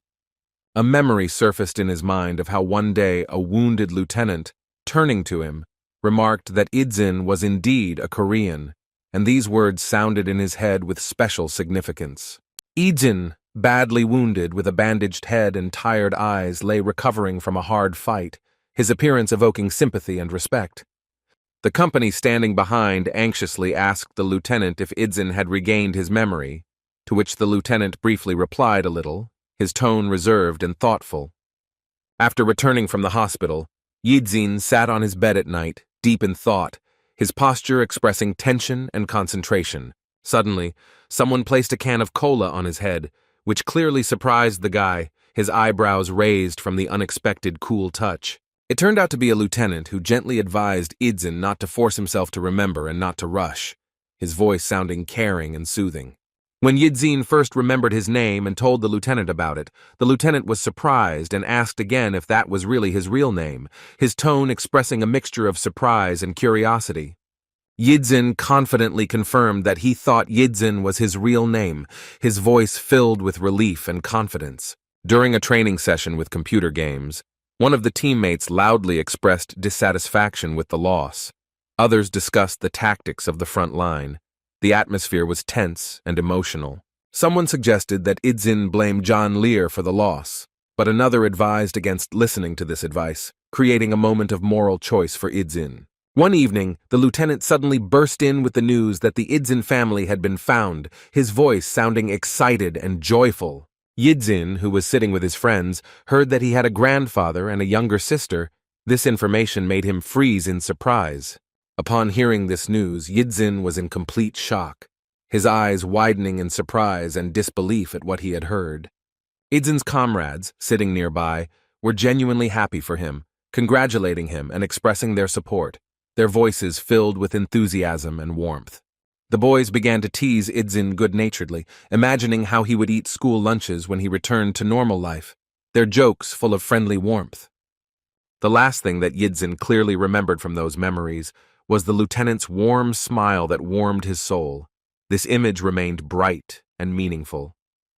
Lost in his memories, Yidzin heard his sister's voice calling him for dinner, her cry bringing him back to reality. As he came down, he saw his sister and grandfather, who were inviting him to join them at the table, their voices sounding welcoming and impatient.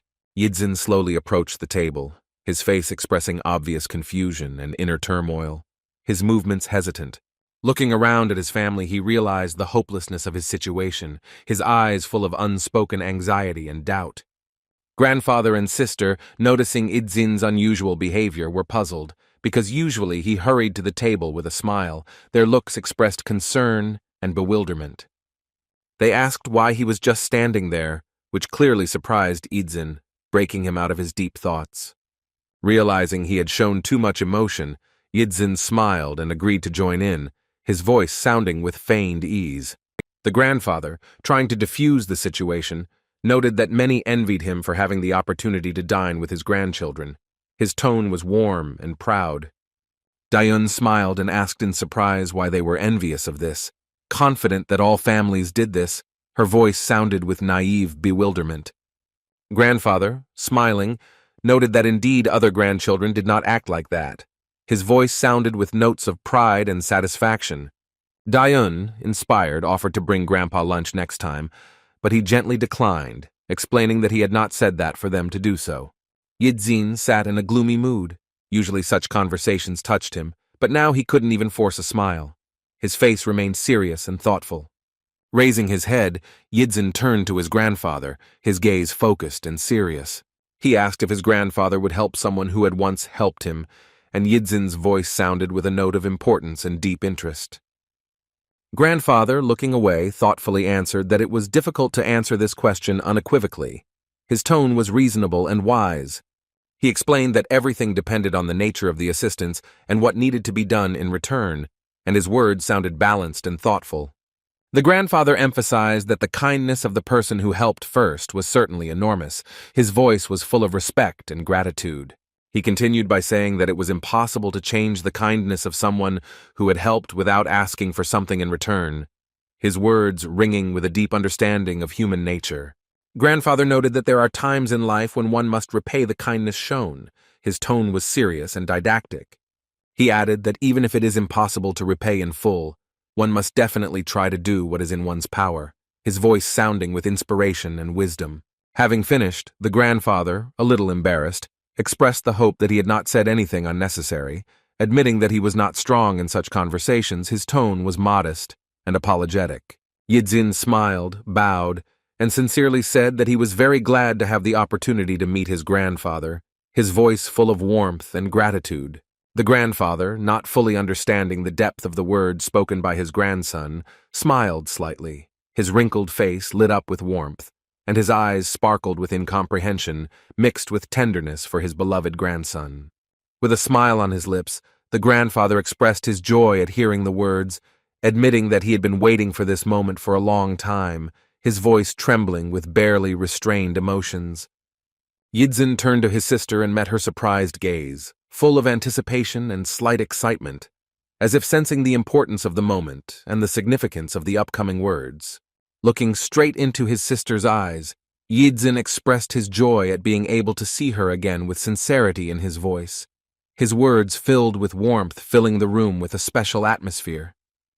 Dayun, who clearly hadn't expected such words from her brother, was stunned, her face lit up with light, like the sun's rays breaking through dense foliage, warming everything around. The girl looked away shyly, suggesting that perhaps living abroad had made her brother more open in expressing his feelings, her voice sounding with notes of surprise and admiration. After the meal, Yidzin went up to his room and dialed a number, decisively announcing his intention to leave, his voice sounding firm and confident, leaving no room for doubt. Continuing the conversation, he asked to prepare something important if possible. His tone was serious and focused, as if preparing for something significant. Meanwhile, somewhere far away, the world was shrouded in bloody red.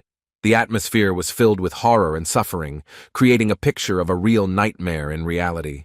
The lieutenant, hiding behind a rock, was breathing heavily. His face was covered in blood, and his eyes expressed a mixture of determination and fatigue from the incessant struggle. Addressing his exhausted men, some of whom could barely stand on their feet, the lieutenant gave orders to reconnoiter the area and check the numbers of pursuers.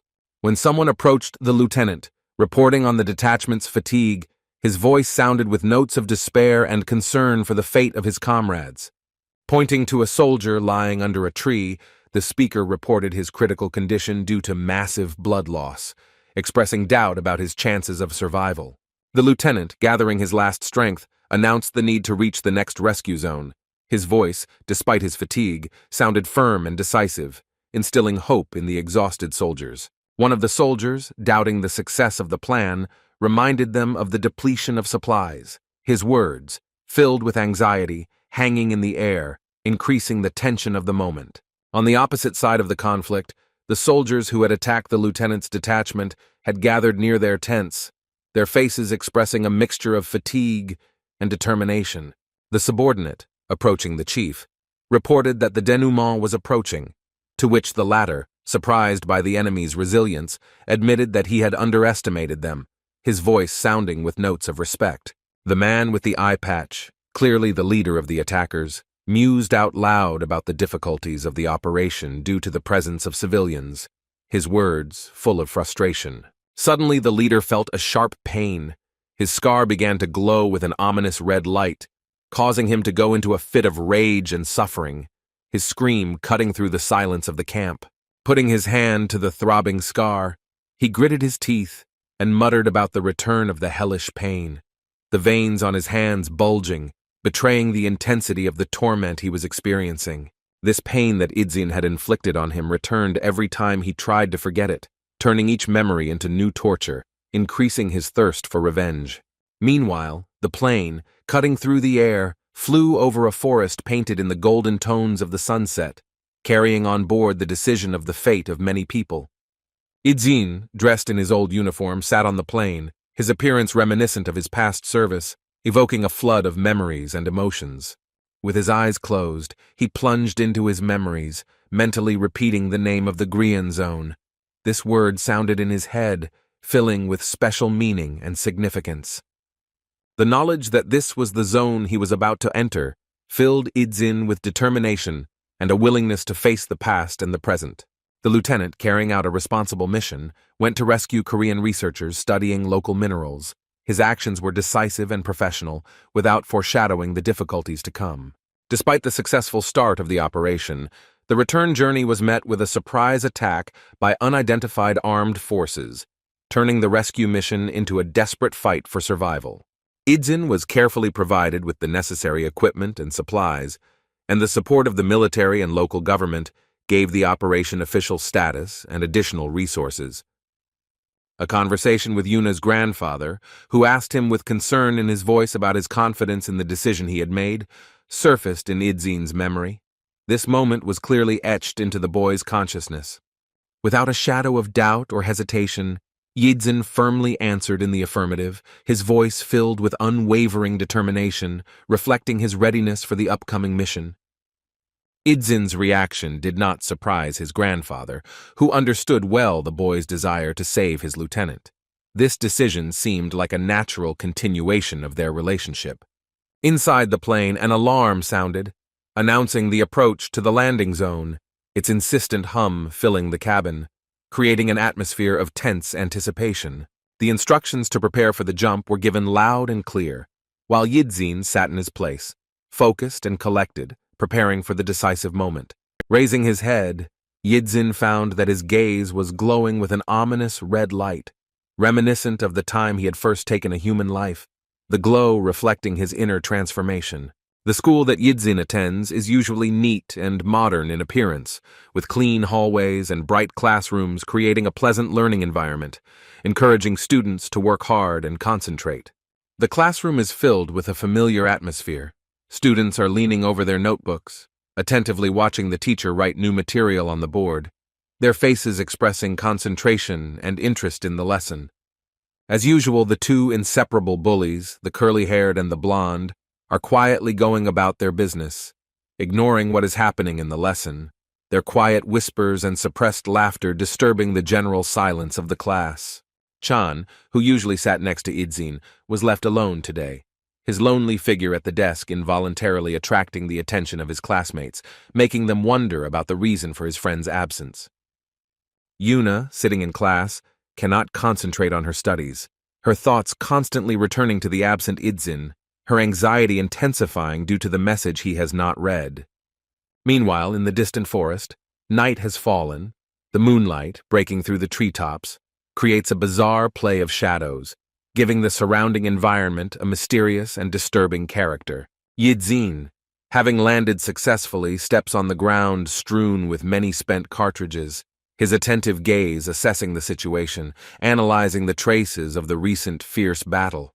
Dressed in full battle gear, Yijin looks like a true warrior, his eyes, the only thing visible from beneath his mask, glowing with determination and readiness for the challenges ahead. While examining the area, the boy notices a partially cut-down forest and deep craters from shells. These traces of destruction eloquently tell of the brutal battle that took place here. Analyzing what he saw, Yidzin comes to the conclusion that the lieutenant was unable to leave even the second checkpoint. This thought makes his heart beat faster from growing anxiety. Following the barely noticeable tracks, the boy realizes that the lieutenant and his squad were probably heading to the third checkpoint. This information determines Yidzin's further route. Suddenly hearing suspicious sounds, Yidzin instantly hides behind a tree, his body tense, and his gaze, sharp and attentive, rushes towards the source of the noise. The dark forest suddenly lights up with an ominous red glow, as if someone had thrown a poisonous filter over it, turning the familiar landscape into a surreal picture full of danger and anxiety. From one side of the forest thicket, unknown fighters are firing intensely, their shots accompanied by bright flashes of red light that cut through the night darkness like deadly fireflies. On the opposite side, the lieutenant and his exhausted company desperately fight off incessant attacks, their fortitude and courage being seriously tested in this fiery hell. The lieutenant, trying to reduce the risk of being hit, takes cover behind a massive rock, his experienced gaze carefully watching the enemy's movements, looking for a moment to counterattack. Suddenly, his attention is drawn to a figure emerging from behind a tree with a flare gun in his hands. This moment makes the lieutenant's heart clench with the realization of the impending threat. Instantly assessing the situation, the lieutenant understands the seriousness of the situation. In the hands of the enemy is not just a rocket launcher, but a formidable RPG, capable of changing the course of the battle in a matter of seconds. Realizing that there is no time to think, the lieutenant grabs his sniper rifle, realizing that he has only one chance to prevent disaster. With incredible concentration, he aims his sights at the head of an enemy fighter, the red laser beam, like a harbinger of imminent death freezing on the target. The moment of truth comes when the lieutenant pulls the trigger, and the deadly bullet, with a deafening whistle, rushes towards its target, cutting through the night air. The lieutenant's skill does not fail him at this critical moment. The bullet finds its target, hitting the enemy fighter with the RPG. His accurate shot becomes decisive in this deadly duel. However, despite the accuracy of the shot, the situation does not develop according to the ideal scenario. The RPG still manages to break away from the guides, albeit with a distorted trajectory, causing a powerful explosion. The unknown armed forces, despite the loss of their fighter, rejoice at the shot fired. their indifference to the fate of their comrade underscoring their cruelty and determination in achieving their goal. The lieutenant's team, without losing determination, continues a desperate struggle for survival, each of the fighters understanding that not only their own lives, but also the fate of the entire mission depends on their fortitude. The fierce battle resulted in serious losses among the attackers. The remaining enemies, having assessed the situation, gather together, preparing for the next stage of their sinister plan. Suddenly, as if dissolving into thin air, the enemy disappears from sight, leaving behind only fallen comrades. This tactic causes an anxious premonition among the lieutenant's surviving fighters. The lieutenant, aware of the temporary respite, hurries to take advantage of the moment to assess the situation and regroup forces, his experienced gaze quickly analyzing the situation. One of the subordinates reports that there are no new casualties, but a critical shortage of ammunition, emphasizing that the squad cannot withstand another such clash, his voice sounding with notes of alarm. The lieutenant, weighing his options, inquires about the distance to the next checkpoint, and learning that he has 7.5 kilometers left to cover in 3.5 hours, his face expresses intense thought. Mentally analyzing the situation, the lieutenant understands that in the remaining time, civilian casualties are inevitable, and the forested terrain only complicates their situation, adding new obstacles. The lieutenant notes the enemy's unusual tactics of retreating after a few losses and then pursuing, but without immediate attacks. This strategy seems ominously well thought out to him. The fighters are bitterly aware that the enemy has been methodically wearing them down from the start, showing indifference to their own losses, a ruthless tactic that leaves them with a mixture of fear and respect. Analyzing the enemy's actions, the lieutenant notices that the enemy soldiers, scattered chaotically across the territory, demonstrate completely different strategies, which further complicates the confrontation. The lieutenant, lost in thought, analyzes the enemy's tactics, realizing that the initial assumption of chaotic attacks has been replaced by an understanding of a clear pattern in the enemy's actions. Recalling the events, he notes how his squad was forced to retreat first to the first checkpoint, and then the incessant firefights pushed them back to the second, creating a feeling of being trapped. The lieutenant is alarmed to realize that the enemy seems to know their exact route, pursuing the squad with frightening predictability, a discovery that forces him to reconsider his survival strategy. Assessing the current state of the squad, the lieutenant comes to the conclusion that the best solution would be to gain a foothold at the third checkpoint and hold the defense until the rescue team arrives. In the camp of unknown armed forces, illuminated by the lights from the tents against the night sky, there is a tense atmosphere of anticipation and preparation for the next action. One of the subordinates, approaching the man with a bandage on his face, reports on the change in the enemy's route and the dispatch of soldiers to the supposed area of their appearance. His voice sounds with notes of concern. The man with the armband, having listened to the report, coolly notes the obvious limited choice of escape routes for the enemy, his tone betraying confidence in his calculations. Suddenly, an agitated fighter bursts into the tent, emotionally expressing his incomprehension of the continuing losses among their soldiers, his voice shaking with indignation and fear. He criticizes the tactics of constant attacks and retreats, not understanding the point of sending soldiers to certain death, his words filled with bitterness and disappointment at the seeming senselessness of their actions. The man with the eye patch slowly rises from his seat, his gaze becoming wild and full of rage, creating an atmosphere of fear and tension around him. The soldier who has just voiced his complaints instantly realizes the error of his emotional outburst. Fear of the commander's reaction paralyzes him, forcing him to regret the words he said. The man with the eye patch, approaching his subordinate, harshly explains that their opponents are experienced special forces, and a direct attack would lead to catastrophic losses, his voice sounding with cold logic and contempt. Leaning his forehead against his interlocutor, he continues, emphasizing that rash actions would lead to the loss of military power and controlled zones, his words imbued with threat and a show of power. Suddenly turning around, he calmly declares that this now has nothing to do with his subordinate, his tone becoming ominously indifferent, foreshadowing imminent reprisal. A moment after these words, the man who dared to express dissatisfaction suddenly begins to bleed profusely. The scene takes on a shocking and cruel character. It turns out that the man with the eye patch's ward shot the speaker with lightning speed, his actions demonstrating unquestioning obedience and readiness for cruel measures.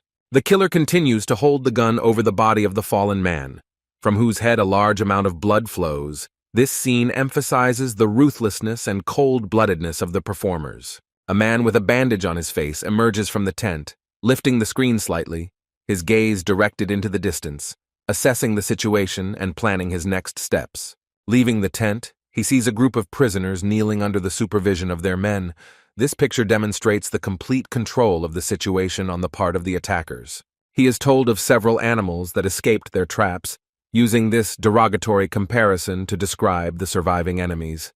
With a wicked smile, the man with the armband orders to find and finish off the fugitives, as well as to get rid of unnecessary prisoners. His words sound like a death sentence for many. Meanwhile, the lieutenant's team moves through the forest. They are informed that there are only 500 meters left, instilling hope for a timely arrival at the target, despite all the difficulties of the way. The lieutenant turns to his men and gives the order to slow down and move with extreme caution, his voice tense and determined, emphasizing the importance of the moment. He explains that the enemy, who knows the area well, can accurately predict their route, and there is a chance that the enemy already knows about the checkpoint. These words make the squad tense up even more. In the tent, a man with a blindfold, comfortably seated, talks with sadistic pleasure about the moments of catching the beast that thought it had escaped, his voice full of malice and anticipation. His protégé silently listens to the commander's words, awaiting further instructions, his posture expressing complete submission and readiness for action. With a smile, the man with the blindfold continues, imagining the despair of the victim who has realized his mistake, his words imbued with a cruel pleasure from the suffering of others. The lieutenant's team, moving forward, suddenly encounters something that throws their commander into a state of extreme surprise and alarm. The lieutenant, despite his combat experience, noticeably turns pale. His reaction speaks of the seriousness of what he saw, making the squad even more wary. Arriving at the scene, they discover a horrific picture of many bodies, mercilessly shot in pools of blood. This scene shocks even seasoned fighters. The lieutenant notices a group of dead men under a tree, still clutching their weapons, their postures telling of the last moments of a desperate fight for life. Another group lies against the rock, their hands frozen in a final gesture of resistance, a sight that deeply shocks the lieutenant and his men. The lieutenant, shocked by what he saw, tries to comprehend what happened here. His thoughts are full of anxiety and attempts to understand the scale of the tragedy.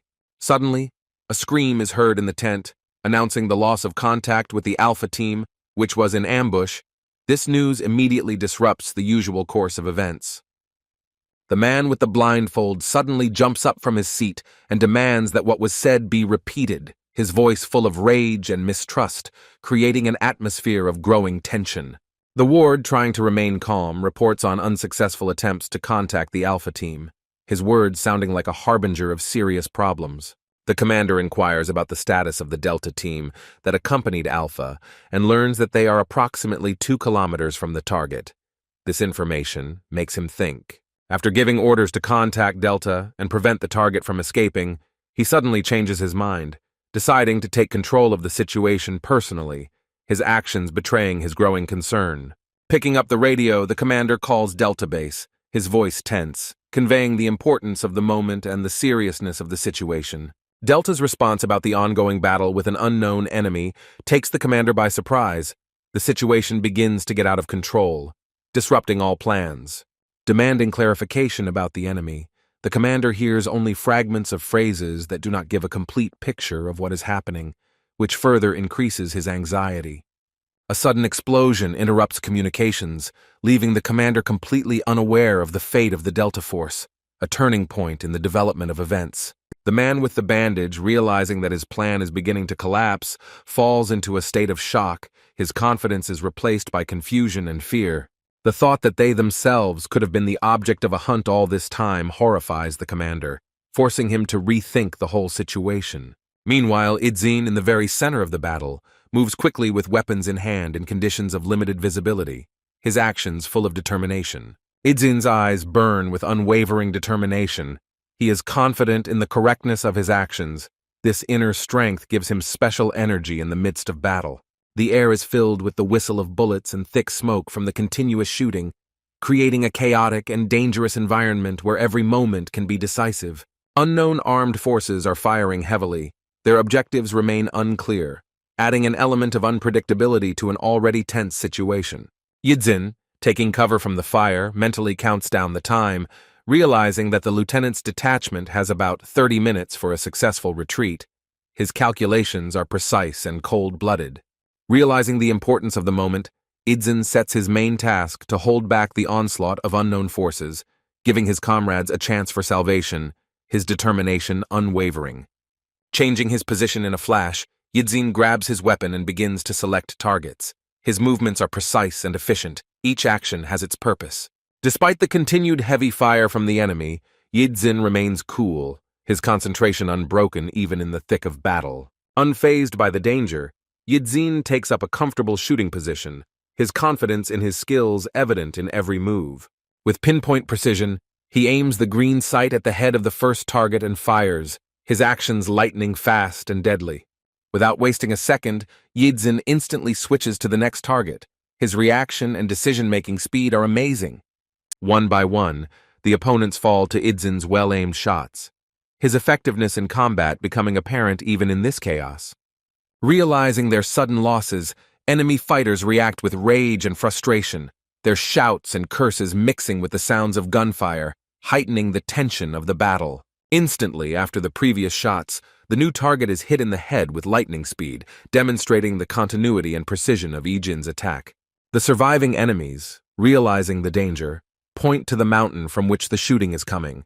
Their actions reveal confusion and an attempt to organize a counterattack. Yidzin, under heavy fire, quickly takes cover behind a rock, his movements honed by years of training and combat experience.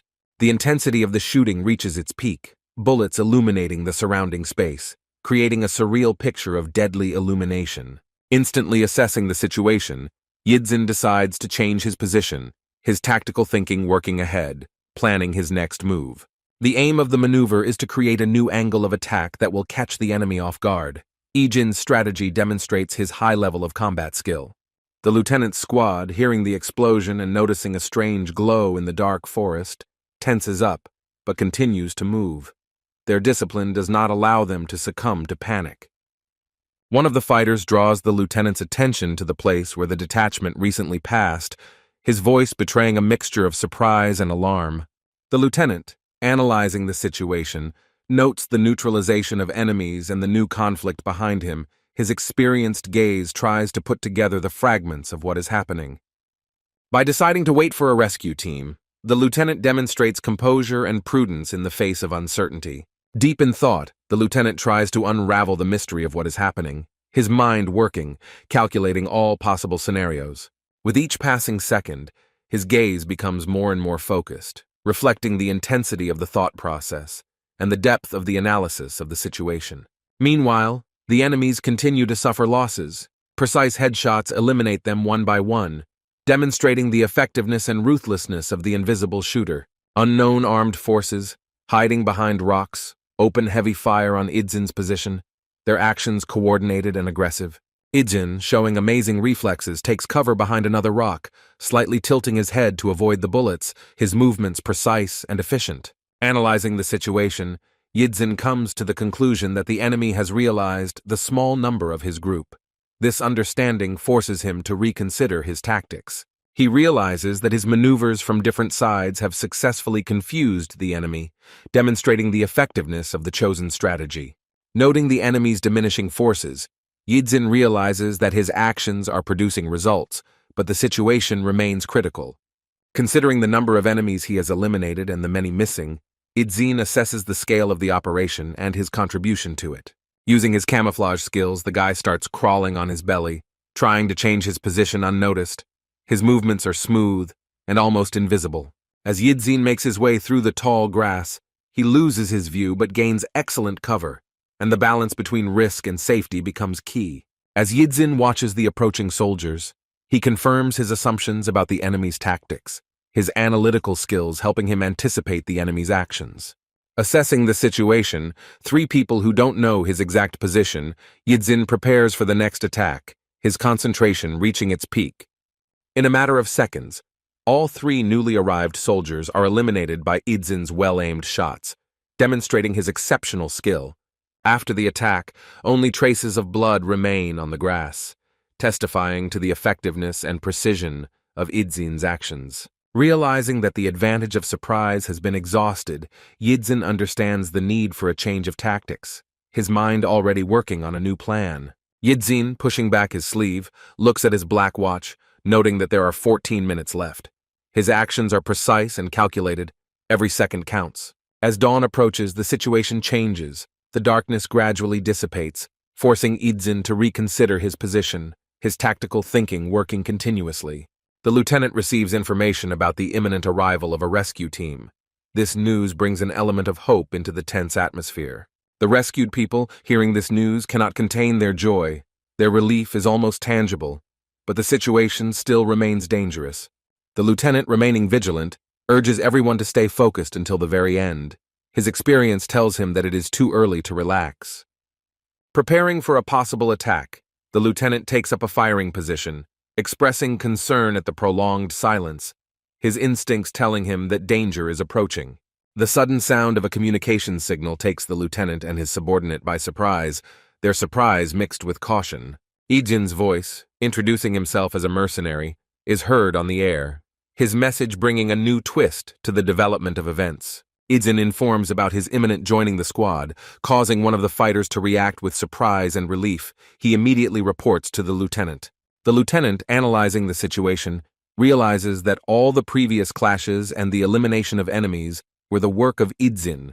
His respect for the skills of his former subordinate grows. In the distance, the lieutenant notices something unusual, his gaze tensely peering into the distance, trying to make out the details. In the distance, among the trees, he sees the approaching figure of a man with his hands raised up. This picture causes a mixture of relief and wariness in the lieutenant.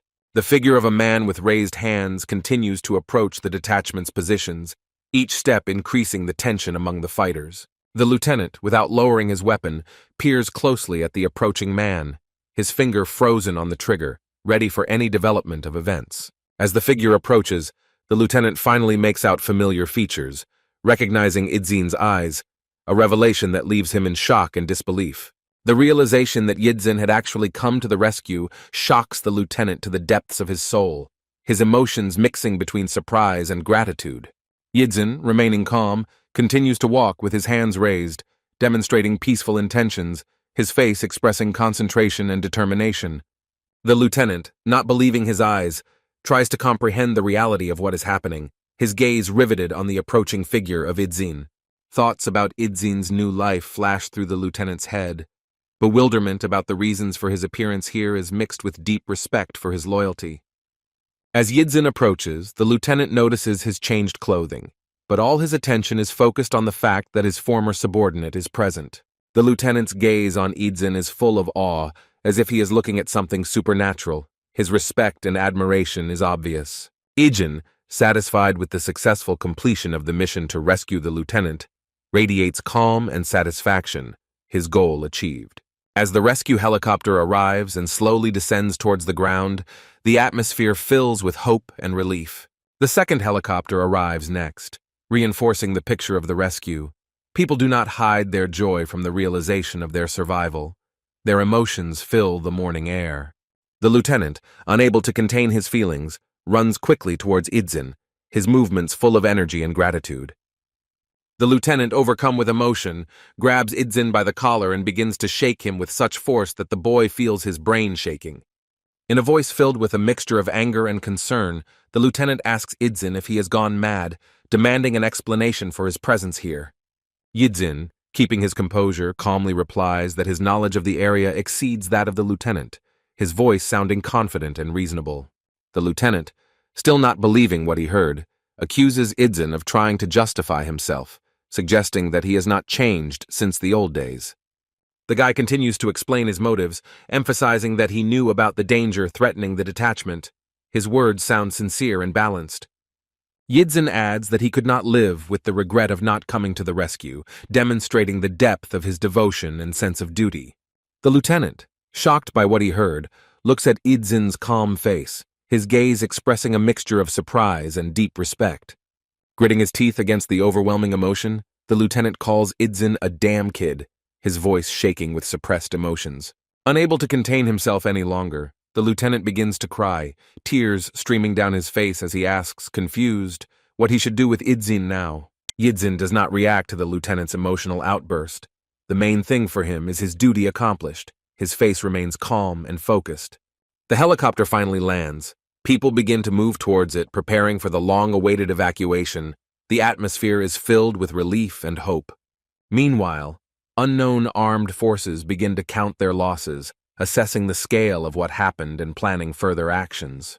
The mentee reports to the man with the eye patch about the heavy losses. Alpha Team lost 17 out of 20 people. Delta Team also suffered serious losses. His voice sounds tense. He suggests a more detailed analysis of the situation is needed, noting that the Alpha Team apparently failed to put up adequate resistance. His analysis sounds professional and restrained. The speaker continues, reporting that Delta Team was ambushed while on the move, the man with the blindfold listening intently, his face showing growing concern. When asked about the enemy, the ward replies that it was only possible to find out about a small number of the enemy. This information causes obvious bewilderment in the man with the armband. The man with the armband is deep in thought, trying to understand what went wrong. Considering that the enemy acted predictably and had no reinforcements in the area, his thoughts are full of disappointment. Analyzing the situation, he remembers that he has only seen a similar battle scenario once. This memory makes him even more wary. The sudden realization causes the man with the eye patch to shake with anger. He says the name 001 in horror, his reaction revealing deep fear and rage. The ward, not understanding the situation, asks again about the meaning of this code, his voice expressing obvious confusion. The man with the bandage, covering his face with his hand, explains that such methods are typical for 001, his voice trembling with suppressed emotions. When the ward reminds him that 001 was destroyed several years ago, the man with the armband orders him to double-check all the information, as if the freak is still alive, his tone betraying a mixture of fear and determination. In the evening twilight, the corporation's main building appears in all its grandeur, sparkling and shimmering with lights, like a precious stone set in the frame of the night sky. On the training ground, a dynamic scene unfolds ahead. The coach runs, setting the rhythm and pace, and behind him, like a single organism, follow his charges, their movements synchronized and full of determination. Go-suk, running side by side with Yidzin, stealthily glances at his comrade, trying to decipher his emotions hidden behind the mask of concentration. Every step Yidzin takes seems like a mystery to him. Yuna, dressed in her school uniform, sits on a bench overlooking the training ground, her gaze drawn to Ijin's figure like a magnet, his every move imprinted in her mind.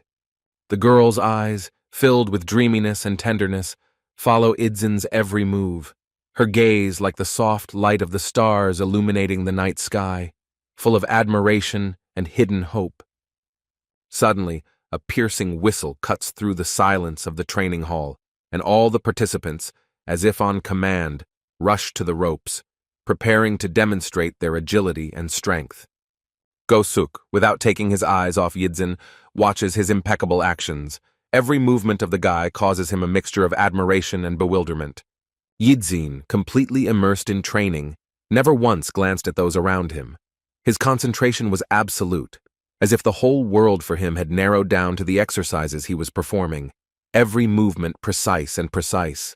The next test for those training is overcoming obstacles, which requires maximum speed and accuracy. Go-suk and Yidzin stand shoulder to shoulder as they wait for their turn to complete the obstacle course, their outward calm contrasting with their inner tension. With a shrill sound of the whistle, both young men take off like arrows fired from a bow, their movements swift and precise, leaving behind only a whirlwind of air and a flickering of silhouettes. Yidzin, demonstrating incredible speed and agility, easily bypasses Go-suk, his movements reminiscent of a graceful dance, where each step is measured and precise, like that of an experienced predator. The coach and the other students, watching the newcomer Ijin, freeze in amazement, their faces expressing a mixture of shock and admiration, as if they had witnessed the appearance of a supernatural being. Yuna, without hiding her delight, mentally admires Idzin's skill, her eyes shining, reflecting his every movement, as if she were watching the performance of a virtuoso artist. Go-suk, trying to keep up with Yidzin, begins to breathe heavily. His body, not used to such a pace, protests against the load. Each step becomes more and more difficult for him. After finishing a grueling workout, the students, exhausted and out of breath, try to catch their breath, their sweat-covered bodies testifying to the ordeal they have endured. Go-suk, still breathing heavily, can't take his eyes off Yidzin, his eyes full of surprise and slight envy as he follows every move of the unusual newcomer. Yidzin, in contrast to the others, looks absolutely calm and collected, as if he had just woken up from a refreshing sleep. His energy seems inexhaustible. Go-suk's face, flushed from the strain, shows a mixture of fatigue and bewilderment, his thoughts spinning around the mystery of Yidzin's inexhaustible powers, trying to find an explanation. In the locker room where the students change clothes after training, Go-suk continues to cast thoughtful glances at Yijin, trying to unravel the mystery of his unusual abilities. Go-suk, noticing the blood on Yidzin's hand, draws the boy's attention to it, his voice sounding with notes of concern and surprise, breaking the silence of the locker room. Yidzin, surprised by the remark, glances at his hand as if noticing the damage for the first time, his reaction showing complete indifference to his own condition. As Yidzin puts on his jacket, he brushes off Go-suk's concerns about the seriousness of the injury bleeding through his shirt, their exchange highlighting the difference in their attitudes towards physical discomfort. Go-suk, looking away, notes with a mixture of admiration and disappointment that Yidzin has performed superbly despite his injury, his words betraying the deep impression the newcomer has made. Yidzin, intrigued by Go-suk's sudden revelation after closely observing him during training, listens intently, his face expressing a mixture of curiosity and reserve. Go-suk, having collected his thoughts, begins to express his observations. His voice sounds with notes of respect and slight envy, creating an atmosphere of confidential conversation. By analyzing Yijin's behavior during the rescue of Yuna, the sparring and training, and his basic training, Go-suk demonstrates his observation and analytical skills. Go-suk makes a comment about Yijin's long and intense training, his words sounding like a mixture of admiration and an attempt to solve the mystery of his new comrade's unusual abilities. Admitting to his status as a genius since childhood, Go-suk expresses slight disappointment as he compares himself to Yidzin's unshakable wall, his words full of sincerity and introspection.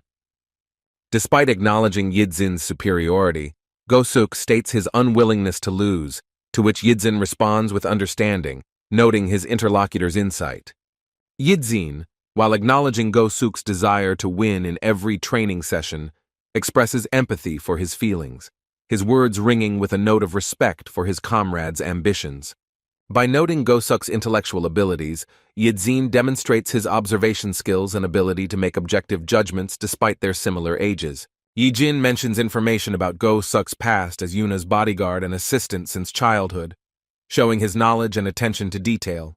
Go-suk, surprised by Yidzin's knowledge, confirms the information about his grandfather and father's high positions in the corporation, his voice sounding with notes of respect for the family legacy. Explaining his connection to the corporation since his early childhood, Go-suk reveals the story of growing up with Yuna, his words filled with nostalgia and a sense of his special position.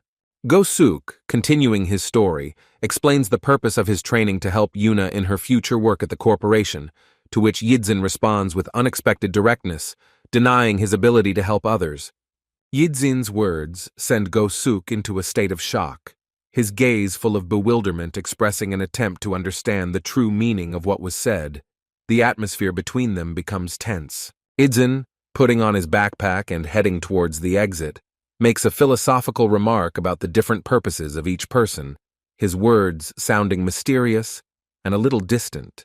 Go-suk, clearly displeased by the seeming arrogance of Yidzin's answer, struggles internally with conflicting feelings, his face expressing a mixture of irritation and grudging respect.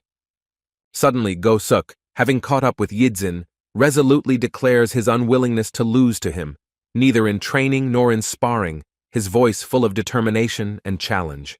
Gosuk's words spark a spark of interest in Ijin. A slight smile appears on his face, as if he has finally found a worthy opponent. The atmosphere between them changes. Yuna, patiently waiting at the exit, notices the door opening. Her heart begins to beat faster in anticipation of the appearance of the expected faces. Seeing the boys coming out, Yuna greets them with genuine joy, her words about a job well done sounding soft and approving. Turning to Idzin, Yuna asks with undisguised concern about the reason for his recent absence from school, her voice betraying genuine concern. Idzin, without looking at the girl, briefly replies that nothing happened. His tone remains even and emotionless, creating a contrast with Yuna's concern. Yuna, sensing something amiss in Idzin's response, begins to suspect that there is something more behind his words, her intuition telling her that things are not that simple. The sudden ringing of Idzin's phone attracts Yuna's attention. Her curiosity gets the better of her, and she can't help but try to see the name of the caller. Noticing that it was Lieutenant Kamham-chan calling, Yuna becomes lost in thought, her face expressing a mixture of surprise and growing concern. Yidzin, stepping aside to talk, hears from the lieutenant about the successful completion of Kwang-6's operation. The news does not seem to cause a visible reaction from him. The lieutenant assures Idzin that there is nothing to worry about, to which the boy responds with obvious relief, his voice, usually reserved, momentarily betraying emotion. Continuing the conversation, the lieutenant emphasizes how critical the situation was and how Idzin's timely intervention saved his life, his words full of sincere gratitude. Expressing deep gratitude, the lieutenant notes that Idzin's actions prevented not only problems for Kwang-sik, but for the entire squad, his voice filled with respect and relief. The lieutenant, wanting to thank Idzin, offers to meet and have dinner at his expense. His invitation sounds warm and sincere, creating an atmosphere of friendly communication. Suddenly, the lieutenant's tone changes. Becoming more serious and thoughtful, he slowly begins to talk about something important that is clearly weighing on his soul. With a heavy voice, the lieutenant expresses his wish that Yidzin never return to the battlefield again, his words filled with concern and worry for the young man's future. The lieutenant, realizing the contradictory nature of his request after the assistance provided, still insists on his opinion. His voice sounds with notes of guilt and firm conviction. Reminding Idzinya of his new life and family, the lieutenant asks him to refrain from such actions next time, his words imbued with fatherly care and a desire to protect. Yidzin, responding to the lieutenant, expresses his gratitude for the opportunity to meet his family and explains his decision to return as a sense of duty, his voice calm and confident. Standing with the phone to his ear, Yidzin patiently waits for the conversation to continue, his posture expressing attention and readiness to listen to whatever the lieutenant says. The lieutenant, unable to contain his emotions, closes his eyes, trying to hide the tears that have welled up, and thanks Idzin for his words, his voice trembling from the overwhelming emotion. As the conversation ends, the lieutenant says goodbye until the next meeting, and a wide, sincere smile appears on Idzin's face, reflecting the warmth and depth of their relationship. Go-suk and Yuna stand nearby, patiently waiting for Yidzin's phone call to end, their curious glances betraying their attempts to guess the identity of the person on the other end of the line. Yuna looks worried as she watches Idzin, her face reflecting a growing understanding of the situation, as if the pieces of a puzzle are finally coming together to form a complete picture. Yidzin, feeling the strange looks on him, remains silent, his face remains inscrutable, but internally he prepares himself for possible questions. Yuna, breaking the silence, asks about Idzin's plans, to which he calmly replies about meeting his friends at the computer cafe, his tone remaining even and emotionless. Surprised by the answer, Yuna asks again about the computer cafe, her voice betraying a mixture of curiosity and slight distrust. Yuna, unexpectedly for everyone, expresses a desire to join Idzin. Her words sound impulsive and decisive, disrupting the usual course of events. Go-suk, silently watching Yuna, mentally criticizes her behavior, considering it stupid and thoughtless, his gaze expressing a mixture of irritation and concern. Arriving at the computer cafe, Yidzin notices the empty seats. His gaze becomes more intense, as if he senses something is wrong. Yuna and Gosuk, looking around the room, also feel growing anxiety. The atmosphere of the cafe makes them clearly uncomfortable. Their gazes take in the unsightly scene. The dirty floor, overturned chairs, and scattered keyboards create the impression of recent chaos. Gosuk approaches the administrator and tries to find out the reason for the disorder, but receives an evasive answer, which increases the overall tension. The administrator reluctantly talks about the conflict between local students and those from other schools, but his words paint a picture of a sudden and violent clash. The moment he realized what had happened, Yidzin quickly took out his phone, his actions clear and purposeful, while Yuna looked increasingly alarmed, her face expressing growing concern. Chan, Yidzin's friend, runs quickly through the evening streets of the city, his breathing ragged and heavy, every step filled with despair and fear. Reaching a corner illuminated by a street lamp, Chan stops, his eyes frantically scanning the area for a safe place to hide.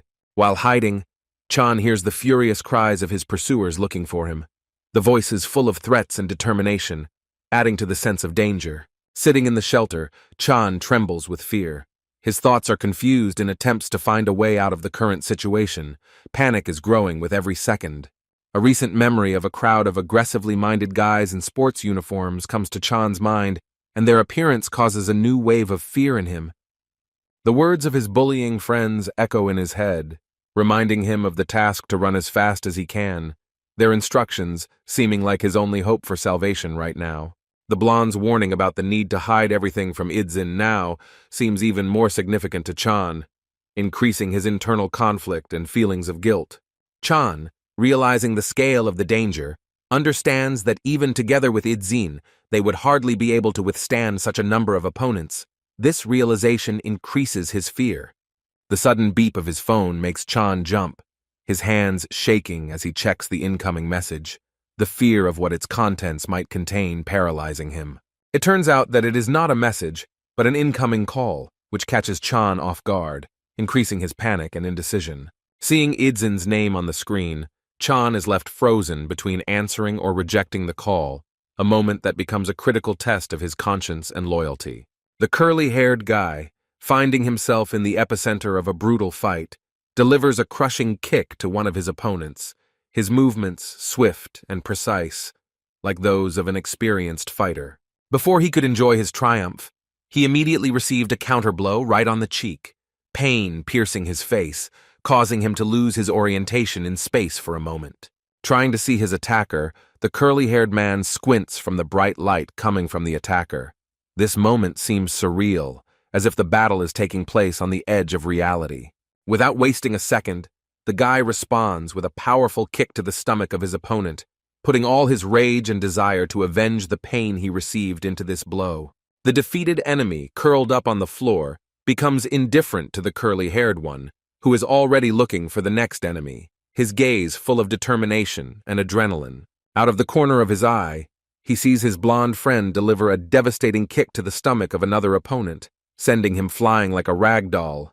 The blonde, tensing every muscle in his body, looks extremely concentrated, his face distorted with a grimace of effort, demonstrating the seriousness of the situation. The two friends back-to-back, breathing heavily, survey the battlefield, their eyes feverishly searching for new opponents, ready to continue the fight. Around them lie the unconscious bodies of numerous fallen enemies, but the battle is not over yet. Many opponents are still standing on their feet, ready to continue the fight. A figure in a light suit stands out from the crowd, his smile out of place in this chaos. He mockingly comments on the strength of his friends, his words sounding like a challenge. The red-haired, curly-haired man, recognizing the speaker as the representative of Inshin, mentally curses the situation, realizing that the enemy brought with them many more people than expected. He thinks with a bitter smile about how easy it is for the enemy to talk, while his henchmen do all the dirty work, and this thought only strengthens his determination to continue the fight.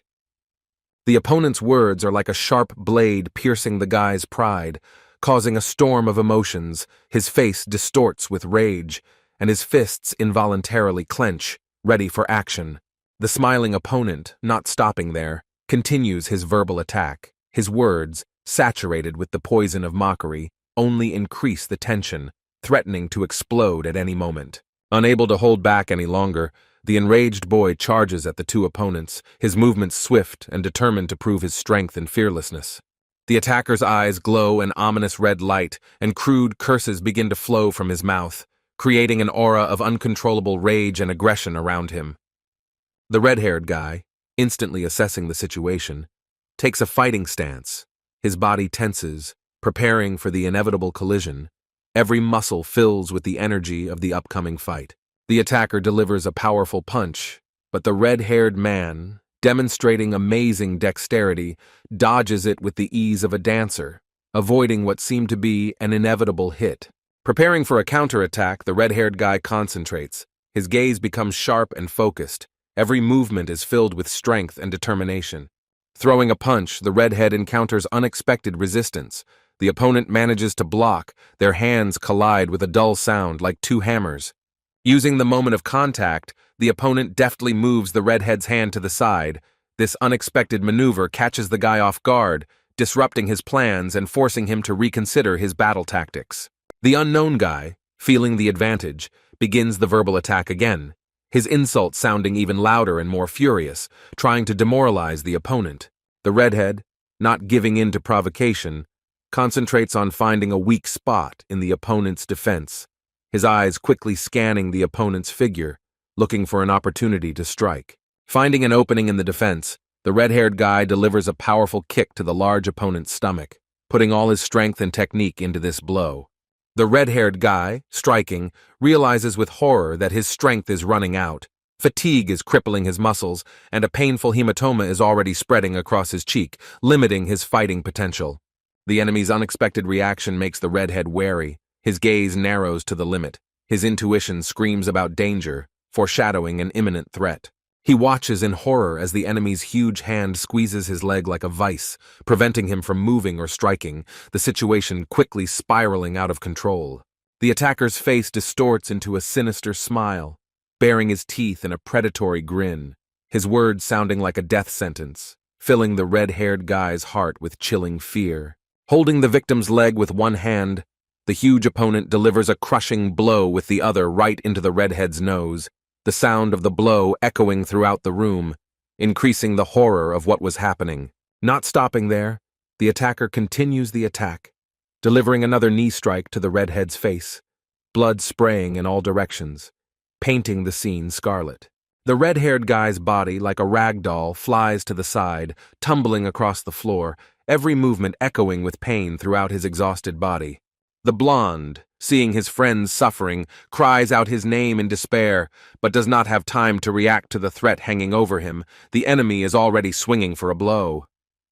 The vape, now a weapon of attack, falls on the blonde's shoulder, causing a sharp pain. The blow is so strong that it seems like it could shatter the bone. Unable to withstand the onslaught of the attack, the blonde falls to the floor, and the crowd, seized by a thirst for blood, begins to chant, calling for the beating to continue. The victim tries to defend himself, curling up into a ball. The huge, dark-haired guy, not satisfied with the previous blows, begins to mercilessly trample the defeated opponent, leaving bloody marks on his shoes. The scene becomes more and more cruel and inhuman. The attacker, his face distorted with rage and his veins bulging, spews threats, his words full of contempt and a desire to assert his superiority over his defeated opponents. The beating continues with relentless brutality. The victims, spread out on the floor, no longer able to resist, each blow echoing with pain in their exhausted bodies. One of the attackers addresses their leader, mentioning Taesu's order. This name makes the leader wary and ask again, emphasizing the importance and authority of the person mentioned. Discussing the fate of the escaped Chan, the leader gives the order to return the pursuers to the base, his voice sounding firm and decisive, leaving no room for objections. Meanwhile, Yidzin, Gosuk, Yuna, and her guard find a frightened Chan, who, shaking from the fear he experienced, has difficulty finding the words to explain the situation. Chan, gathering his courage, begins to tell the story of the attack by the high school students, assuming that it is revenge for past events, his voice shaking with emotion and guilt. Continuing the narrative, Zhang mentions the appearance of Gu Inchen, Tae-soo's right-hand man, explaining the importance of these figures in the school hierarchy. His words paint a picture of a serious conflict. Speaking about the numerical superiority of the enemy, Chan emphasizes the hopelessness of the situation in which his friends found themselves, forced to accept an unequal fight. With pain in his voice, Chan recalls how Hyun and Jin ordered him to run away, forbidding him to tell Yidzin what happened, his words filled with regret and a sense of betrayal. Chan, unable to contain his emotions, takes the blame for what happened, linking the current events with his past help to Hyun, his voice trembling with remorse and helplessness. Yidzin, listening attentively to Chan's story, understands his friend's innocence, but realizes the need for quick and decisive action, his face expressing concentration and readiness for action. Asking about the location of the last meeting, Yidzin receives an answer about an alley near the subway. This information becomes a starting point for further actions. The tension in the group increases. Yidzin, having received information about the location of his friends, rushes in the indicated direction without hesitation, his determination astounding everyone present. When asked about his intentions, Yidzin answers with unwavering confidence, demonstrating a willingness to act no matter what, his words sounding like a challenge to fate. Chan, overcome with anxiety, tries to dissuade Yidzin, reminding him of the enemy's numerical superiority and the potential danger, his voice trembling with fear and worry. Chan's mind flashes back to the carefree days at the computer cafe, where he and his friends would play games enthusiastically, their shouts and laughter echoing in his mind. Images of happy moments spent together eating and talking flash before Chan's eyes, increasing his emotional state and feelings of guilt. Memories of school pranks and fun breaks spent with friends make Chan's heart ache with longing and determination to change something. Overwhelmed by emotions and nostalgic memories, Chan clenches his fists, his face expressing an internal struggle and nascent determination. Overcoming his fear, Chan catches up to Yidzin and, touching his shoulder, declares his desire to join, his voice sounding with unexpected firmness and confidence. Yuna, watching the unfolding scene, turns to Go-suk to ask about what to do next, her eyes expressing a mixture of anxiety and anticipation. Go-suk, deep in thought, remains silent, trying to find the right solution to the current situation, his face expressing intense thought. Yuna's guard approaches Go-suk and asks him a direct question about his intentions to join his friends, a question that is like a challenge that requires an immediate answer. The guard turns to Go-suk and asks him a provocative question about his friendship and willingness to help, his words sounding like a challenge, making the young man think. A sudden revelation occurs in Go-suk's mind, as if a veil had been lifted from his eyes, forcing him to rethink his role and responsibilities as a friend. Continuing his thought, the guard reminds Go-suk of his status as a high school student and the responsibility that comes with it, his words sounding like wise advice. Go-suk watches Yidzin and Jang walk towards danger with a determined look, their enthusiasm and courage causing him mixed feelings. Go-suk's internal conflict mounts as he weighs the pros and cons of his involvement in this story, his face expressing doubt and hesitation. Unexpectedly for everyone, Go-suk makes a decision. His smile and words addressed to Yuna are full of confidence and desire to act. By repeating his promise to return, Go-suk seems to convince not only Yuna, but also himself of the correctness of his choice, his voice sounding with new determination. Yuna, surprised by the change in Go-suk's behavior, watches him with new interest, realizing how much he has changed during this time. Watching Go-suk leave, Yuna notices changes in his face and posture, realizing that in front of her is no longer just a security guard, but a man ready for decisive action. Yuna, driven by a desire to help, states her intention to join the group, but the guard immediately objects, his voice stern and authoritative. The guard, trying to convince Yuna to stay away, appeals to her gender. His words, although dictated by concern, sound somewhat patronizing. Yuna, clearly irritated by the guard's attempt to limit her actions, protests internally, her face expressing discontent and determination to defend her right to make independent decisions. After throwing an angry glare at the guard, Yuna nevertheless turns away, reluctantly acknowledging the wisdom of the advice to stay away, her posture expressing an internal conflict between the desire to help and the need to exercise caution. The guard, feeling awkward from Yuna's reaction, begins to doubt the correctness of his words. his face expressing a mixture of confusion and concern. Chan, walking next to Idzin, cannot get rid of anxious thoughts about the upcoming confrontation, his gaze expressing doubt and fear of the enemy's numerical superiority. Suddenly, something catches Chan's attention, causing him to stop and stare into the distance in confusion, his face expressing surprise and confusion at what is happening. To his surprise, Chan notices that Go-suk has joined them. Now walking side by side with Yidzin, this unexpected support gives him new hope. Yidzin, noticing the new addition to their ranks, glances at Go-suk, his eyes expressing a mixture of surprise and approval. Go-suk, feeling the need to explain his decision, begins to talk about the sense of camaraderie and duty of a classmate, his words sounding sincere and determined. Hearing Go-suk's explanation, Yidzin breaks into a wide smile, his face glowing with joy at the realization that he now actually has real friends. 3 friends, united by a common goal, resolutely walk towards the unknown, their faces expressing seriousness and readiness to help their comrades in trouble. The scene of the massacre appears before the friends in all its gloomy reality. Scattered bats and traces of the recent conflict create an oppressive atmosphere. Chan, surveying the area, confirms with concern in his voice that their friends were definitely here, his words echoing recent events. Looking around, Chan begins to wonder if his comrades have somehow managed to escape, his face expressing a mixture of hope and worry. Go-suk, finding the broken phone, suggests that their friends might have been taken to another location, his voice thoughtful and analytical. Recognizing the phones as belonging to Hyun and Jin, Jang listens to Go-suk's reasoning about intentionally destroying evidence, the realization of the situation making him turn pale. Ijin wastes no time in beginning a thorough examination of the scene, his eyes carefully scanning every detail for possible clues. Idzin's gaze, as impassive as ever, is fixed on one point while his mind works feverishly, analyzing the situation and planning his next steps. At that moment, the guys who participated in the beating pass by. Their appearance makes Chan flinch in fear. His body tenses in anticipation of a possible confrontation. Noticing the trio of friends, the hooligans begin to aggressively shout insults, their voices full of anger and a desire to continue the conflict.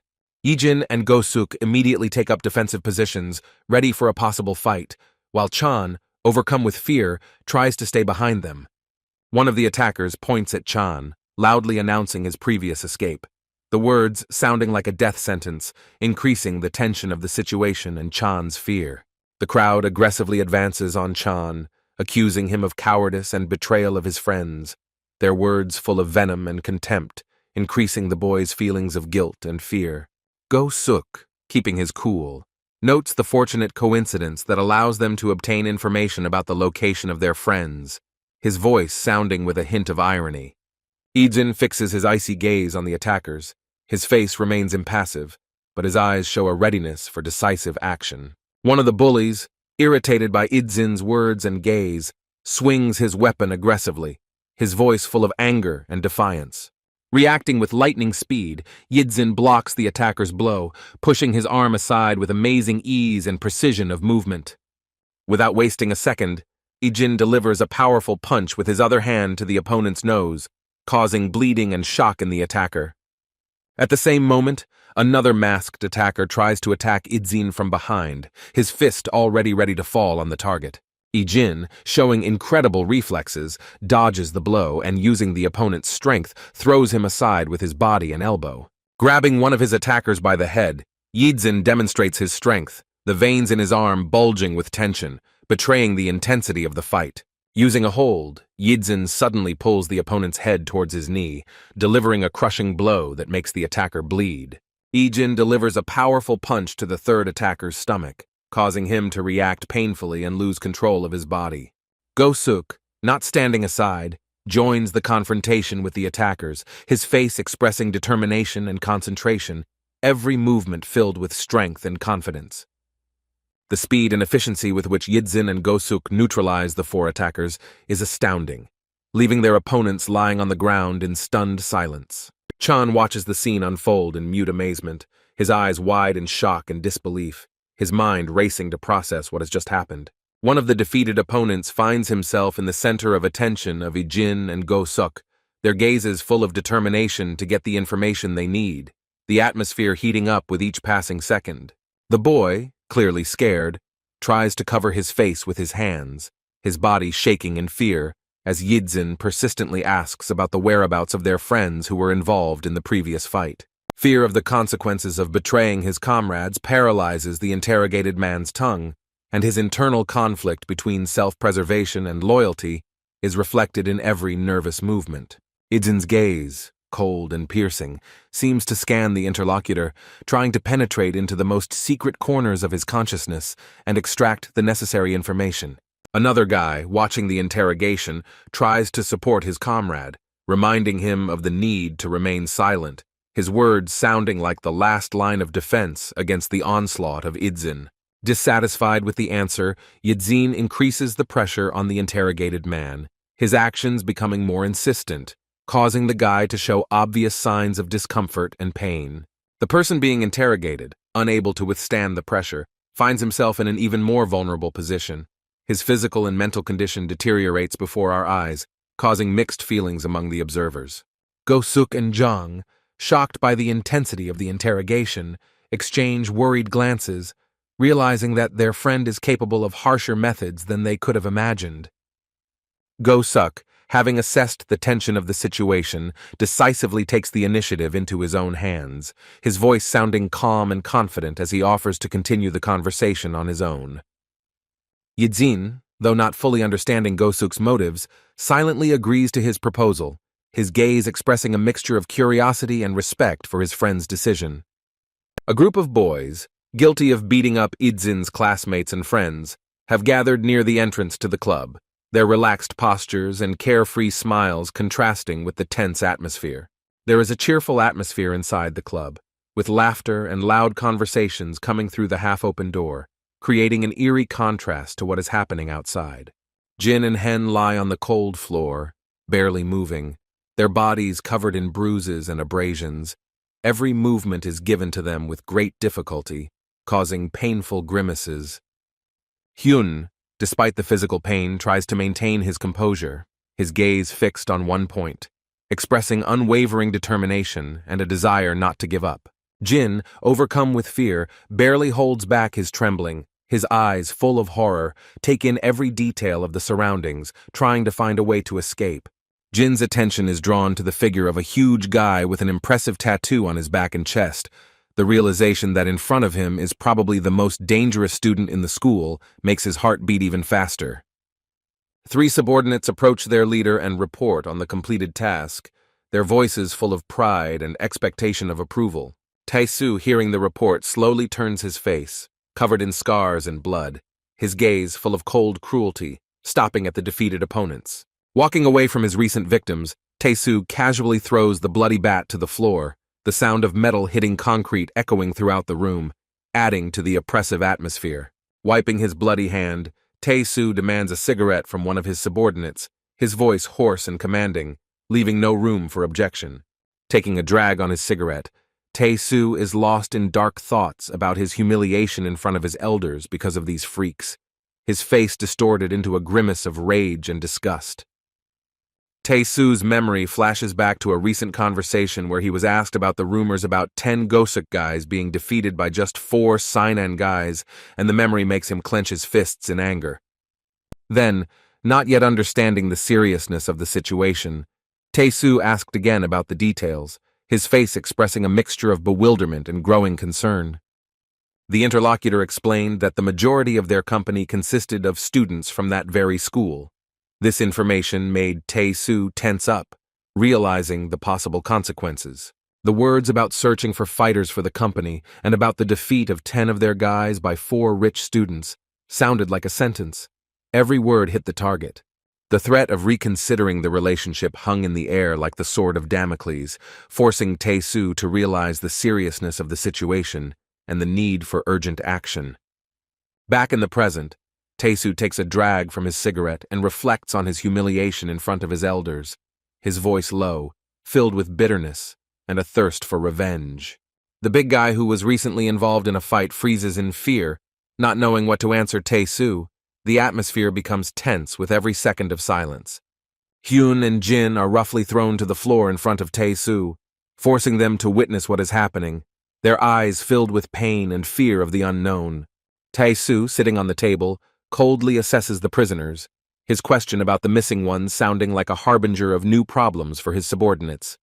Tae-soo's men nervously report the escape of one, and the lack of information about the other, their voices trembling with fear of the possible wrath of their leader.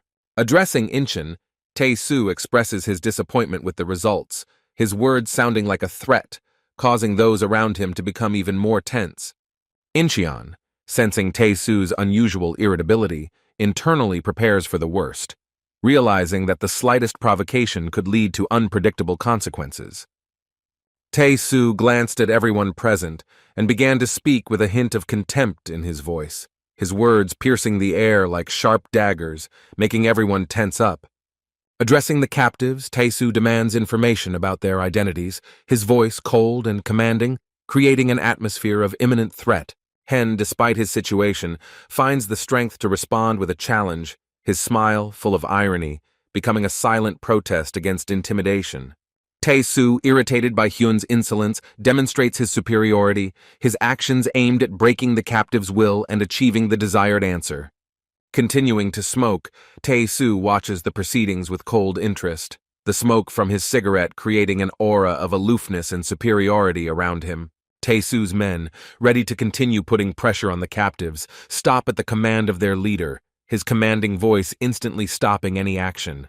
Rising from his seat, Tae-soo offers a deal to the captives, his words sounding both tempting and threatening, creating an atmosphere of tense choice. Jin and Hyun, hearing the proposal, exchange glances full of shock and doubt, their thoughts frantically searching for a way out of the current situation. Tae-soo continues his speech, painting a bleak outlook for the silent ones, his words sounding like a sentence that deprives them of hope for a normal future.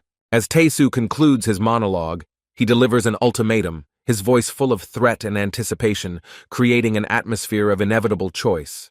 Jin, unexpectedly for everyone, bursts out laughing, his reaction full of contempt and defiance, breaking the tense silence and causing everyone present to freeze in anticipation. Jin and Hyun's mocking words echo throughout the room, their laughter, full of defiance and contempt, breaking the oppressive silence, causing Tae-soo to grit his teeth in rage. Tae-soo's face contorts with anger, his eyes narrow and his hands involuntarily clench into fists, creating an aura of uncontrollable rage around him. Tae-soo's men freeze in horror as they watch their boss's reaction, their bodies tensing in anticipation of the inevitable explosion. Tae-soo, losing his composure, quickly approaches the captives, his movements sharp and threatening, each step echoing in the tense silence. The air around Tae-soo seems to thicken as he raises his weapon, preparing to strike, the atmosphere becoming tense. Tae-soo's subordinates exchange worried glances, realizing that the situation is getting out of control. Their faces turn pale in fear of their boss's unpredictability. Suddenly, a strange sound breaks the silence, causing Tae-soo to stop mid-step, his eyes quickly scanning the room for the source of the noise. One of the subordinates, having gathered his courage, quietly asks Tae-soo's right-hand man about the need to intervene, his voice trembling with fear and uncertainty. Tae-soo, still filled with rage, shouts threats at the captives, his words full of malice and superiority, causing everyone present to flinch. An unexpected sound at the entrance attracts everyone's attention. Tae-soo turns around abruptly, his face expressing a mixture of surprise and irritation. At the entrance to the club, fallen security guards are found, their motionless bodies serving as silent evidence of the appearance of new characters. Inside the club, the fun suddenly dies down.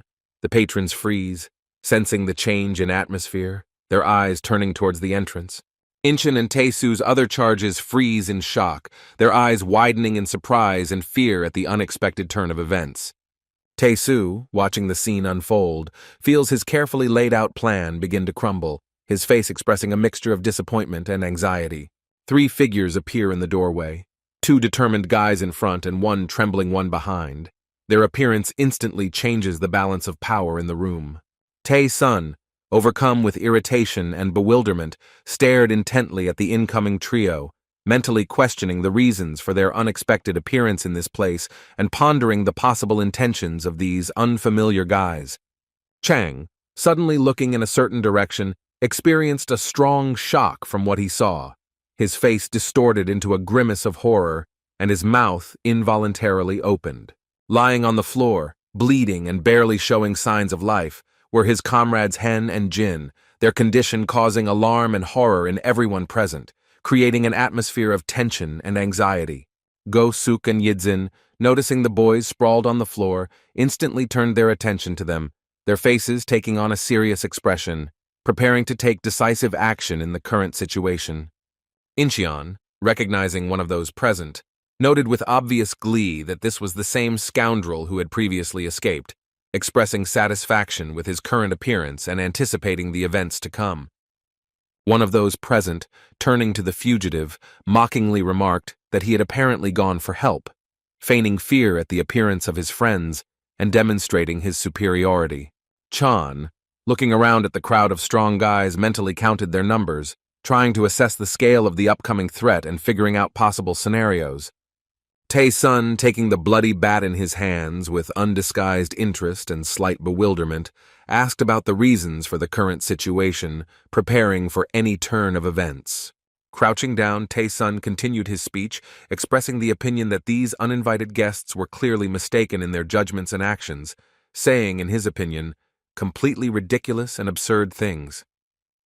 Go-suk, clearly dissatisfied with what was happening, showed his irritation and hostility. Every word he heard caused him more and more disgust and anger, heating up the atmosphere in the room. At this moment, Yidzin remained remarkably calm, remaining indifferent to the words and actions of these strange people. His face did not express the slightest excitement. The leader, lighting another cigarette, addressed his protégé Incheon with a questioning intonation, expressing impatience and expecting him to take decisive action in the current tense situation. Incheon, immediately reacting to the leader's words, with obvious anger in his voice, began to outline the essence of the task, which was to deal with these unwanted individuals who had arrived on their territory. A huge crowd of guys, obeying an unspoken order, began to arm themselves with bats, menacingly advancing towards the three new arrivals, creating an atmosphere of imminent conflict and danger. Incheon, expressing satisfaction with the current state of affairs, noted that they managed to deal with the situation in a timely manner, avoiding potential problems that could have arisen. As he was thinking, Incheon, who had raised his gaze slightly, suddenly found himself in confusion, not understanding what was happening before his eyes, his face expressing complete incomprehension and shock. An incredible picture appeared before his eyes. Yidzin single-handedly dealt with a huge number of guys who attacked him, easily blocking all their attacks and demonstrating incredible skill in combat. With astonishing ease, Yidzin pushed aside a large number of attackers, his movements precise and effective, causing surprise and fear in those around him. Incheon and his henchmen, watching what was happening, were shocked to the depths of their souls. The thought that these guys were not people, but real monsters was spinning in their heads. The remaining gang members, armed with bats and ready to attack, suddenly stopped, trying to assess the situation and figure out how to proceed in light of the unexpected developments. The gang leader, not believing his eyes, looked at what was happening with his eyes wide open in surprise, almost dropping the cigarette from his mouth. Yidzin and Go-suk, demonstrating incredible skill, easily dealt with the attackers without receiving a single blow. Their actions were swift and effective, causing fear in their opponents. Incheon, realizing that they had taken out 4 men on their own, began to panic and shout at his men to attack as a group, his voice sounding desperate and scared in the chaos that had ensued. A huge crowd of about 20 people with bats at the ready rushed towards the two guys, creating the impression of an inevitable and brutal fight. Yidzin, showing incredible reflexes and skill, first blocked the blow, then quickly countered with his other hand, his movements precise and effective. Using his agility, Yidzin placed his foot on the shoulder of one of the attackers, sending him flying towards the wall with a powerful push, the sound of the impact echoing throughout the room, causing fear in the rest of the opponents. Unexpectedly for everyone, Yidzin made an incredible jump, soaring to a height of about 2 meters, and swung his long leg, preparing to deliver a crushing blow. His figure froze in the air for a moment. Yidzin's gaze remained unwavering and extremely serious. He glanced at all of his opponents, showing complete indifference to their numbers and threats. his face expressing determination and concentration. The attackers, seeing the guy jumping above them, raised their heads in shock, their faces distorted with surprise and fear. The realization of imminent defeat began to creep into their thoughts. During his incredible jump, Yidzin managed to land several devastating blows, breaking the necks of some of his opponents, and now his gaze was fixed on the rest, preparing to continue the fight. Go-suk, without wasting any time, also entered the fray, his gaze instantly assessing the situation, and he began to deftly dodge the opponent's attacks, demonstrating amazing reflexes and agility. In response to the attack, Go-suk delivered a powerful blow that instantly sent his opponent crashing to the ground, demonstrating the strength and effectiveness of his fighting skills. Their friend Chan watched everything that was happening with admiration and fear, his face expressing a mixture of delight and horror at the incredible abilities of his comrades. Yidzin easily flipped over one of the attackers who tried to attack him and delivered a crushing elbow strike to his back, demonstrating his superiority in combat. Squeezing his opponent's neck with his hand with incredible force, Yidzin brought him to a state where the guy's eyes rolled back and turned white, showing the ruthlessness of his actions. Yidzin, still holding his opponent by the neck, threw him back with incredible force, demonstrating his superiority and causing terror among the other attackers. Adding a powerful kick to the momentum of the flight, Yidzin sent his opponent flying into the wall, the sound of the kick echoing throughout the room, causing the other boys to freeze in shock and bewilderment.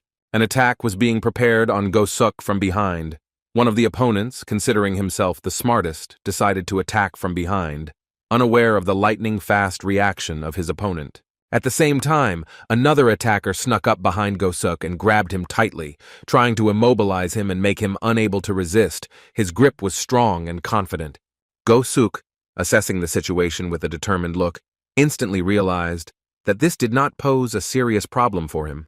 The main thing was to correctly distribute the force and choose the moment for a counterattack. Reacting with lightning speed, Go-suk delivered a powerful kick to the enemy running towards him, but he still had the task of freeing himself from the grip from behind, his thoughts working at an incredible speed. Without wasting a second, Go-suk suddenly threw his head back, delivering a strong blow to the face of the opponent holding him, the sound of the blow merging with the attacker's cry of pain.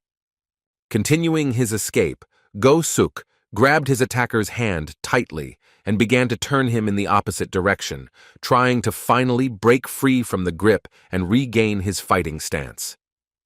Freed from the hold, Go-suk immediately engaged the rest of the opponents surrounding him, his movements precise and effective, each blow finding its target. The gang leader, watching what was happening, was in a state of deep shock, unable to believe his eyes. His cigarette fell out of his mouth, symbolizing a complete loss of control over the situation. Incheon, the leader's ward, looked at what was happening with even greater horror, realizing that soon, perhaps, he himself would have to enter this unequal battle. Fear constrained his movements. Chan, despite admiring the skill of his friends fighting against the huge crowd, still felt uncomfortable with the tense situation, his face expressing a mixture of delight and anxiety. Surrounded by the remaining opponents, Go-suk and Yidzin were no longer in a hurry to attack. Their postures expressed readiness to continue the fight, but their eyes showed clear superiority over those around them. Despite shouts demanding that the opponents be captured, the attackers were unable to cope with the two fighters. Their inability to overcome the schoolchildren was puzzling. Tae-soo, in deep shock, could not comprehend what was happening before his eyes. His thoughts were confused, and no decisions about further actions came to mind. He froze in a daze. Go-suk and Yidzin, standing in the middle of the defeated opponents, slowly turned towards the leader, their gazes full of determination and confidence. The thought of how more than 30 people were defeated by just 2 school children did not fit into the leader's head. His face expressed a mixture of horror and incomprehension. The reality of what was happening seemed incredible. Yidzin fixed his cold-blooded mercenary gaze on Tae-sun, causing him to noticeably tense up and become frightened. The atmosphere became tense to the limit. Every second seemed like an eternity. Slowly and surely, Yidzin began to approach the leader. His steps were quiet but determined. Tae-sun, feeling the growing threat, began to retreat, gradually driving himself into a corner. Suddenly, Incheon appeared, shaking in fear at the sight of Aijin approaching, his face expressing extreme horror and despair. He understood that the situation was out of control. Incheon, trying to remain unnoticed, carefully made his way behind Idzin's back, hoping to seize the moment to escape. His movements were uncertain and fussy, betraying his panic. Suddenly, a strong blow hit Incheon, breaking his nose and distorting his face in pain. The unexpectedness of the attack caught him off guard. Blood gushed from his broken nose. Go-suk struck Incheon, catching him off guard. The force of the blow caused the boy to fall, losing his balance. His attempt to escape ended in disaster. Go-suk, assessing the situation, quickly glanced around the room, preparing for further developments, his posture expressing readiness for new attacks. The leader, once again picking up the bloody bat, was confused, trying to understand where these incredibly strong guys came from. His thoughts were full of rage and fear at the same time. The leader, watching the slowly approaching guys, was perplexed as to why they still did not show signs of fatigue. Their tirelessness seemed supernatural and frightening to him. As Idzin approached, the leader kept his eyes on him, the thought growing in his mind that if the enemy got close enough, he would have a chance to deliver a decisive blow. Suddenly, the leader's eyes lit up. His pupils took on a reddish tint. He realized that the critical moment to strike had come. His body tensed in anticipation of the attack. Swinging the bat with unprecedented force, the leader prepared to deliver a crushing blow, but Yidzin quickly assumed a defensive stance, ready to repel any attack. Yidzin, using his skill, began to deliver precise blows to the enemy's vulnerable spots. The leader's face was distorted with pain. Each blow found its target with amazing accuracy. Stretching out his long arms, Yidzin grabbed the leader by the head. His grip was strong and confident, leaving no chance for his opponent to escape. While holding the leader's head, Yidzin simultaneously raised his knee, intending to deliver a crushing blow, connecting the opponent's head with his knee in a powerful clash. The leader groaned in pain, blood gushed from his nose. He clenched his teeth and looked up, his face expressing a mixture of pain, rage, and despair.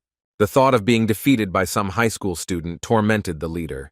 He understood that if this became known, his career in the organization would be irrevocably destroyed. Realizing the hopelessness of the situation, the leader decided to take a desperate step, taking a knife out of his pocket. His eyes flashed with a dangerous gleam, preparing for the final attack. Opening his knife and clenching it in his fist, the leader prepared to strike, his body tensing, preparing for a lightning-fast attack that would turn the tide of the fight. Having struck with such speed that a trace of the knife's movement remained in the air, the leader was confident of success, but Yidzin easily blocked the attack, demonstrating his superiority. Yidzin instantly knocked the knife out of the leader's hand and twisted his arm, making him unable to move. His grip was iron and merciless.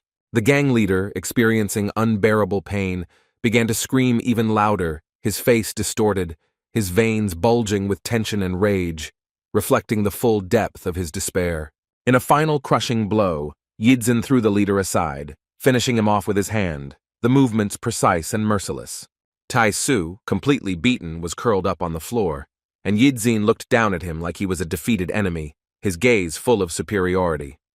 Ijin's gaze remained calm and cold-blooded. He looked emotionlessly at the rotten face of the defeated enemy without showing the slightest sympathy. Go-suk, satisfied with the outcome of the fight, adjusted his jacket, his posture, and facial expression, indicating complete satisfaction with the outcome of the fight. Suddenly, cries of surprise and shock were heard, and Chan instantly turned towards the source of the sound, ready for more surprises. Hyun and Jin began to come to their senses, slowly standing up and looking around the surrounding area, their movements cautious and uncertain. Chang approached one of them, inquiring about their condition, but received a sarcastic response that emphasized the obviousness of their deplorable situation. Hen raised his head with difficulty and addressed Yidzin. His speech was difficult, but he clearly wanted to say something. The tension was visible on his face. Yidzin, understanding the state of the recently beaten boy, patiently waited for him to continue his speech, without rushing or interrupting, his posture expressing attention and readiness to listen. Hen, overcoming the pain, said that in the real world, Yidzin is a real challenger, Despite his bronze rank in the game, his words were full of sincere admiration. Hearing this, Yidzin simply smiled, and Hen, not knowing what else to add, fell silent, the atmosphere filled with a mixture of relief and respect. Suddenly, a furious scream was heard, calling everyone present a fucking idiot. Followed by a strong blow to Tae-Soo, the atmosphere became tense to the limit, the air filled with tension and fear. Inchin, the second most important after Tae-Soo, flew off in the opposite direction, his body falling limply to the floor, adding drama to the scene. The man, overcome with rage, began to rub his hands after the blow had been dealt, his voice full of anger, a reminder of the task of making amends for the humiliation that had been so ineptly botched. Standing in front of two guys in a club, the man continued to berate them for their inability to cope with the task at hand, his words full of contempt and disappointment.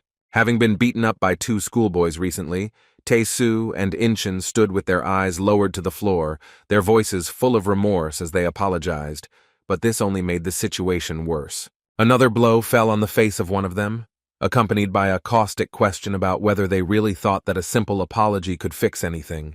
The man continued his tirade, reminding them of the need to increase their influence after the disappearance of the Gosan and Songsu clans, his voice becoming increasingly threatening. Addressing the offenders, he called them a thorn in the side of the organization and petty freaks. Every word was saturated with poison and contempt.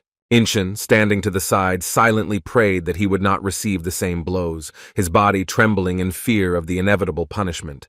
The appearance of the clan leader interrupted the beating of the young people. His presence instantly changed the atmosphere in the room. Everyone froze in anticipation. The leader, adorned with a massive gold chain around his neck, looked down at those present, pondering his next words, his gaze cold and calculating. Addressing Tae-Soo and Inchin, the leader expressed his disappointment in their usefulness, his words sounding like a final sentence, depriving them of their last hope for redemption. Tae's son, kneeling after all the blows and words he heard, clenched his teeth until they gnashed, realizing the justice of the situation, his face distorted with pain and humiliation. The head of the clan, asking for a light for a cigarette, asked if those guys had been sent. His voice sounded calm, but there was a hidden threat in it. The ward, with trepidation in his voice, confirmed the dispatch of the boys some time ago, expressing confidence that they should have already reached their destination. The leader reasoned that things might have turned out differently if they had not joined the family, but now that they were part of it, it was impossible to ignore the situation. When giving the order, the chief demanded that upon capture, the arms or legs of the offenders must be crippled, even despite their young age. His words sounded cold and merciless. He stressed the need to make them pay for contact with one of the family members, to which the ward quickly assured that he would definitely pass on these instructions. The head of the club, hearing these words, broke into a satisfied smile, anticipating the triumph of justice. His eyes sparkled with anticipation of reprisal. At the boss's familiar club, as usual, there were several vigilant security guards on duty, not letting anyone in without permission, and the atmosphere was tense and wary. Suddenly, the boss's right-hand man burst into the office, beginning an urgent report, his voice sounding excited and tense. The boss, carefully smoking a cigar and sitting in an expensive suit, listened attentively. His face did not express any emotion, but his thoughts were working feverishly. The speaker reported the reason for the fuss made by Kim Ju-man's people. The boss, intrigued, asked for details. His eyes narrowed in curiosity. It turned out that some of the boys who had recently joined the family had gotten involved with high school students, and this news made the boss frown, sensing trouble. The boss, instantly turning his attention to the speaker, mentally assessed the scale of the problem, realizing that the losers were now sending people to hunt down the children, his face expressing a mixture of irritation and concern. Realizing that leaking information about the defeat from the high school students could seriously undermine the organization's authority, the boss frowned, thinking about the possible consequences and ways to solve the problem. Taking a slow drag on his cigarette, the boss glanced around the room, mentally analyzing the current situation. His eyes narrowed, betraying the intense work of his mind. Turning to his right hand, the boss declared the need to provide assistance, his voice sounding decisive and firm, leaving no doubt about the seriousness of his intentions. The right hand, anticipating the order, reported on the measures already taken, which caused the boss's surprise. His eyebrows rose in silent question. The subordinate explained that rumors about the boss's return after the showdown with Congressman Kim had already spread, and all the guys who had scattered had returned to meet him. The boss, looking down and shaking his head slightly, smiled. His reaction to what he heard was a mixture of satisfaction and slight surprise. Commenting on the situation, the boss suggested that the guys were just looking for a reason to have fun. His tone was condescending and understanding. Heading towards the exit, the boss grabbed the door handle, preparing to leave the club, his movements confident and unhurried. As the boss stepped outside, he saw a huge crowd of guys parting for him and respectfully welcoming his return. The atmosphere was filled with respect and anticipation. The boss, without showing any obvious emotion, put his hands in his pockets and glanced at his subordinates, anticipating the upcoming events, his face expressing a slight interest in what was happening. The boss, addressing his subordinates, noted the long absence of meetings, but the guys continued to stand motionless, only bowing their heads as a sign of respect. The atmosphere was filled with tension and anticipation. The boss commented on the suddenness of the situation with a hint of regret in his voice, his words sounding thoughtful, as if he was reflecting on the chain of events that had led to the current situation. The boss smiled wryly and suggested they get some work done before heading out for a drink, hinting at a busy day ahead, his eyes sparkling with anticipation of the work ahead. Late in the evening, a group of boys rushed through the streets, out of breath from running fast, their faces expressing a mixture of fear and determination, each step bringing them closer to an unknown goal. Noticing Go-suk and Yuna approaching, the boy instinctively pulled the girl behind him, preparing to protect her from possible danger, his posture expressing readiness for confrontation. Suddenly, the figures of big men appeared around the two school children, one of whom noted with a grin that they had found them earlier than expected, creating an atmosphere of imminent threat. Having apologized for the interrupted date, one of the big guys invited the guys to come with them, his voice sounding deceptively polite, hiding a clear threat behind it. Go-suk, maintaining an outward calm, mentally prepared himself for the upcoming test, realizing that now he would have to show all his skills. His body tensed in anticipation. Yuna, completely confused by what was happening, looked from the strangers to Go-suk, trying to understand the situation from his reaction, her face expressing a mixture of fear and bewilderment.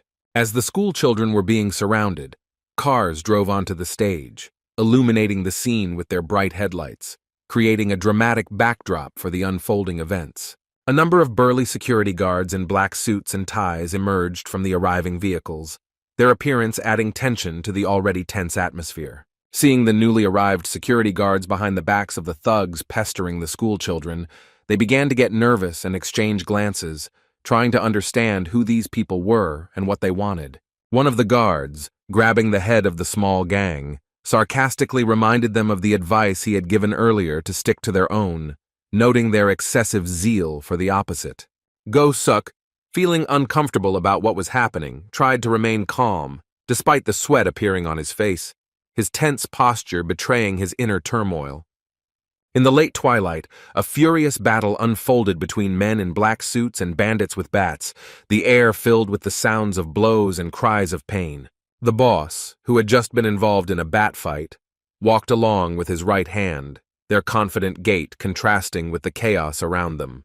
Having managed to change his suit, the boss looked even more elegant and dangerous than before, his appearance radiating power and confidence. The leader of the other gang, seeing the boss, exclaimed his name, Chadusik, in amazement, his voice trembling with a mixture of fear and surprise. Taisu, realizing the identity of the new arrival, mentally noted that Chadusik was the boss of one of the strongest clans in the area and was surprised by his return to his previous activities.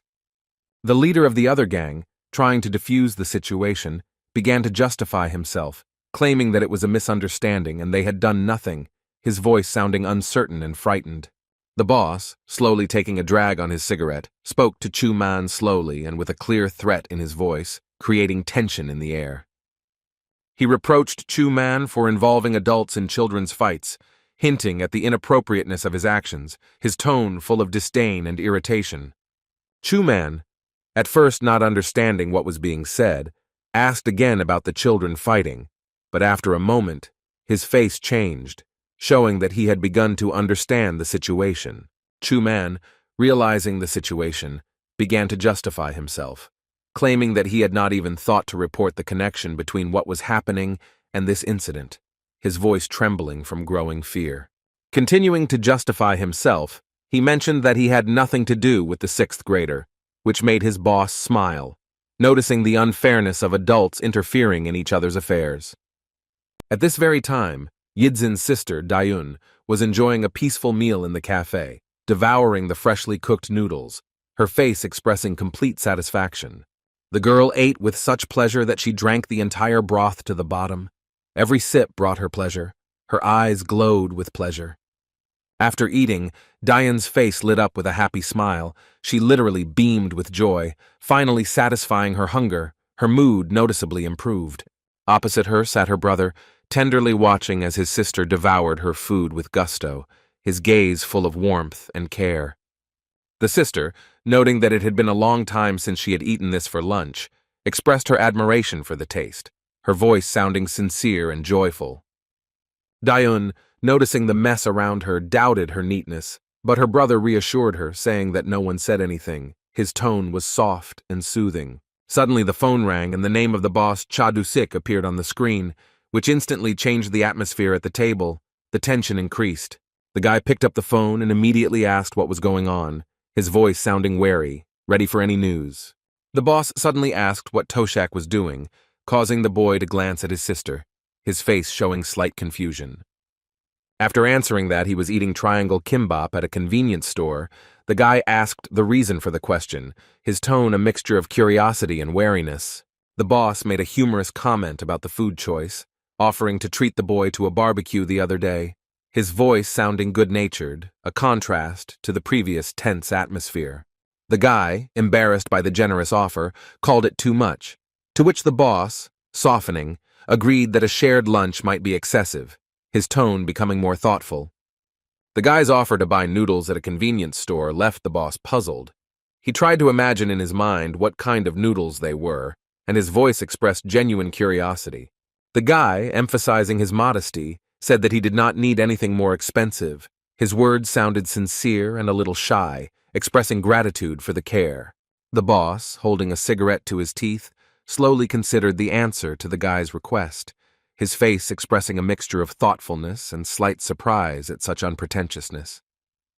With a slight smile, the boss agreed to the offer of noodles, his voice warm and approving, creating an atmosphere of friendly understanding. Around the boss, members of the other gang knelt down, paying their respects and acknowledging his power, the scene reminiscent of a medieval homage to a powerful lord. At school, as soon as the teacher announced the end of the lesson, Hyun and Jin instantly jumped up from their seats, their faces expressing impatience and excitement. Walking up to Chan and Ijin's desk, they enthusiastically suggested that they go play, their voices sounding lively and friendly now that classes were over.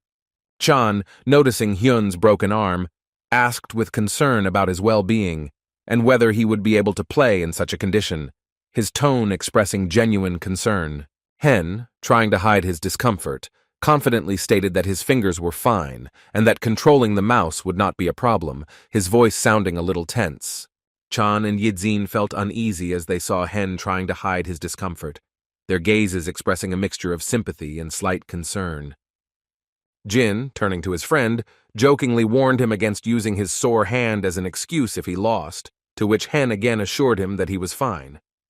Hyun suggested using the injury as an excuse, which elicited an approving reaction from Jin, who called the idea brilliant, and their conversation took on a lighter, more playful tone. Turning to Go-suk, the boys invited him to join them, their faces expressing a sincere desire to include him in their company. Yuna and Go-suk were clearly surprised by the unexpected invitation. Their eyes widened in surprise, and their faces showed a mixture of confusion and interest. Hyun, looking away from his embarrassment, offered to pay for the food, acknowledging his debt to Go-suk, his voice sounding sincere and a little shy. Go-suk looked so serious that it seemed like he was about to refuse the invitation. His face was expressionless, creating tension as he waited for an answer. Unexpectedly for everyone, Go-suk smiled and enthusiastically agreed to go with the guys, which greatly surprised Yuna. Her eyes widened in surprise. Yuna, plucking up her courage, approached the group of boys and expressed her desire to join them, her unexpected offer causing surprise among everyone present. One of the boys, clearly puzzled, asked Yuna if she really wanted to go to the computer cafe with them, emphasizing that she was a girl, his tone expressing slight bewilderment. Yuna, a little worried, asked why she couldn't go, her voice trembling with fear of being rejected, her face expressing a mixture of hope and anxiety. Jin, slightly embarrassed, tried to explain that it wasn't a matter of prohibition, but rather the unfamiliarity of the situation. His words sounded uncertain and a little confused. Go-suk turned to Yidzin and asked a question that made everyone present curiously await the answer, and the atmosphere was filled with intrigue. With a serious expression, Go-suk asked Yidzin if it was true that he was only a bronze rank, his voice carrying a hint of distrust and interest. Yidzin quietly confirmed that he had indeed only received 1 bronze, his voice calm but with a slight hint of embarrassment. Hearing the answer, Go-suk unexpectedly turned around and exclaimed. His reaction caused surprise among those present. All eyes turned to him. The rays of light falling on Go-suk seemed to make him beam with joy upon learning that Yidzin was indeed only at the bronze level. Yidzin, with his eyes closed, did not respond verbally to Go-suk's emotional reaction, but his face showed obvious irritation from that smile. In the computer club, the guys were playing enthusiastically. Their cries of, "Hey, get to it now," and "What the hell do you mean, get to it," Svali filled the room, creating an atmosphere of excitement and rivalry. Chan, radiating friendliness and unaccustomed to such intense gaming sessions, gently advised using the ult, his voice sounding calm and encouraging amidst the general excitement. Yuna, captivated by the atmosphere of the computer club, watched the 5 enthusiastic guys. Their joy and excitement were almost tangible, infecting those around them with their energy. The air was filled with the emotional cries of players discussing the tactics of movement and battles, their voices merging into a single stream of gaming excitement and strategic disputes. Hyun, who became the butt of jokes due to his loss, was accused of being a master of trolling and compared to Yidzin, and an atmosphere of friendly banter filled the space. After finishing their gaming session, the group moved to the food area, taking generous portions of noodles. Their movements were lively, and their faces were glowing with anticipation of a tasty snack. Sitting in front of the computers with food, the kids enjoyed noodles and buns, their faces radiating happiness and satisfaction, creating a picture of an ideal pastime. Yuna, having chosen popcorn and ice cream for herself, joined the general viewing, her choice contrasting with the guy's choice, but harmoniously fitting into the general atmosphere of fun. While consuming her ice cream, Yuna gazed thoughtfully into the distance, her face expressing pleasant thoughts, as if she had immersed herself in the world of her dreams and fantasies. Yuna's gaze landed on Yidzin, noting his serious expression as he played, and the slow sips of his Coca-Cola. The contrast of his concentration with the general cheerfulness intrigued her. Having completed the gaming marathon, the group went outside, exchanging farewell gestures and waving to each other, their faces expressing a mixture of fatigue and satisfaction from the time spent together. Yidzin, on his way home, was surprised by the unexpected phone call, his gaze curiously directed to the screen, trying to guess who could be calling at this hour. Yidzin, seeing his sister's name on the screen, answered the call, his face showing slight surprise and curiosity, waiting to hear the reason for the late call. His sister asked if he had eaten, to which Yidzin replied in the negative, announcing his approach to the house, his voice sounding calm and a little tired after a long day.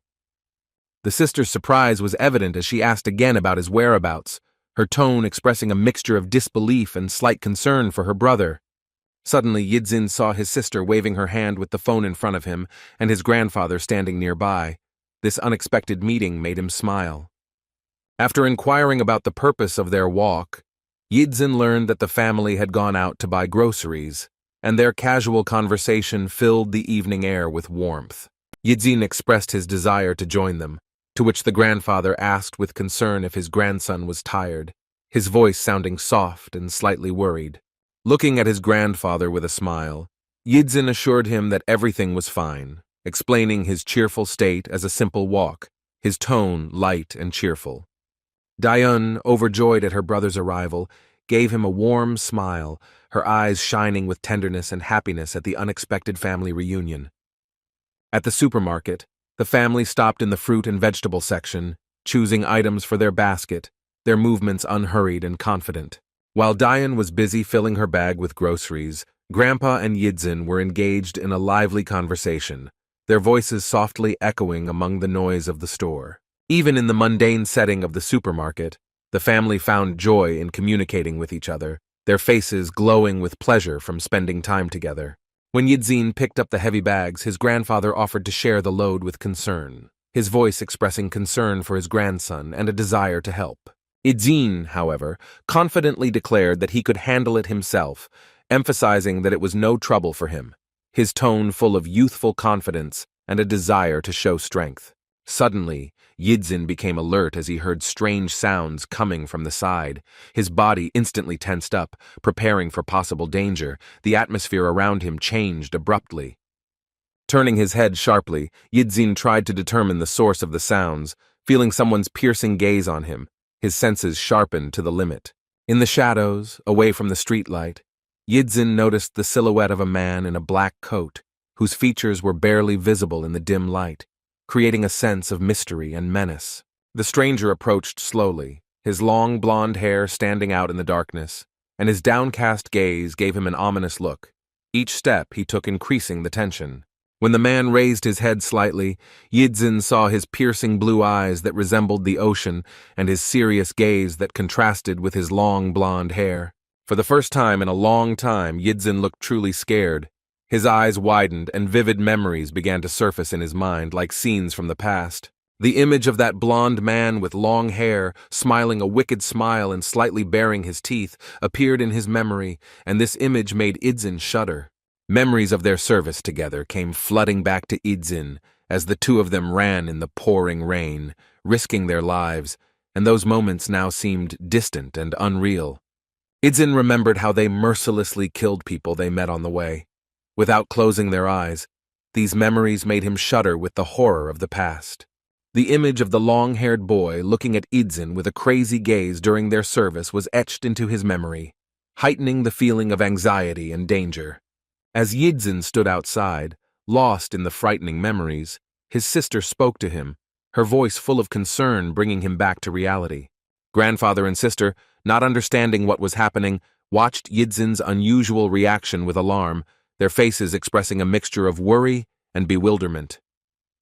They asked cautiously if Yidzin knew this man, their voices sounding wary, reflecting the general tension of the situation. Yidzin, overcoming the internal tension, carefully and slowly said, making a long pause, that this man was once his friend. His voice sounded uncertain and tense. The family, intrigued, inquired about Yidzin's past as the blonde-haired stranger continued to approach, each step adding to the tension in the air. As the stranger approached, the grandfather, radiating goodwill, introduced himself as Grandfather Yidzinya, his smile contrasting with the overall tense atmosphere. The long-haired blonde smiled and politely responded to the greeting, his appearance slightly different from the image in Yidzin's memories, which added to the mystery of the situation. The sister, peering over her brother's shoulder, also greeted the stranger, her voice sounding friendly, but with a hint of wariness. Yidzin, contrary to expectations, did not look happy to meet his old friend. His posture and gaze betrayed extreme wariness and internal tension. The blonde's smile began to change, taking on a suspicious hue, his outward goodwill gradually fading, giving way to something more sinister. The grandfather, not noticing the tension, kindly invited the stranger to stay for dinner, assuming he had come a long way, his voice sounding sincere and welcoming. The stranger politely declined the invitation, explaining that he was just passing by, his refusal soft but firm. The grandfather, turning to his grandson, suggested that he and his sister leave, leaving Yidzin and his friend alone to talk, unaware of the hidden tension between them. As the grandfather and sister walked away, Yidzin and the stranger were left alone, their hostile gazes locked, creating an almost palpable tension between them. The stranger, turning to Yidzin, noted with an ironic smile his unexpected vitality for a supposedly dead man, His words sounded like a mixture of surprise and hidden threat. Idzin, tensely addressing his interlocutor as 006, asked about the method of his discovery, to which he calmly replied about the information received in the camp about his survival. Hearing about the ongoing search, Yidzin frowned, his brows knitted together in anger, revealing his inner tension and readiness for a possible confrontation. 006 attempted to calm Idzin down, explaining his accidental discovery while on a mission nearby and his desire to find him first, his tone deceptively friendly. Continuing, 006 noted the difficulty of finding Idzin, but warned of the inevitability of his discovery by the camp, his words sounding like a mixture of warning and veiled threat. Lighting a cigarette, 006 confidently stated that he would be found to eliminate Idzin. His voice was calm, but there was a sense of inevitability in it. Yidzin, hearing this, maintained an outward indifference, as if the situation did not concern him, but his posture betrayed internal tension and readiness for action. 006 repeated his warning about the pointless caution, his tone becoming more insistent, emphasizing the seriousness of the situation.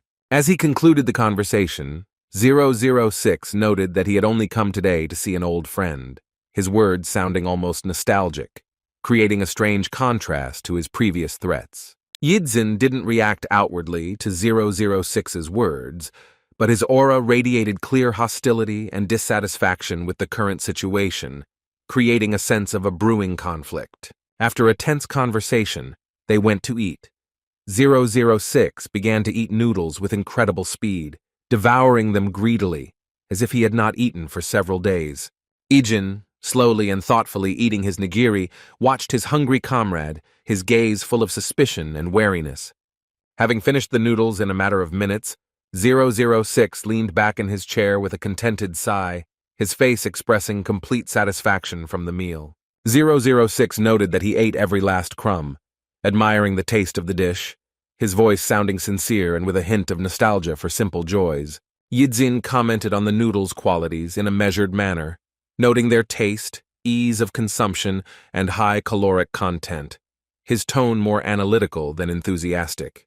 Surprised by the rationality of Idzin's remark, 006 agreed with his assessment, his reaction betraying a slight confusion at this approach to food.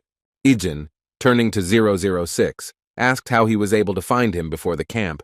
His question sounded like a mixture of curiosity and suspicion. 006 attributed his success to his intuitive knowledge of Idzin's survival and a deep understanding of his personality, his words laced with pride and intimacy. 006's words clearly didn't please Idzin. His brows furrowed, and his gaze became even more tense and wary, revealing his inner discomfort.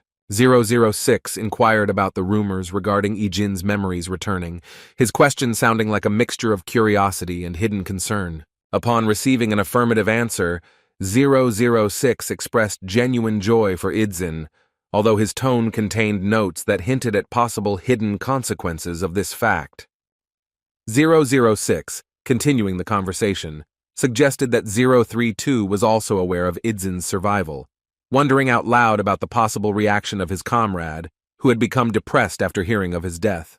Yidzin asked if 006 had informed 032 of his survival, to which he received a response about the importance of keeping secrets even from close associates. 006's tone was serious and wary. With a hint of surprise in his voice, Yidzin admitted that he hadn't expected 006 to notice his survival, his words a mixture of respect and slight disappointment. Continuing the thought, Yidzin expressed even more surprise at the fact that 006 hid this information from the leadership, his tone betraying a mixture of suspicion and curiosity. 006, smiling, admitted that he himself did not expect such an act from himself. It was as if a flame of memories arose around him, creating a tense atmosphere. Vivid images of the previous missions surfaced in Idzin's mind, the huge flames that engulfed everything around him, and the powerful explosion that shook the ground. These memories were almost tangible. The picture was supplemented with images of military men in uniform, holding pistols and trying to see something through the veil of fire and smoke, their faces expressing tension and anxiety. The scale of the explosion was astounding. Its reflections were visible for several kilometers, burning all the vegetation around, creating an apocalyptic picture. Amidst the chaos and destruction lay a motionless, bloody body caught in the blast wave, a scene that evoked a sense of horror and hopelessness. The victim was Yidzin, who had been seriously injured during the mission, his eyes barely remaining open as he fought against the encroaching darkness. Despite his critical condition, Yidzin, holding a machine gun in his hands, continued to strive to fulfill his mission, demonstrating incredible willpower and devotion to duty. An image of 006 methodically examining the scorched grass appeared in Idzin's memory, his movements purposeful and careful. 006 studied the ground carefully, as if looking for specific clues, his focused gaze betraying the importance of the search. Touching the ground, 006 found traces of blood on his fingers, instantly realizing that he had found the right trail. His face expressed a mixture of satisfaction and anxiety. 006 looked up sharply and looked around for any possible witnesses or helpers, his posture expressing alertness and readiness for action. Noticing Idzin trembling in fear, 006 froze for a moment, their gazes meeting in a moment of silent understanding of the situation. However, 006, in an unexpected display of mercy, pretended not to notice anyone, his face remaining impenetrable, hiding his true intentions. Turning around, 006 focused his attention on the nearby explosion, his figure, illuminated by the reflections of the flames, appearing lonely and thoughtful. After this, 006 disappeared from the scene without a trace, leaving Idzin alone with his thoughts and wounds. Back in the present, 006 thought out loud about his actions, admitting that despite years of meekly obeying the camp's orders, he still retained his humanity. 006 suggested that perhaps it was his friendship with Idzin that was the reason for his unexpected mercy, his voice sounding thoughtful and a little confused. Yidzin, hearing these words, lowered his gaze, avoiding looking 006 in the eyes, his posture expressing a mixture of gratitude and internal conflict. Continuing the conversation, 006 directly asked if Yidzin was the same mercenary who had become known in recent years under the code name Jin, his tone serious and a little tense. Yidzin slowly raised his gaze to meet 006's eyes, his face showing a mixture of indecision and internal struggle, as if he was searching for the right words to say in this tense situation. 006, with a slight smile on his face, confirmed his suspicions, noting that the activities of the mercenary Jin did not overlap much with the camp's operations, his tone a mixture of relief and hidden concern. Taking the soda can in his hands, 006 squeezed it so hard that his fingers turned white, a gesture that expressed inner tension and unspoken emotions. Abruptly changing his tone to serious, 006 urged Idzin to stay away from the camp, his voice filled with genuine concern and warning. Yidzin, trying to justify himself, explained the lack of choice in his actions. His words were saturated with bitterness and hidden regret for the past. 006, watching Idzin closely, noted a noticeable change in his behavior after his memories returned. His remark was insightful and a little alarming. Continuing his thought, 006 suggested the influence of the new place of residence on Idzin, leaving open the question of whether these changes were positive or negative. Idzin listened silently, his face clearly showing discomfort from this conversation. But he understood the need to listen to everything to the end, maintaining an outward calm. Suddenly, 006's phone vibrated, breaking the tense atmosphere of the conversation. He carefully took it out of his jacket pocket, as if expecting an important message. Idzin, watching 006's reaction, tensed up, trying to guess the identity of the caller and the possible content of the conversation, his gaze glued to the phone. 006, sitting opposite Idzin, began talking on the phone, his posture expressing readiness to receive important information, creating an atmosphere of growing tension. As the conversation progressed, 006's face became more and more serious, his gaze lowered, betraying the gravity of the news he had received, which did not escape Idzin's attentive gaze. Yidzin, carefully observing 006's reaction, tried to decipher the content of the conversation from his facial expressions and gestures, his own face expressing growing anxiety and tension. Having finished the conversation, 006 slowly and thoughtfully put the phone back into his pocket. His movements were deliberately calm, contrasting with the tense atmosphere. Despite the obviously unpleasant news, 006 smiled at Idzin, creating a strange dissonance between his expression and the weight of the information he had just heard. Suddenly, all the remains of their meal, including the noodle boxes, flew into the air, creating a chaotic scene that foreshadowed an imminent conflict. 006 quickly broke off and sharpened a piece of wood, turning it into an improvised weapon, his movements precise and deadly. The sharp wooden piece in 006's hands was aimed straight at Idzin, creating an immediate threat and tension between the former comrades. Idzin, without wasting a second, grabbed 006's arm, trying to incapacitate him. Their movements were fast and decisive, reflecting years of training. The tip of the wooden stick stopped millimeters away from Idzin's eye, demonstrating the deadly precision and speed of 006's attack. Blocking with lightning speed, Yidzin managed to dodge the deadly blow, protecting his eyes. His reaction was polished and instantaneous. 006, without losing his momentum, immediately attacked with his other hand, aiming for Idzin's neck, bringing the tip dangerously close again, demonstrating his skill and determination. With a note of regret in his voice, 006 admitted that he had originally come only to see Idzin's face, his words sounding like a mixture of an apology and an explanation. Continuing to speak, 006 reported that the camp had discovered the situation and given the order earlier than expected, his tone expressing the inevitability of what was happening. Idzin, realizing the inevitability of the situation, replied that nothing could be changed, his voice sounding reconciled and ready for any outcome. 006's reaction to Idzin's answer was full of shock, and the sudden noise from behind made him alert, creating an atmosphere of an unexpected turn of events. A woman emerged from a nearby 24-hour supermarket, the ringing of the doorbells breaking the tense silence, adding a sense of ordinariness to the dramatic moment. The woman, noticing the two guys, felt something was wrong. Her gaze expressed concern and wariness, creating additional tension in the situation. Quickly ending the confrontation, both pretended that everything was fine. 006 suggested recycling, to which Yidzin reminded them of foil and cardboard. Their dialogue sounded like a coded message.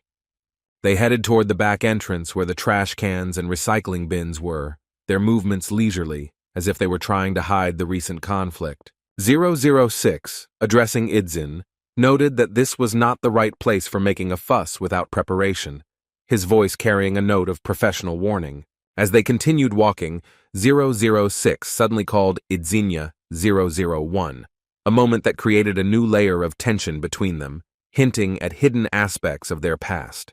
Turning slightly, 006 added that being 001 was better than being anyone else right now, his words sounding mysterious and meaningful. Yidzin, upon hearing this, remained unanswered, realizing that this phrase was not typical of 006, which added a new layer of mystery to their meeting. 006 simply walked away, disappearing into the darkness, and Yidzin watched him go, left alone with his thoughts and growing sense of anxiety.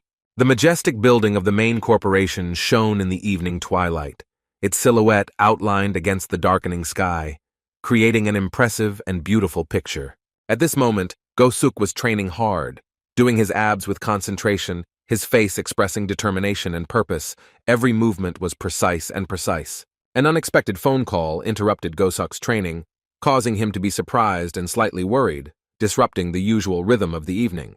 Seeing Yidzin's name on the screen, Gosuk was even more surprised, realizing that such a call was completely out of character for his usually reserved classmate. Answering the call, Gosuk heard an unexpected request from Yidzin, his voice expressing a mixture of curiosity and wariness, preparing for something unusual. Gosuk, not hiding his surprise, noted the suddenness of the call and request. His tone was a mixture of irony and sincere interest in the situation.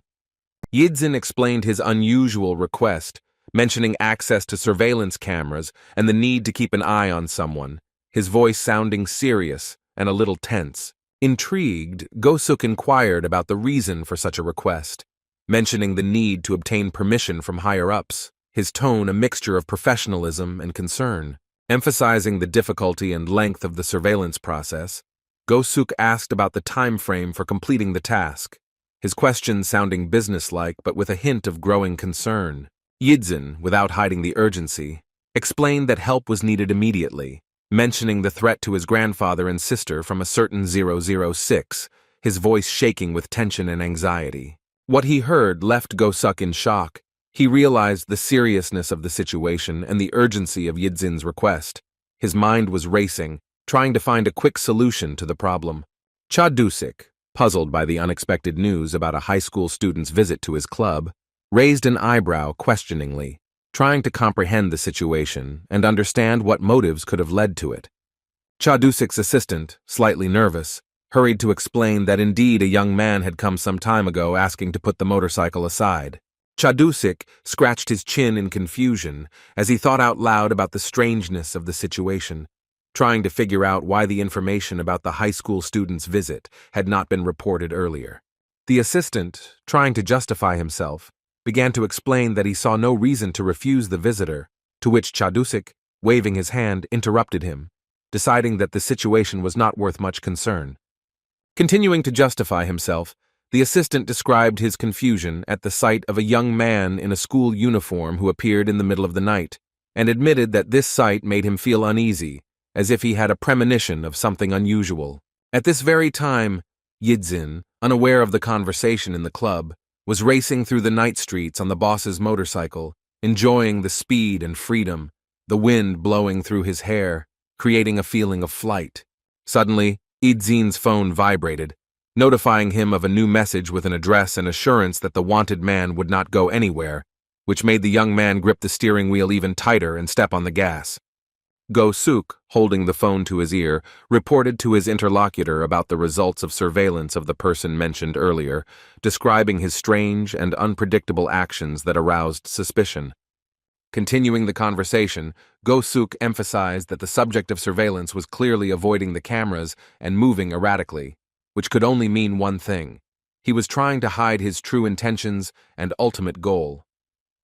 Go-suk frowned and lowered his voice to a serious tone, suggesting that the mysterious man was deliberately trying to hide his true direction.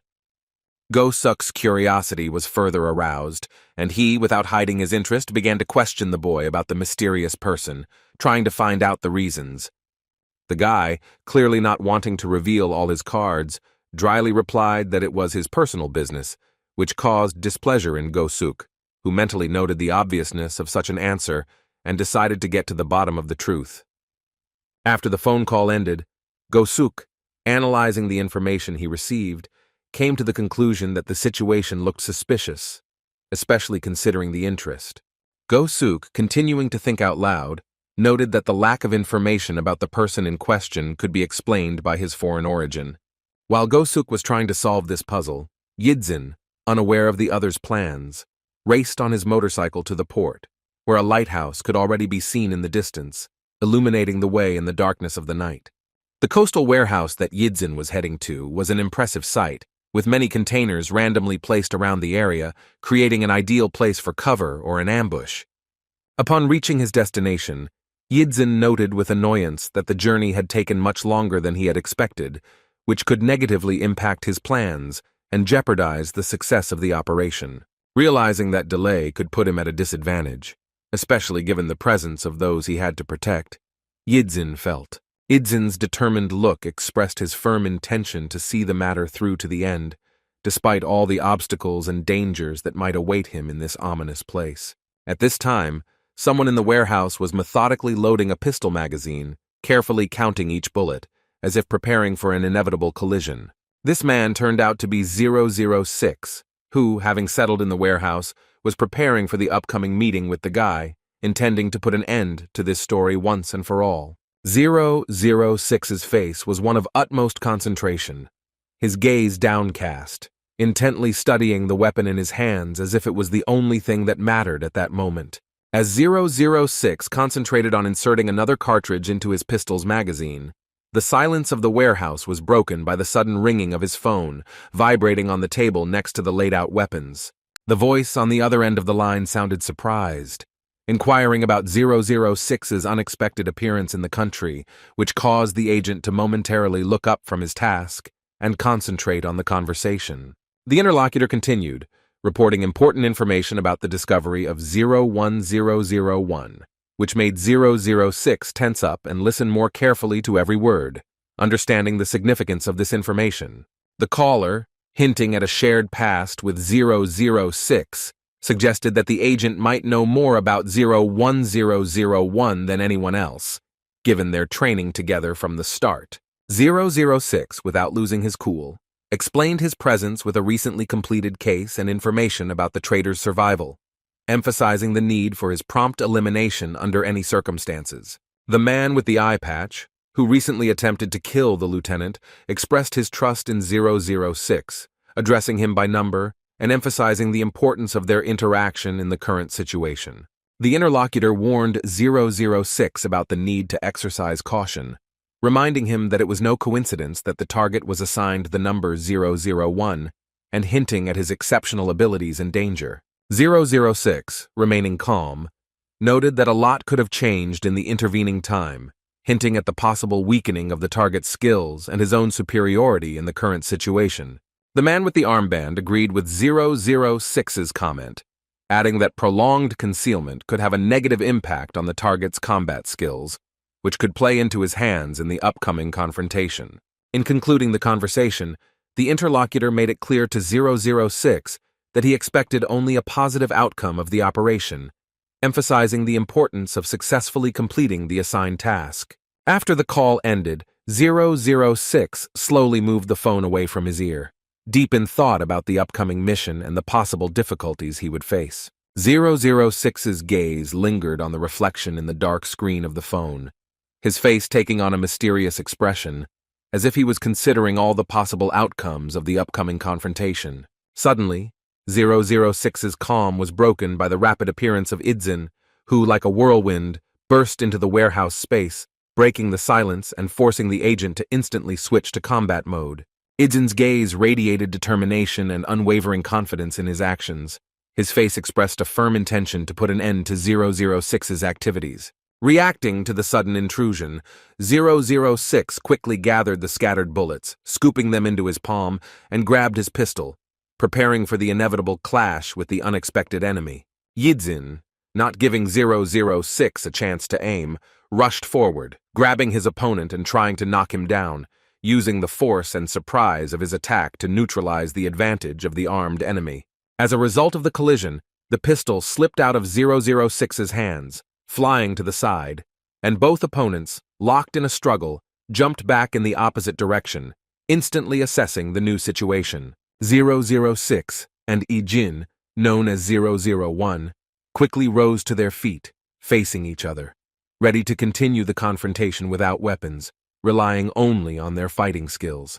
006 mentally noted the unexpected speed with which Yidzin was able to detect him, assuming the use of a CCTV system, which was somewhat at odds with his initial expectations and plans. The opponents, standing opposite each other, prepared for the decisive battle, realizing that this moment could become the culmination of their long confrontation and determine the outcome of the entire operation. 006, maintaining an outward calm and even allowing himself to smile, noted the inevitability of their meeting, expressing surprise at the amount of time that had passed since Idzin left the organization. Idzin, focused on his main goal of winning, decided to ignore 006's provocative question, not wanting to be distracted by verbal bickering. 006, noticing Idzin's silence, casually said that he was not interested in reasons and circumstances, emphasizing his indifference to the past and his focus on the present moment. The opponents, like mirror images of each other, began to slowly approach each other, taking up fighting stances and preparing for the decisive battle that would determine the outcome of their long confrontation. Suddenly, the silence exploded into a flurry of movement as both opponents launched into an attack at the same time, their strikes and blocks merging into a single kaleidoscope of fighting techniques. Ijin and 006 exchanged lightning-fast strikes, each displaying incredible speed and precision, throwing and blocking attacks with such frequency that it seemed as if time slowed down around them. When 006 attempted to strike Idzin in the face, he deftly dodged, stepping to the side, and instantly intercepted his opponent's hand, demonstrating his refined reaction and excellent sense of distance. Idzin, in turn, attacked 006, but he parried the blow with no less skill, showing that both fighters were worthy of each other and had exceptional close combat skills. However, Yidzin, anticipating the block of his attack, instantly moved into the second phase of the combination, using his elbow to deliver a surprise strike, catching 006 off guard with his tactical cunning.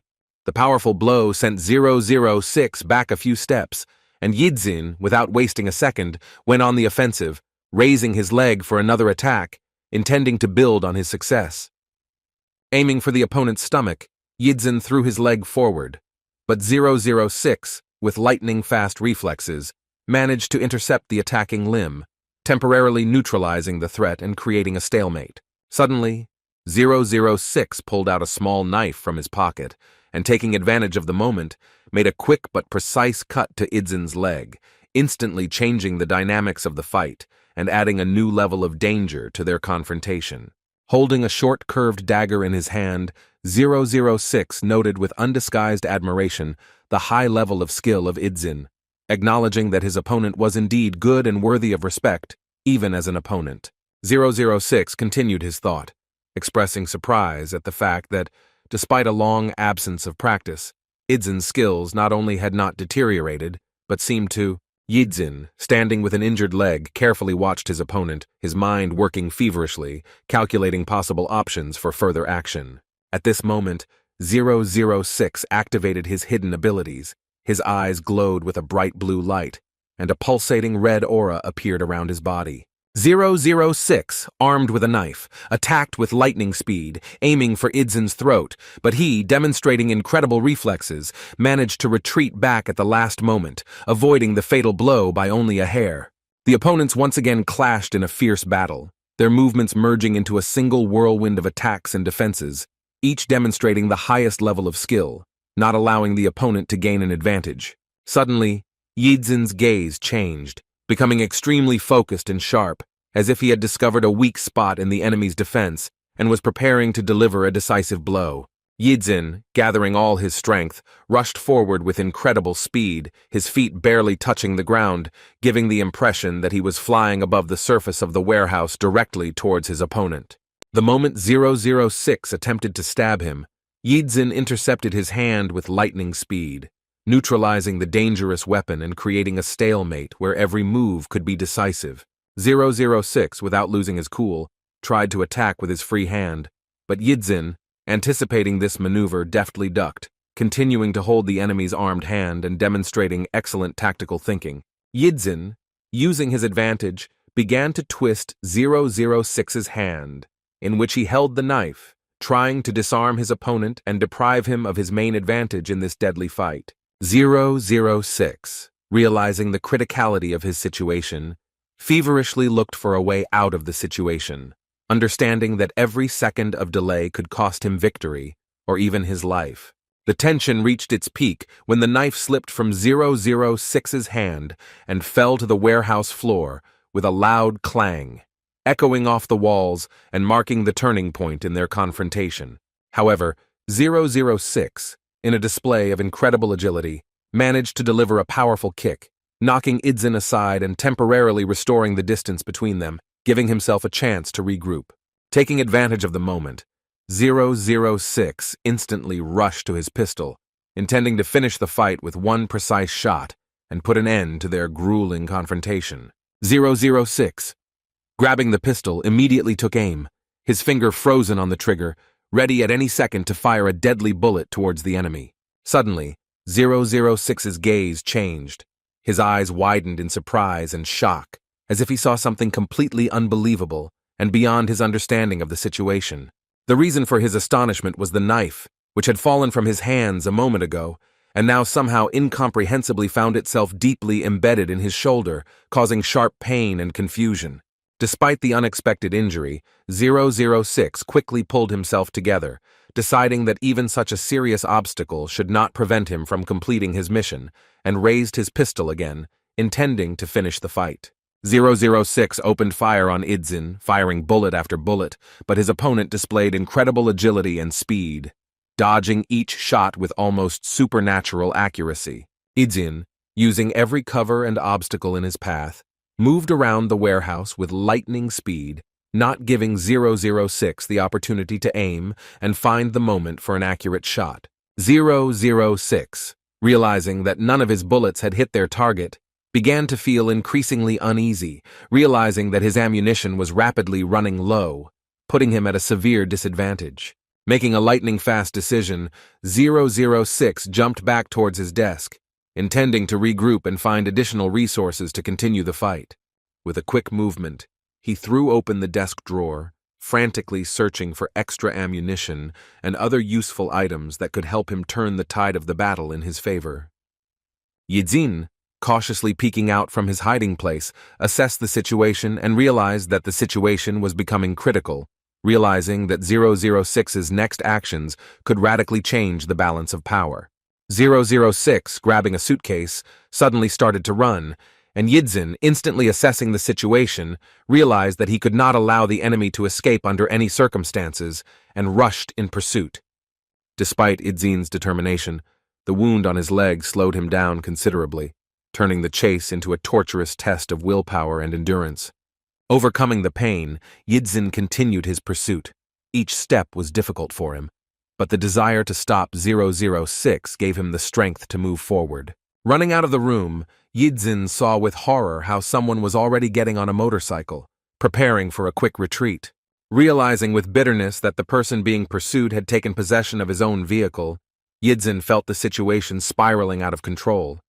Standing with useless things in his hands, the boy experienced a shock he had never felt before. His gaze expressed a mixture of despair and disbelief in what was happening. The tension reached its peak.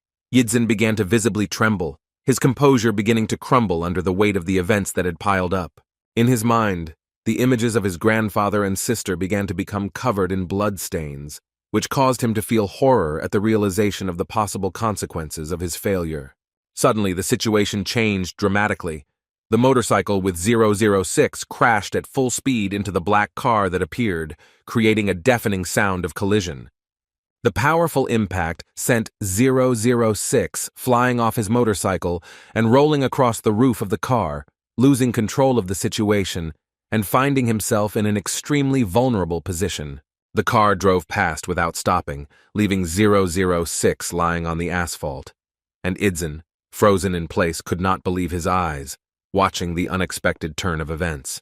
Yizin's shock increased when he realized that he had no idea about the identity of the driver or the origin of this mysterious car that had suddenly changed the course of events. The car door slowly opened, and a bright yellow light poured out from the interior, creating an aura of mystery around what was happening. Go-suk got out of the car with a hint of regret in his voice, saying that perhaps he shouldn't have interfered, and apologized for his unexpected appearance. Yizin, still in a state of extreme shock from the fortunate coincidence, squeezed out words of gratitude with difficulty, feeling relief and joy from the unexpected help. Go-suk's black car, with a noticeably dented hood, drove away from the scene of the collision, heading towards an unknown destination. Go-suk, without taking his eyes off the road, thought about what was happening, feeling that the situation required his immediate intervention and presence at the end point of the route. When they arrived at the scene, he and Yizin found themselves face to face. Having just survived a collision with a motorcyclist, the atmosphere around them was filled with tension and uncertainty. Go-suk, concerned about his friend's condition, asked with concern in his voice if he was really okay, trying to assess the seriousness of the situation. Yizin, despite the noticeable cuts on his neck and leg, briefly answered in the affirmative, trying to hide the true extent of his injuries. Go-suk, realizing that his friend was clearly not okay, wanted to say something, but a sudden sound caught their attention, causing both of them to turn their heads sharply. The source of the sound turned out to be 006, who was lying on the asphalt, writhing in pain after the collision, his groans echoing through the night air. Go-suk, looking at his defeated opponent, wondered with some concern whether he had hit him too hard, assessing the consequences of his actions. Yizin, unexpectedly for Go-suk, loudly shouted for him to check on 006's condition, which caused a surprised look on his friend's face. Turning to Yizin, Go-suk saw an unusual seriousness and obvious concern in his gaze, which made him rethink the situation. Realizing the importance of the moment, Go-suk nodded, assuring his friend that he would fulfill his request immediately, ready to act according to Yizin's instructions. On the way, Go-suk thought about the situation, wondering if the person his friend was chasing might have been an ordinary tourist, and wondering if things looked different from the outside. Suddenly, during the trip, he had an epiphany that made him look at what had happened in a new way. Go-suk worriedly thought about how to explain the damage to the car now, realizing that the situation was becoming more and more confusing. They found themselves in a place illuminated by yellow light, surrounded by wooden houses that created an atmosphere of privacy and mystery. 006, beaten and tied up, sat on a chair under a bright light, his condition clearly indicating the confrontation he had experienced and the subsequent arrest. Yidzin stood silently over the captive, his gaze focused and unreadable, clearly considering his next move. Suddenly, Yidzin broke the silence by ordering 006 to stand up, confidently stating that he knew of his ability to move. 006, without looking up, began to laugh quietly, his laughter gradually becoming louder, creating an eerie contrast with the tense atmosphere. Through laughter, 006 admitted that he had not expected reinforcements from Yidzin and that he should have guessed this when he discovered him so quickly. Continuing to speak, 006 called his underestimation of 001 a mistake, admitting that he had incorrectly assumed Yidzin's solo work. Yidzin remained silent as he watched 006 seem to lose his mind, his face remaining impassive, hiding any emotion or reaction to his captive's words. With a challenging grin on his open face, 006 asked Yidzin what exactly he wanted to know, his tone balancing between mockery and a willingness to have a frank conversation. Yidzin, keeping his cool, asked about the other agents who had been ordered to eliminate him, to which 006, after a moment's thought, replied that he doubted the existence of others, emphasizing his exclusivity in this mission. 006 continued, explaining that his proximity to the location and perfect timing made him the ideal candidate for the mission, adding that the camp was keen to keep Yidzin's survival a secret. The prisoner revealed that the organization prefers to consider Yidzin dead, planning to eliminate him as quietly as possible to avoid information leaking about the mistake they made. With a hint of grim confidence, 006 stated that the camp would never retreat. Given the massive damage caused by Yidzin, his words sounded like a warning of an inevitable and endless hunt. 006 paid special attention to the mad dog guy who recently tried to kill the lieutenant who led the attack on Yidzin, emphasizing the seriousness of the threat and the determination of the pursuers. Yidzin silently absorbed the information he had received. His face remained impenetrable, but his eyes reflected the intense work of his mind, analyzing every word of the prisoner. Having exhausted his knowledge, 006 stated that he had nothing more to add, emphasizing that he had disclosed all the information without concealment, given their past relationship. With grim determination, 006 called on Yidzin to kill him.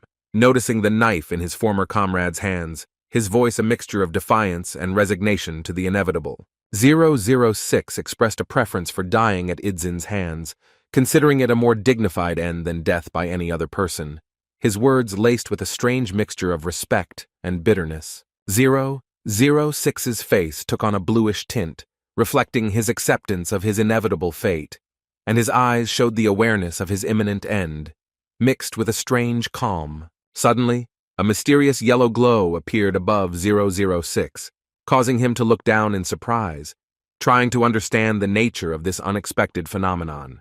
In an unexpected turn of events, Yidzin began cutting the ropes holding 006, his actions methodical and confident, as if he was following a preconceived plan. 006, not hiding his surprise, asked about the reasons for such an act, to which Yidzin laconically replied that he was simply freeing him, his voice sounding calm and confident. 006's shock grew. He wondered why Yidzin hadn't killed him as expected, his question sounding with a hint of disbelief and confusion. As he continued to free the prisoner, Yidzin asked rhetorically about the necessity of killing, his tone thoughtful as if he was pondering out loud the nature of their confrontation. Yidzin suggested that 006 had a reason to live, hinting at something keeping him in the camp, his words sounding like an astute observation rather than a question. 006 was amazed by the accuracy of Yidzin's guess, feeling like an open book in front of his former comrade, his face expressing a mixture of surprise and vulnerability. Yidzin continued his thought, sharing that he himself had experienced something similar, his voice taking on a tone of sympathy and understanding. Realization hit 006 when he realized that Idzin was talking about his newfound family, the revelation causing him to look at the situation in a new light. Idzin declared 006 dead, advising him to disappear where the camp could not find him, his words sounding both like an order and a chance for a new life. Despite 006's concerns about the consequences, Idzin mentioned Agent 032, suggesting that he had similar feelings, hinting at the possibility of mutual understanding and support. As he completed his release, Idzin assured 006 that life on the run was better than death, and the former prisoner stood up from his chair, feeling an unfamiliar freedom and an uncertain future. 006, having gained freedom, slowly rose from his chair and leisurely walked towards the exit, each of his steps filled with a mixture of relief and uncertainty. Idzin watched 006 leave silently, his gaze unreadable, but in his eyes one could read a complex combination of emotions from relief to concern for the future of his former enemy. Suddenly, Idzin broke the silence, warning 006 of the danger to his family, his voice sounding serious and concerned, as if he was sharing an important warning. 006 sighed heavily, admitting that he was well aware of the risks, his answer laced with bitterness at the complexity of the situation he found himself in. With a hint of regret, 006 reflected on how things could have turned out differently if Idzin had taken care of his family first, instead of him, his words filled with a sense of longing for lost opportunities. Despite the difficulties, 006 firmly stated his intention to protect his newfound life with all his might, his voice sounding decisive and confident. Hearing these words, Idzin smiled slightly, his face reflecting genuine joy for his former comrade, understanding and respect for his decision. 006 promised to spread disinformation about Idzina before disappearing, his tone expressing gratitude and a desire to help his former enemy. Just before leaving, 006 paused for a moment, as if collecting his thoughts to share some important information. Turning around, 006 suddenly asked Idzin about his real name. The question sounded like a last attempt to establish a personal connection before parting. Idzin hesitated for a moment, debating whether to reveal the truth or lie, his face reflecting an internal struggle between trust and caution. Having made up his mind, Idzin said his real name, Yu Idzin, adding that he had only just remembered it recently, his voice sounding soft, as if he was sharing a deep secret. In response, 006 introduced himself as Liam, the exchange of names becoming a symbolic act of trust and farewell between two former adversaries now bound by a common destiny. Liam noted the irony with a sad smile, expressing joy at this belated but meaningful exchange of names, his words sounding like a farewell to the past and a welcome to an unknown future. After this revealing moment, 006, now known as Liam, finally turned around and left the warehouse, his footsteps echoing in the empty room, symbolizing the end of one chapter and the beginning of another. Returning home, Idzin carefully opened the front door, trying to move silently, like a ghost, so as not to disturb the peace of the household. Sneaking along the corridor of his house, Idzin carefully watched every step he took, afraid to disturb the silence of the night and wake up his sleeping relatives. Suddenly, a wooden floorboard creaked treacherously under Idzin's foot, producing a loud sound that seemed to echo throughout the entire house, disturbing the fragile peace of the night. The door to the grandfather's room opened slightly, and the old man looked out into the corridor, his gaze full of concern and relief at the sight of his grandson returning. Idzin, trying to hide his embarrassment, asked why his grandfather was still awake at such a late hour, his voice sounding with notes of concern and slight reproach. Grandpa smiled and attributed his insomnia to drinking too much coffee during the day, his tone calm and slightly apologetic. With a warm smile, the grandfather advised Idzin to wash up and go to bed, carefully noting that his grandson must be very tired, his words filled with love and care. Idzin agreed to his grandfather's proposal, and the old man, satisfied, quietly closed the door to his room, leaving his grandson alone with the night silence of the house. Suddenly, Idzin heard his sister's voice calling out to his brother, and he turned his head, surprised by her presence at such a late hour.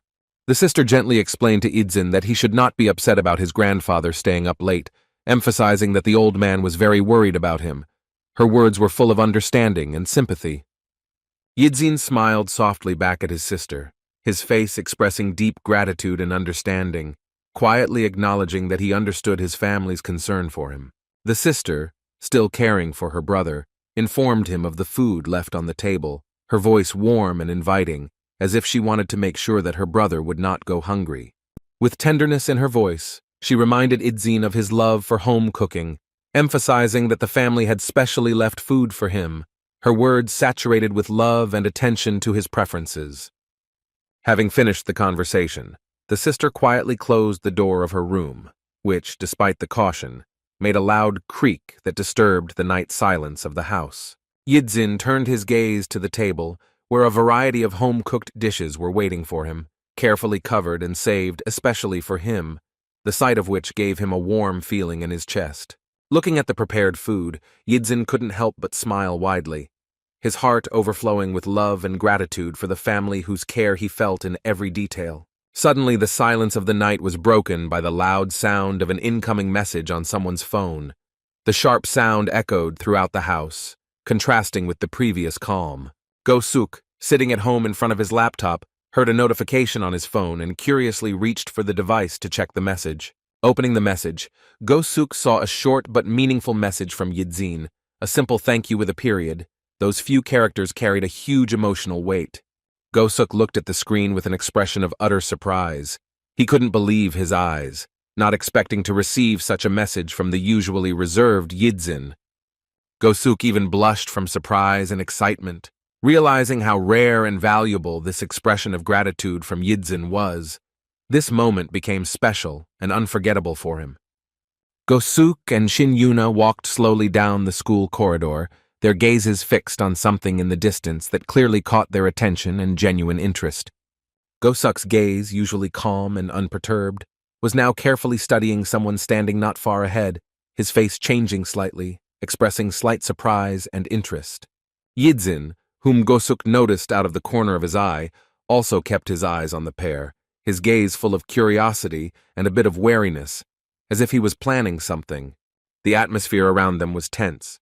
Yidzin looked suspicious as he studied the two, his mind busy with what to say when he met them after everything that had happened earlier. Shin Yuna, without losing her cheerfulness, quickly approached Yidzin, reminding him that the lesson was about to start and expressing surprise at his presence here at such an unexpected moment. Yidzin suddenly expressed a desire to talk to Go-suk alone, which surprised Shin Yuna quite a bit, causing her to wonder about the reasons for such a sudden decision and the possible consequences. Secluded in the empty break room, Go-suk and Yidzin found themselves alone, the tension between them almost palpable as Go-suk asked about the reason for this conversation. Yidzin, having collected his thoughts, began to explain that he should have told her what was happening earlier, and not just asked for help without an explanation, his voice sounding serious and a little guilty. Go-suk, who did not expect to hear the real story, mentally prepared himself for an important conversation. His face expressed concentration and readiness to listen attentively to his interlocutor. Yidzin, having gathered his courage, began to talk about his previous work with the man who had been hit by a car yesterday, explaining that he had come to see him, his voice shaking with excitement. Go-suk, listening attentively to Yidzin's story, felt a growing distrust of what he heard. His penetrating mind caught the omissions and possible lies in the words of his interlocutor. Yidzin, watching his friend's reaction, realized the need to reveal more information, his gaze expressing a mixture of uncertainty and determination, as if he was weighing how much more he could say. Go-suk's silent reaction, only frowning, created an oppressive atmosphere of anticipation. His silence seemed to push Yidzin to continue his story, making him even more nervous. Go-suk broke the silence and asked if this was really all the information that Yidzin wanted to share, to which he received an affirmative answer, which made him even more suspicious.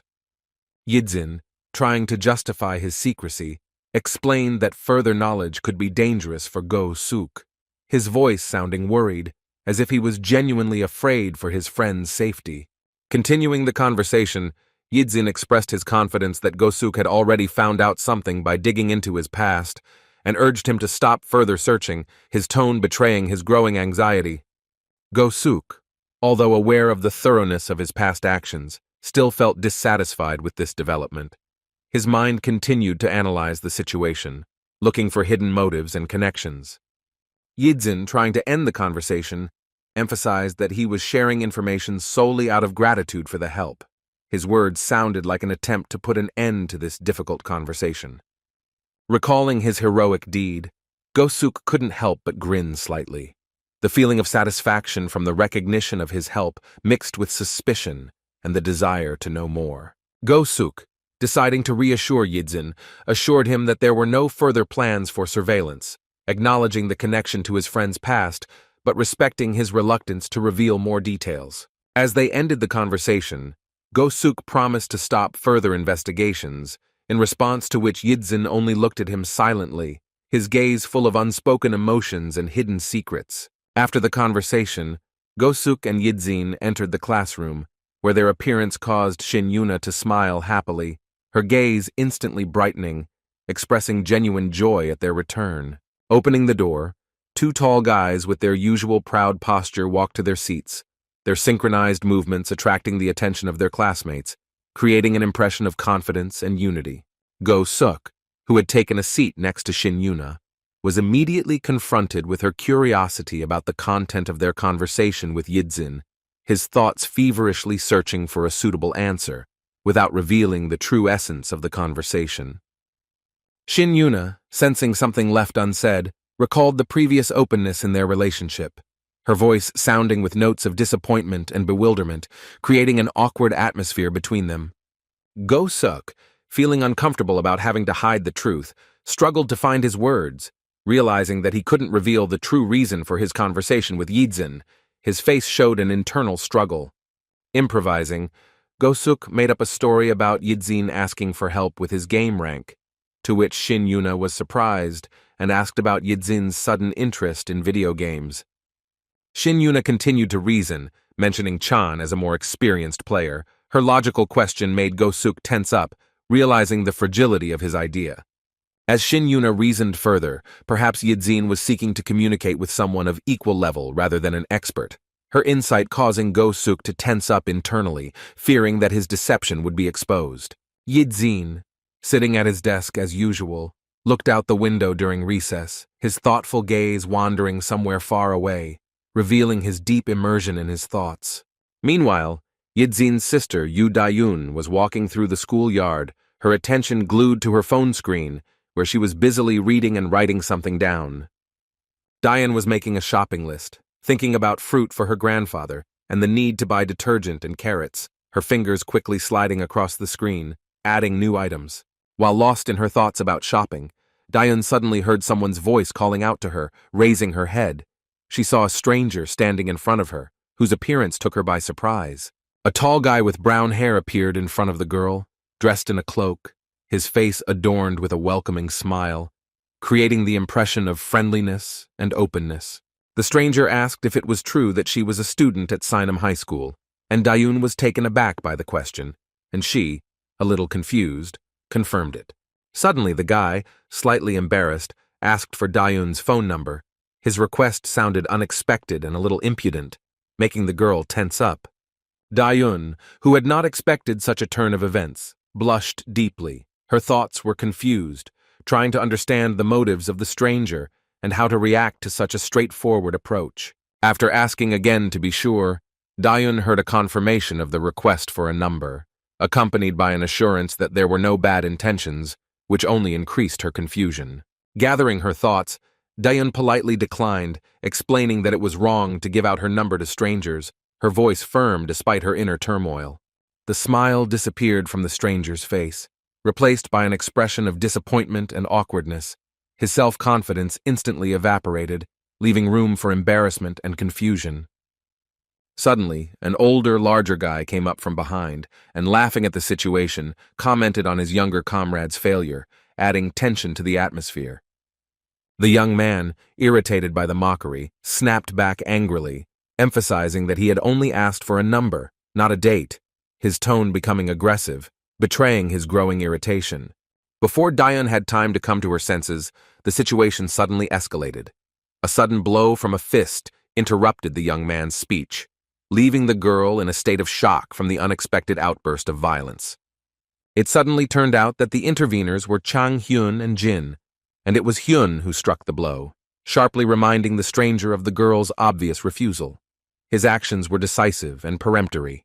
The stunned stranger turned around, trying to comprehend what was happening, his gaze darting between Hen and Jin, expressing a mixture of surprise and growing fear of the unexpected opponents.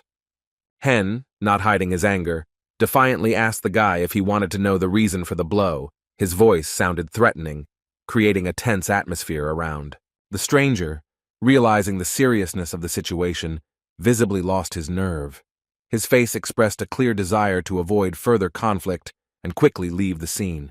The plump stranger glanced nervously at Jean, whose piercing gaze seemed to pin him to the spot, increasing the sense of danger and the inevitability of consequences.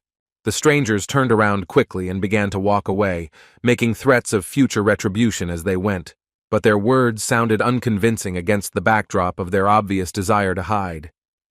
Hen, watching their retreat, only smirked, narrowing his eyes slightly, his silence speaking louder than any words, expressing his contempt for empty threats. Returning to Dayun, Hyun instantly changed his tone to a caring one, asking about her condition, and whether the stranger had offended her in any way. His voice sounded soft and sympathetic. Dayun, still a little flustered, began to bow gratefully to Hyun and Jin, expressing her deep appreciation for their timely intervention and help. The crowd of onlookers gathered in the street watched the events unfold with alarm, their attention riveted on something new that had appeared on the horizon. Suddenly, three familiar characters, Ijin, Tai-Su, Incheon, and another of their comrades came into view, their appearance causing a new wave of tension among the observers. Tai-Su, casting his piercing gaze over the crowd, spoke with confidence that they had arrived at the right place, his words sounding like a harbinger of things to come. The stranger who had been trying to get to know Dayun earlier turned to his brother, confirming their location, his voice betraying a mixture of nervousness and anticipation. Tai-Su, without hiding his irritation, expressed his indignation that even ordinary schoolchildren did not show due respect to their gang Gosuk, his words oozing with venom and resentment. Incheon, keeping the mood up, suggested that they start cleaning up the area with the guy who had recently ruined their plans, his tone full of determination and a thirst for revenge. Tai-Su agreed to the proposal, stating the need to show everyone the true status of their gang, his eyes burning with determination to teach the rebellious a lesson. Suddenly, Yidzin and her sister appeared, their conversation about going to the store to buy fruit in stark contrast to the tense atmosphere created by the Gosuk gang. Tai-Su, noticing Yidzin's familiar figure from afar, noted his unusualness compared to the others. His words were full of suspicion and wariness. All eyes turned to Yidzin, whose composure and confident gait next to his sister created a striking contrast to the general tension around them. Seeing Yidzin, Tai-Su noticeably sank. Vivid memories of recent events involving this mysterious guy surfaced in his mind. The image of Yidzin and Go-Suk in the club, successfully dealing with a huge crowd of opponents, appeared before Tai-Su's eyes, and this memory made him shudder. The gang leader, noticing Tai-Su's reaction, anxiously asked about the reason for his strange behavior, the leader's voice betraying a mixture of curiosity and concern. The sudden suggestion that there was a connection between the girl's request for her number and the subsequent punch added further confusion to the already tense situation.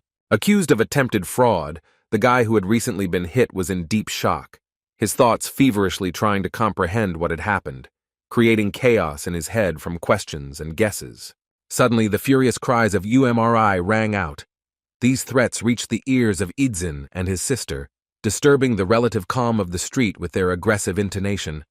Yidzin and his sister seemed unfazed by the threats, calmly returning home, where the girl, enjoying an apple, sincerely praised her brother for his skill in cutting the fruit. Yidzin, smiling sweetly at his sister, continued to masterfully cut the fruit. His movements were smooth and precise, demonstrating amazing skill in such a seemingly simple task.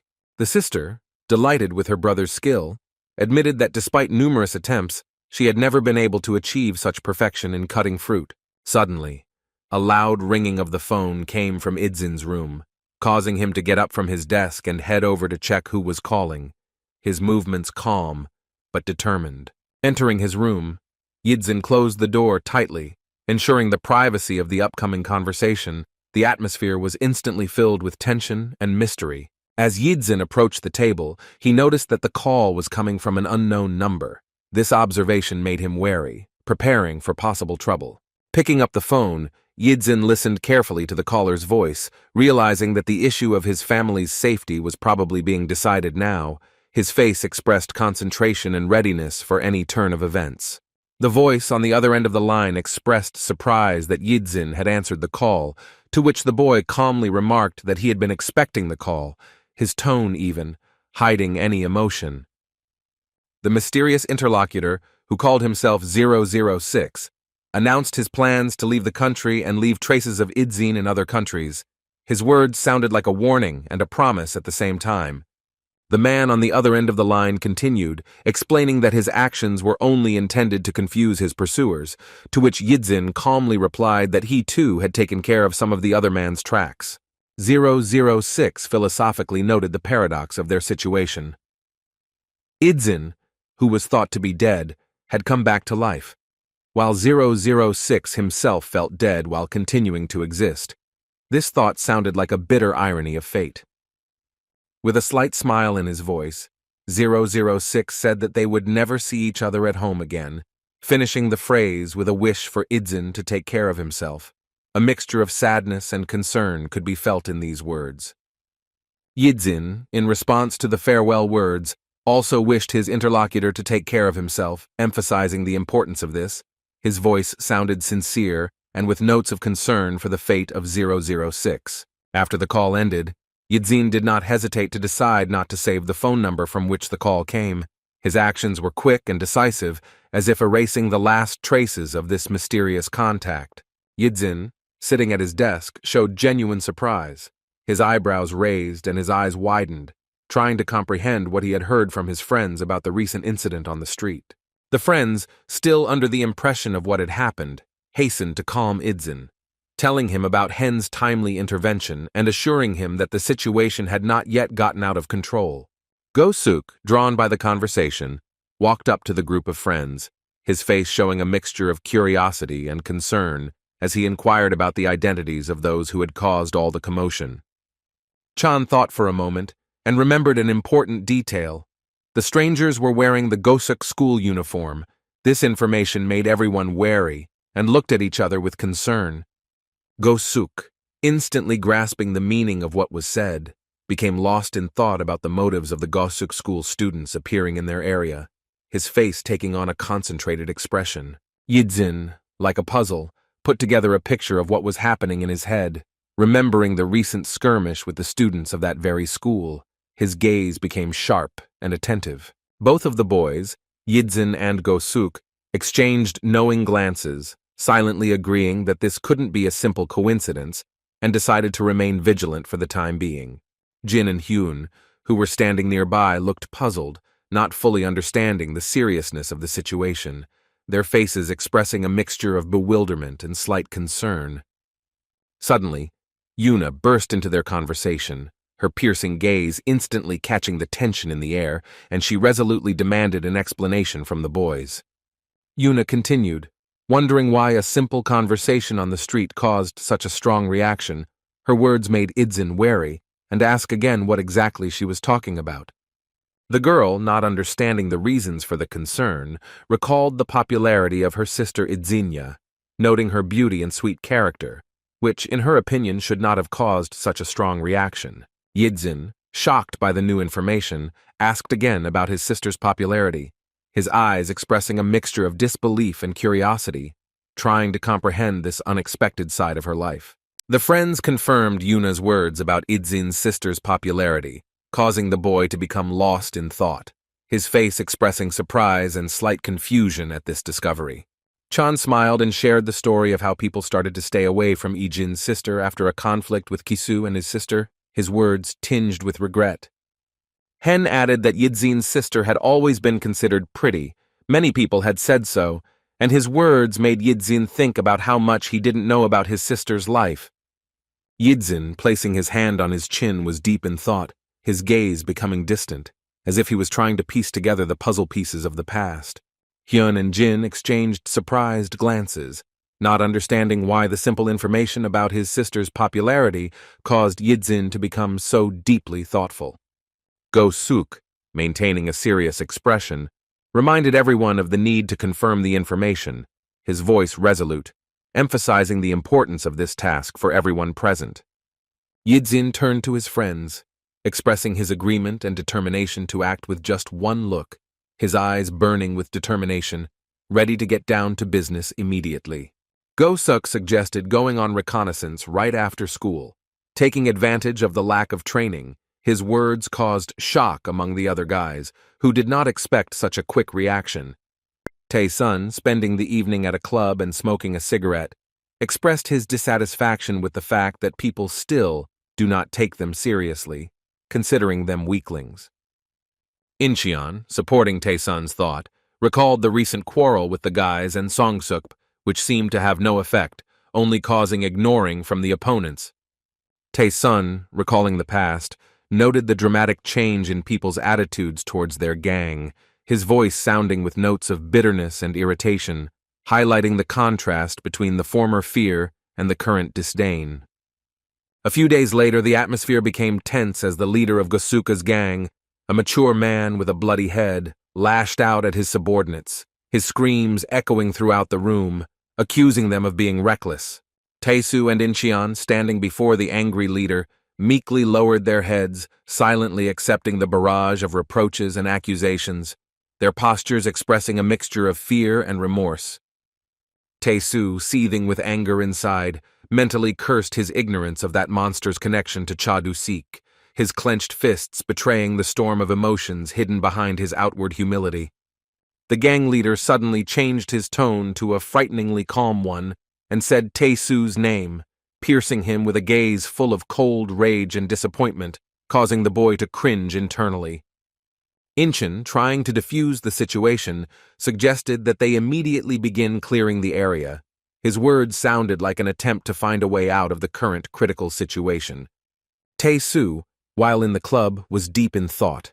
His head down and tense posture betrayed an internal struggle and search for the right solution in this difficult situation. The cigarette forgotten in Tae-soo's mouth fell out, leaving a smoldering trail on the floor, symbolizing the collapse of the gang's plans and hopes. Tae-soo, noticing the fallen cigarette, pressed it hard into the floor with his foot, turning it into dust, his actions reflecting an inner desire to destroy all obstacles in his path. Suddenly standing up straight, Tae-soo spoke decisively about the need for immediate action, his voice ringing with confidence and a desire to prove the strength of their gang. The gang members, inspired by Tae-soo's words, exchanged knowing smiles, feeling a new stage in their lives approaching, as if the time of the Street Kings was returning. Yidzin and Go-suk forcefully pushed open the doors of the club and walked inside, their faces expressing unwavering seriousness and readiness for confrontation. The atmosphere instantly filled with tension. Tae-soo, seeing the unexpected guests, froze in shock, realizing the irony of the situation. Just thinking about clearing the area, they themselves were in danger. His face turned pale from the sudden turn of events.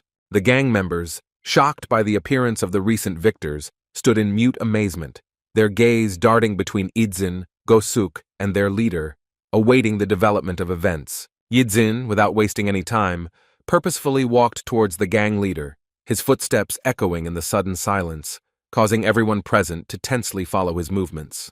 Stopping a few steps away from Tae-soo, Yidzin emitted an aura of danger. His presence seemed to fill the entire space of the club, causing others to involuntarily retreat.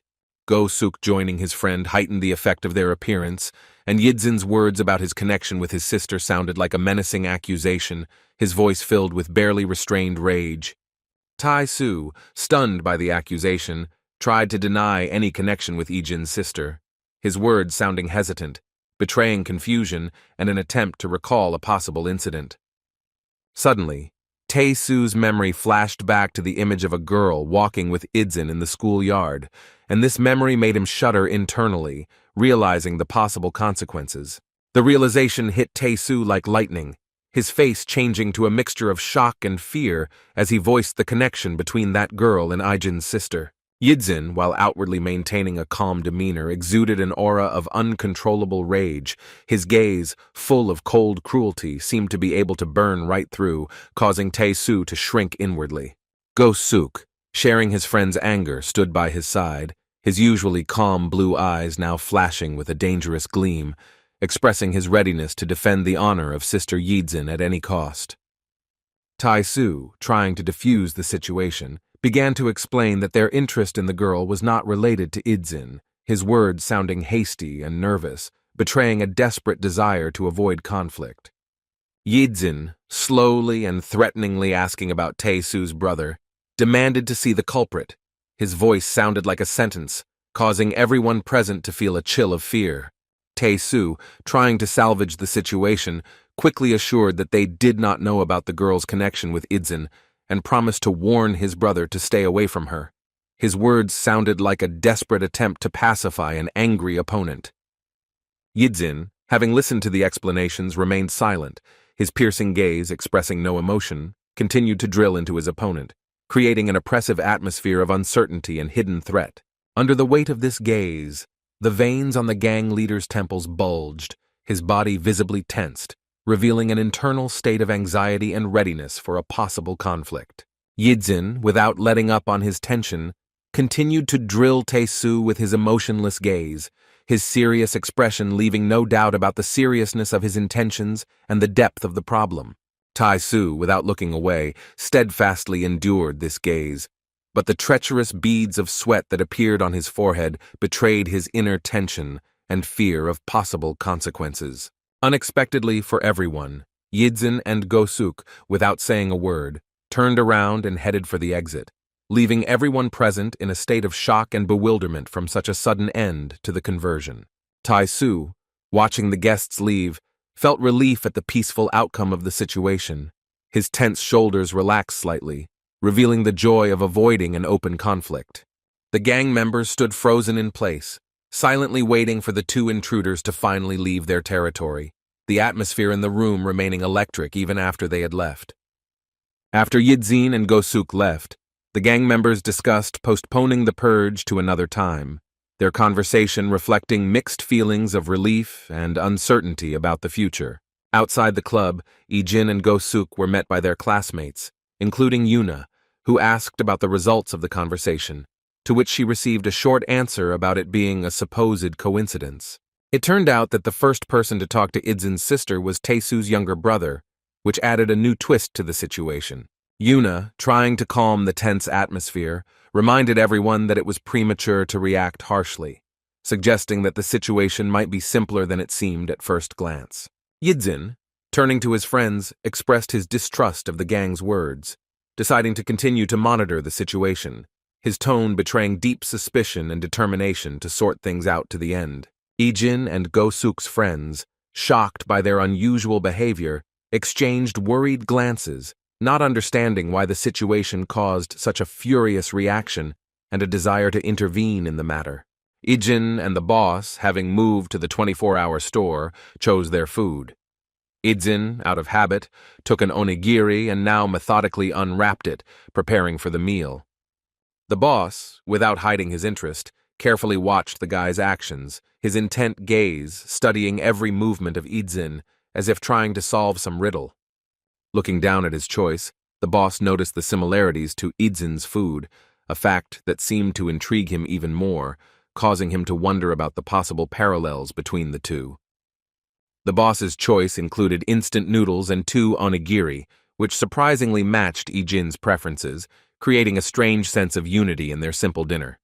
The boss broke the silence and admitted that he hadn't eaten at a convenience store in a long time, his words tinged with nostalgia and slight surprise at the novelty of the situation. The boss's offer to treat Idzinya to barbecue was politely declined by the boy, his response sounding calm and confident, demonstrating independence and unwillingness to burden the boss. When the topic of the motorcycle was brought up, the boss suggested that Idzin keep it, explaining that it was simply stored in the parking lot, but the guy firmly insisted on returning it, his voice sounding decisive. Yidzin, without changing his mind, once again firmly stated his intention to return the motorcycle. His persistence on this matter seemed unshakable. The boss, scooping noodles onto his chopsticks, decided not to insist. His words, "do whatever you want," sounded with notes of respect for Idzin's decision. As he began to eat, the boss vigorously wound the noodles onto his chopsticks, his movements quick and confident, reflecting his habit of eating such food. Ijin, in turn, concentrated on the onigiri, and the boss, watching him, thought about how ordinary the guy looked, like a high school student at such moments. The boss's thoughts returned to the incidents with Congressman Kim and the corporation, and he realized that Yidzin was always helping him in matters that were beyond his reach. The boss, recalling the recent incident with the Chu-Man clan, addressed Yidzin, calling him senior, his voice sounding with notes of curiosity and slight irony. Yidzin, when asked about his usual activities, modestly stated that he was simply living a normal school life, his tone calm and a little distant. Hearing Idzin's answer, the boss couldn't help but smile mischievously, his thoughts clearly at odds with the guy's idea of a normal school life, creating an atmosphere of innuendo. The corporate building, shining in the evening light, impressed with its grandeur and technological sophistication, its rich appearance seemed to personify the power and influence of the company. Yuna's grandfather stood by the panoramic window, thoughtfully gazing out at the night landscape, the light falling on his figure creating a dramatic silhouette against the backdrop of the city lights. The ward, approaching Yuna's grandfather, carefully reported on the growing discontent of the people with the aggressive expansion of their business, his voice sounding with notes of concern. Grandfather, without changing his position, philosophically noted that complaints are inevitable when seizing foreign territories, emphasizing the caution of their actions and the inevitability of the appearance of enemies. The protégé, while agreeing with the boss's wisdom, nevertheless expressed concern that their aggressive expansion was attracting the attention of dangerous people. His words sounded like a warning. Many competing businesses were on the verge of a nervous breakdown due to the corporation's actions, but Yuna's grandfather seemed unaffected by this, lost in thought about the future. In a luxurious office permeated with an atmosphere of power and wealth, the grandfather and his ward sat opposite Idzin, carefully studying his every movement and gesture. The corporation's head's penetrating gaze slid over the guy's tense figure, and he gently offered him some soothing tea, noticing the obvious excitement in the young man's eyes. Yidzin, maintaining an outward calm but feeling inner tension, politely declined the offer to drink tea, assuring him of his well-being. The head of the corporation, leisurely sipping aromatic tea from an exquisite cup, casually inquired about Idzin's progress at the training center. The guy, trying to appear unperturbed, briefly answered questions about school life and assured that he was not experiencing any difficulties or inconveniences in the new environment. Feeling the tension growing and the desire to leave the office as soon as possible, Yidzin politely hinted at the need to leave, citing many urgent matters and the upcoming training. The head of the corporation, keeping a friendly smile on his face, generously let the guy go, making it clear that the conversation was over and he was free to go about his business. Yidzin, rising from his seat with relief and bowing low in respect, headed towards the exit, feeling the weight of the conversation gradually fall from his shoulders. The subordinates who were watching this scene exchanged puzzled glances, trying to understand why the head of the corporation did not tell Idzin what he had planned. As he left the office, Yidzin threw his backpack over his shoulder and slowly moved towards the exit, and the sun's rays breaking through the windows seemed to bless his departure. The gym greeted Idzin with its usual bustle and energy, and he began his warm-up with a jog as usual, gradually immersing himself in the familiar atmosphere. The group sparring began with energetic chaos as all participants simultaneously entered into a sparring match, demonstrating their skills and tactics in a dynamic fight. Yuna's sister and her watchful guard watched the proceedings closely, noting that Yidzin, despite the passage of time, had retained his unique fighting style and technique. The question of eliminating two team members caused thoughtfulness, and the guard, analyzing the situation, suggested that Yidzin was deliberately holding back his true abilities. Yuna's sister, surprised by this observation, began to wonder with growing interest what incredible skills Yidzin could demonstrate if she stopped limiting herself. The guard, continuing his analysis, noted that Idzin's athletic training and tactical thinking significantly exceeded the level of the other participants, although this was not so obvious. Observers unanimously agreed that Idzin appeared to be much more experienced than his peers, demonstrating skills beyond his age and supposed experience. The guard, sharing his findings, emphasized that Idzin's level of combat training and physical fitness clearly indicate that he has undergone professional training. These words made Sister Yuna even more interested in the mysterious guy, and she began to look at him with undisguised admiration and curiosity. Despite the difficulty of the training, Yidzin went through it with ease and calm, which earned him respect and sympathy from the other members of the group. The morning found Yuna in her usual pose with her arms crossed under her chest. She was deep in thought, analyzing the events of the past day. During morning tea, Yuna, while talking to the lieutenant, inquired about his health, mentioning rumors of an injury he had received during the mission. The lieutenant, for whom Yuna had deep respect, assured her of his good health, emphasizing the frivolity of the injuries he had received. Yuna, expressing both gratitude for his dedication to the job and concern for his well-being, asked the lieutenant to be more careful in future missions. The lieutenant, embarrassed by Yuna's warm concern, assured her of his intention to act prudently so as not to cause her anxiety and grief in the future. The lieutenant's gaze, directed straight into Yuna's eyes, betrayed his inner excitement, and the bead of sweat that slid down his face only emphasized his emotional state. Yuna's sister, puzzled by the lieutenant's unusual behavior, tried to figure out the reason for his strange state, carefully observing his every gesture and facial expression. The lieutenant, having collected his thoughts, hesitantly inquired about continuing to observe a certain student, which caused the girl to be perplexed and ask about the identity of the person mentioned. A sudden realization came to Yuna when she remembered her recent request to study Ijin, and the thought made her take a new look at the situation. The lieutenant, confirming his words, named Idzinya, which caused the girl to be internally surprised by his attention to detail and ability to remember a name after a single meeting. The lieutenant's clumsy attempt to appear calm only increased Yuna's suspicions, causing her to wonder about the true reasons for his behavior and interest in Ijin. Yuna's sister, wanting to diffuse the situation, with a sweet smile informed the lieutenant about her loss of interest in observing Idzin, hoping to calm her interlocutor down.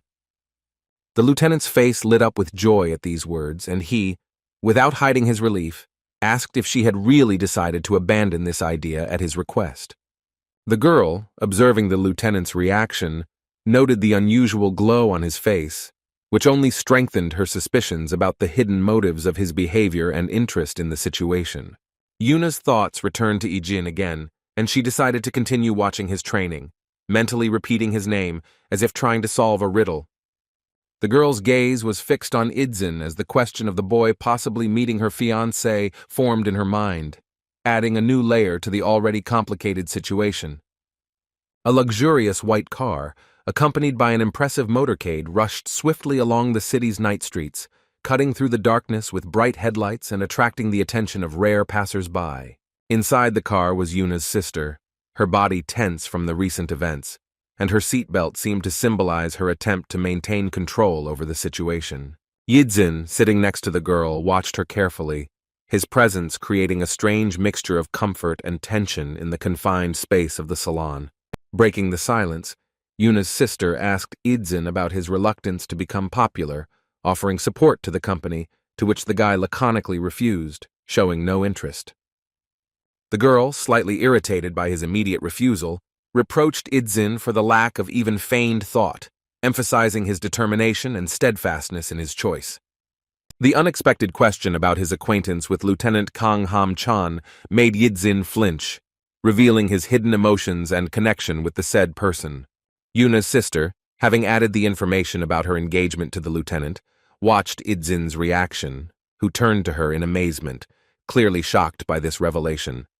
Noticing Ijin's unusual reaction, Yuna's sister couldn't help but smile, enjoying the moment when she managed to catch the guy off guard and throw him off balance.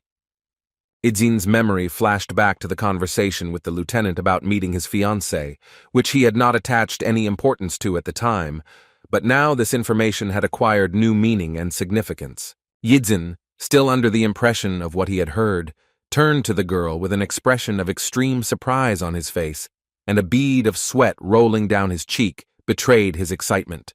Yuna's sister, watching Idzin's reaction, mentally noted the obviousness of his acquaintance with the lieutenant. Her lips curved into a sly smile, pleased with her little investigation. Suddenly changing tactics, the girl wiped the sly smile from her face, and, assuming the appearance of an innocent person, again turned to Idzin with a question, waiting for his further reaction. Returning her gaze to Yidzin, Yuna's sister was surprised to find that his face had once again assumed an indifferent expression, as if the recent shock had never existed. As she continued her journey, the girl watched Idzin furtively, trying to figure out the reason for such a sudden change in his behavior and return to his previous carefree manner.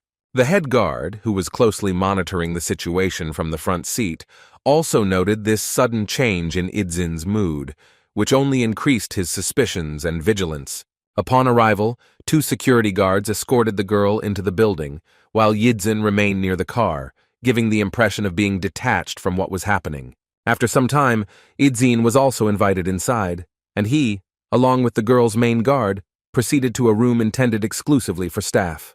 Despite his outward calm, Idzin's thoughts were occupied with the recent revelation about the girl's engagement to the lieutenant. His gaze was directed at the floor, revealing deep thoughtfulness. The company's corridors were striking in their exquisite beauty, and the presence of 2 guards at the doors only emphasized the importance and secrecy of what was happening inside. At this time, Yuna's sister in the dressing room was putting the finishing touches on her makeup, carefully applying lipstick to her lips in front of the mirror. Suddenly, the silence was broken by strange sounds coming from behind the screen, and someone's figure began to slowly appear, attracting the attention of Sister Yuna. A girl with long black hair and bangs came out from behind the screen. Her appearance behind the mistress created an atmosphere of mystery and tension. The stranger, not paying attention to the presence of Yuna's sister, began to tidy herself up, looking in the mirror and creating the impression of the ordinariness of what was happening.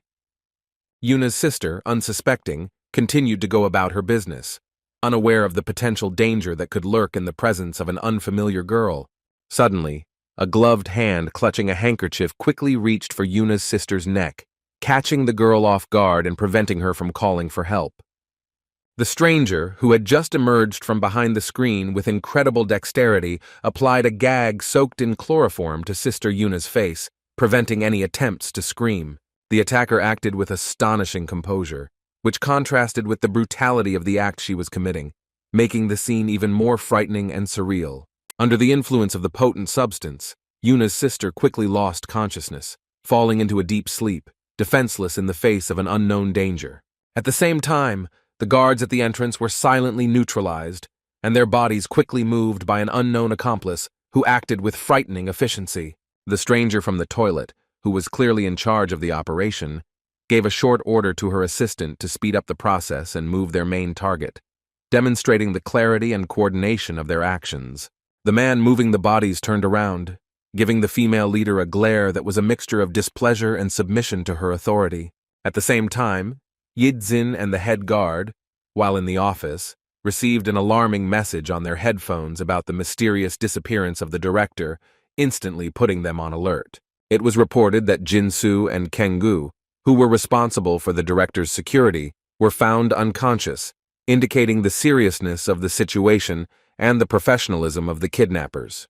The head security guard immediately gave orders to block all exits and carefully checked the surveillance footage in an attempt to prevent the criminals from escaping. A moment later, Yidzin and the head guard quickly left the staff room, their movements so fast that they created currents of air around them.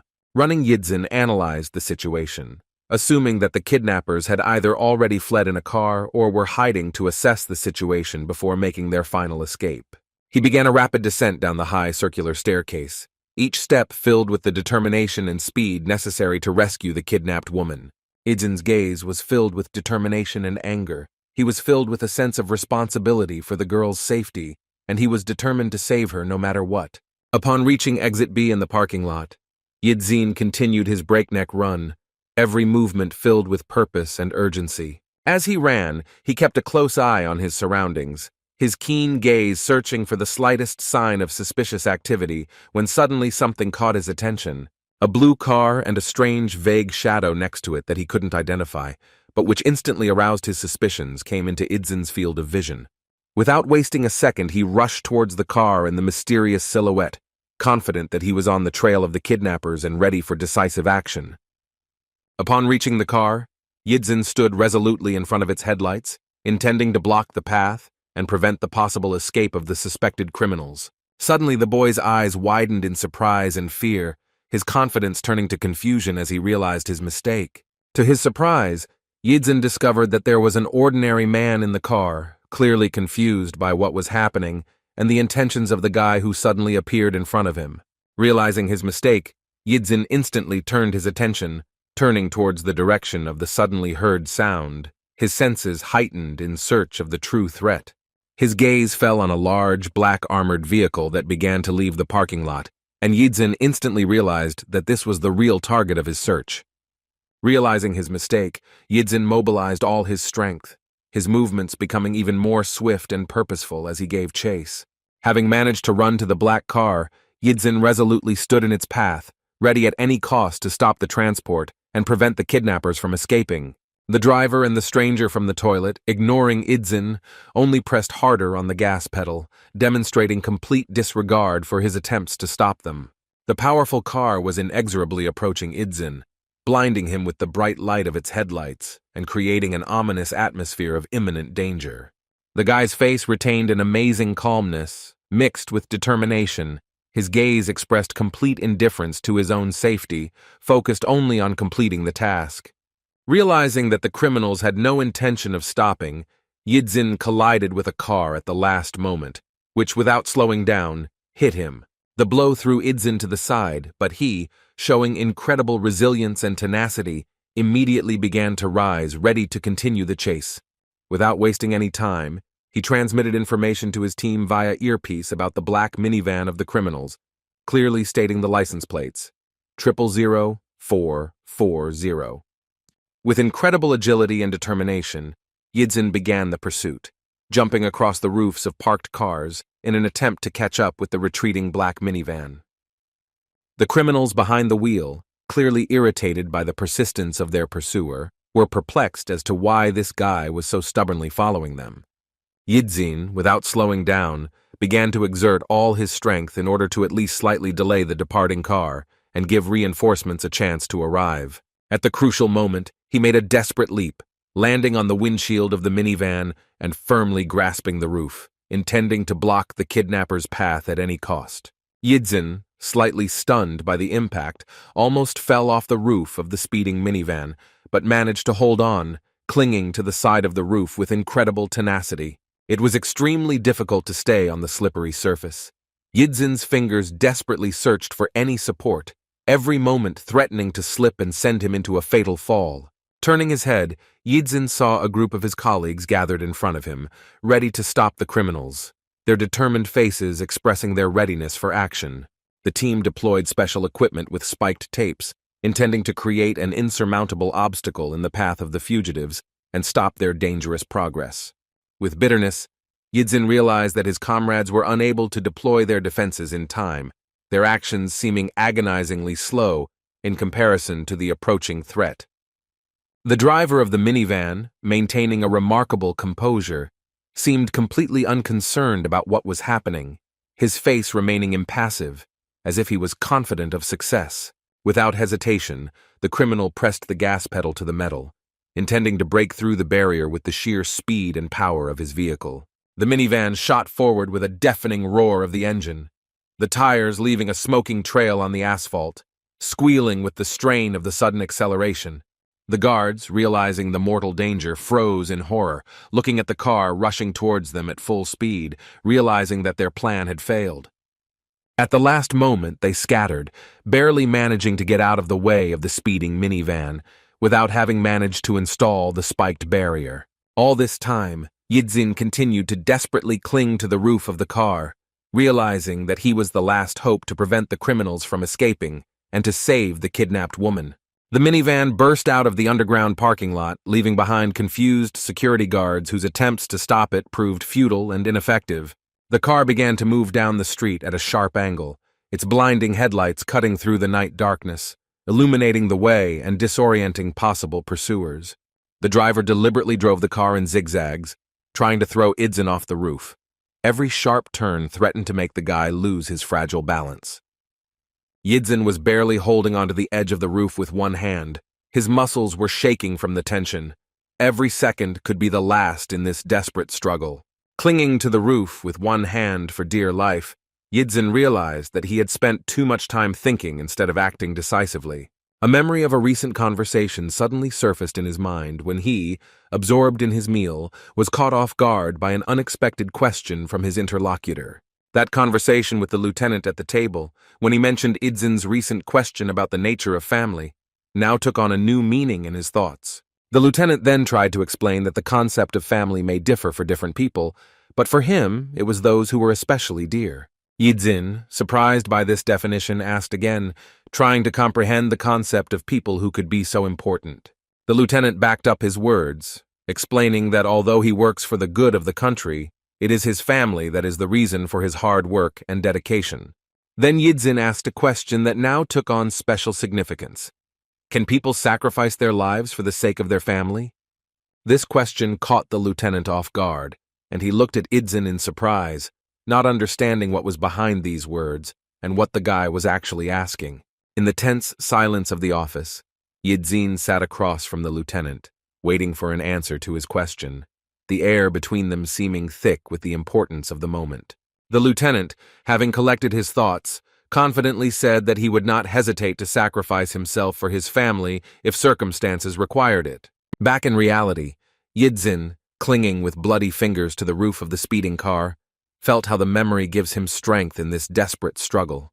Gritting his teeth against the piercing pain, Yidzin continued to hold on. Every second on the roof of the speeding car seemed like an eternity, testing the limits of his endurance. Gathering his remaining strength, Yidzin, overcoming the trembling in his muscles, managed to grab the edge of the roof with his other hand again, strengthening his precarious position on the moving car.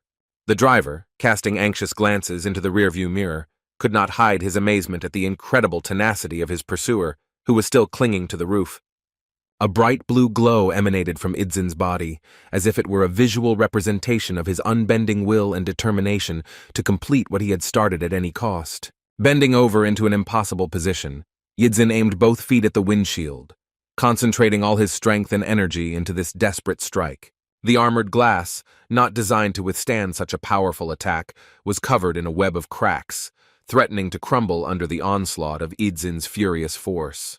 The driver, shocked by what was happening, was distracted for a moment, and at that critical moment noticed an oncoming car rapidly approaching at great speed. Time seemed to slow down as the inevitable collision occurred, the kidnapper's car shaking from the powerful impact of the oncoming car, metal grinding and crumpling. Yidzin, caught off guard by the collision, was thrown off the roof of the car, his body flying away from the center of the impact like a rag doll. The boy rolled head over heels across the asphalt, feeling every impact with the unevenness of the road, his consciousness clouded by the shock and pain he received as a result of the hard fall. In the darkness of the night, under the light of a single street lamp, Yidzin, overcoming the pain, slowly tried to rise, his silhouette casting a long shadow on the wet asphalt. Hearing the roar of the engine of the minivan in which the kidnapped director was located, Yidzin, ignoring the pain, began to rise at double speed, realizing that every second counted. Barely able to stand up, he watched in horror as the minivan began to drive away, taking the kidnapped woman with it, his heart clenched with a feeling of helplessness and despair. Idzin's face was covered in blood, and his head was pounding from the blow he had received. But despite this, he continued to move forward, holding his head and trying to focus his vision. Suddenly, as if he had found a second wind, Yidzin rushed forward, starting to chase after the fleeing minivan, his determination not allowing him to give in and let the kidnappers get away. The stranger from the restroom, sitting in the minivan, watched through the rearview mirror as Idzin tried desperately to catch up with them, her face expressing a mixture of surprise and admiration. She winked playfully at her pursuer, biting her lip in a flirtatious gesture, as if enjoying this dangerous game of cat and mouse, her behavior reminiscent of a star on the red carpet. Looking in the mirror, the girl saw Yidzin desperately trying to save the director, his figure becoming smaller and smaller, but his determination seemed to only grow with every step. She couldn't hide her surprise as she watched how Yidzin, despite all the obstacles, continued to pursue them, almost catching up with them and staying on their tail. Suddenly the minivan disappeared around the corner, disappearing into the darkness of the night, only the dim light of the street lamps illuminating the empty street, leaving Yidzin alone with his despair and determination. Yidzin stood there, exhausted and bloody, breathing heavily, his extraordinary stamina failing him for the first time in a long time, leaving him alone with fatigue and pain. A car with the director's chief security guard drove up to the scene of the incident, and after getting out of the car, he immediately asked Yidzin about the direction of the kidnappers' movement. Yidzin, with a half-frightened look and a face covered in bloodstains, slowly turned to face the head guard, his eyes expressing a mixture of determination and despair. Unexpectedly for the guard, Yidzin climbed into his car, causing a wave of indignation and bewilderment, to which the guy did not react in any way, concentrating on his goal. Ignoring the guard's indignation, Yidzin dryly said that the kidnappers had turned right at the nearest intersection, insisting on immediate pursuit. The security guard, having immediately assessed the situation, contacted his colleagues by phone, reporting the direction of the criminals' movement and calling for coordination with the police. Giving clear instructions, the guard demanded that the kidnappers' movement pattern be determined, and that police cars be involved in the operation, understanding the seriousness of the situation. The car took off in pursuit, and the guard, turning to Yidzin, offered to drop him off on the way, reminding the guy that he was still a high school student and not a professional bodyguard. The head security guard emphasized the suddenness of the incident, emphasizing that Yidzin was not a licensed security specialist. Yidzin, without losing his composure, replied that his participation in the chase was part of his training and was of his own free will, trying to dispel the guard's concerns. The security guard, continuing to analyze the situation, reported that there were 2 suspects of Oriental appearance in the kidnapper's car, occupying the driver's and passenger's seats. The guard paused in his thoughts and looked closely at Yidzin, noting his unusually serious appearance, which seemed to be at odds with the boy's age and status. The guard noted Yidzin's numerous wounds, particularly highlighting his bloody hand, which was particularly worrisome due to its deplorable condition. After asking the guy how he was feeling, the guard received a laconic answer that everything was fine, although Yidzin's appearance clearly contradicted his words. The guard mentally noted the guy's incredible endurance, recalling the report of how Yidzin held on to the car for a long time and was the first to determine the route of the criminals. Yidzin's tenacity, his ability to hold on to the car until the very end and accurately indicate the direction of the kidnapper's movement, caused a mixture of surprise and respect in the guard. The guard realized that after everything Yidzin had done to protect Yuna's sister, there was no one more reliable than this guy in their difficult situation now. Meanwhile, another guard informed Gosuk and Yuna, who were at home, of the disturbing news that Lady Ji-yeon, Yuna's sister, had been kidnapped. He explained that all but a small group of forces had been mobilized and that Yidzin had been appointed as the leader of the second team, surprising his listeners with this announcement. Yuna, hearing the name Yidzin, anxiously asked again, not believing her ears and trying to comprehend his participation in the operation to save her sister. The guard confirmed the information, adding that Yidzin would soon join the second team, which only increased Yuna's concern and interest in what was happening. Yidzin and the head guard arrived at a dark warehouse surrounded by pitch darkness. The atmosphere around was tense and alarming. The guard, addressing Yidzin, reported that according to the information received, the kidnappers should be somewhere in this area, calling for increased vigilance. While carefully scanning the area, Yidzin suddenly noticed something with his sharp gaze, his body tensed up, ready for immediate action. Yidzin's keen gaze caught sight of 2 silhouettes dragging a third figure towards the warehouse from the darkness, his heart beating faster as he realized what was happening. Upon closer inspection, he recognized the minivan driver, the female accomplice, and the kidnapped Lady Jian. The situation was becoming increasingly alarming. Realizing that there was no time to wait for reinforcements, the guard ordered Yidzin to remain in the car, hoping for his prudence and obedience. As he exited the car, the security guard noticed something strange that clearly didn't fit into the overall picture and made him feel vaguely uneasy.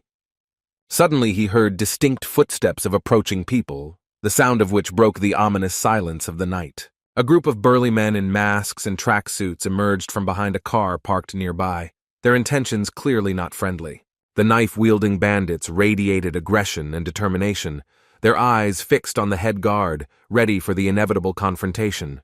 The guard felt his entire body tense, realizing that he would have to stand alone against superior enemy forces.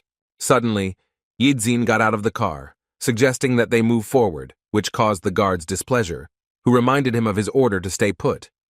Without letting the guard finish his sentence, Yidzin decisively stated that they had no choice and could not wait for reinforcements. The situation required immediate action. The guard, realizing that there were only two of them against a group of armed bandits, tried to appeal to Idzin's reason, reminding him that this was not a training session, but a real matter. Yidzin, remaining calm and determined, replied that he understood the seriousness of the situation and thought it was even better this way, ready to face the danger head-on. The guard was struck by the composure and determination with which the seemingly ordinary high school student spoke about the upcoming dangerous situation. A recent conversation that took place in the staff room, where Yuna's kidnapping and the current situation had been discussed, came back to his mind. He recalled someone then expressing doubts about the case, particularly emphasizing the oddity of appointing a high school student as the leader of the third group. In that conversation, Yuna's guard was asked if he really considered this young man a true professional capable of handling such a serious task. The guard then raised his head and quietly but decisively answered in the affirmative, expressing his confidence in Idzin's abilities. Now, watching Idzin, the guard realized that his theory about the unusualness of this high school student was completely confirmed, surprising him even more. He looked closely at Idzin's back, mentally analyzing everything he had just heard and seen, trying to comprehend the unusualness of the situation. Having made his decision, the guard began to move forward, expressing his trust in Idzin and his willingness to act with him against the criminals. The unknown bandits, realizing the threat, began shouting at each other, calling on them not to let the guard and Idzin pass, preparing for a brutal confrontation. One of the attackers, with a knife in his hand and wearing a mask hiding his face, suddenly jumped on the guard, intending to strike. Suddenly, surprise flashed across the attacker's eyes as Yidzin struck from behind with lightning speed, instantly disabling the opponent with agility that was unexpected for a high school student. Idzin's blow was so powerful that the unknown bandit flew to the side like a rag doll, demonstrating the youth's incredible strength. The knife slipped from the attacker's hands, whistling through the air and falling to the ground, leaving the criminal unarmed and vulnerable.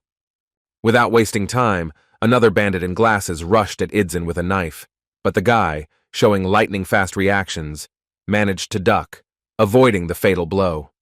Despite Idzin's agility, the enemy's attack still knocked him off his feet, causing the boy to fly to the side and lose his balance for a moment. Quickly recovering from his fall, Yidzin noticed a knife lying nearby, and without hesitation picked it up, preparing to continue the fight. Realizing that the upcoming fight would be far more difficult than anything he had ever faced before, Yidzin tightened his grip on the handle of his knife, knowing that he now had a tactical advantage. In the dim light of the night lanterns, Yidzin stood alone against 5 bandits on the deserted street near the warehouse, his determined gaze betraying his readiness for an unequal fight. One of the criminals, not hiding his contempt, mockingly addressed his disarmed comrade, expressing disbelief that a simple boy could knock the knife out of the hands of an experienced fighter. The bandit, still amazed, sarcastically remarked that he never imagined that the corporation would stoop to hiring a child bodyguard, his voice dripping with poisonous sarcasm. Addressing Idzin with undisguised disdain, the criminal asked him if he had ever used a knife, but the guy remained unperturbed, ignoring the provocation. Continuing to mock, the bandit suggested that modern children had watched too many movies, after which he ordered his men to pursue the escapee, leaving one to deal with Idzin. When one of the henchmen expressed concern about the need to hurry, the leader reassured him, confidently stating that they would easily catch up with the fugitive, unaware of the upcoming turn of events. While the bandits were discussing their plan of action, pretending to be chasing someone, something happened that made them freeze in amazement, not believing their eyes. Their eyes were fixed on Idzin, who had disarmed the bandit left with him with astonishing ease and skill, demonstrating skills far beyond those of an ordinary teenager. As Yidzin dealt with the first enemy, another bandit took advantage of the situation and attempted to attack him from behind, raising his knife for a fatal blow. However, Yidzin's reaction was lightning fast. In a split second, he intercepted the attacker's hand and, using his own strength, delivered a crushing counterattack, demonstrating incredible combat skill. Yidzin quickly plunged the knife into the attacker's shoulder, instantly disabling him and demonstrating the ruthless efficiency of his actions. Towering over his fallen opponent, who was writhing in pain, clutching his wounded shoulder, Yidzin exuded an aura of unwavering determination and danger. The remaining 3 guards stood frozen in stunned silence, their faces expressing a mixture of surprise and disbelief at what they had just seen, unable to comprehend what had happened. Slowly turning to face the remaining opponents, Yidzin glared at them, silently letting them know that it was time for them to pay for their actions. One of the bandits, trying to hide his fear behind bravado, commented that even if Yidzin was a bodyguard, he was still a child, not realizing the full danger of the situation. In response to the provocation, Yidzin rushed forward. His movements were so fast that his hair fluttered in the wind, creating the impression of a blurred silhouette. Realizing the threat, the bandits began to panic and shout at each other, calling for Yidzin to be killed immediately, realizing that he could disrupt their plans and interfere with the operation. With incredible speed and precision, Yidzin slashed the knife across the arm of one of the attackers, acting so quickly that he didn't even have time to react. The gang leader, watching what was happening, froze in complete bewilderment, his brain refusing to accept the reality of the battle taking place around him. Yidzin continued his attack, moving from side to side with lightning speed, delivering quick and precise knife strikes, not giving his opponent a second to rest. After blocking the bandit's attack once again, Yidzin immediately counterattacked with a crushing punch, demonstrating the perfect combination of defense and offense. The bandit realized the disadvantage he was in, his gaze filled with genuine fear, realizing that he was facing an opponent who was superior to him in every way. Grabbing the bandit by the throat, Yidzin demonstrated his physical strength by holding his body down and delivering a crushing knee strike, finally incapacitating his opponent. Yidzin, having assessed the situation, realized that only one of the 4 opponents remained, realizing that he was close to completing his task. The last bandit, watching the determined high school student approach, felt panic creeping up on him, realizing his obvious disadvantage. Yidzin's lightning-fast reaction caught the bandit off guard. His attempt to block the attack was futile in the face of the young fighter's skill. The bandit's desperate counterattack with his foot was easily anticipated by Yidzin, who deftly dodged it, demonstrating excellent flexibility and reaction. In a fierce battle, Yidzin managed to seize the initiative, blocking his opponent's hand and depriving him of the opportunity to attack effectively. Realizing that his hand was immobilized, the bandit felt panic take over him, unable to find a way out of the situation. Yidzin, taking advantage of his opponent's confusion, delivered a precise blow to the bandit's knees, depriving him of his balance and the ability to continue the fight. Reacting instantly, Yidzin grabbed his opponent tightly, completely controlling the situation and not giving the bandit a chance to resist. By holding the bandit down, Yidzin demonstrated his superiority, making it clear that any further resistance was futile. Yidzin, keeping his cool, assessed the situation, deciding how to proceed further in order to neutralize the enemy without unnecessary risk. Yidzin's gaze, directed at the defeated enemy, was full of determination and concentration without betraying any emotions. Lowering his hand and clenching his fist, Yidzin felt a blue aura envelop him, symbolizing his inner strength and control over the situation. Yidzin, acting with surgical precision, made a small but effective cut on the bandit's leg, instantly rendering him unable to resist or escape. The last of the opponents fell to the ground, and Yidzin, breathing heavily, looked around the battlefield, strewn with the bodies of defeated bandits, realizing the scale of the clash that had taken place. At the warehouse, the kidnappers, acting quickly and in a coordinated manner, dragged Jian, tied to a wheelchair, trying to leave the crime scene as quickly as possible. The stranger girl, assessing the situation, noted the corporation's unexpectedly quick reaction, realizing that their plan could be at risk of failure due to unforeseen circumstances. The minivan driver, having reported the successful kidnapping of the target, slammed his flip phone shut, preparing for the next stage of their carefully laid-out plan. Realizing the approach of the corporation's forces, the girl gave the command to move to the next point, despite the fact that it was earlier than the planned time. As they walked towards the car, the kidnappers suddenly noticed something that caught their attention and made them wary, their bodies tensing in anticipation of a new threat. Their eyes turned to the out-of-breath head guard, who, breathing heavily and flushed with tension, suddenly appeared on the scene. The driver, recognizing the arrival, immediately informed the girl about the identity of the person who had appeared, emphasizing his importance and the potential threat to their plans. The head guard, seeing his mistress confined to a wheelchair, felt a wave of anger and determination wash over him, preparing him for decisive action. The guard's face twisted in rage as he realized how unceremoniously and cruelly the kidnappers had treated the director, his ward. Suddenly, an unknown person appeared from behind, intending to attack the leader of the guard, but he, demonstrating honed reflexes, easily dodged the blow, preparing for a counterattack.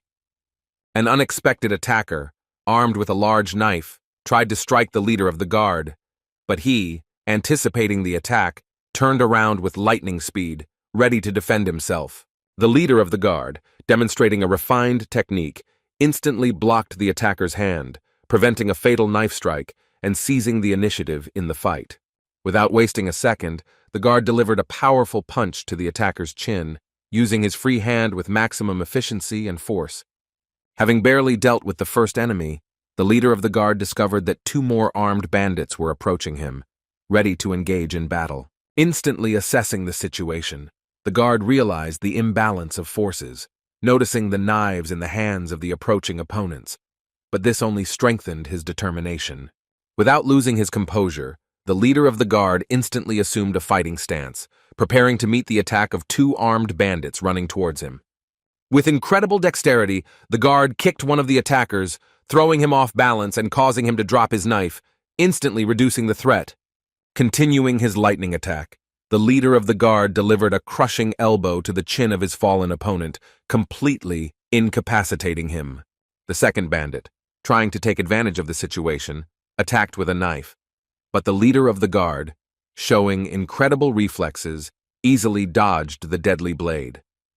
The guard grabbed the hand with the knife and applied a painful hold, forcing the opponent to unclench his fingers and drop the weapon, neutralizing the threat.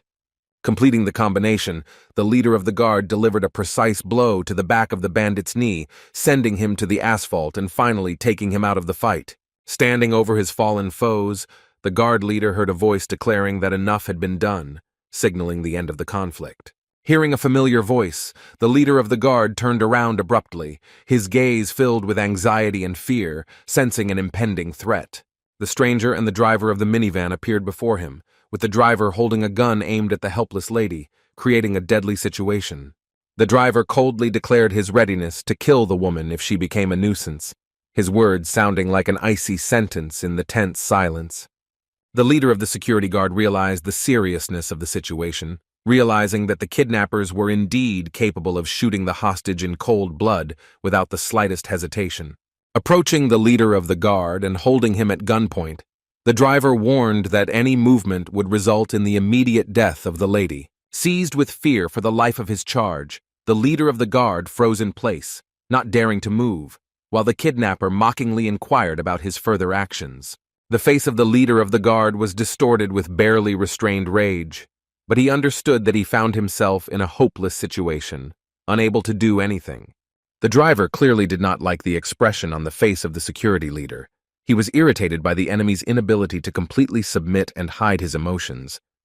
Suddenly, the driver, deciding to demonstrate the seriousness of his intentions, fired, aiming at the shoulder of the leader of the guard and inflicting a painful wound on him. Struck by the sudden pain, the guard leader grimaced, his face twisted in pain, and his body tensed as he tried to cope with the shock of being wounded. For the first time ever, the minivan driver showed emotion, bursting into a sinister laugh, enjoying the suffering of his victim and feeling completely in control of the situation. The driver, surprised by the steadfastness of the security leader, expressed his admiration, while the stranger from the toilet impatiently called for the end, reminding him of the limited time. The leader of the guard, standing tense, feverishly thought about his next steps, puzzled by the delay in reinforcements and feeling how the situation was getting out of control.